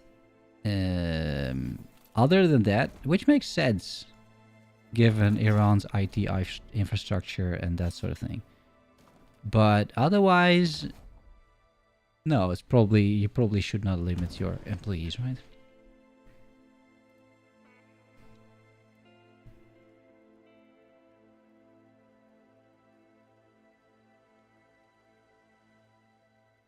Yeah, it's a regulated company. Obviously, that's a restricted country. Yeah. Well, yeah, but it's true for quite a few countries. But I think it depends on the situation.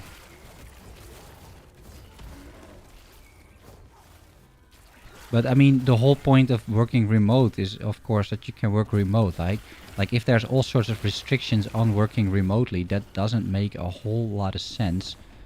Unless those restrictions are like, well, you can't work from these countries. Well, depending on what kind of company you work for, you can make an argument for that. But I'm not entirely, like, you're trying to get at something, it seems. But I'm not entirely sure what you're trying to get at exactly. The don't ask, don't tell approach.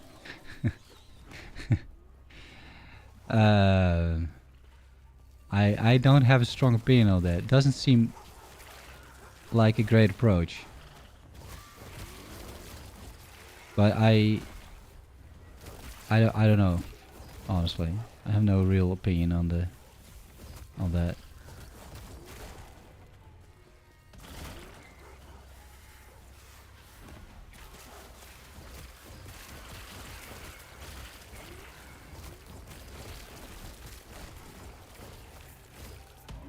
Shoot what matter?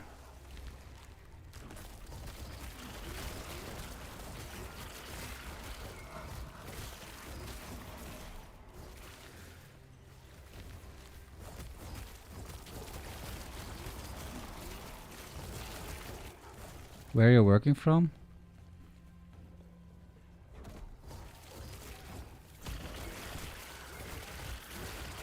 Well,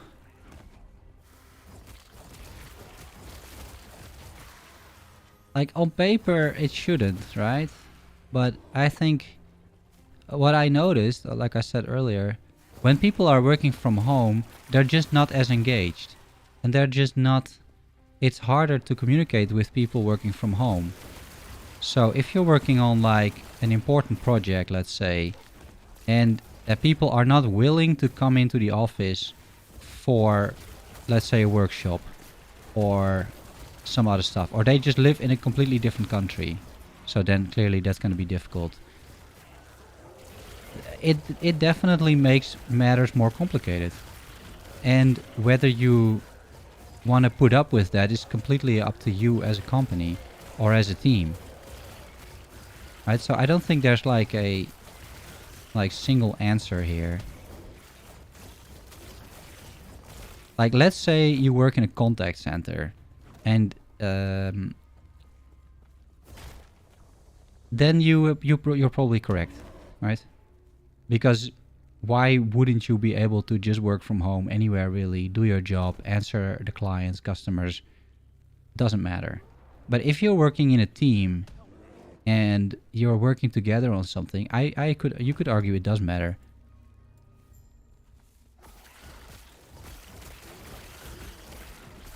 So it depends on the situation. I don't think there's one single answer that covers like all the cases here.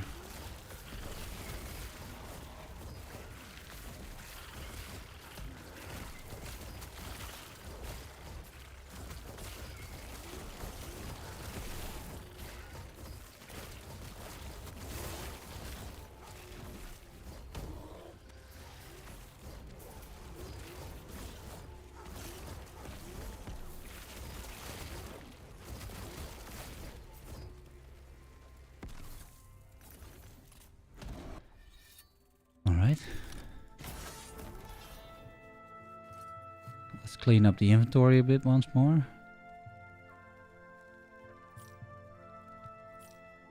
This could be good. I guess +7 to all attributes. It's like, yeah, I mean, alright. Melee crit, melee attack speed, which is high tier, I think. Yeah, tier 4. You could turn that into something good. Freeze rate multiplier. 579. I mean... Mana regen. On a mana regen ring. Yeah, sure. Could be good. Melee damage. Not convinced.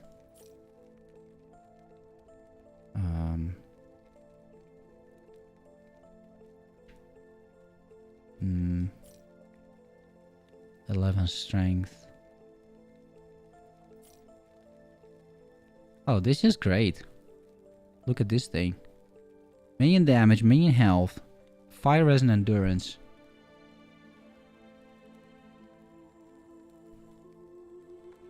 Yeah, that's also true, Lead Pill. Like, there are also... It depends for how long you're working there, but it's absolutely true. Also, tax-wise, it's a bit more complicated. If you work in one country and live in another, like that's... I guess it also depends on the country where you work and pay taxes, but in the Netherlands that's relatively complicated. Like, you can't just, you know, move to Spain and then start working from Spain at a Dutch company. Like, there's all sorts of rules and regulations about it. This gloves I like very much. I need some necrotic resistance on those things, but otherwise seems great.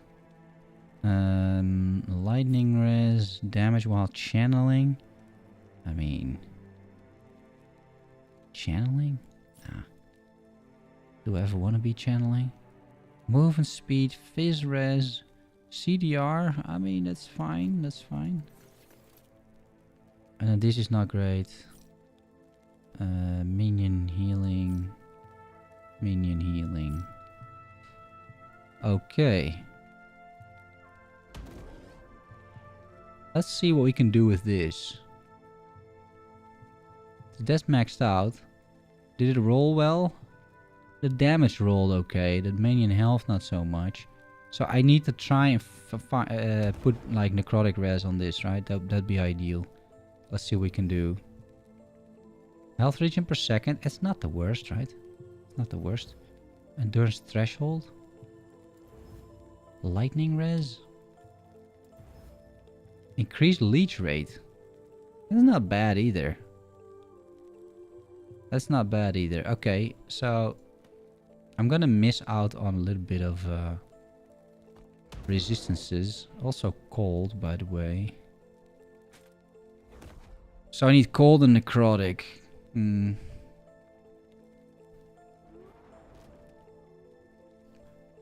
But I'm getting a lot of damage in return.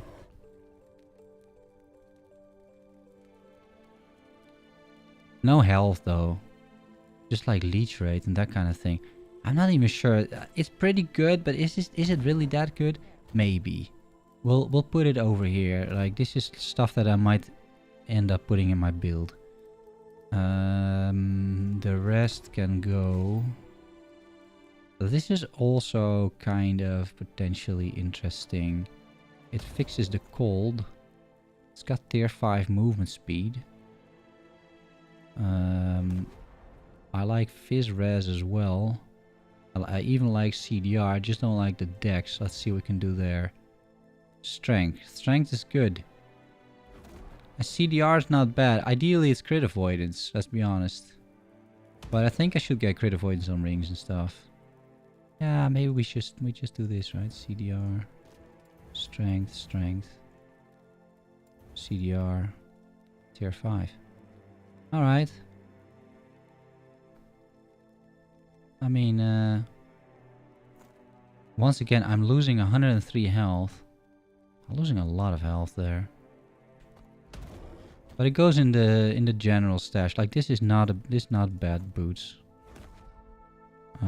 Summer Wolf will shard this. Hope to get some of those. We got all 3. That's good. And then set items. And then uniques. So far not sorted. But we'll get there. How much money do I have? 357.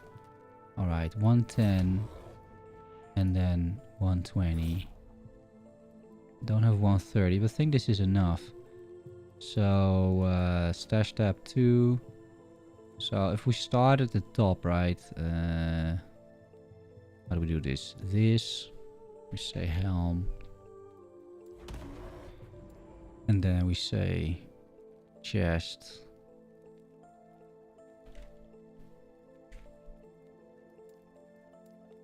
And then we say hands. Gloves, maybe.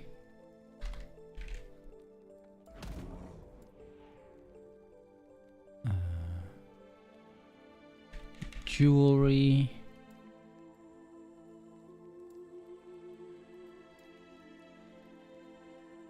Boots.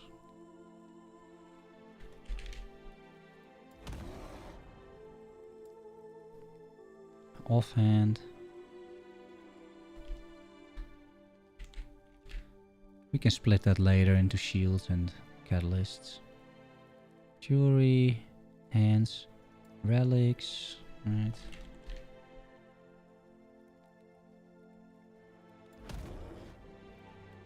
I got even 2 more.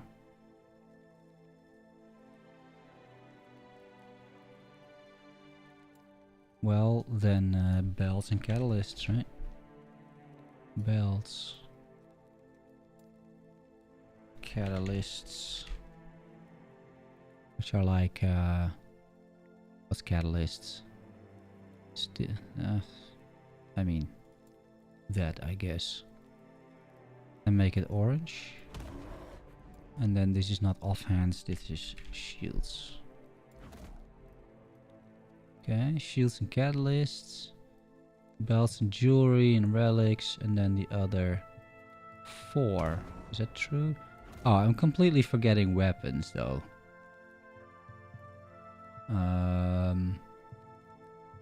Yeah, kind of important, weapons. So let's say for now then one-handed weapons. And the shields will be back to offhand. And the catalysts will be two-handed weapons.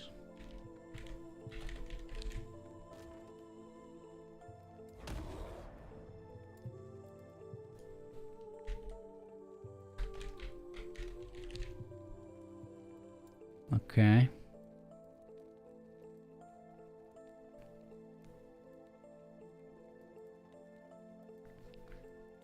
Jewelry, relics. Okay, this is fine. Now I need to sort this a little bit.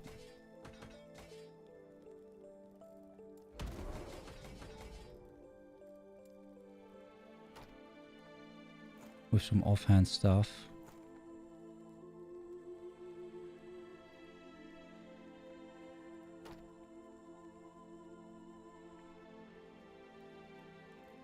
Yeah, and I don't have bows either. I think bows are also gonna be considered two-handed weapons for today.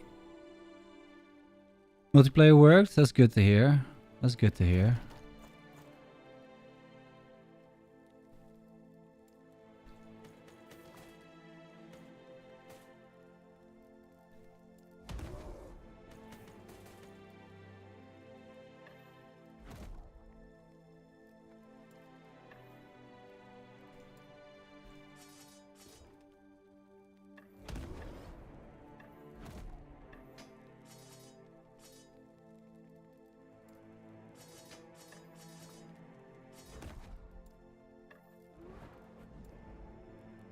Let's see, a relic.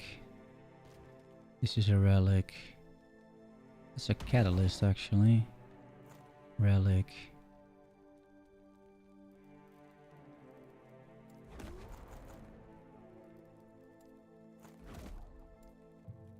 Hands, hands, hands.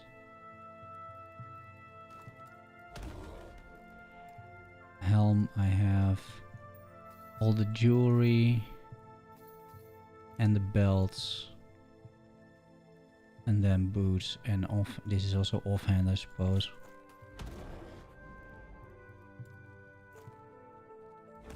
Yeah, I guess. For now, at least.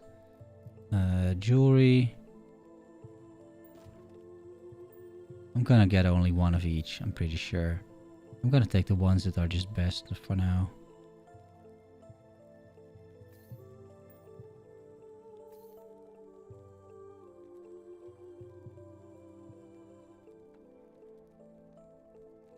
Yeah, that's the better one. The rest we're just gonna sell. Jewelry, this thing, that thing. We'll sort it later. And then the boots. There we go.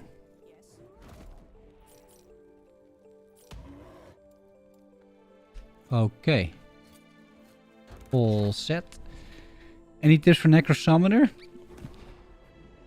I mean, you know, get as many as you want. Or get as many as you can. Go armor shred.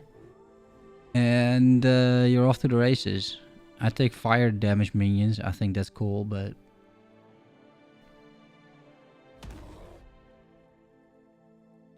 Yeah, I never used Abomination. They nerfed Abomination as well, yeah?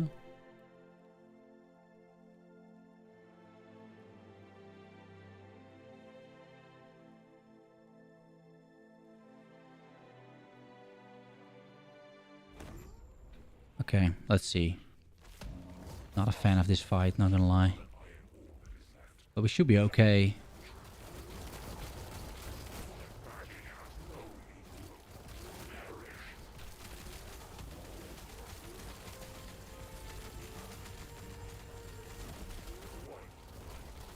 Oh yeah, this ability. I can't do an awful lot in terms of like damage. But fortunately my minions are already they got him halfway already. It's not bad at all. And they're leeching.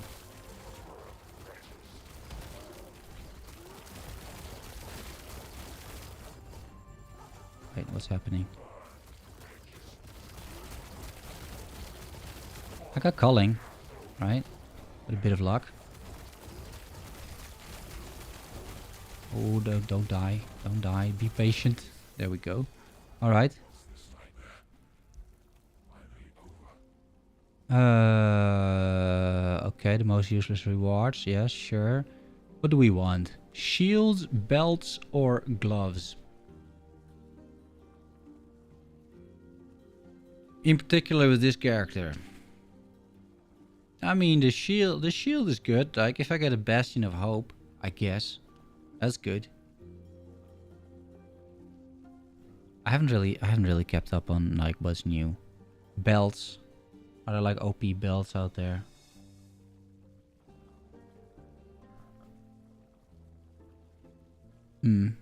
I think shield's fine. Body armor, Temporal Sanctum. Okay, well, one more, guys.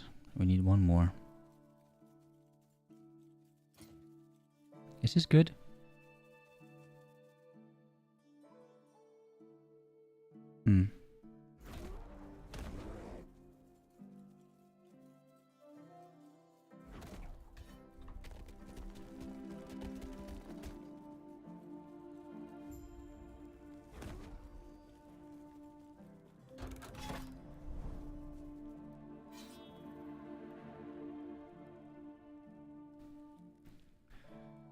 You can focus on dodging for 30 seconds. You took the die, huh? Yeah, interesting. Just creating that guy was, I think, a bit of a, you know. But they changed that as well. I think he could be permanent, right? At some point.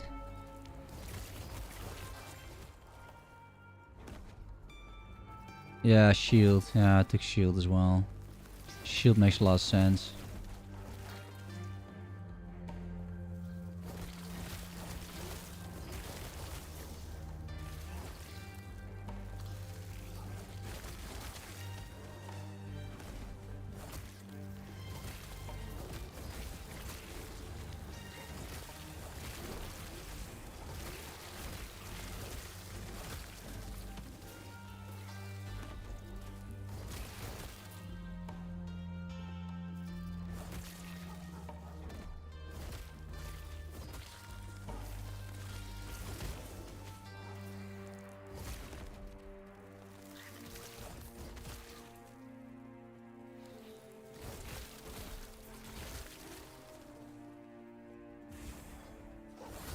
These are often bugged as well. Like they're just waiting and not doing anything for seconds sometimes. Now I don't mind because these are some of the most annoying enemies in the game, but this still shows up, huh? Wait, how does that still show up? Oh, it's this. Plus more than 4 tiers of minion melee damage. Because this is tier 5, is that why? It is tier 5.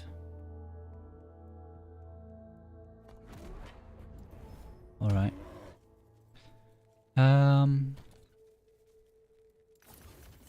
Yeah, sure.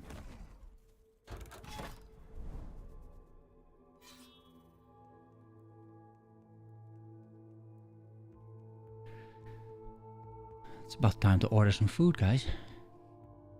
Some sushi or something.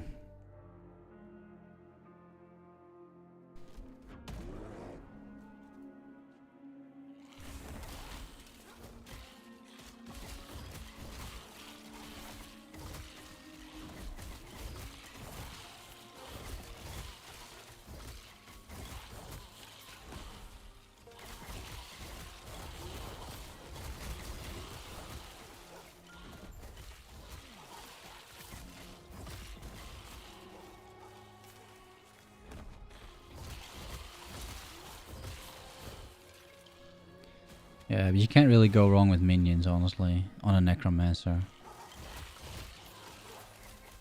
I think it's a smoother progression than this.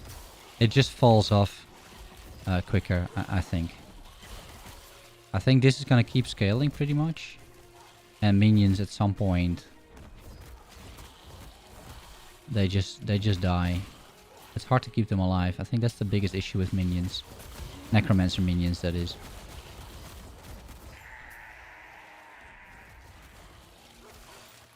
Ooh. Exalted turquoise rings. That is always... It's always promising.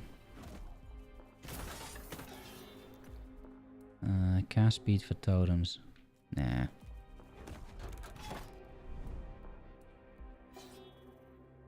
I'd love to get to the Empowered Timelines though, because there you have, in my opinion at least, and I think it's actually true as well, you have many more rewards on the web, you know, so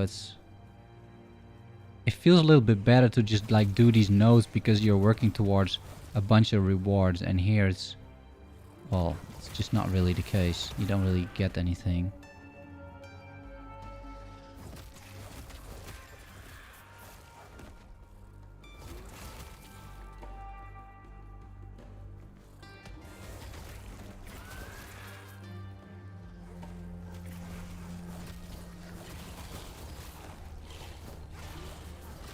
Especially if you increase the corruption a little bit.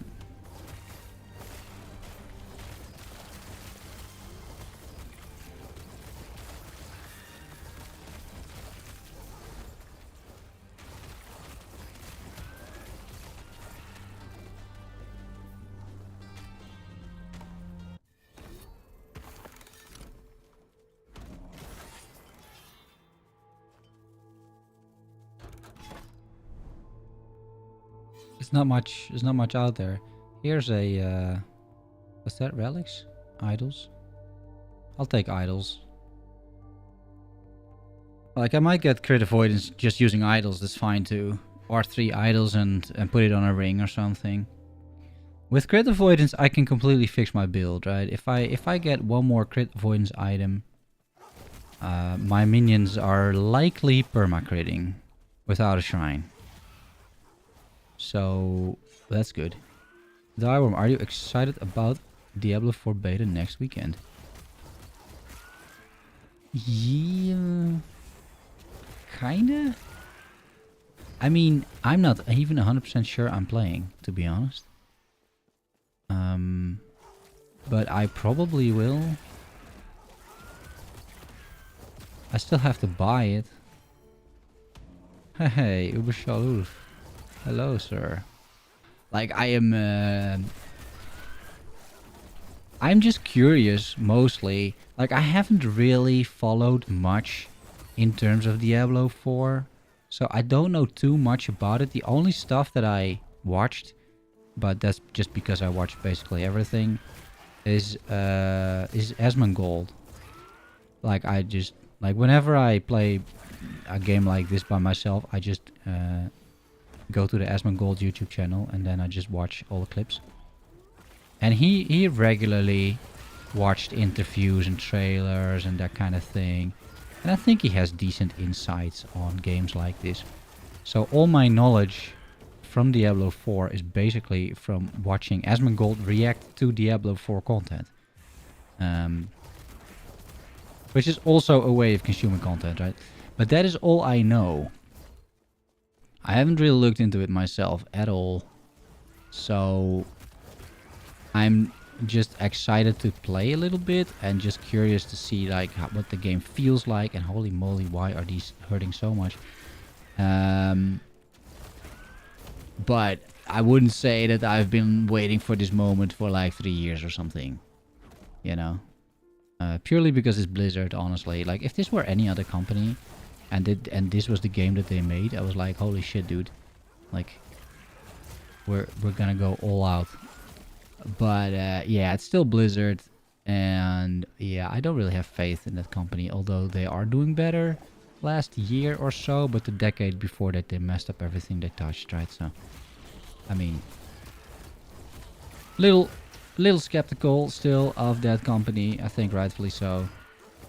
Also a little skeptical that that game will not be completely pay to win within a year. I mean, I'd be surprised if there's no pay to win by the end of the year, honestly. So, yeah. And then people go, yeah, but they said it wouldn't be. Yeah, they said that about Diablo Immortal too, buddy.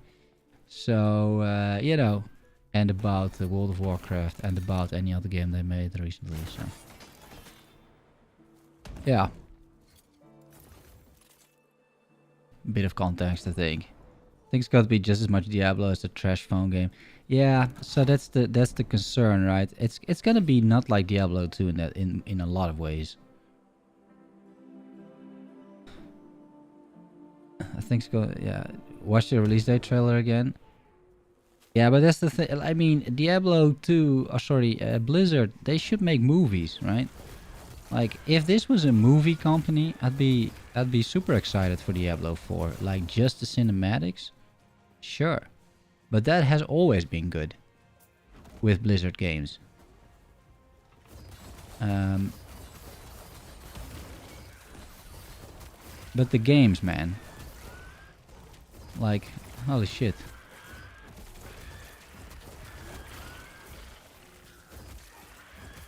It's just trash.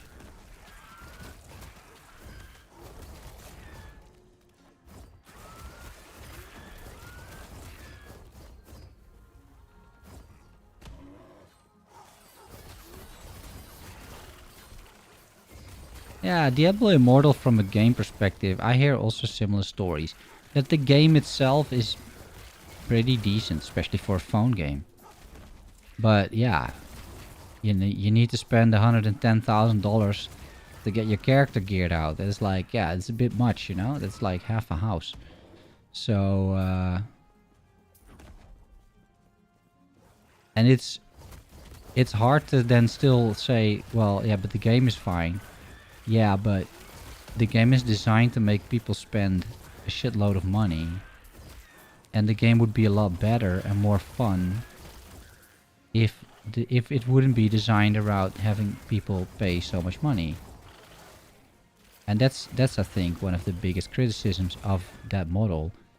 That this argument like, yeah, but it's still a good game. Yeah, but it would have been a much better game without pay to win.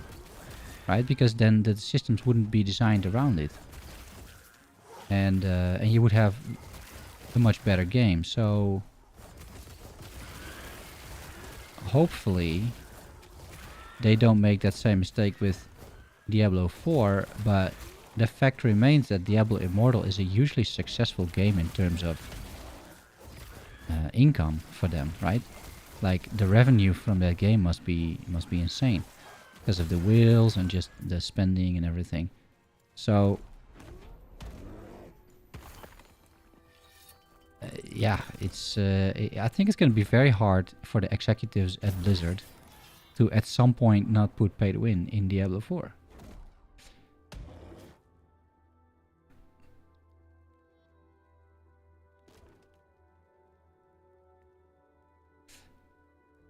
Yeah, the biggest was Classic WoW. Probably true. What kind of games the game that you're paying money for to win game? Yeah. Yeah, well, I mean, with the mobile games, that's of course pretty standard stuff, unfortunately, as that may be, but with mobile, it's pretty standard, right? It's just that I think it's kind of sad that Diablo turned into that. Back to last Epoch, sure. Found 2 types of keys. Yeah. They are to enter certain dungeons. So there are dungeons in the game, and as soon as I take care of these blood things, I can show you. And you need these keys to enter the dungeon. I'm pretty sure if you hover over a key, it will tell you. It will tell you something like Temporal Sanctum or Arbor, Lightless Arbor, or what else? There's a third. There's a third dungeon. The Soulfire Bastion. That's another one. And you need those keys to do a run in those dungeons. Now, I can tell you, it's not fun. These dungeons, right? These dungeons are not fun. So, yeah, whether you want to do them is a separate story, but especially the Temporal Sanctum is useful because you can create legendary items in it. But you need a key to enter. That's it. How do they different from regular? Just run one, right? You can just run a dungeon, and you'll see. Honestly, each dungeon is different. It's got their own mechanics. Like it's got each dungeon has their own quirky sort of gameplay mechanic. One is better than the other. And yeah, and it has a boss at the end, a pretty difficult one actually. But it has different levels too. So the first dungeon you run at like level 22. So if you're level 50, like you should be able to complete that dungeon. Even though Yulra might still one-shot you, but don't think she would.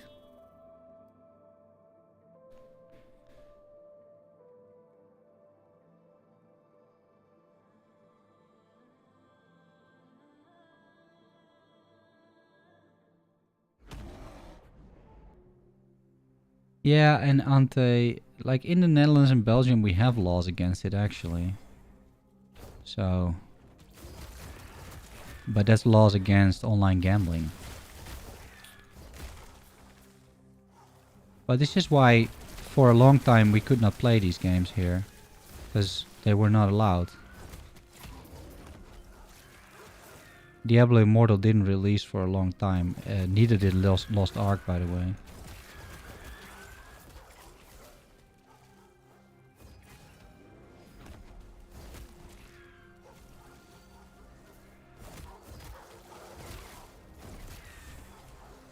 I think it's just up to the players ultimately. I mean, pay to win as a concept is not like...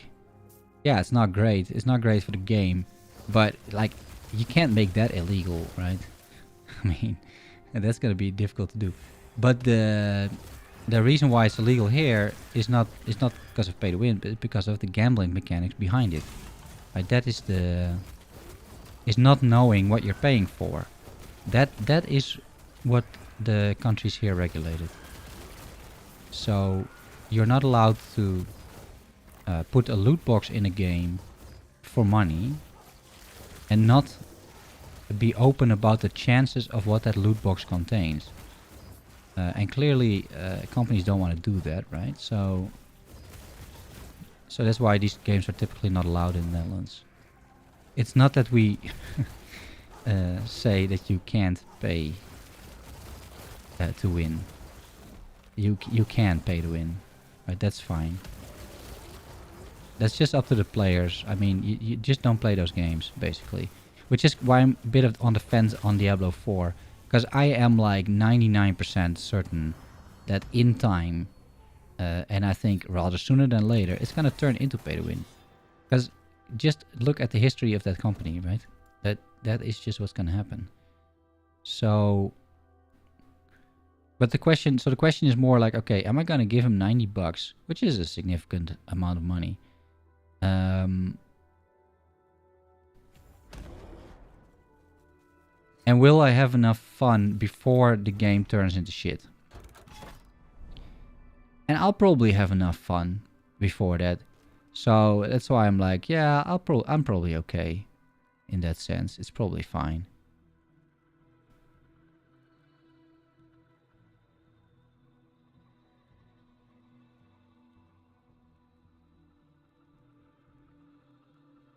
I think this game of year 2 will be top-notch game. Yeah.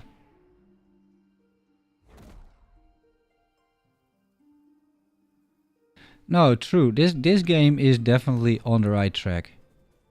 For sure.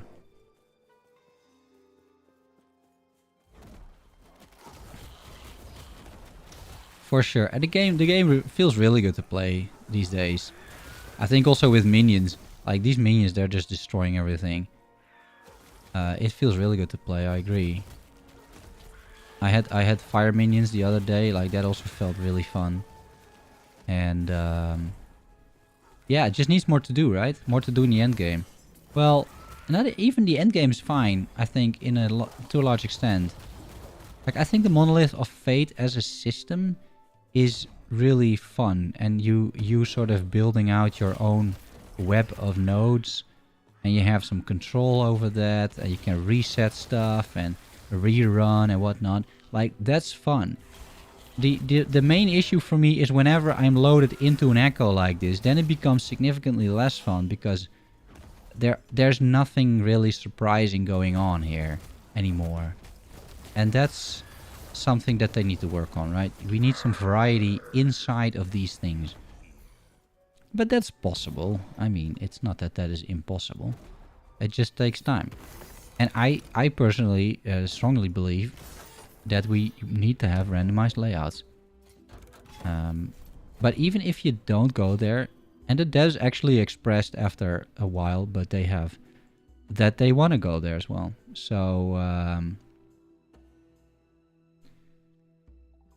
yeah, for example, yeah, you could play with the web, right? You could play with the web, but I think the web is probably the best part right now of endgame, because you already have quite a little bit of control over that web, right? Hey guys, hey Jay, hey Pocket Sand. Have you got a new? No, not yet. But it's likely the next build that I run, and I'm not even sure I'm running fire minions. But I can tell you, I played it in the beta, the minion, the fire minion build that I have a guide on, and it still works. Right, there aren't many changes you need to make. I think it is still completely fine, that build. So you can probably just follow that guide and then make some small changes. Like, these minions are still completely broken up until 100, 200 corruption. And then they probably start dying, right? That is what's gonna happen. It shreds, yeah. Yeah, I played also, I'm not entirely sure which level, but it literally shreds because it shreds armor. And it still can do that. Armor shredding was not changed. So you can still have like 300 armor shred stacks on enemies. And yeah, it's completely fine. There's no issues with it whatsoever. But I haven't updated it yet because I didn't play too much in the beta. I was like, yeah, none of this progress is saved, right? I just wanted to get a bit of a feel for the game. And I did. And I made a little video about it. And then I was like, I'm just gonna actually play once it launches. Because now everything, hopefully at least, stays in my stash. And I'll revisit some old builds. This is the first. I don't know if, let's say, before next weekend I'll play that much more. But afterwards, like, there's a decent chance I'll return. Who knows, right? But it's gonna take a while anyway for the next content patch to drop. So I'm not really in a hurry either, not gonna lie. And yeah, we'll just put out some builds, potentially some guides. Who knows, right? If I feel like playing, at least. They have acknowledged it would be great to have a surprise in echoes. Yeah. Well, and they also acknowledged that they were one of their biggest regrets is this is Mike on some developer stream, right? Don't ask me for a source because he's streaming every week, but that one of the biggest regrets he has is not implementing randomized map layout from the start. Because if you do it from the start, it's like kind of okay. Yeah, it would have taken longer. But now, if they would want to do that now, you'd have to rework everything. Which, you know, is... that's an awful lot of work. Okay, time to clean up again. So many idols. Let's see what we want over here. Avalanche? No. Vitality aspect of the Viper. Maybe. Volatile zombie damage. And Fizz res. That's not too bad. Melee while transformed. No. Melee while transformed. No. Mana. Mana and increased spell damage if you have an active totem. High roll as well. That's not too bad. 9 cold. Cold. Ellie. Fire. Okay, crit avoidance. Great, great, great. Love it. Need one more of those. Or a decent ring. That's basically a decent ring. That's all I need. 16 strength. No.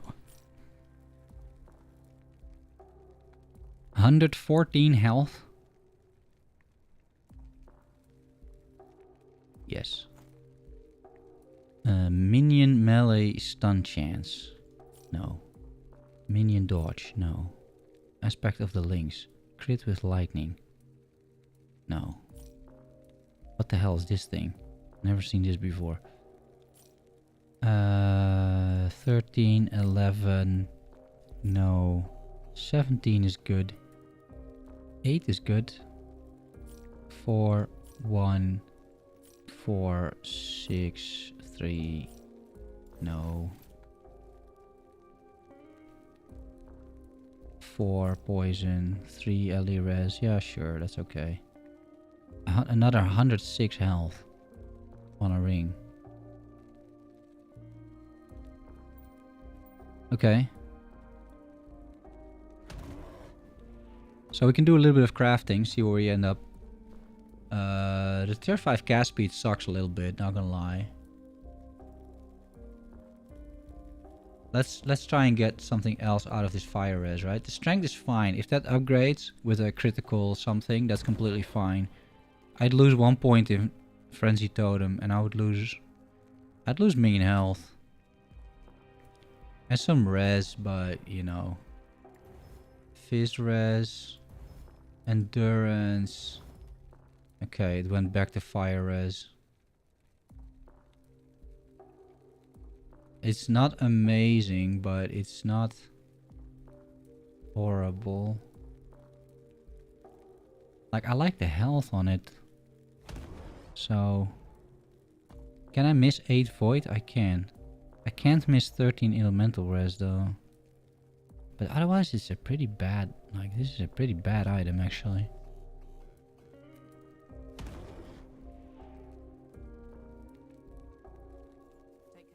Okay, but we're just gonna put it in the stash. Like I have quite a few of these items now that are not bad, but they need a little bit of work.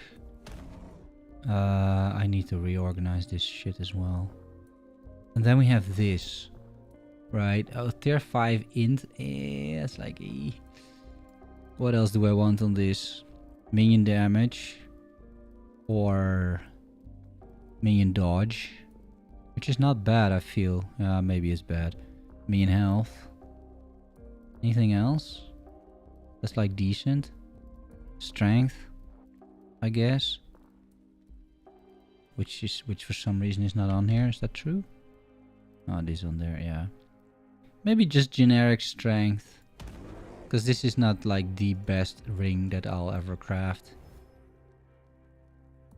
And then try to get rid of this endurance, right? Turn it into crit avoidance. Ideally. Fizz res. 40 fizz res. Okay. 8, 8. I mean, it's decently rolled. It's got crit multi, which is not something that I have.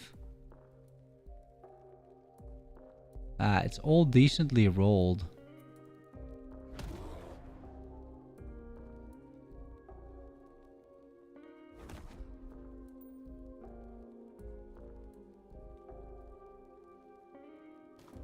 Instead of this one, right?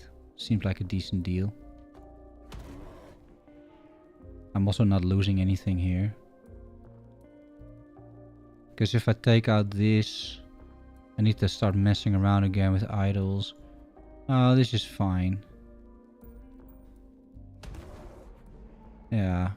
We'll put this in over here. As like a helmet. This is my third idol that I need. It's 25, 24, 24. And chance to bleed on cold hit, which is not going to happen, but hey, you know. Okay, let's get the other stuff out of there. This is more set items. This is something that I might run, potentially. Who knows? Uniques. Oh yeah, now we gotta be like that. And then chest. And then the keys. Alright. And now other idols. No. Like this. Can I buy another stash? Yeah, I can. And we say these are generic idols. These will be other or more, that's fine. And then these are, what is it? A prime list. Is there a sign for prime list or not really? Not really, huh? Just do this. Prime list and then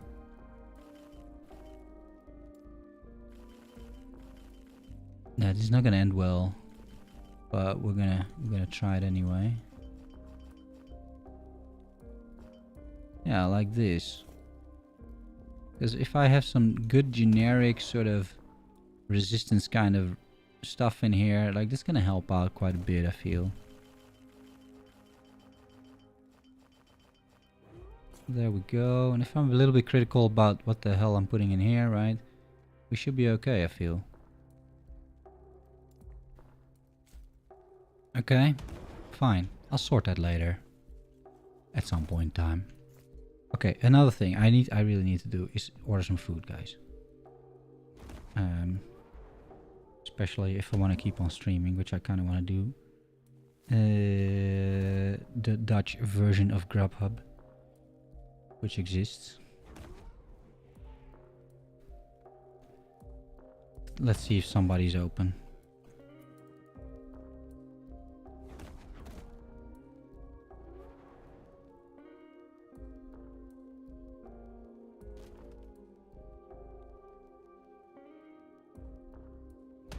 Yeah, my favorite sushi place is closed, which sucks, honestly. So what are we gonna get? Like, we can get McDonald's.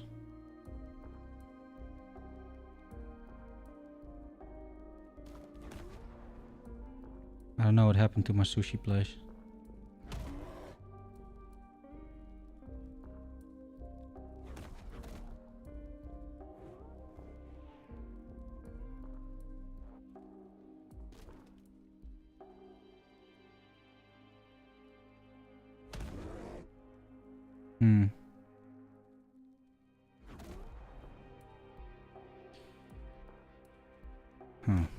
Not sure. What are you guys gonna do for dinner, guys? Let's see, sushi. I don't need like much in that sense. Sushi buck, -20. Sweet tasty.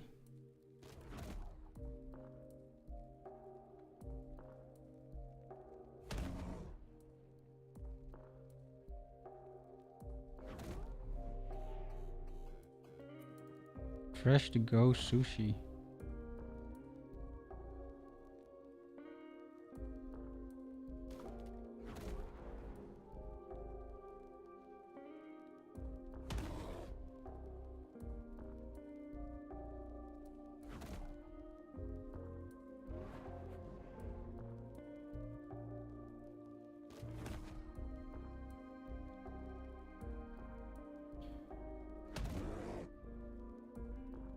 Okay. This seems okay. Nigiri. Let's just take like a simple menu here. Large sushi box, special menu. Let's see what they have. Salmon tuna menu.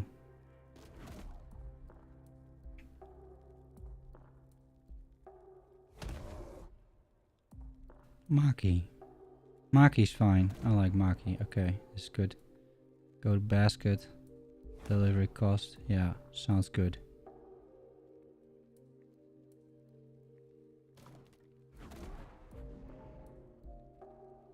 Okay.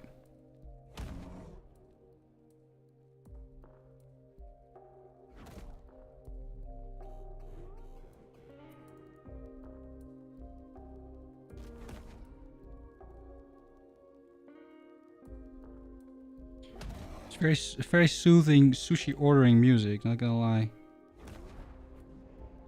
Some auto casting in between. Alright, well, they got my order. It's literally around the corner. Could just walk there, but hey. Yeah. What are we gonna do? We're gonna hunt for uniques, right? Of course. And then, I don't know. Exalted, whatever this is. Swords. Exalted swords. Yeah, sure.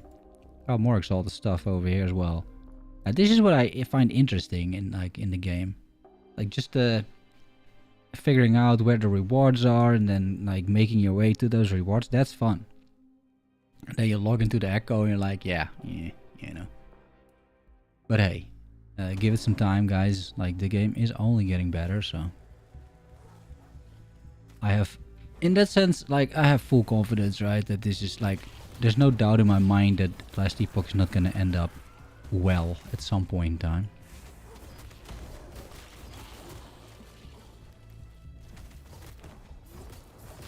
From time to time it's a little slow. I think even the devs feel that it's from time to time a little slow. But ultimately... And they seem to be doing okay, right? I mean, they got the funding from Tencent. Like, just now, like it was a pretty successful launch, all things, you know, considered. A lot of new people. Have they changed the lighting? Yeah. That lighting, yes. Yeah, they changed the lighting multiple times actually. But yes, for sure. It looks so much better, this game. And this isn't even the highest settings. But because the stream breaks down if I put it on ultra. But if I'm not streaming, I put it on ultra. Because the game runs completely fine on ultra. It's just whenever I stream it at the same time, it just breaks the stream. I think my CPU, honestly, is the bottleneck. I'm looking at a new PC in that sense. The CPU is getting old. So who knows, the new PC might be able to do it. Might even use this as a streaming PC, if I can set that up. But I still find the new GPUs to be like ridiculously expensive. It's getting better, but holy moly, those things are insanely expensive. And my current GPU is not bad or anything, right? It's a 2080. It's like... It's not bad. But you can't really easily replace the CPU. At least I can't. Like, I would break both the CPU and the motherboard on that effort, so... Yeah, I'd probably just buy another, like, pre-built PC. But this thing is almost 4 years old now. I mean... Given how much time I'm spending behind this PC, it's a reasonable investment to spend a few €1,000 on a new PC, even though, you know, it's not completely required, let's say. Building a PC is easy as Lego, yeah, but I don't find Lego that easy either, let's be honest. Like Lego, it's like, gotta think about it, you know.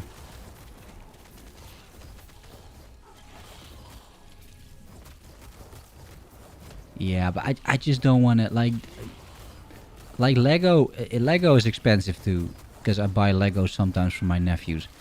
But it's not as expensive as like a $1,400 GPU, right? Like, and I just don't want to mess around with that and then mess it up. And then, you know, I just don't want to deal with it. Besides, they're hardly charging anything anymore for building a PC. It's practically free. It's like $50 on like €3,000, and I'm like, yeah, I'm gonna get, like, it's worth to me the $50. So I'm completely fine. Just paying for that. It's just one of those things that I'm like, yeah, I just don't want to do this myself, you know. I used to make my own PCs, like back in the day. It was much cheaper back in the day. Because they would charge like a premium for assembling a PC, but they don't do that anymore. Probably because it is easy as Lego. So I'm like, yeah, you know. I just appreciate getting like a package, plugging it in, and then being able to like play video games. I don't want to mess around like in my own house with all these components, and then watch YouTube videos on like how to connect the cables and then turn it on and then it's not working, of course, because I messed up something somewhere. Like, I can't be bothered to do it, man. The frustration alone is like worth the assembly costs.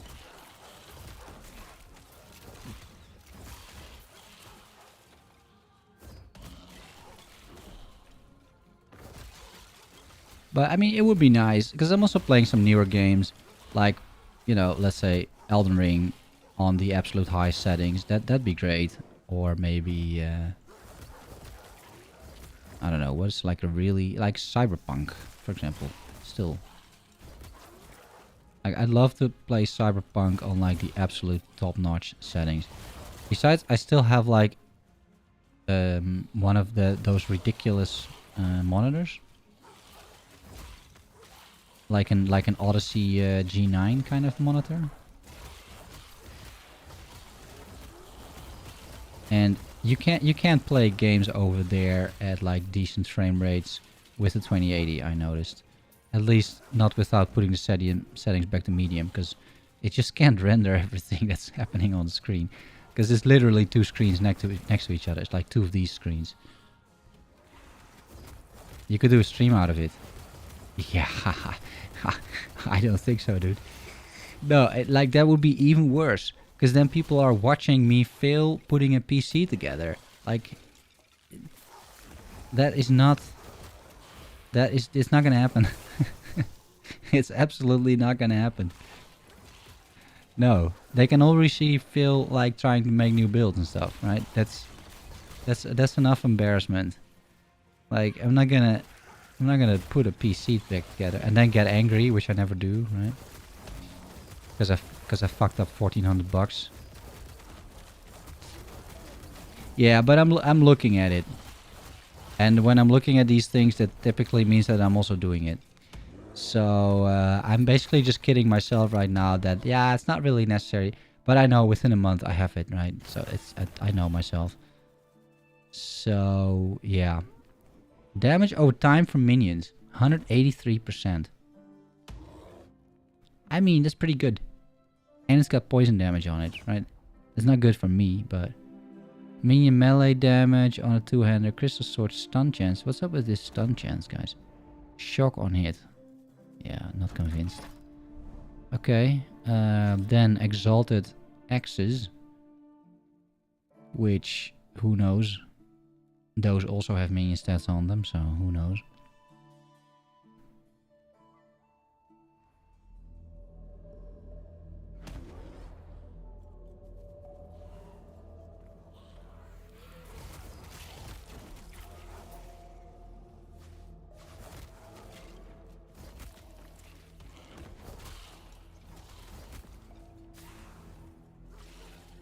First one going down here, because sometimes it's here. You don't want to go across the entire map just to figure out it's not here.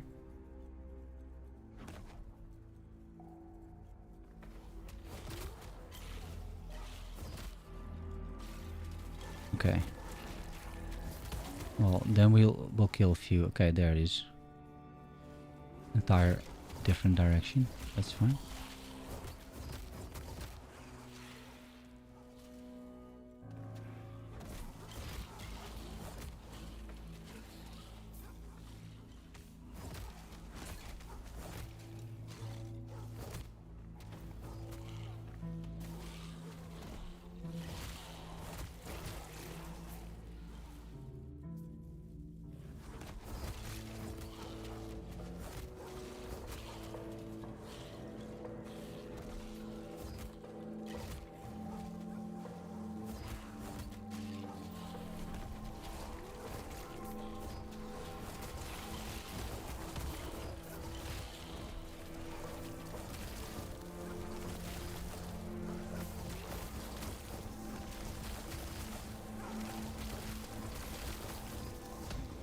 GPU price is still insane, yeah. You upgrade your old 1070 to a 6750 XT. That's Radeon, right?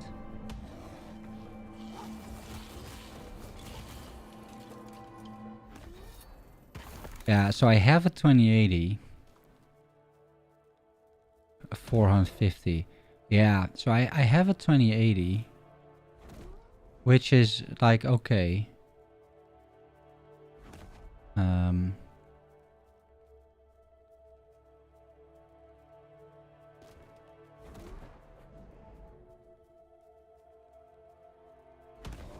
I'm not convinced by any of these. Increased area, it may be, right? Maybe. It's got double. This is not too bad. Like maybe you would use something like this, but otherwise I'm not seeing it. Holy shit, that is a lot of minion dodge.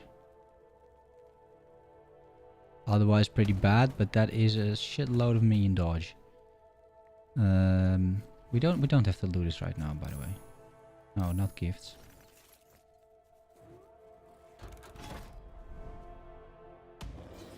It's about 3070 Ti. Oh, that's pretty good. That's pretty good. Yeah, so I'd be looking at a...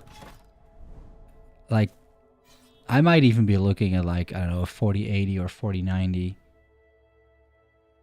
Because to some extent, I don't care too much about the money. Like, it's ridiculous anyway. But I can sort of justify it, just how much I would make use of it. And then I could set this up next to it like a streaming PC or even like an editing PC or something. Right, like there's some use for it in a lot of ways. But then the card alone is like $1,000 on top of what you're paying. That's just a card. It's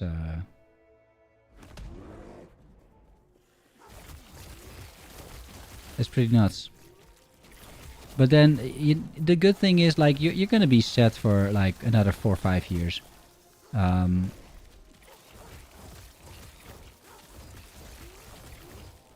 So yeah, he was just stubborn as fuck. I mean, but I think if you're now at like a 3070 Ti, that is still... That's another step up to a 2080, right? So the difference between the cards is going to be less. But if I look at the benchmarks, like the 3080 Ti is already twice as fast as my current card. And especially if I would look at the i7 or the i9, like 11,000, 12,000 range, then that's also a massive difference to where I am now, which is an i7, 8750 or something. So those two components alone would make it worth it. And then I can still swap some storage, for example, right? Because this PC, I did upgrade a few bits. Like I put in additional RAM, and I put in one of those new fancy SSDs, you know, like an M2, one of those M2 SSDs, like the super fast ones. That's running all these games. Like that's really quite nice. To have that in there, or an additional one. But otherwise it's like, yeah, I'm fine paying that much money, I think, for now, you know. Because the other thing is also like, yeah, you could wait in theory before it becomes cheaper, but then that also means that you're not using it. So if I kind of know that I want to have something like that anyway, and I have a good excuse for it, and I'm gonna use it, right? And I don't have anyone else that I need to convince that I can actually purchase this, so that's a bit of an advantage, at least in this case. So it's completely my own decision in that sense. Like nobody's gotta get angry with me if I'm buying a 4,000 euro PC. Also known as your wife, exactly. Well, hopefully your wife will not be angry at me, because you know, then we might have an issue. But yeah, exactly. Also known as wife, girlfriend, or anything else. you're into, right? Whatever you want. But yeah, so every month that you're waiting for this 4090 to be cheaper, you're not playing on the 4090, right? That's another thing.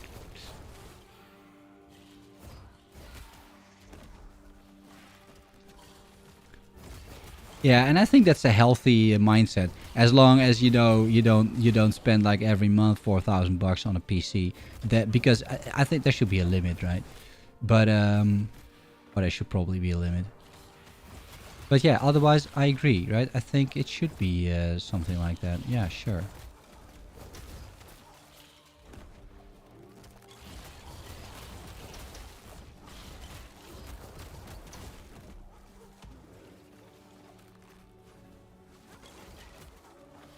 Oh, that's my sushi. Shit. I might die here. Well, let's hope for the best. See you in a bit, guys.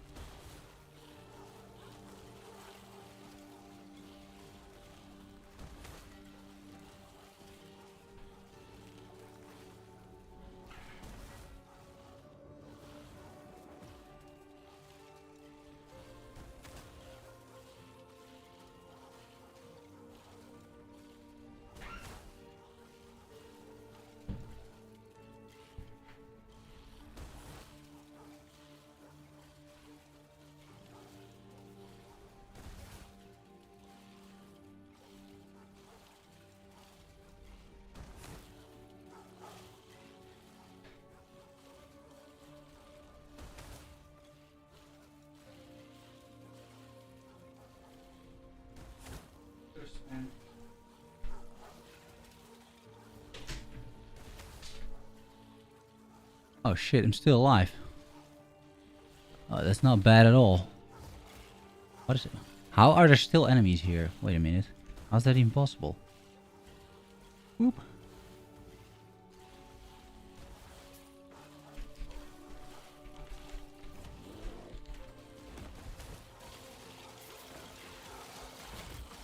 Oh, because of these things. Okay.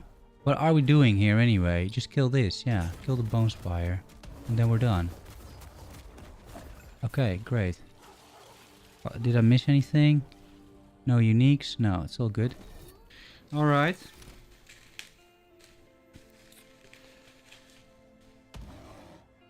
Let me get the chat back as well.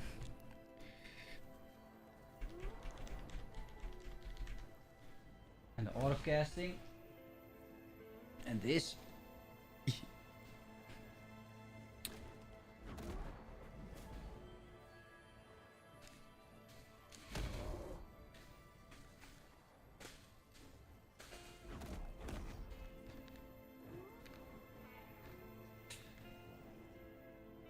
Pretty good, guys. And fairly easy to eat as well. Like, it's not the end of the world, right?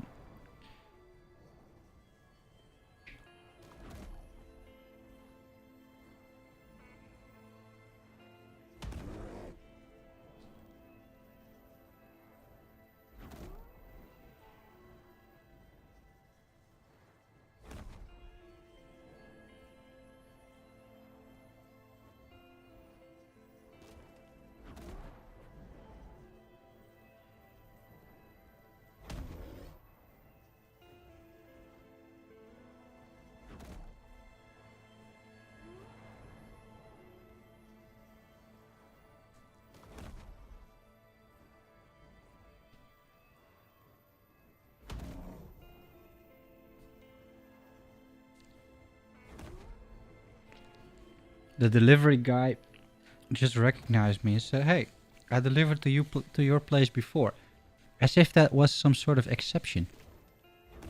I'm like, that makes sense, right? Is that just me?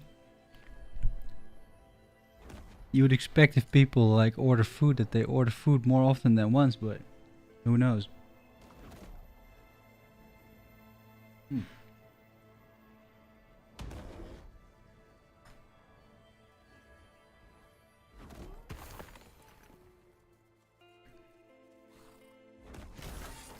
I also know a few, but this guy for some reason was surprised. Like, he either has like a very bad memory, or there's another reason that he recognizes me. I don't know. He was like, "Hey, you ordered here before." I was like, "Yeah, dude, I order sushi every week. What do you mean? I've seen you like 4 times."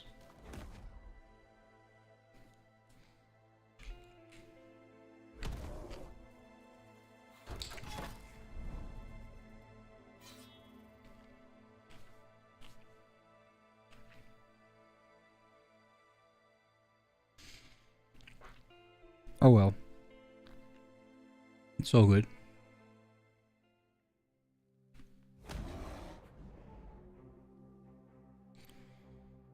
Mm-hmm.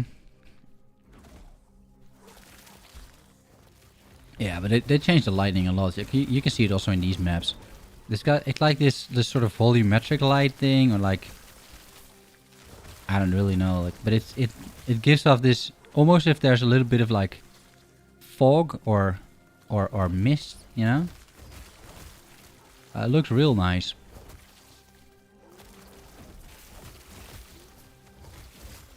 Unrelated, but this lady who helped me once months ago just recognized me and remembered my exact order.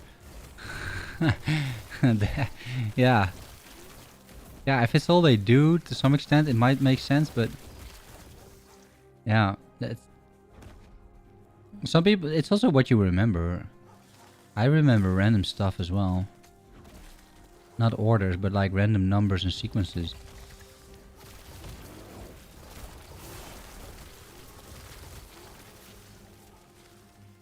Yeah, maybe. Who knows?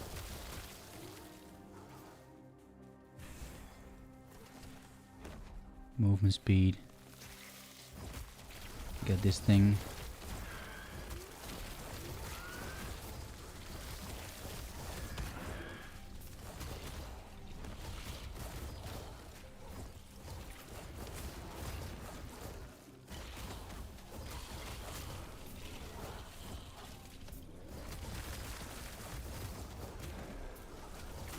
One way or another, I'm getting a little bit of ward. I think from a random idol. I already have one. A renegade's will. Okay. Is there anything here still? Interesting. Helmets. Helmets could be interesting. Experience. Yeah, I think experience is interesting. Hope not.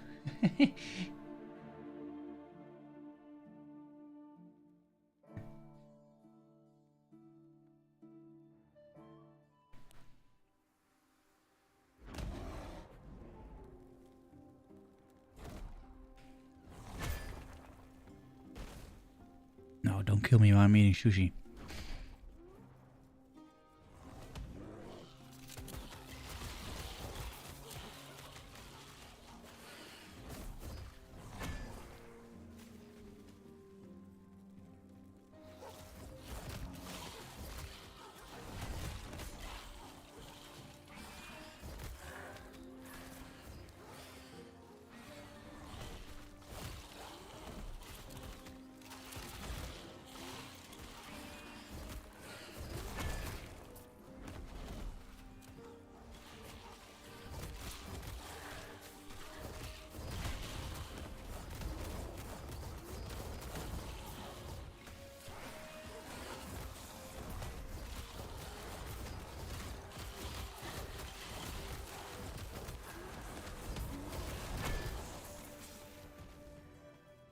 I really pulled like half the level over there.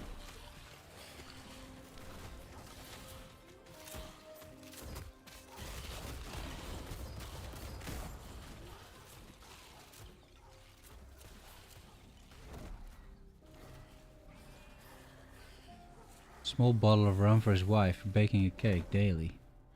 Yeah, right. yeah. She baked a cake daily.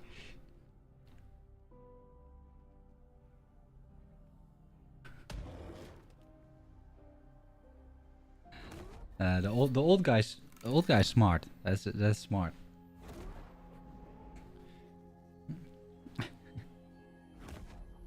Yeah, cash only.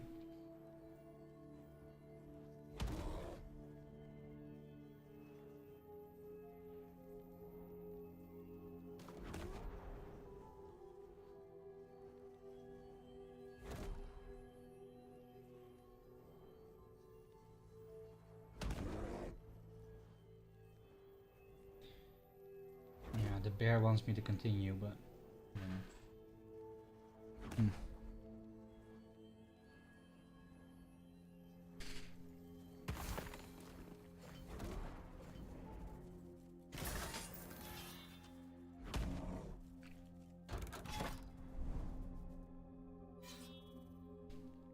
sushi is so good, guys.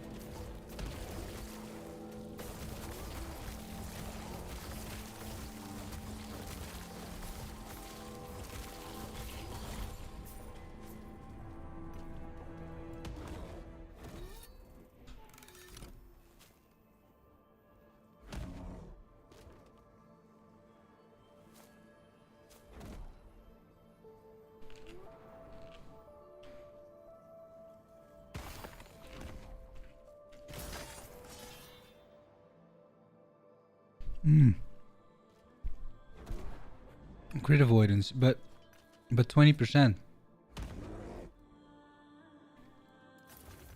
I need like 10% crit avoidance somewhere. 6, I think even. 6 or 7.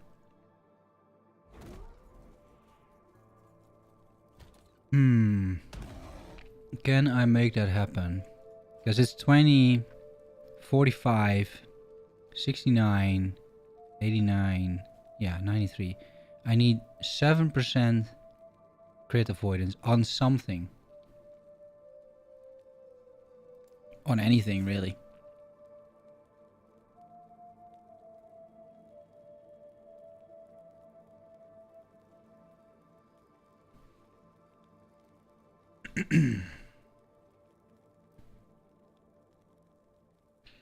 But not on a helm, because that's impossible. I want to wear this, right? This is insane, honestly. This thing's nuts. 11 flat crit for minions. After I put on this thing, it's perma crit.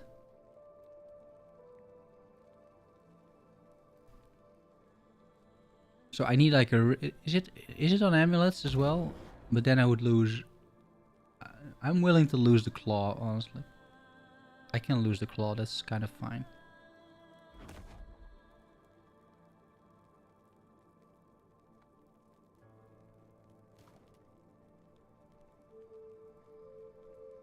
Because this is all tier 5, right? Yeah, I can't change this. Which is unfortunate. And this is out of crafting potential. Okay, let's try and get... If I just get any crit avoid... It runs on these things, right? You can get crit avoidance on a relic or not? Wait. No. A few materials, right? Yes, and then avoid can be rolled on. Oh, it cannot be rolled on a belt, on a relic. A belt, ring, helmet, gloves, or boots. Are you planning a new evolution of LE video for the future? Yeah. Well, yeah, but I'm glad I made the video when I did, man. Because for the next year nothing happened. And now we're 1 year later. Imagine. So that's gonna be a good start of the next video.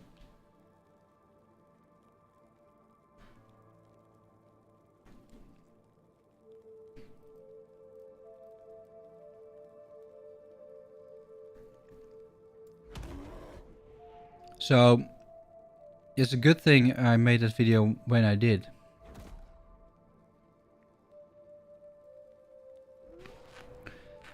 Yeah, I think I'll make another one, but then very close to when the game launches, right? So that you can take the two together and then have the entire history of Last Epoch.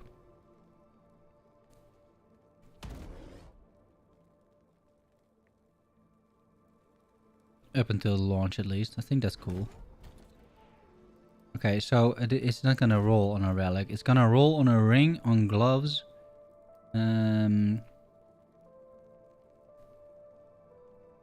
On belts.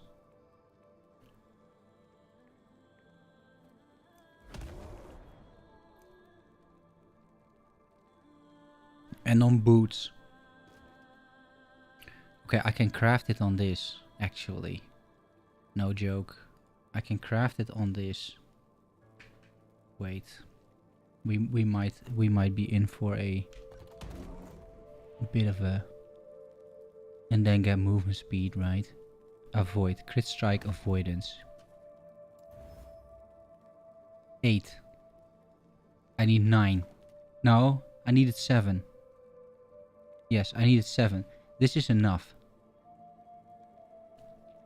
This is enough crit strike avoidance. So a fatality is like whatever, right? This is still 110 health, so it's not bad. The move speed is the most important then. And I guess a little bit of necrotic resistance. It's kind of nice too. Alright. 34. Is that good? It's meh. Okay. And the implicits, do I care about any of it? Yeah, I kind of do. Right? Let's try and put that 15 into something else. Not removal. Refinement? No, that's affixes. Shaping. Shaping.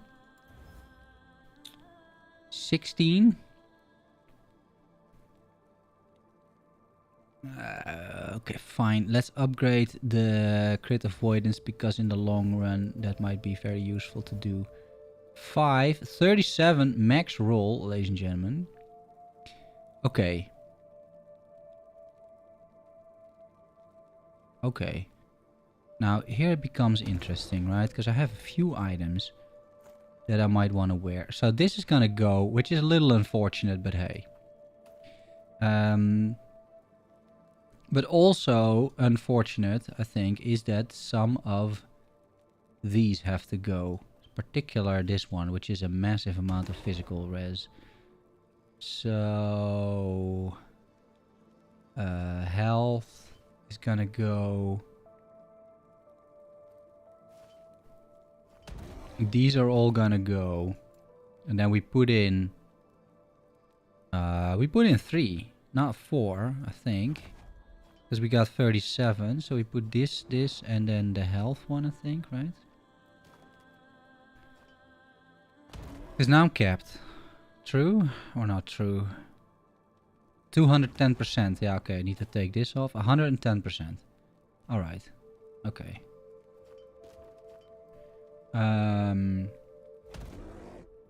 Well, resistance-wise, we're fine. It looks like.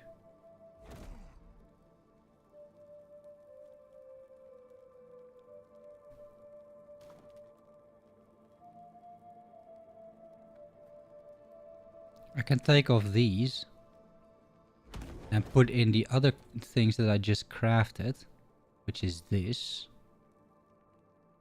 for more leech rate. Only cold is messed up. Okay. And then I have this, which has a bunch of fizz, which I don't care too much about, I don't think.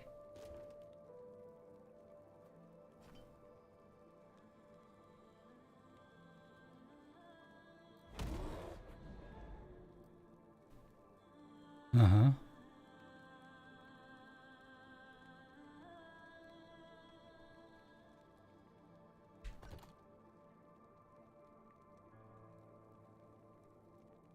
Yeah, not a... There's not a problem with fizz res. I need some cold.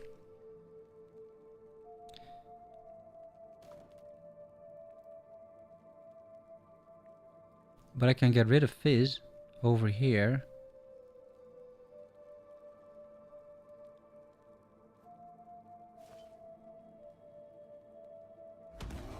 Okay, so I just need a bunch of cold res, basically. And then we're okay. Elemental, 14 cold. Ooh. Don't have a lot, though.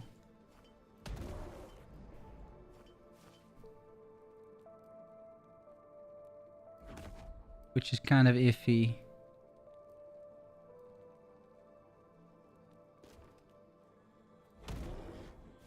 Got Ellie res, but not... Oh, here's 6 cold, okay. 7 cold.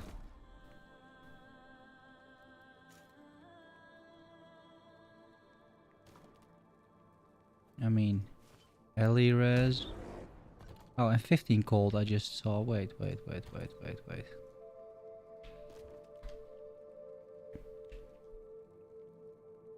15 cold resistance.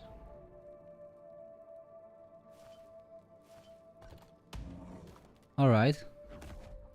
We're done.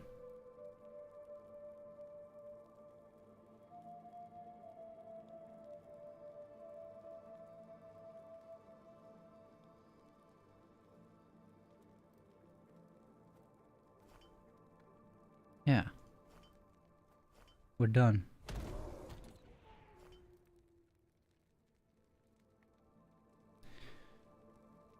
I can still do something, I'm sure. What's my health pool now? Oh, it's not, it didn't go down that much either.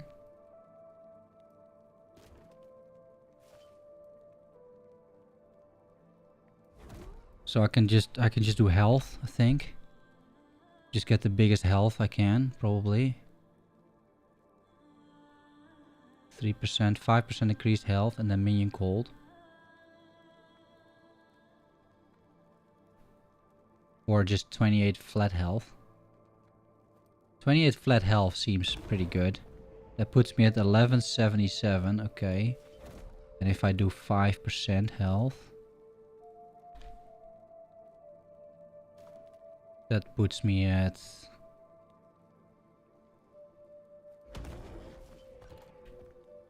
Oh, that's much better. Okay, that's much better. 1200 health.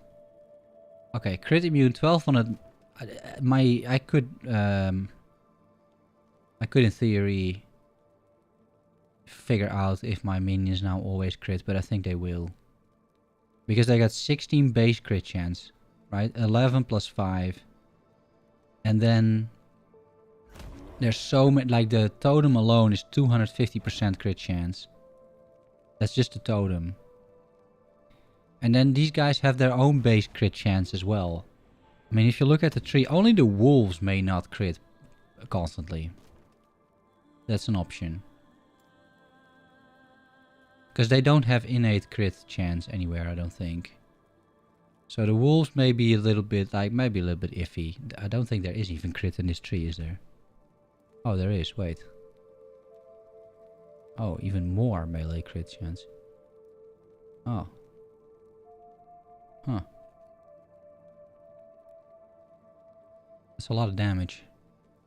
But I feel this is also a lot of damage, like these buffs constantly. There might be other ways to proc these things.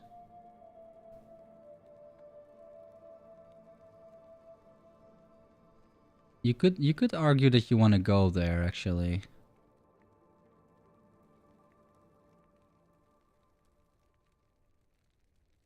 Huh. I mean,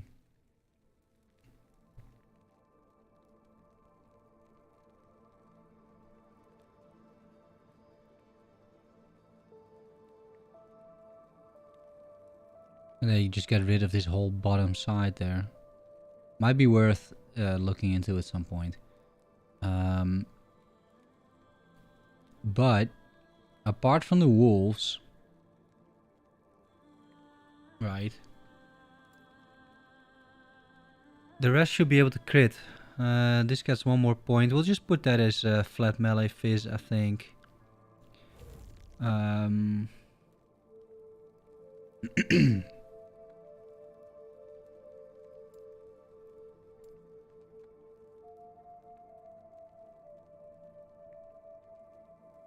Because this is 250 crit from the howl. And then this guy has like innate crit over here. More crit against bleeding. It's multiplicative even. And then the bear has another 12% additional crit chance. So the bear has now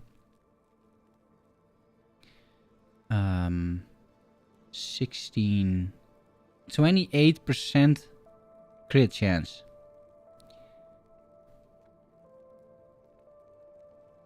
Like, I don't think the bear needs that much base crit chance. But, you know, we're just gonna roll with this. I think we're gonna see a shitload of yellow numbers, actually. Yeah. Looking good. Right, this is looking pretty good. There's still some shitty items on this build, but not as many anymore. Let's put this as legendary, and this is not legendary. That's just a unique boots. Thank you. And then some idols. Are they any good? Not really. Not really. No.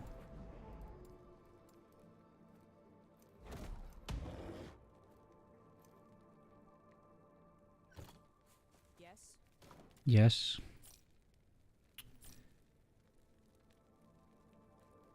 Maelstrom and melee damage is so pointless, right? Like links and bleed. I'm still not convinced, guys. Damage over time for minions. Yeah, and minion dodge. Like, that seems kind of fun, right? So we can put that as like a legendary. If I ever roll like this thing with a legendary potential, which is possible, it's a fairly low level unique, right? And you get 600 minion dodge on it. That's not too bad. Wouldn't say it's amazing or anything, but it's not too bad, right?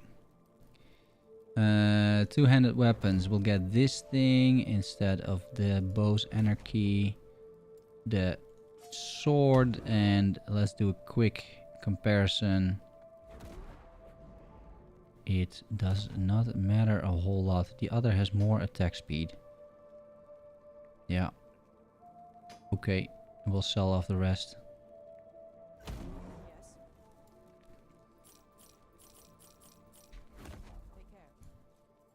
Yeah, take care, thank you.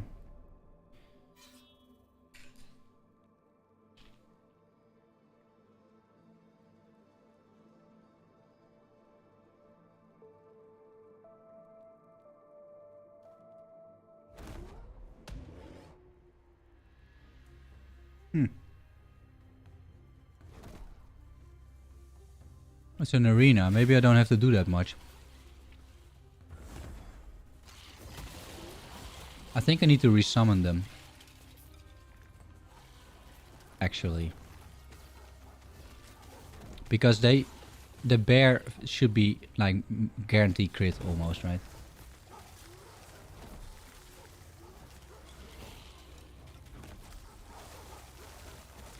I'm kind of wondering right now if they,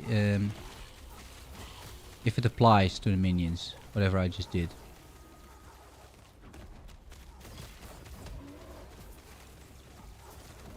I need to generate mana, otherwise this build doesn't work.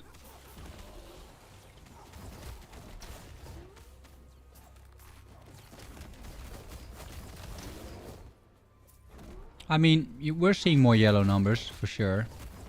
As long as the wolf keeps howling, I think that's the important part, right? It all relies on the wolves.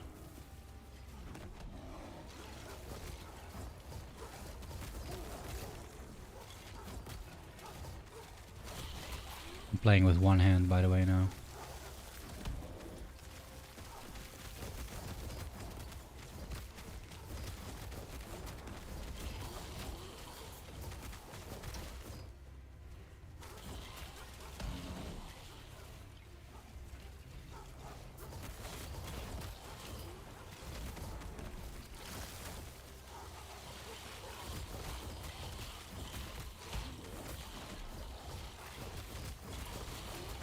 Yeah, they're not always howling. That's the problem. They're not always howling. And even when they're howling, for some reason, I don't think it applies yet. I'm gonna relog after this. Because it makes no sense. Like the bear for sure should have guaranteed crits. And it doesn't. Yeah. We're gonna relog. Well, or you know, get these minions off the bar, I guess. That's maybe a better idea.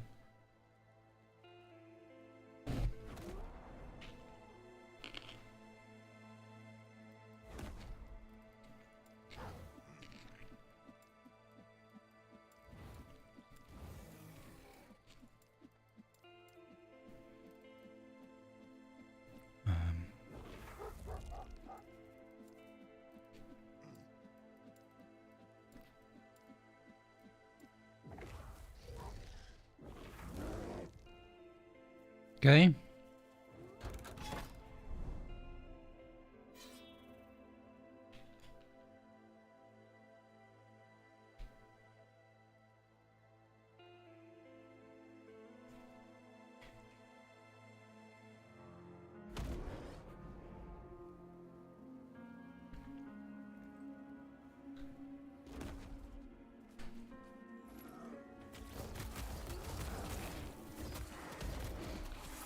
Yeah, that's better. That's more like it.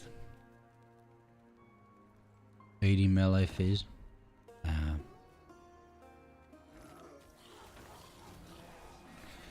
Yeah, okay, so you have to resummon them, otherwise it doesn't work. Which I kinda knew.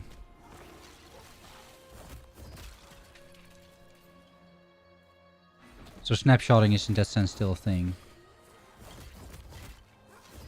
I sort of was hoping that like maybe if you like reload a level or something, or like load into a level, that your minions are like resummoned, but that's not the case, it seems. So yeah, so now we see the yellow numbers, right? Like it's only the wolves I think that don't have them. Now we can test that on a dummy, but I need the wolves to howl, so it will actually be tough to test that on a dummy. But yeah, this is a lot of like base crit for these guys. And it should be pretty solid in that sense. Or what are we killing? Are we killing this?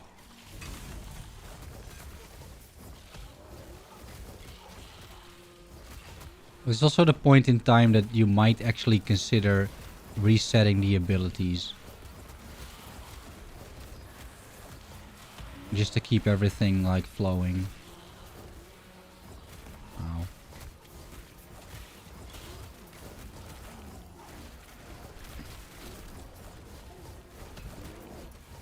It's a little bit crowded in here, huh?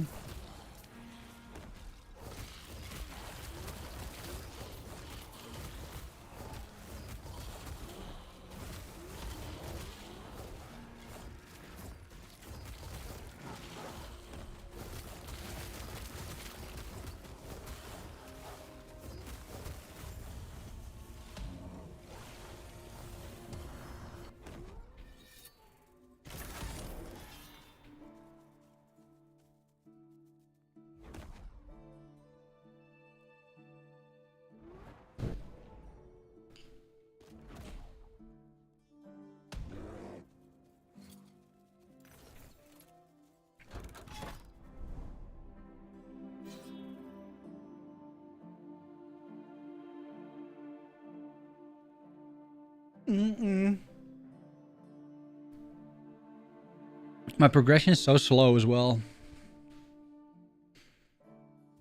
Especially compared to, I think, the other content creators. Like, I must be probably... Like, I can't imagine anyone else not being at Empowered Timelines right now. But hey, you know.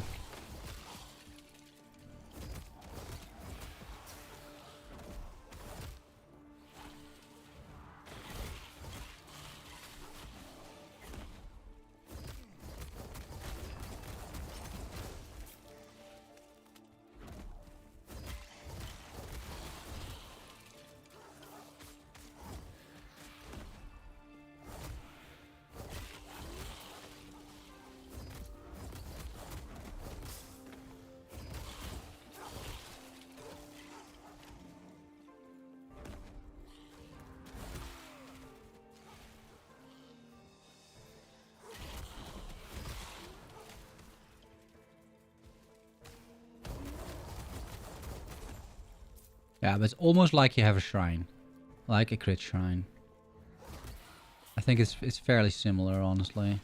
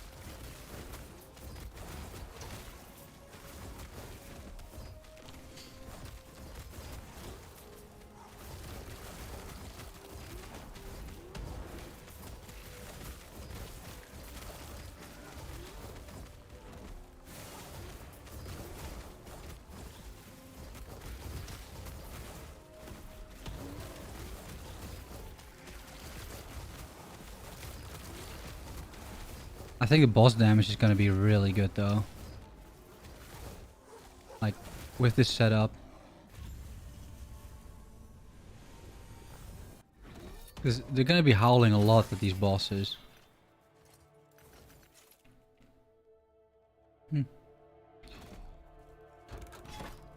Ah, a chaos one.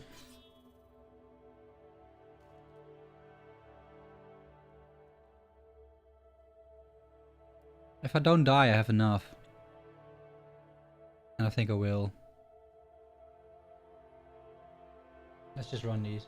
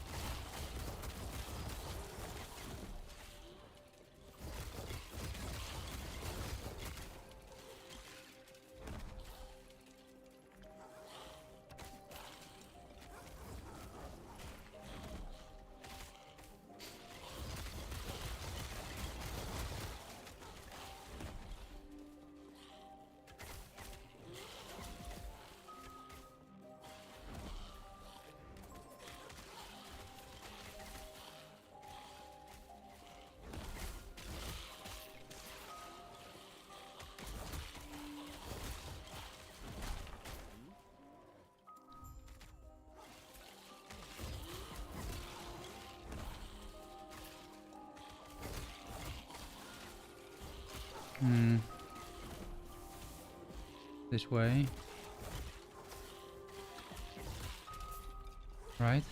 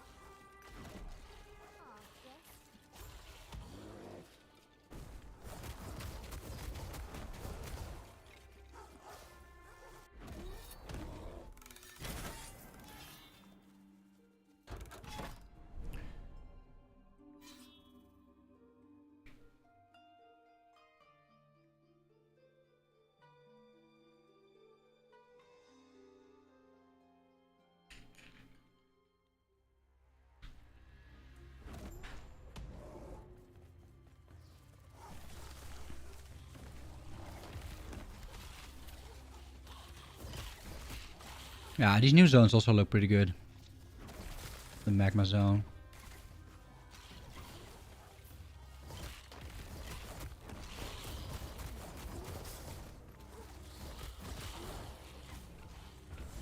Okay, now we really have 100% crit.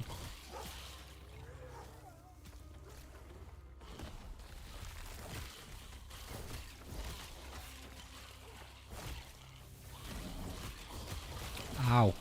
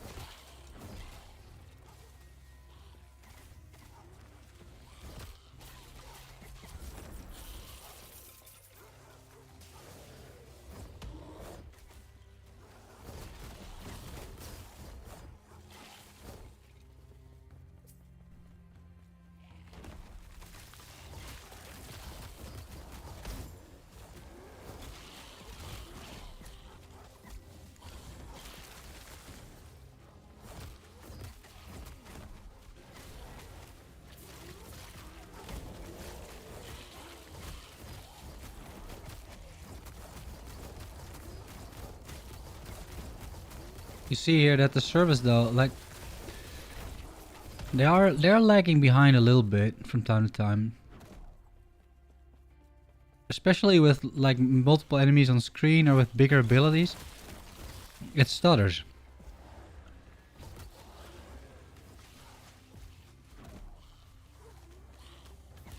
Which can become like quite problematic later down the line.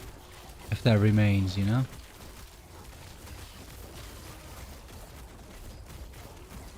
Kill him. Okay.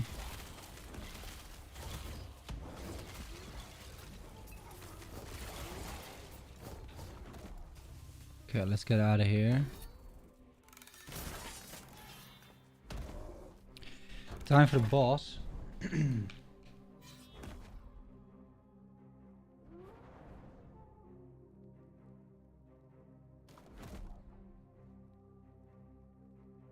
You're still waiting for endgame folks update? Yeah, me too. I think a lot of people are. But yeah, I said it earlier today as well, but I'm not sure we'll have it before the launch.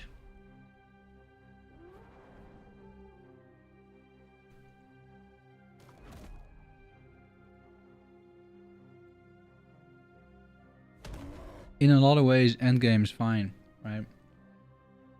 It's just those that played it for like 200-300 hours or more. They're a bit like, or a lot of them are like me, are like, well, what's next, you know?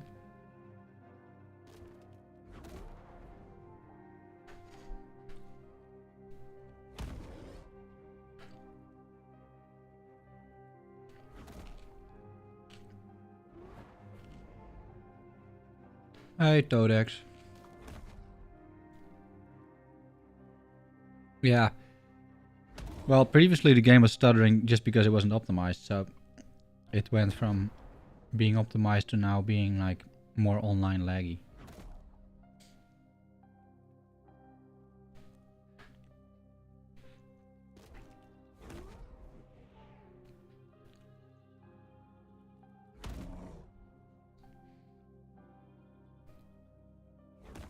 Yeah, it's just a simple desync.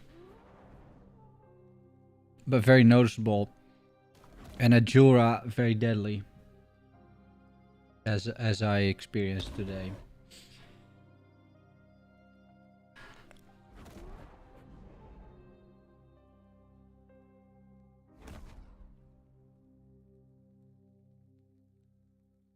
Tough to solve, yeah. Yeah, I can imagine. I mean, PoE runs really well these days. Like for the last few years, ran pretty well, right?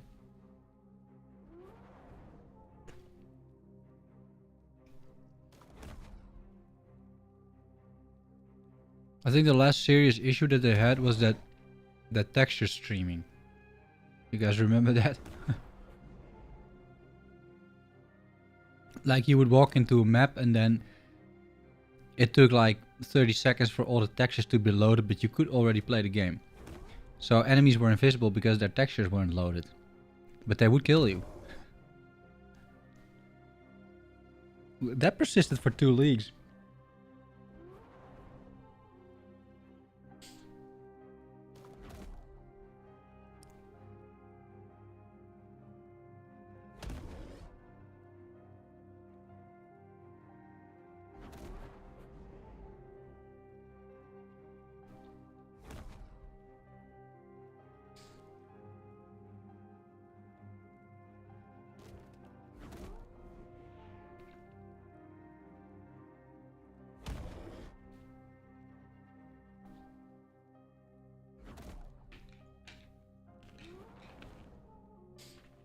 Okay, I'm almost done.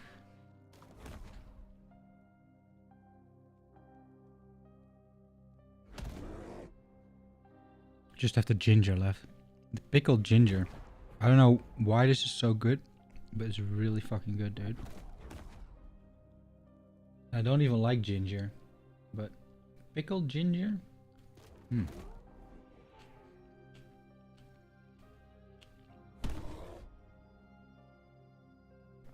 It's spicy too.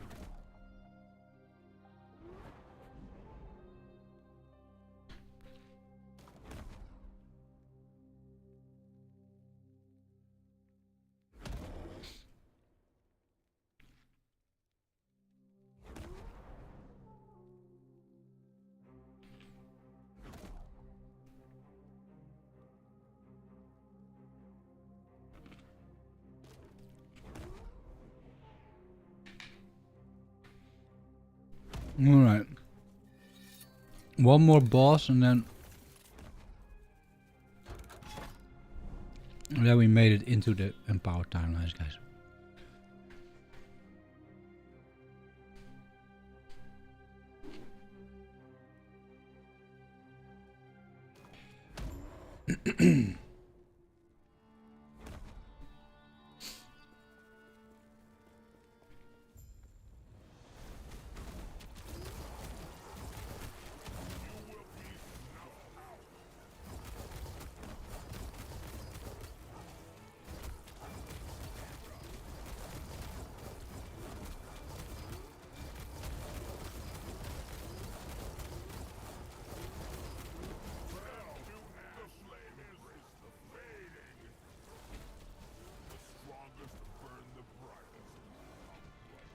Come here, guys. Let's make that guy come to us, because holy moly, what's going on here? I can't be in there, right? Seemed like a bad place to be. But he's not coming out either. No, I should not go in there. No, that's a really bad idea. Alright, but we did it. The two-handed mace, of course. What are we getting? Apply frailty, endurance, or shred necrotic resistance. Eee.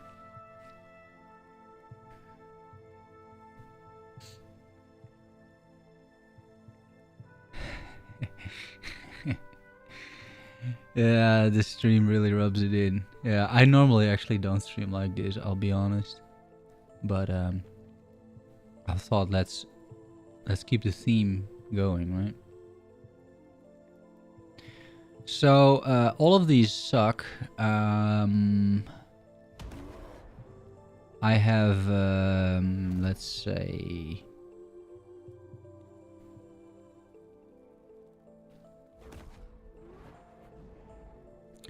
yeah, clean jeans and a wool suit jacket make me overdressed for occasions. I mean, I'm also overdressed for basically wherever I'm going, but it's like I don't really care about it anymore. At some point, you just don't. It just doesn't matter anymore. What am I gonna do here? Like frailty? Really? I mean, it's defensive to some extent, but I've seen better rewards than this. I mean, I guess. And then this thing. Earthquake.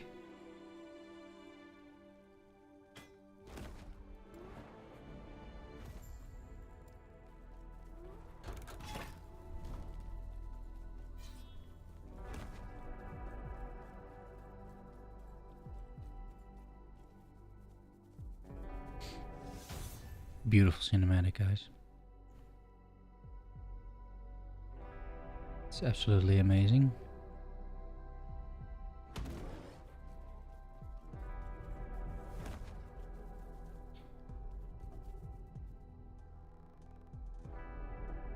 The ginger and wasabi, yeah. I have the wasabi too, but the wasabi, I don't know. I like the ginger a lot more than the wasabi, not gonna lie.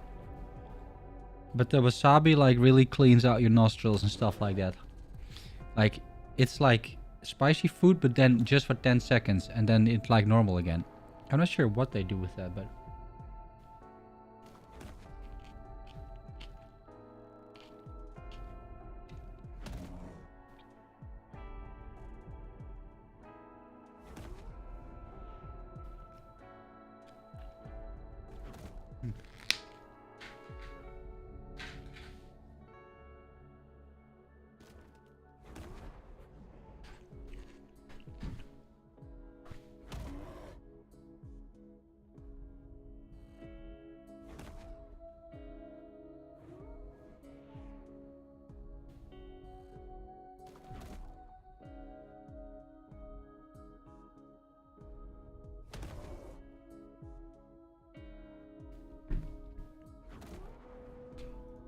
Okay, well,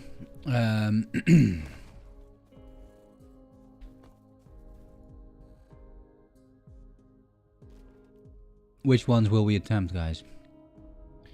I don't really care about target farming, I'll be honest. I think I want to just have one with like a decent reward, such as 30. Is there something I really have a lot of? Yeah.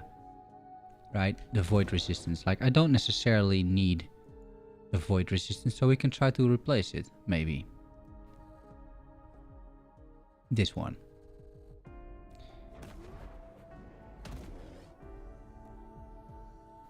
I think that was an instant teleport. It was an instant teleport. I get helmets and shields here. That's fine. Right, that's fine.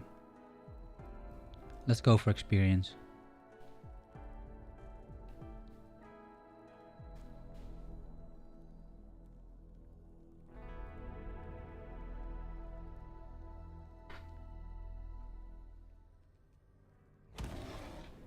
But here you have the little bit of the same issue with sort of the repetitiveness, is that unless you're looking for specific like boss drops, let's say, which people may be looking for, but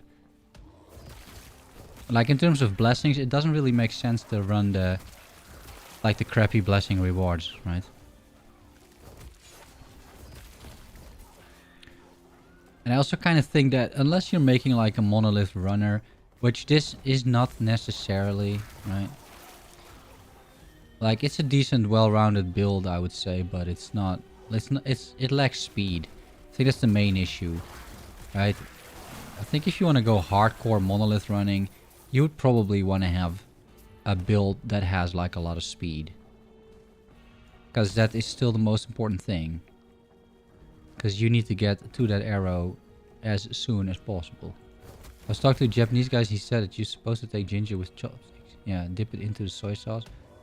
Brush it over the sushi and then take sushi by your hand and put the fish on the tongue. Yeah, I'm sure I'm not consuming it the right way. And I guess that makes sense.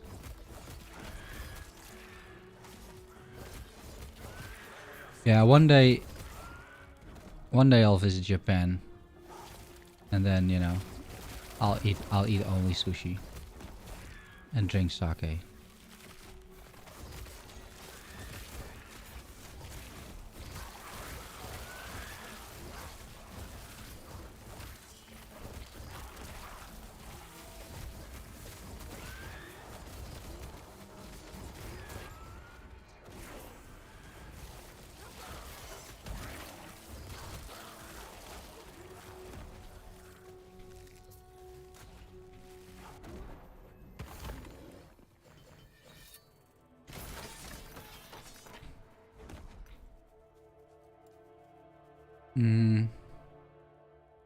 What was I doing? Oh, this. Leech. Yes.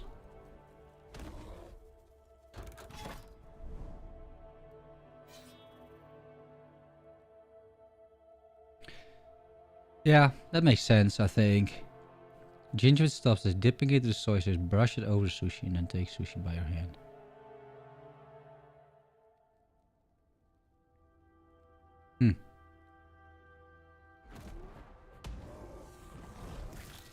Holy shit, dude. Almost got... This auto-casting is nice, but... yeah. There's one disadvantage, and then if you're not ready from the start... The grace period is over because... You're casting something. So the game is like, yep, we're starting. And then you're immediately being bombarded by... 3 Void Spires in this case. Which is not cool. I might add. A Spellblade. You went Spellblade. Is that off? I don't... honestly... This is bad, but... I don't even know what the meta is, man. Like, I know what the meta is in PoE. Even though I play solo self-found. But I don't even know what the current meta is. I have no idea what people are playing in last Epoch, to be honest. Or what's like broken. I just play whatever I think is fun. But I might actually but I might yoink like one of those meta builds from Maxroll, right? And then just see what people are doing. I might do that.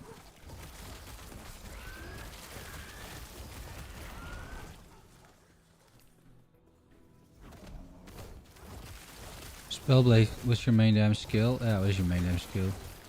It shreds packs, but haven't figured out how to pump single target. Right. Yeah. So what are you do? Which strike are you using? I suppose is the question. Like Shatter Strike or something fiery. You can do something fiery as well. Spellblade is pretty decent. I've played a few Spellblades. Like they can do massive damage. And I think the cast on crit belt for Spellblade should be fun too, because you could theoretically spec into Meteor, right?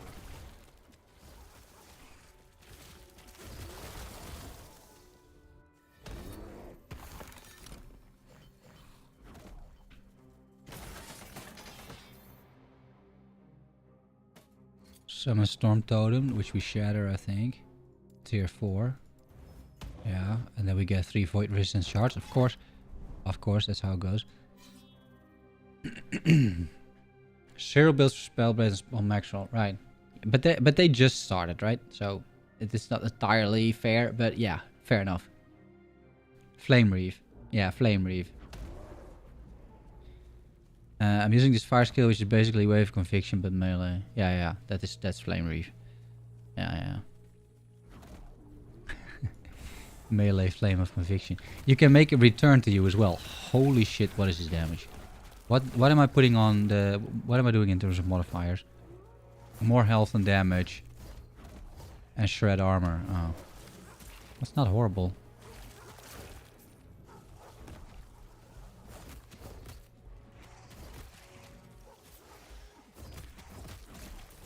You got corpse explosions? From Flame Reef?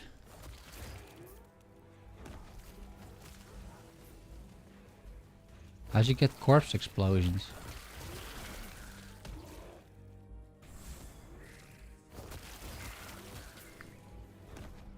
Oh, there's a passive? Really? They may have reworked that then since last time I played. I can't remember it exploding corpses.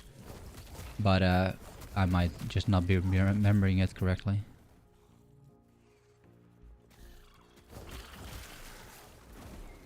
I fix shards. Yeah, you notice it in these instances, right? I pick up like 12 shards and the game just lags out. For like 0.4 seconds or something. See? Again. It doesn't like me picking up like 10 shards at the same time. Fizz for locusts. I've got another of those. I'm not entirely sure if they're good, but yeah. I mean, Ellie has so many fun builds that you can play. I can easily out DPS bosses, but the skill... Yeah, the mana. No, true. So the mana is definitely a thing. Especially with mages. Yeah. I completely agree. But it's also if you're playing regular Meteor. It's like, yeah, you know... we're talking a lot of mana here. And like mana regen exists, you have focus, but you kind of don't want to use focus, right? Because it just sucks. But you can, but it sucks. It's rough that enemies who shoot you from off screen also... Yeah, increased damage at rage. Yeah, I think that's a pretty shitty modifier to begin with, to be honest. Like, you also have them that crit at range. Like, critting at range... You should be crit immune anyway, but still. Yeah, I'm not a big fan. Like, I think there are a lot of like non-fun modifiers in Last Epoch actually, because there's no mitigation. So if they start chilling you or slowing you, and you don't have like probably an OP meta max roll build, then it's gonna feel pretty bad, right? Because you're not zooming through these maps. You're just playing the game. And then you're being chilled for 36% and slowed for another 36%. It's like, yeah, can I get a gem that says cannot be maimed or hindered? Right? Box plays the same build. Yeah, it sounds like Box. I mean, he's the Righteous Fire guy, of course, so... You'd imagine him doing something with fire, right? Everybody would be very confused if he didn't. I played his builds too, by the way. Okay, this is a decent route, right? Unique, Exalty, more unique. We're all good.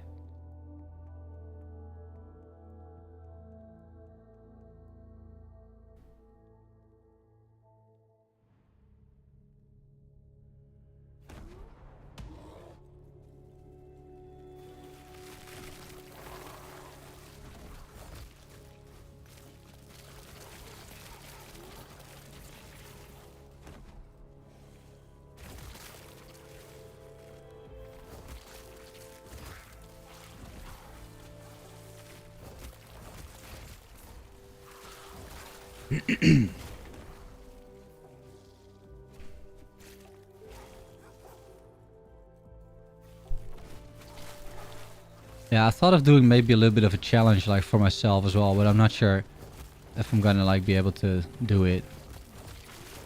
As in, I might burn out. But I was thinking it could be interesting to like take the build defining uniques and then just try to make a build with them.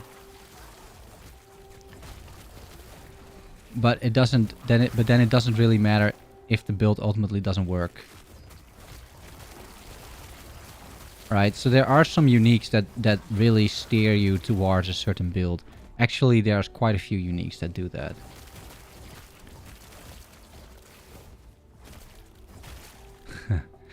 Ruthless. Oh, hey, this guy. Holy shit, dude, that was so much damage. It like almost instantly killed me with like damage over time. Holy moly. That was insane.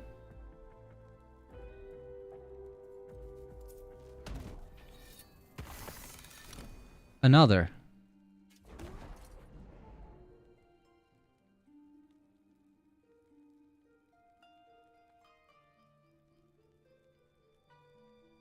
It's worse. That's unfortunate. Hopefully at some point in this game we can corrupt items. That you can't just throw a Val orb on it and hope that something happens. Right? Something cool. But yeah, that day is not the day, unfortunately. But if you think about the game like that, then there's... It has infinite possibilities to like grow, right? Like they can borrow so many different mechanics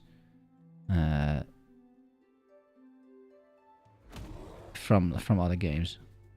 I think of a few themselves, but you know, to some extent, I wouldn't think too hard myself. Like I would just look at all these other games, like yeah, this is probably we should do this, right?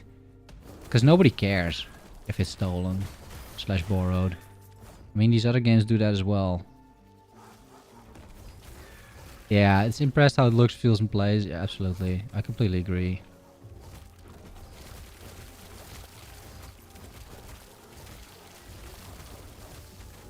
Ow. No, it's a massive change. Basically.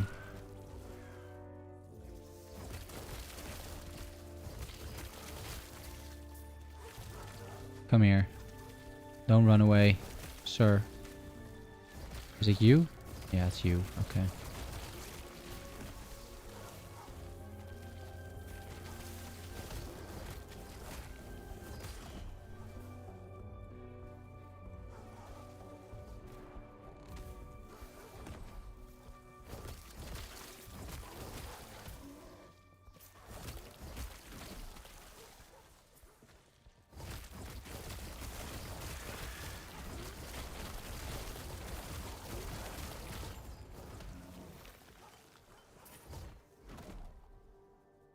Area with detonation arrow.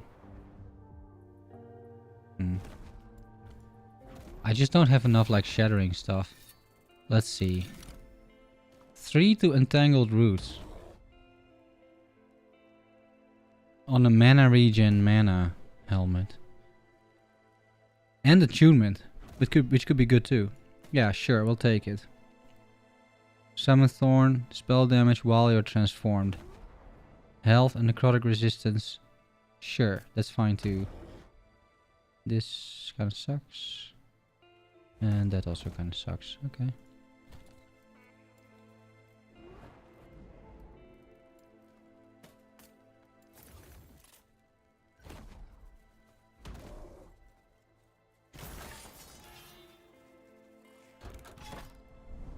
Unique.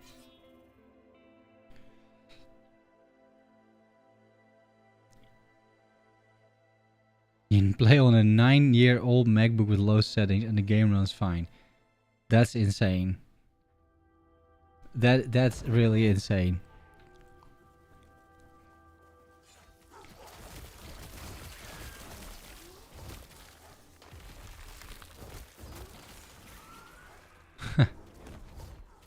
Yeah, but I mean, in terms of performance, the game's great.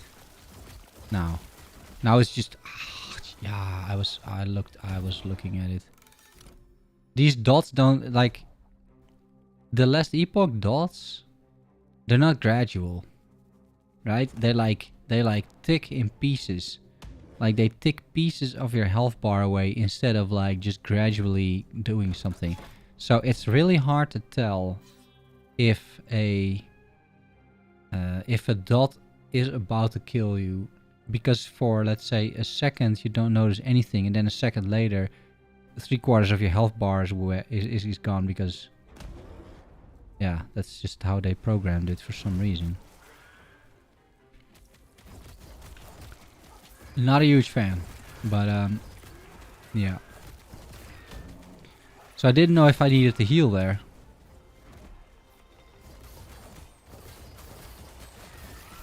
Oh.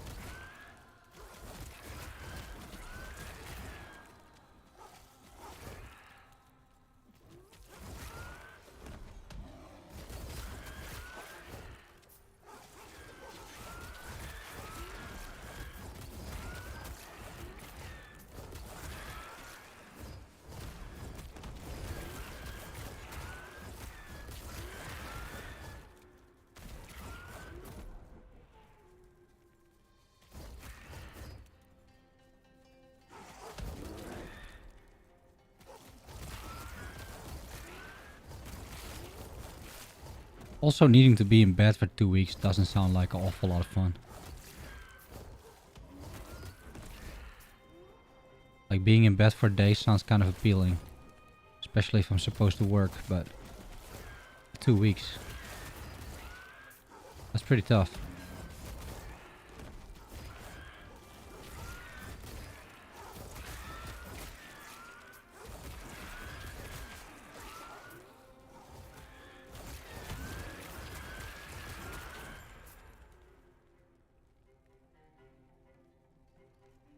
Yeah.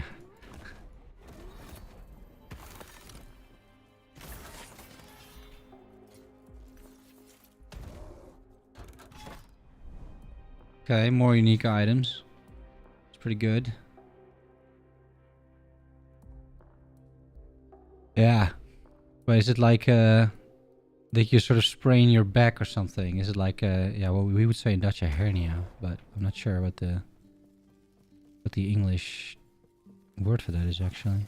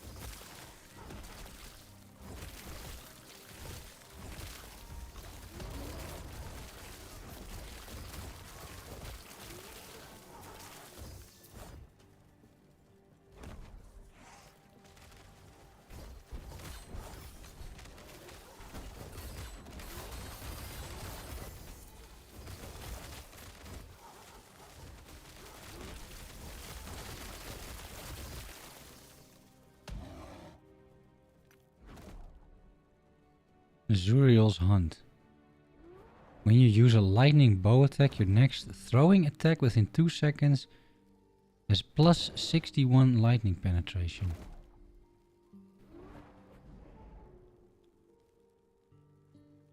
Huh. So you're supposed to swap via throwing and bow attacks. Interesting.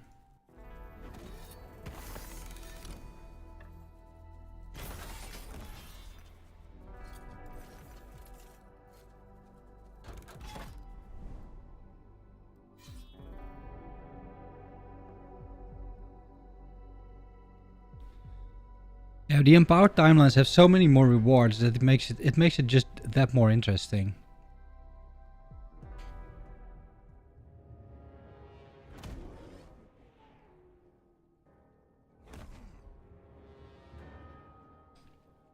I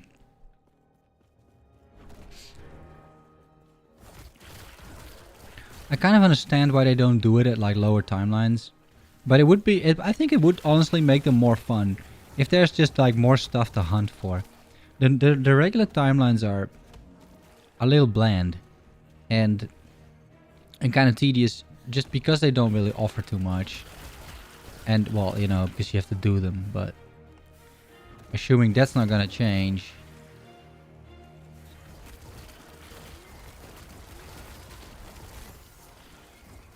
Okay. An amulet with 2 legendary potential is not too bad. And an aberrant call with 2 legendary potential with the race. Sure. We're gonna be filling up the uniques, I think, fairly quickly. I like this. Exalted relics. That's always a good note to have. Doctor says just aging and lack of physical activity since I work sitting on my ass the whole day. Right. Don't do that, kids. Yeah, that's kind of what I'm doing.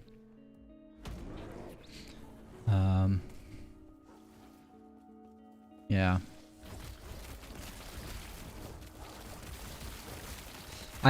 Fuck me, dude. I have that dagger actually.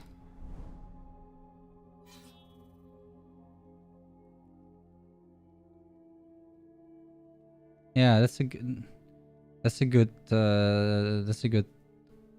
suggestion. It might be for that indeed. I looted that dagger like 2 hours ago. That's kind of interesting. Hey, someone died. That's pretty rare.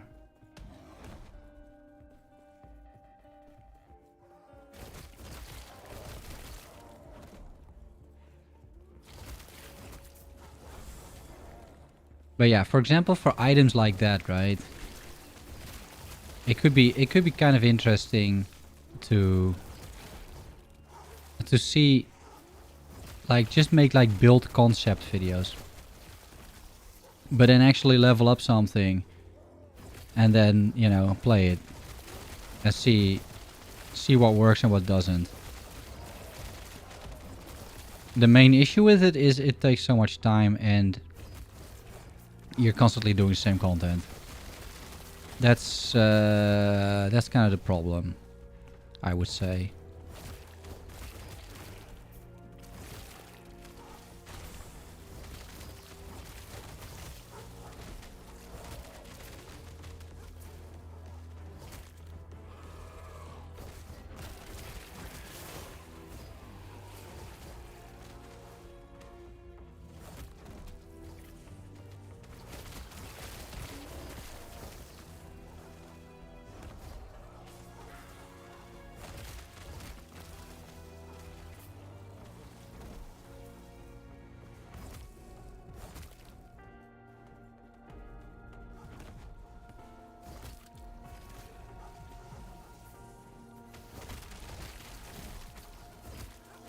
Oh, set item.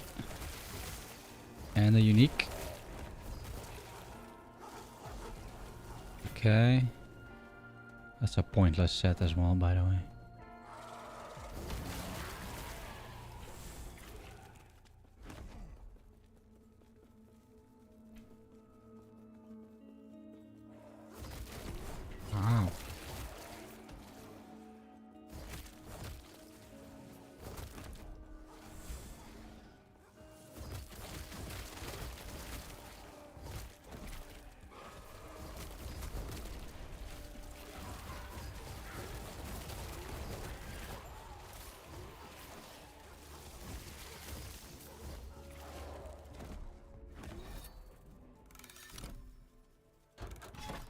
So you don't get anything, huh?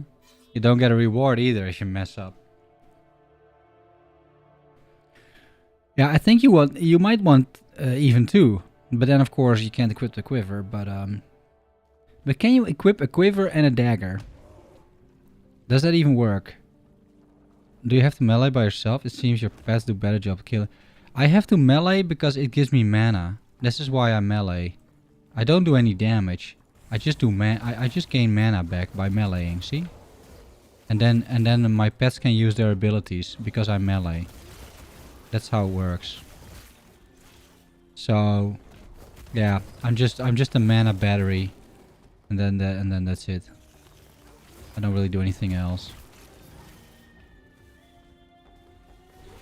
Because there's no mana potions, right? If I had a mana potion, then it would be a little bit different, but unfortunately, I don't. Which is really sad.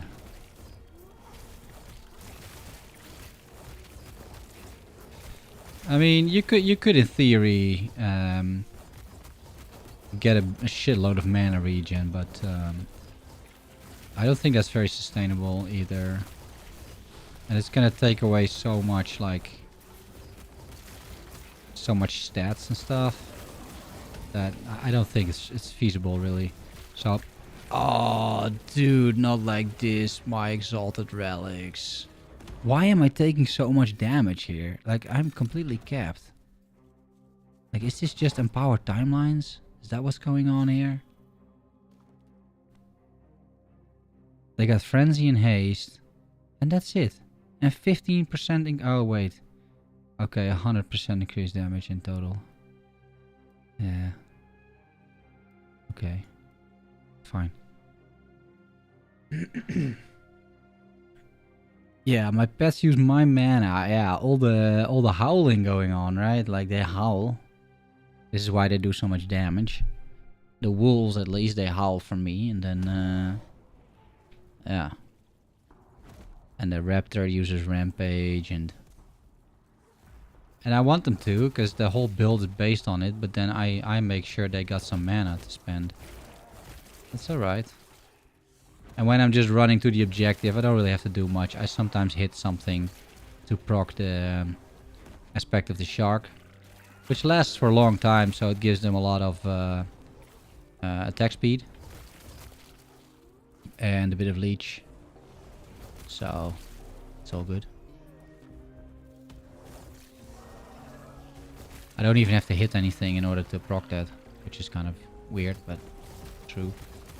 And then here, when we actually need to do damage, right? I just spam the totem thing, and I leech as well. So unless, you know, I get one shot, what just happened, I tend to be able to survive most hits, and then just leech it back up.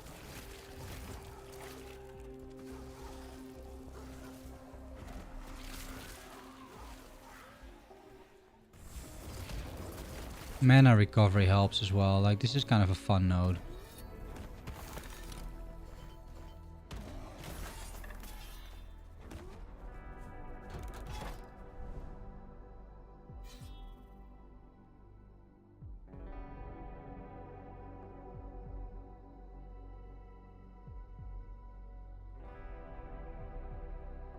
Oh, these load times, dude.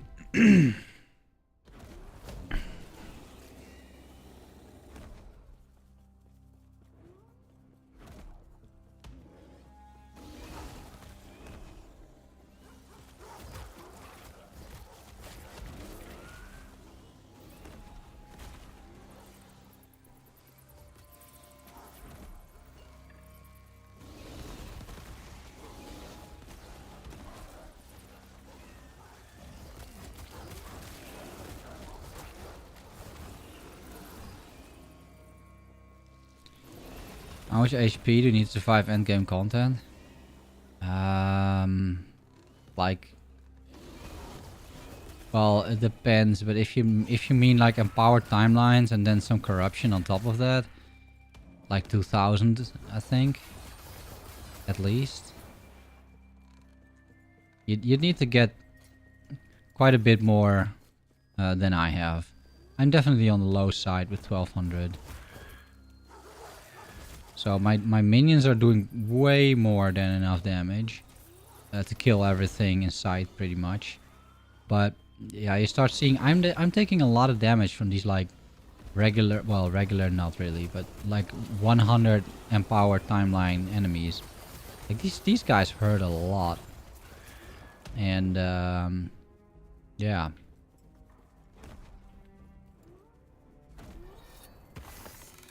It's noticeable, you know. But I should get more. Should get more HP. It's 300 now. Okay, yeah. You kind of want to get. I think before you actually start the monolith, right? Maybe 800. And then like work your way up from there. When I started the monolith, I had like 800 health, I think. But yeah, don't skimp out on some health, I suppose. Also in the passive trees or something, right? Because it can be quite helpful.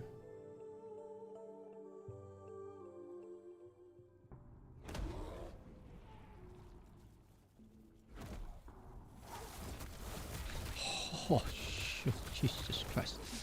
Yeah, I'm also putting modifiers on these guys that I shouldn't.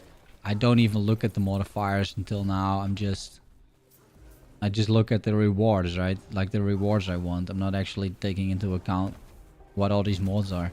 I think they've got by now 150% increased damage. So, you know, like 2 bats are basically ripping off my skin with an ice attack over there. So, yeah, you know, there's that.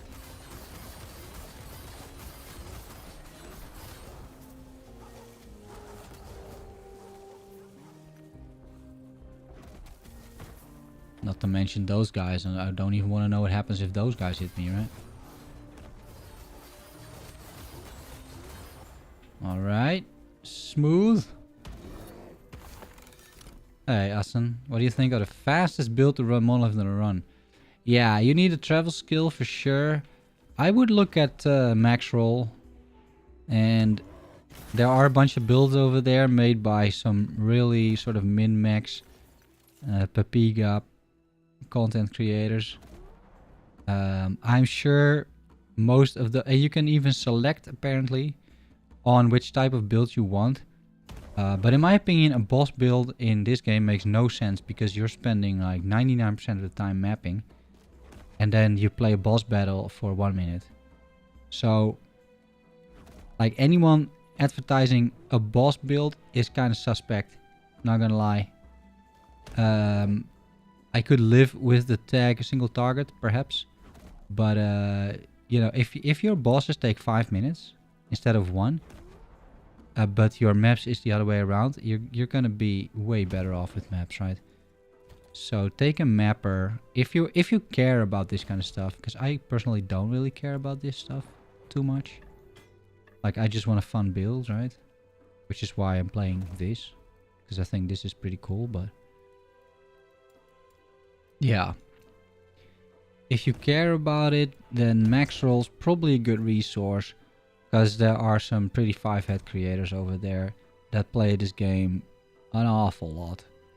And they know exactly like the fastest, best monolith runners. I wouldn't really be able to. I don't even know them. We were talking about this. Just you will kill them, right? You can kill bosses. You just won't be the fastest at killing them. But that is completely fine because you're not killing bosses a lot.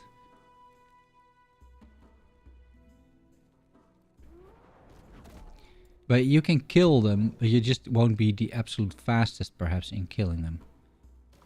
Oh, this is great. Chance on hit to summon a Thorn Totem. That's like a build enabling idol over there. 20% minion melee attack speed. That's also pretty good. Okay, let's sell some stuff, I think. Healing effectiveness, no thanks. Minion damage. Minion damage. That's not bad. Yeah, you need to kill them, sure, but you know, the actual. But here the combination kind of endless. Say get this and this item exactly. Wait, but here item combinations are kind of endless. Well, there is target farming, right, to some extent in last epoch, and you should probably just have a look at it, because I only saw a video about the content. I'll actually take a look myself at some point, but I saw a video explaining everything that was there, and it seems to me that they have done an incredibly sort of thorough job, because it apparently these builds even have like sort of starter gear, mid-game gear, impossible to get gear, so you can and a progression loop, like hey, if you have this then you should go here and farm that or that sort of thing. Apparently it is all there. Now, once again, I'm not involved in any of it, so I don't know the exact details, but that's what it seems like, and it seems extremely solid as a resource. So, you know, while I appreciate people watching my content, I'll also be honest and say that, you know, I'm never gonna make build guides that are like those, most likely, because I just have a different way of making builds, and I just make what I think is fun, not what I think is the absolute best. And part of that is because I see very little reason to run like 400 corruption monolith, because it's the same as 100 corruption. Like there's no difference. Yeah, there's more loot, but it's the same. It's the exact same otherwise. So I have a little bit of a different view, I think, on that.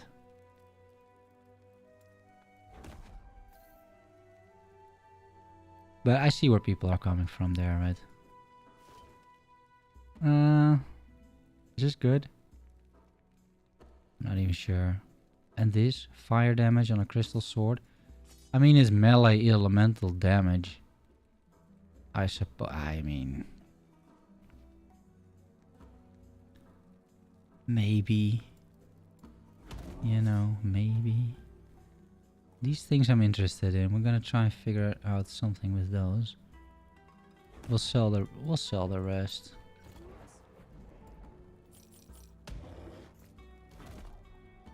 Alright, let's see. Mean damage. And then I could get mean health over there. And that, do I even need the fire res? A little bit. A little bit of Ellie res. That would even be better, right? But cold res would be good too. So the dodge, I don't want to dodge. Let's see what I want actually here. So I want, what do I want? Making health, probably. You would think.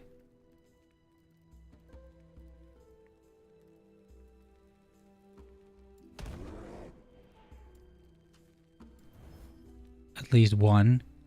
And then get that dodge out of here, ideally. Get that dodge out of there, right? Wait, what? It remained dodge. Wait.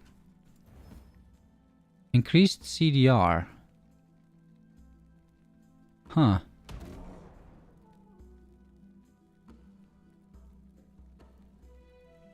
That's not terrible.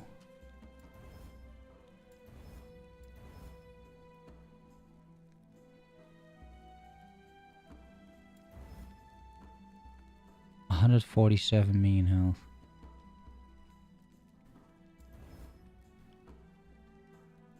$19 CDR. 24 cold res. I need a little bit of fire res somewhere. Oh, I can take away that and replace it with fire res, right?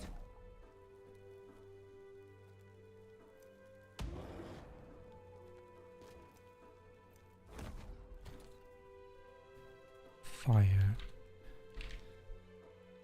Res 16, 11, 11, 16. Let's get those 11s out of there.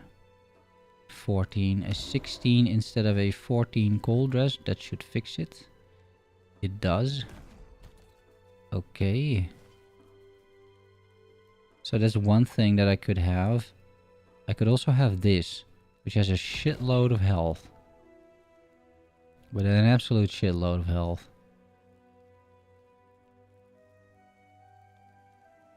And a shitload of forging potential too. It's got poison damage though. Maybe that's just not for now and not for me. Because this is pretty good. The CDR is kind of fun too. That's more howling, which is good.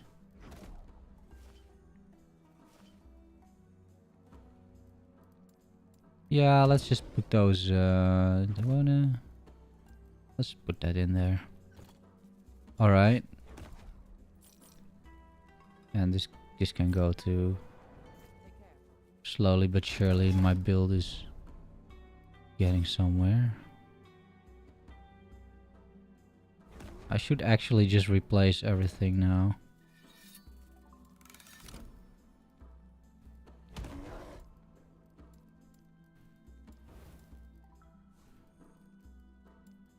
After you change something like this, right? A bear. That's it. I resummon the totem every time. Okay. Let's go here, I guess.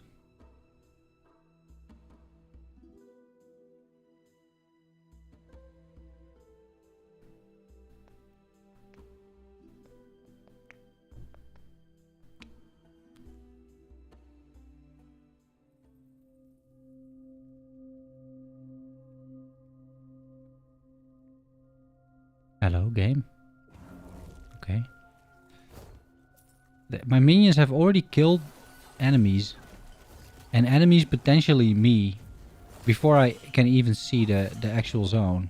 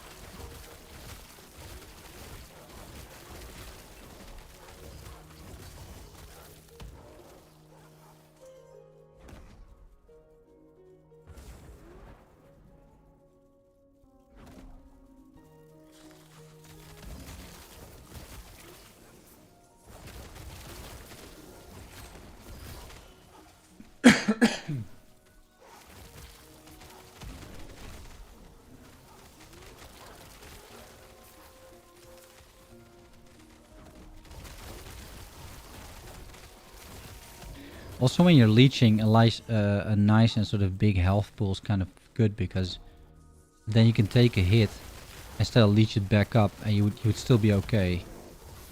But like the less health you have, it's getting a little bit more, you know, iffy. Because normally, like, I would leech through this a little bit. Oh, dude, Echo conquered. I guess I still get the rewards though. I mean, that's something, I guess. We're gonna go with leech. I may not need like all points in there. Come to think of it. Yes. She's not selling these shattering runes anymore. At least not many of them. Let's see if we can pull this off then.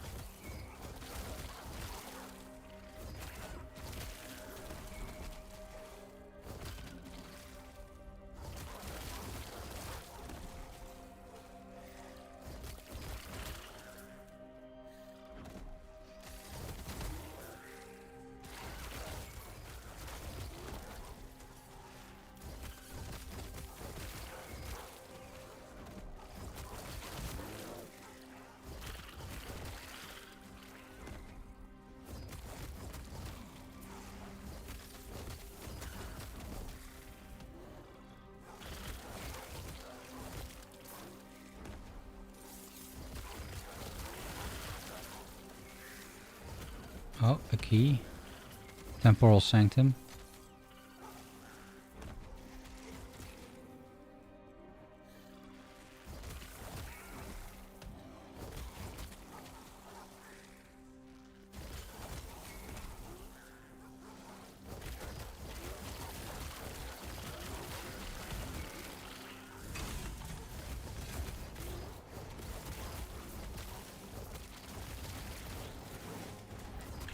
Ow.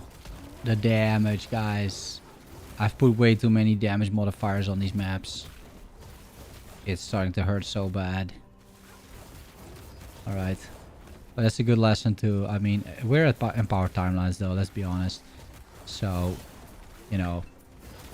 Ow. I can't keep getting away with just picking whatever I want. At least not at this stage in the game anymore. Ow, ow, sir. Please, please, stop hitting me.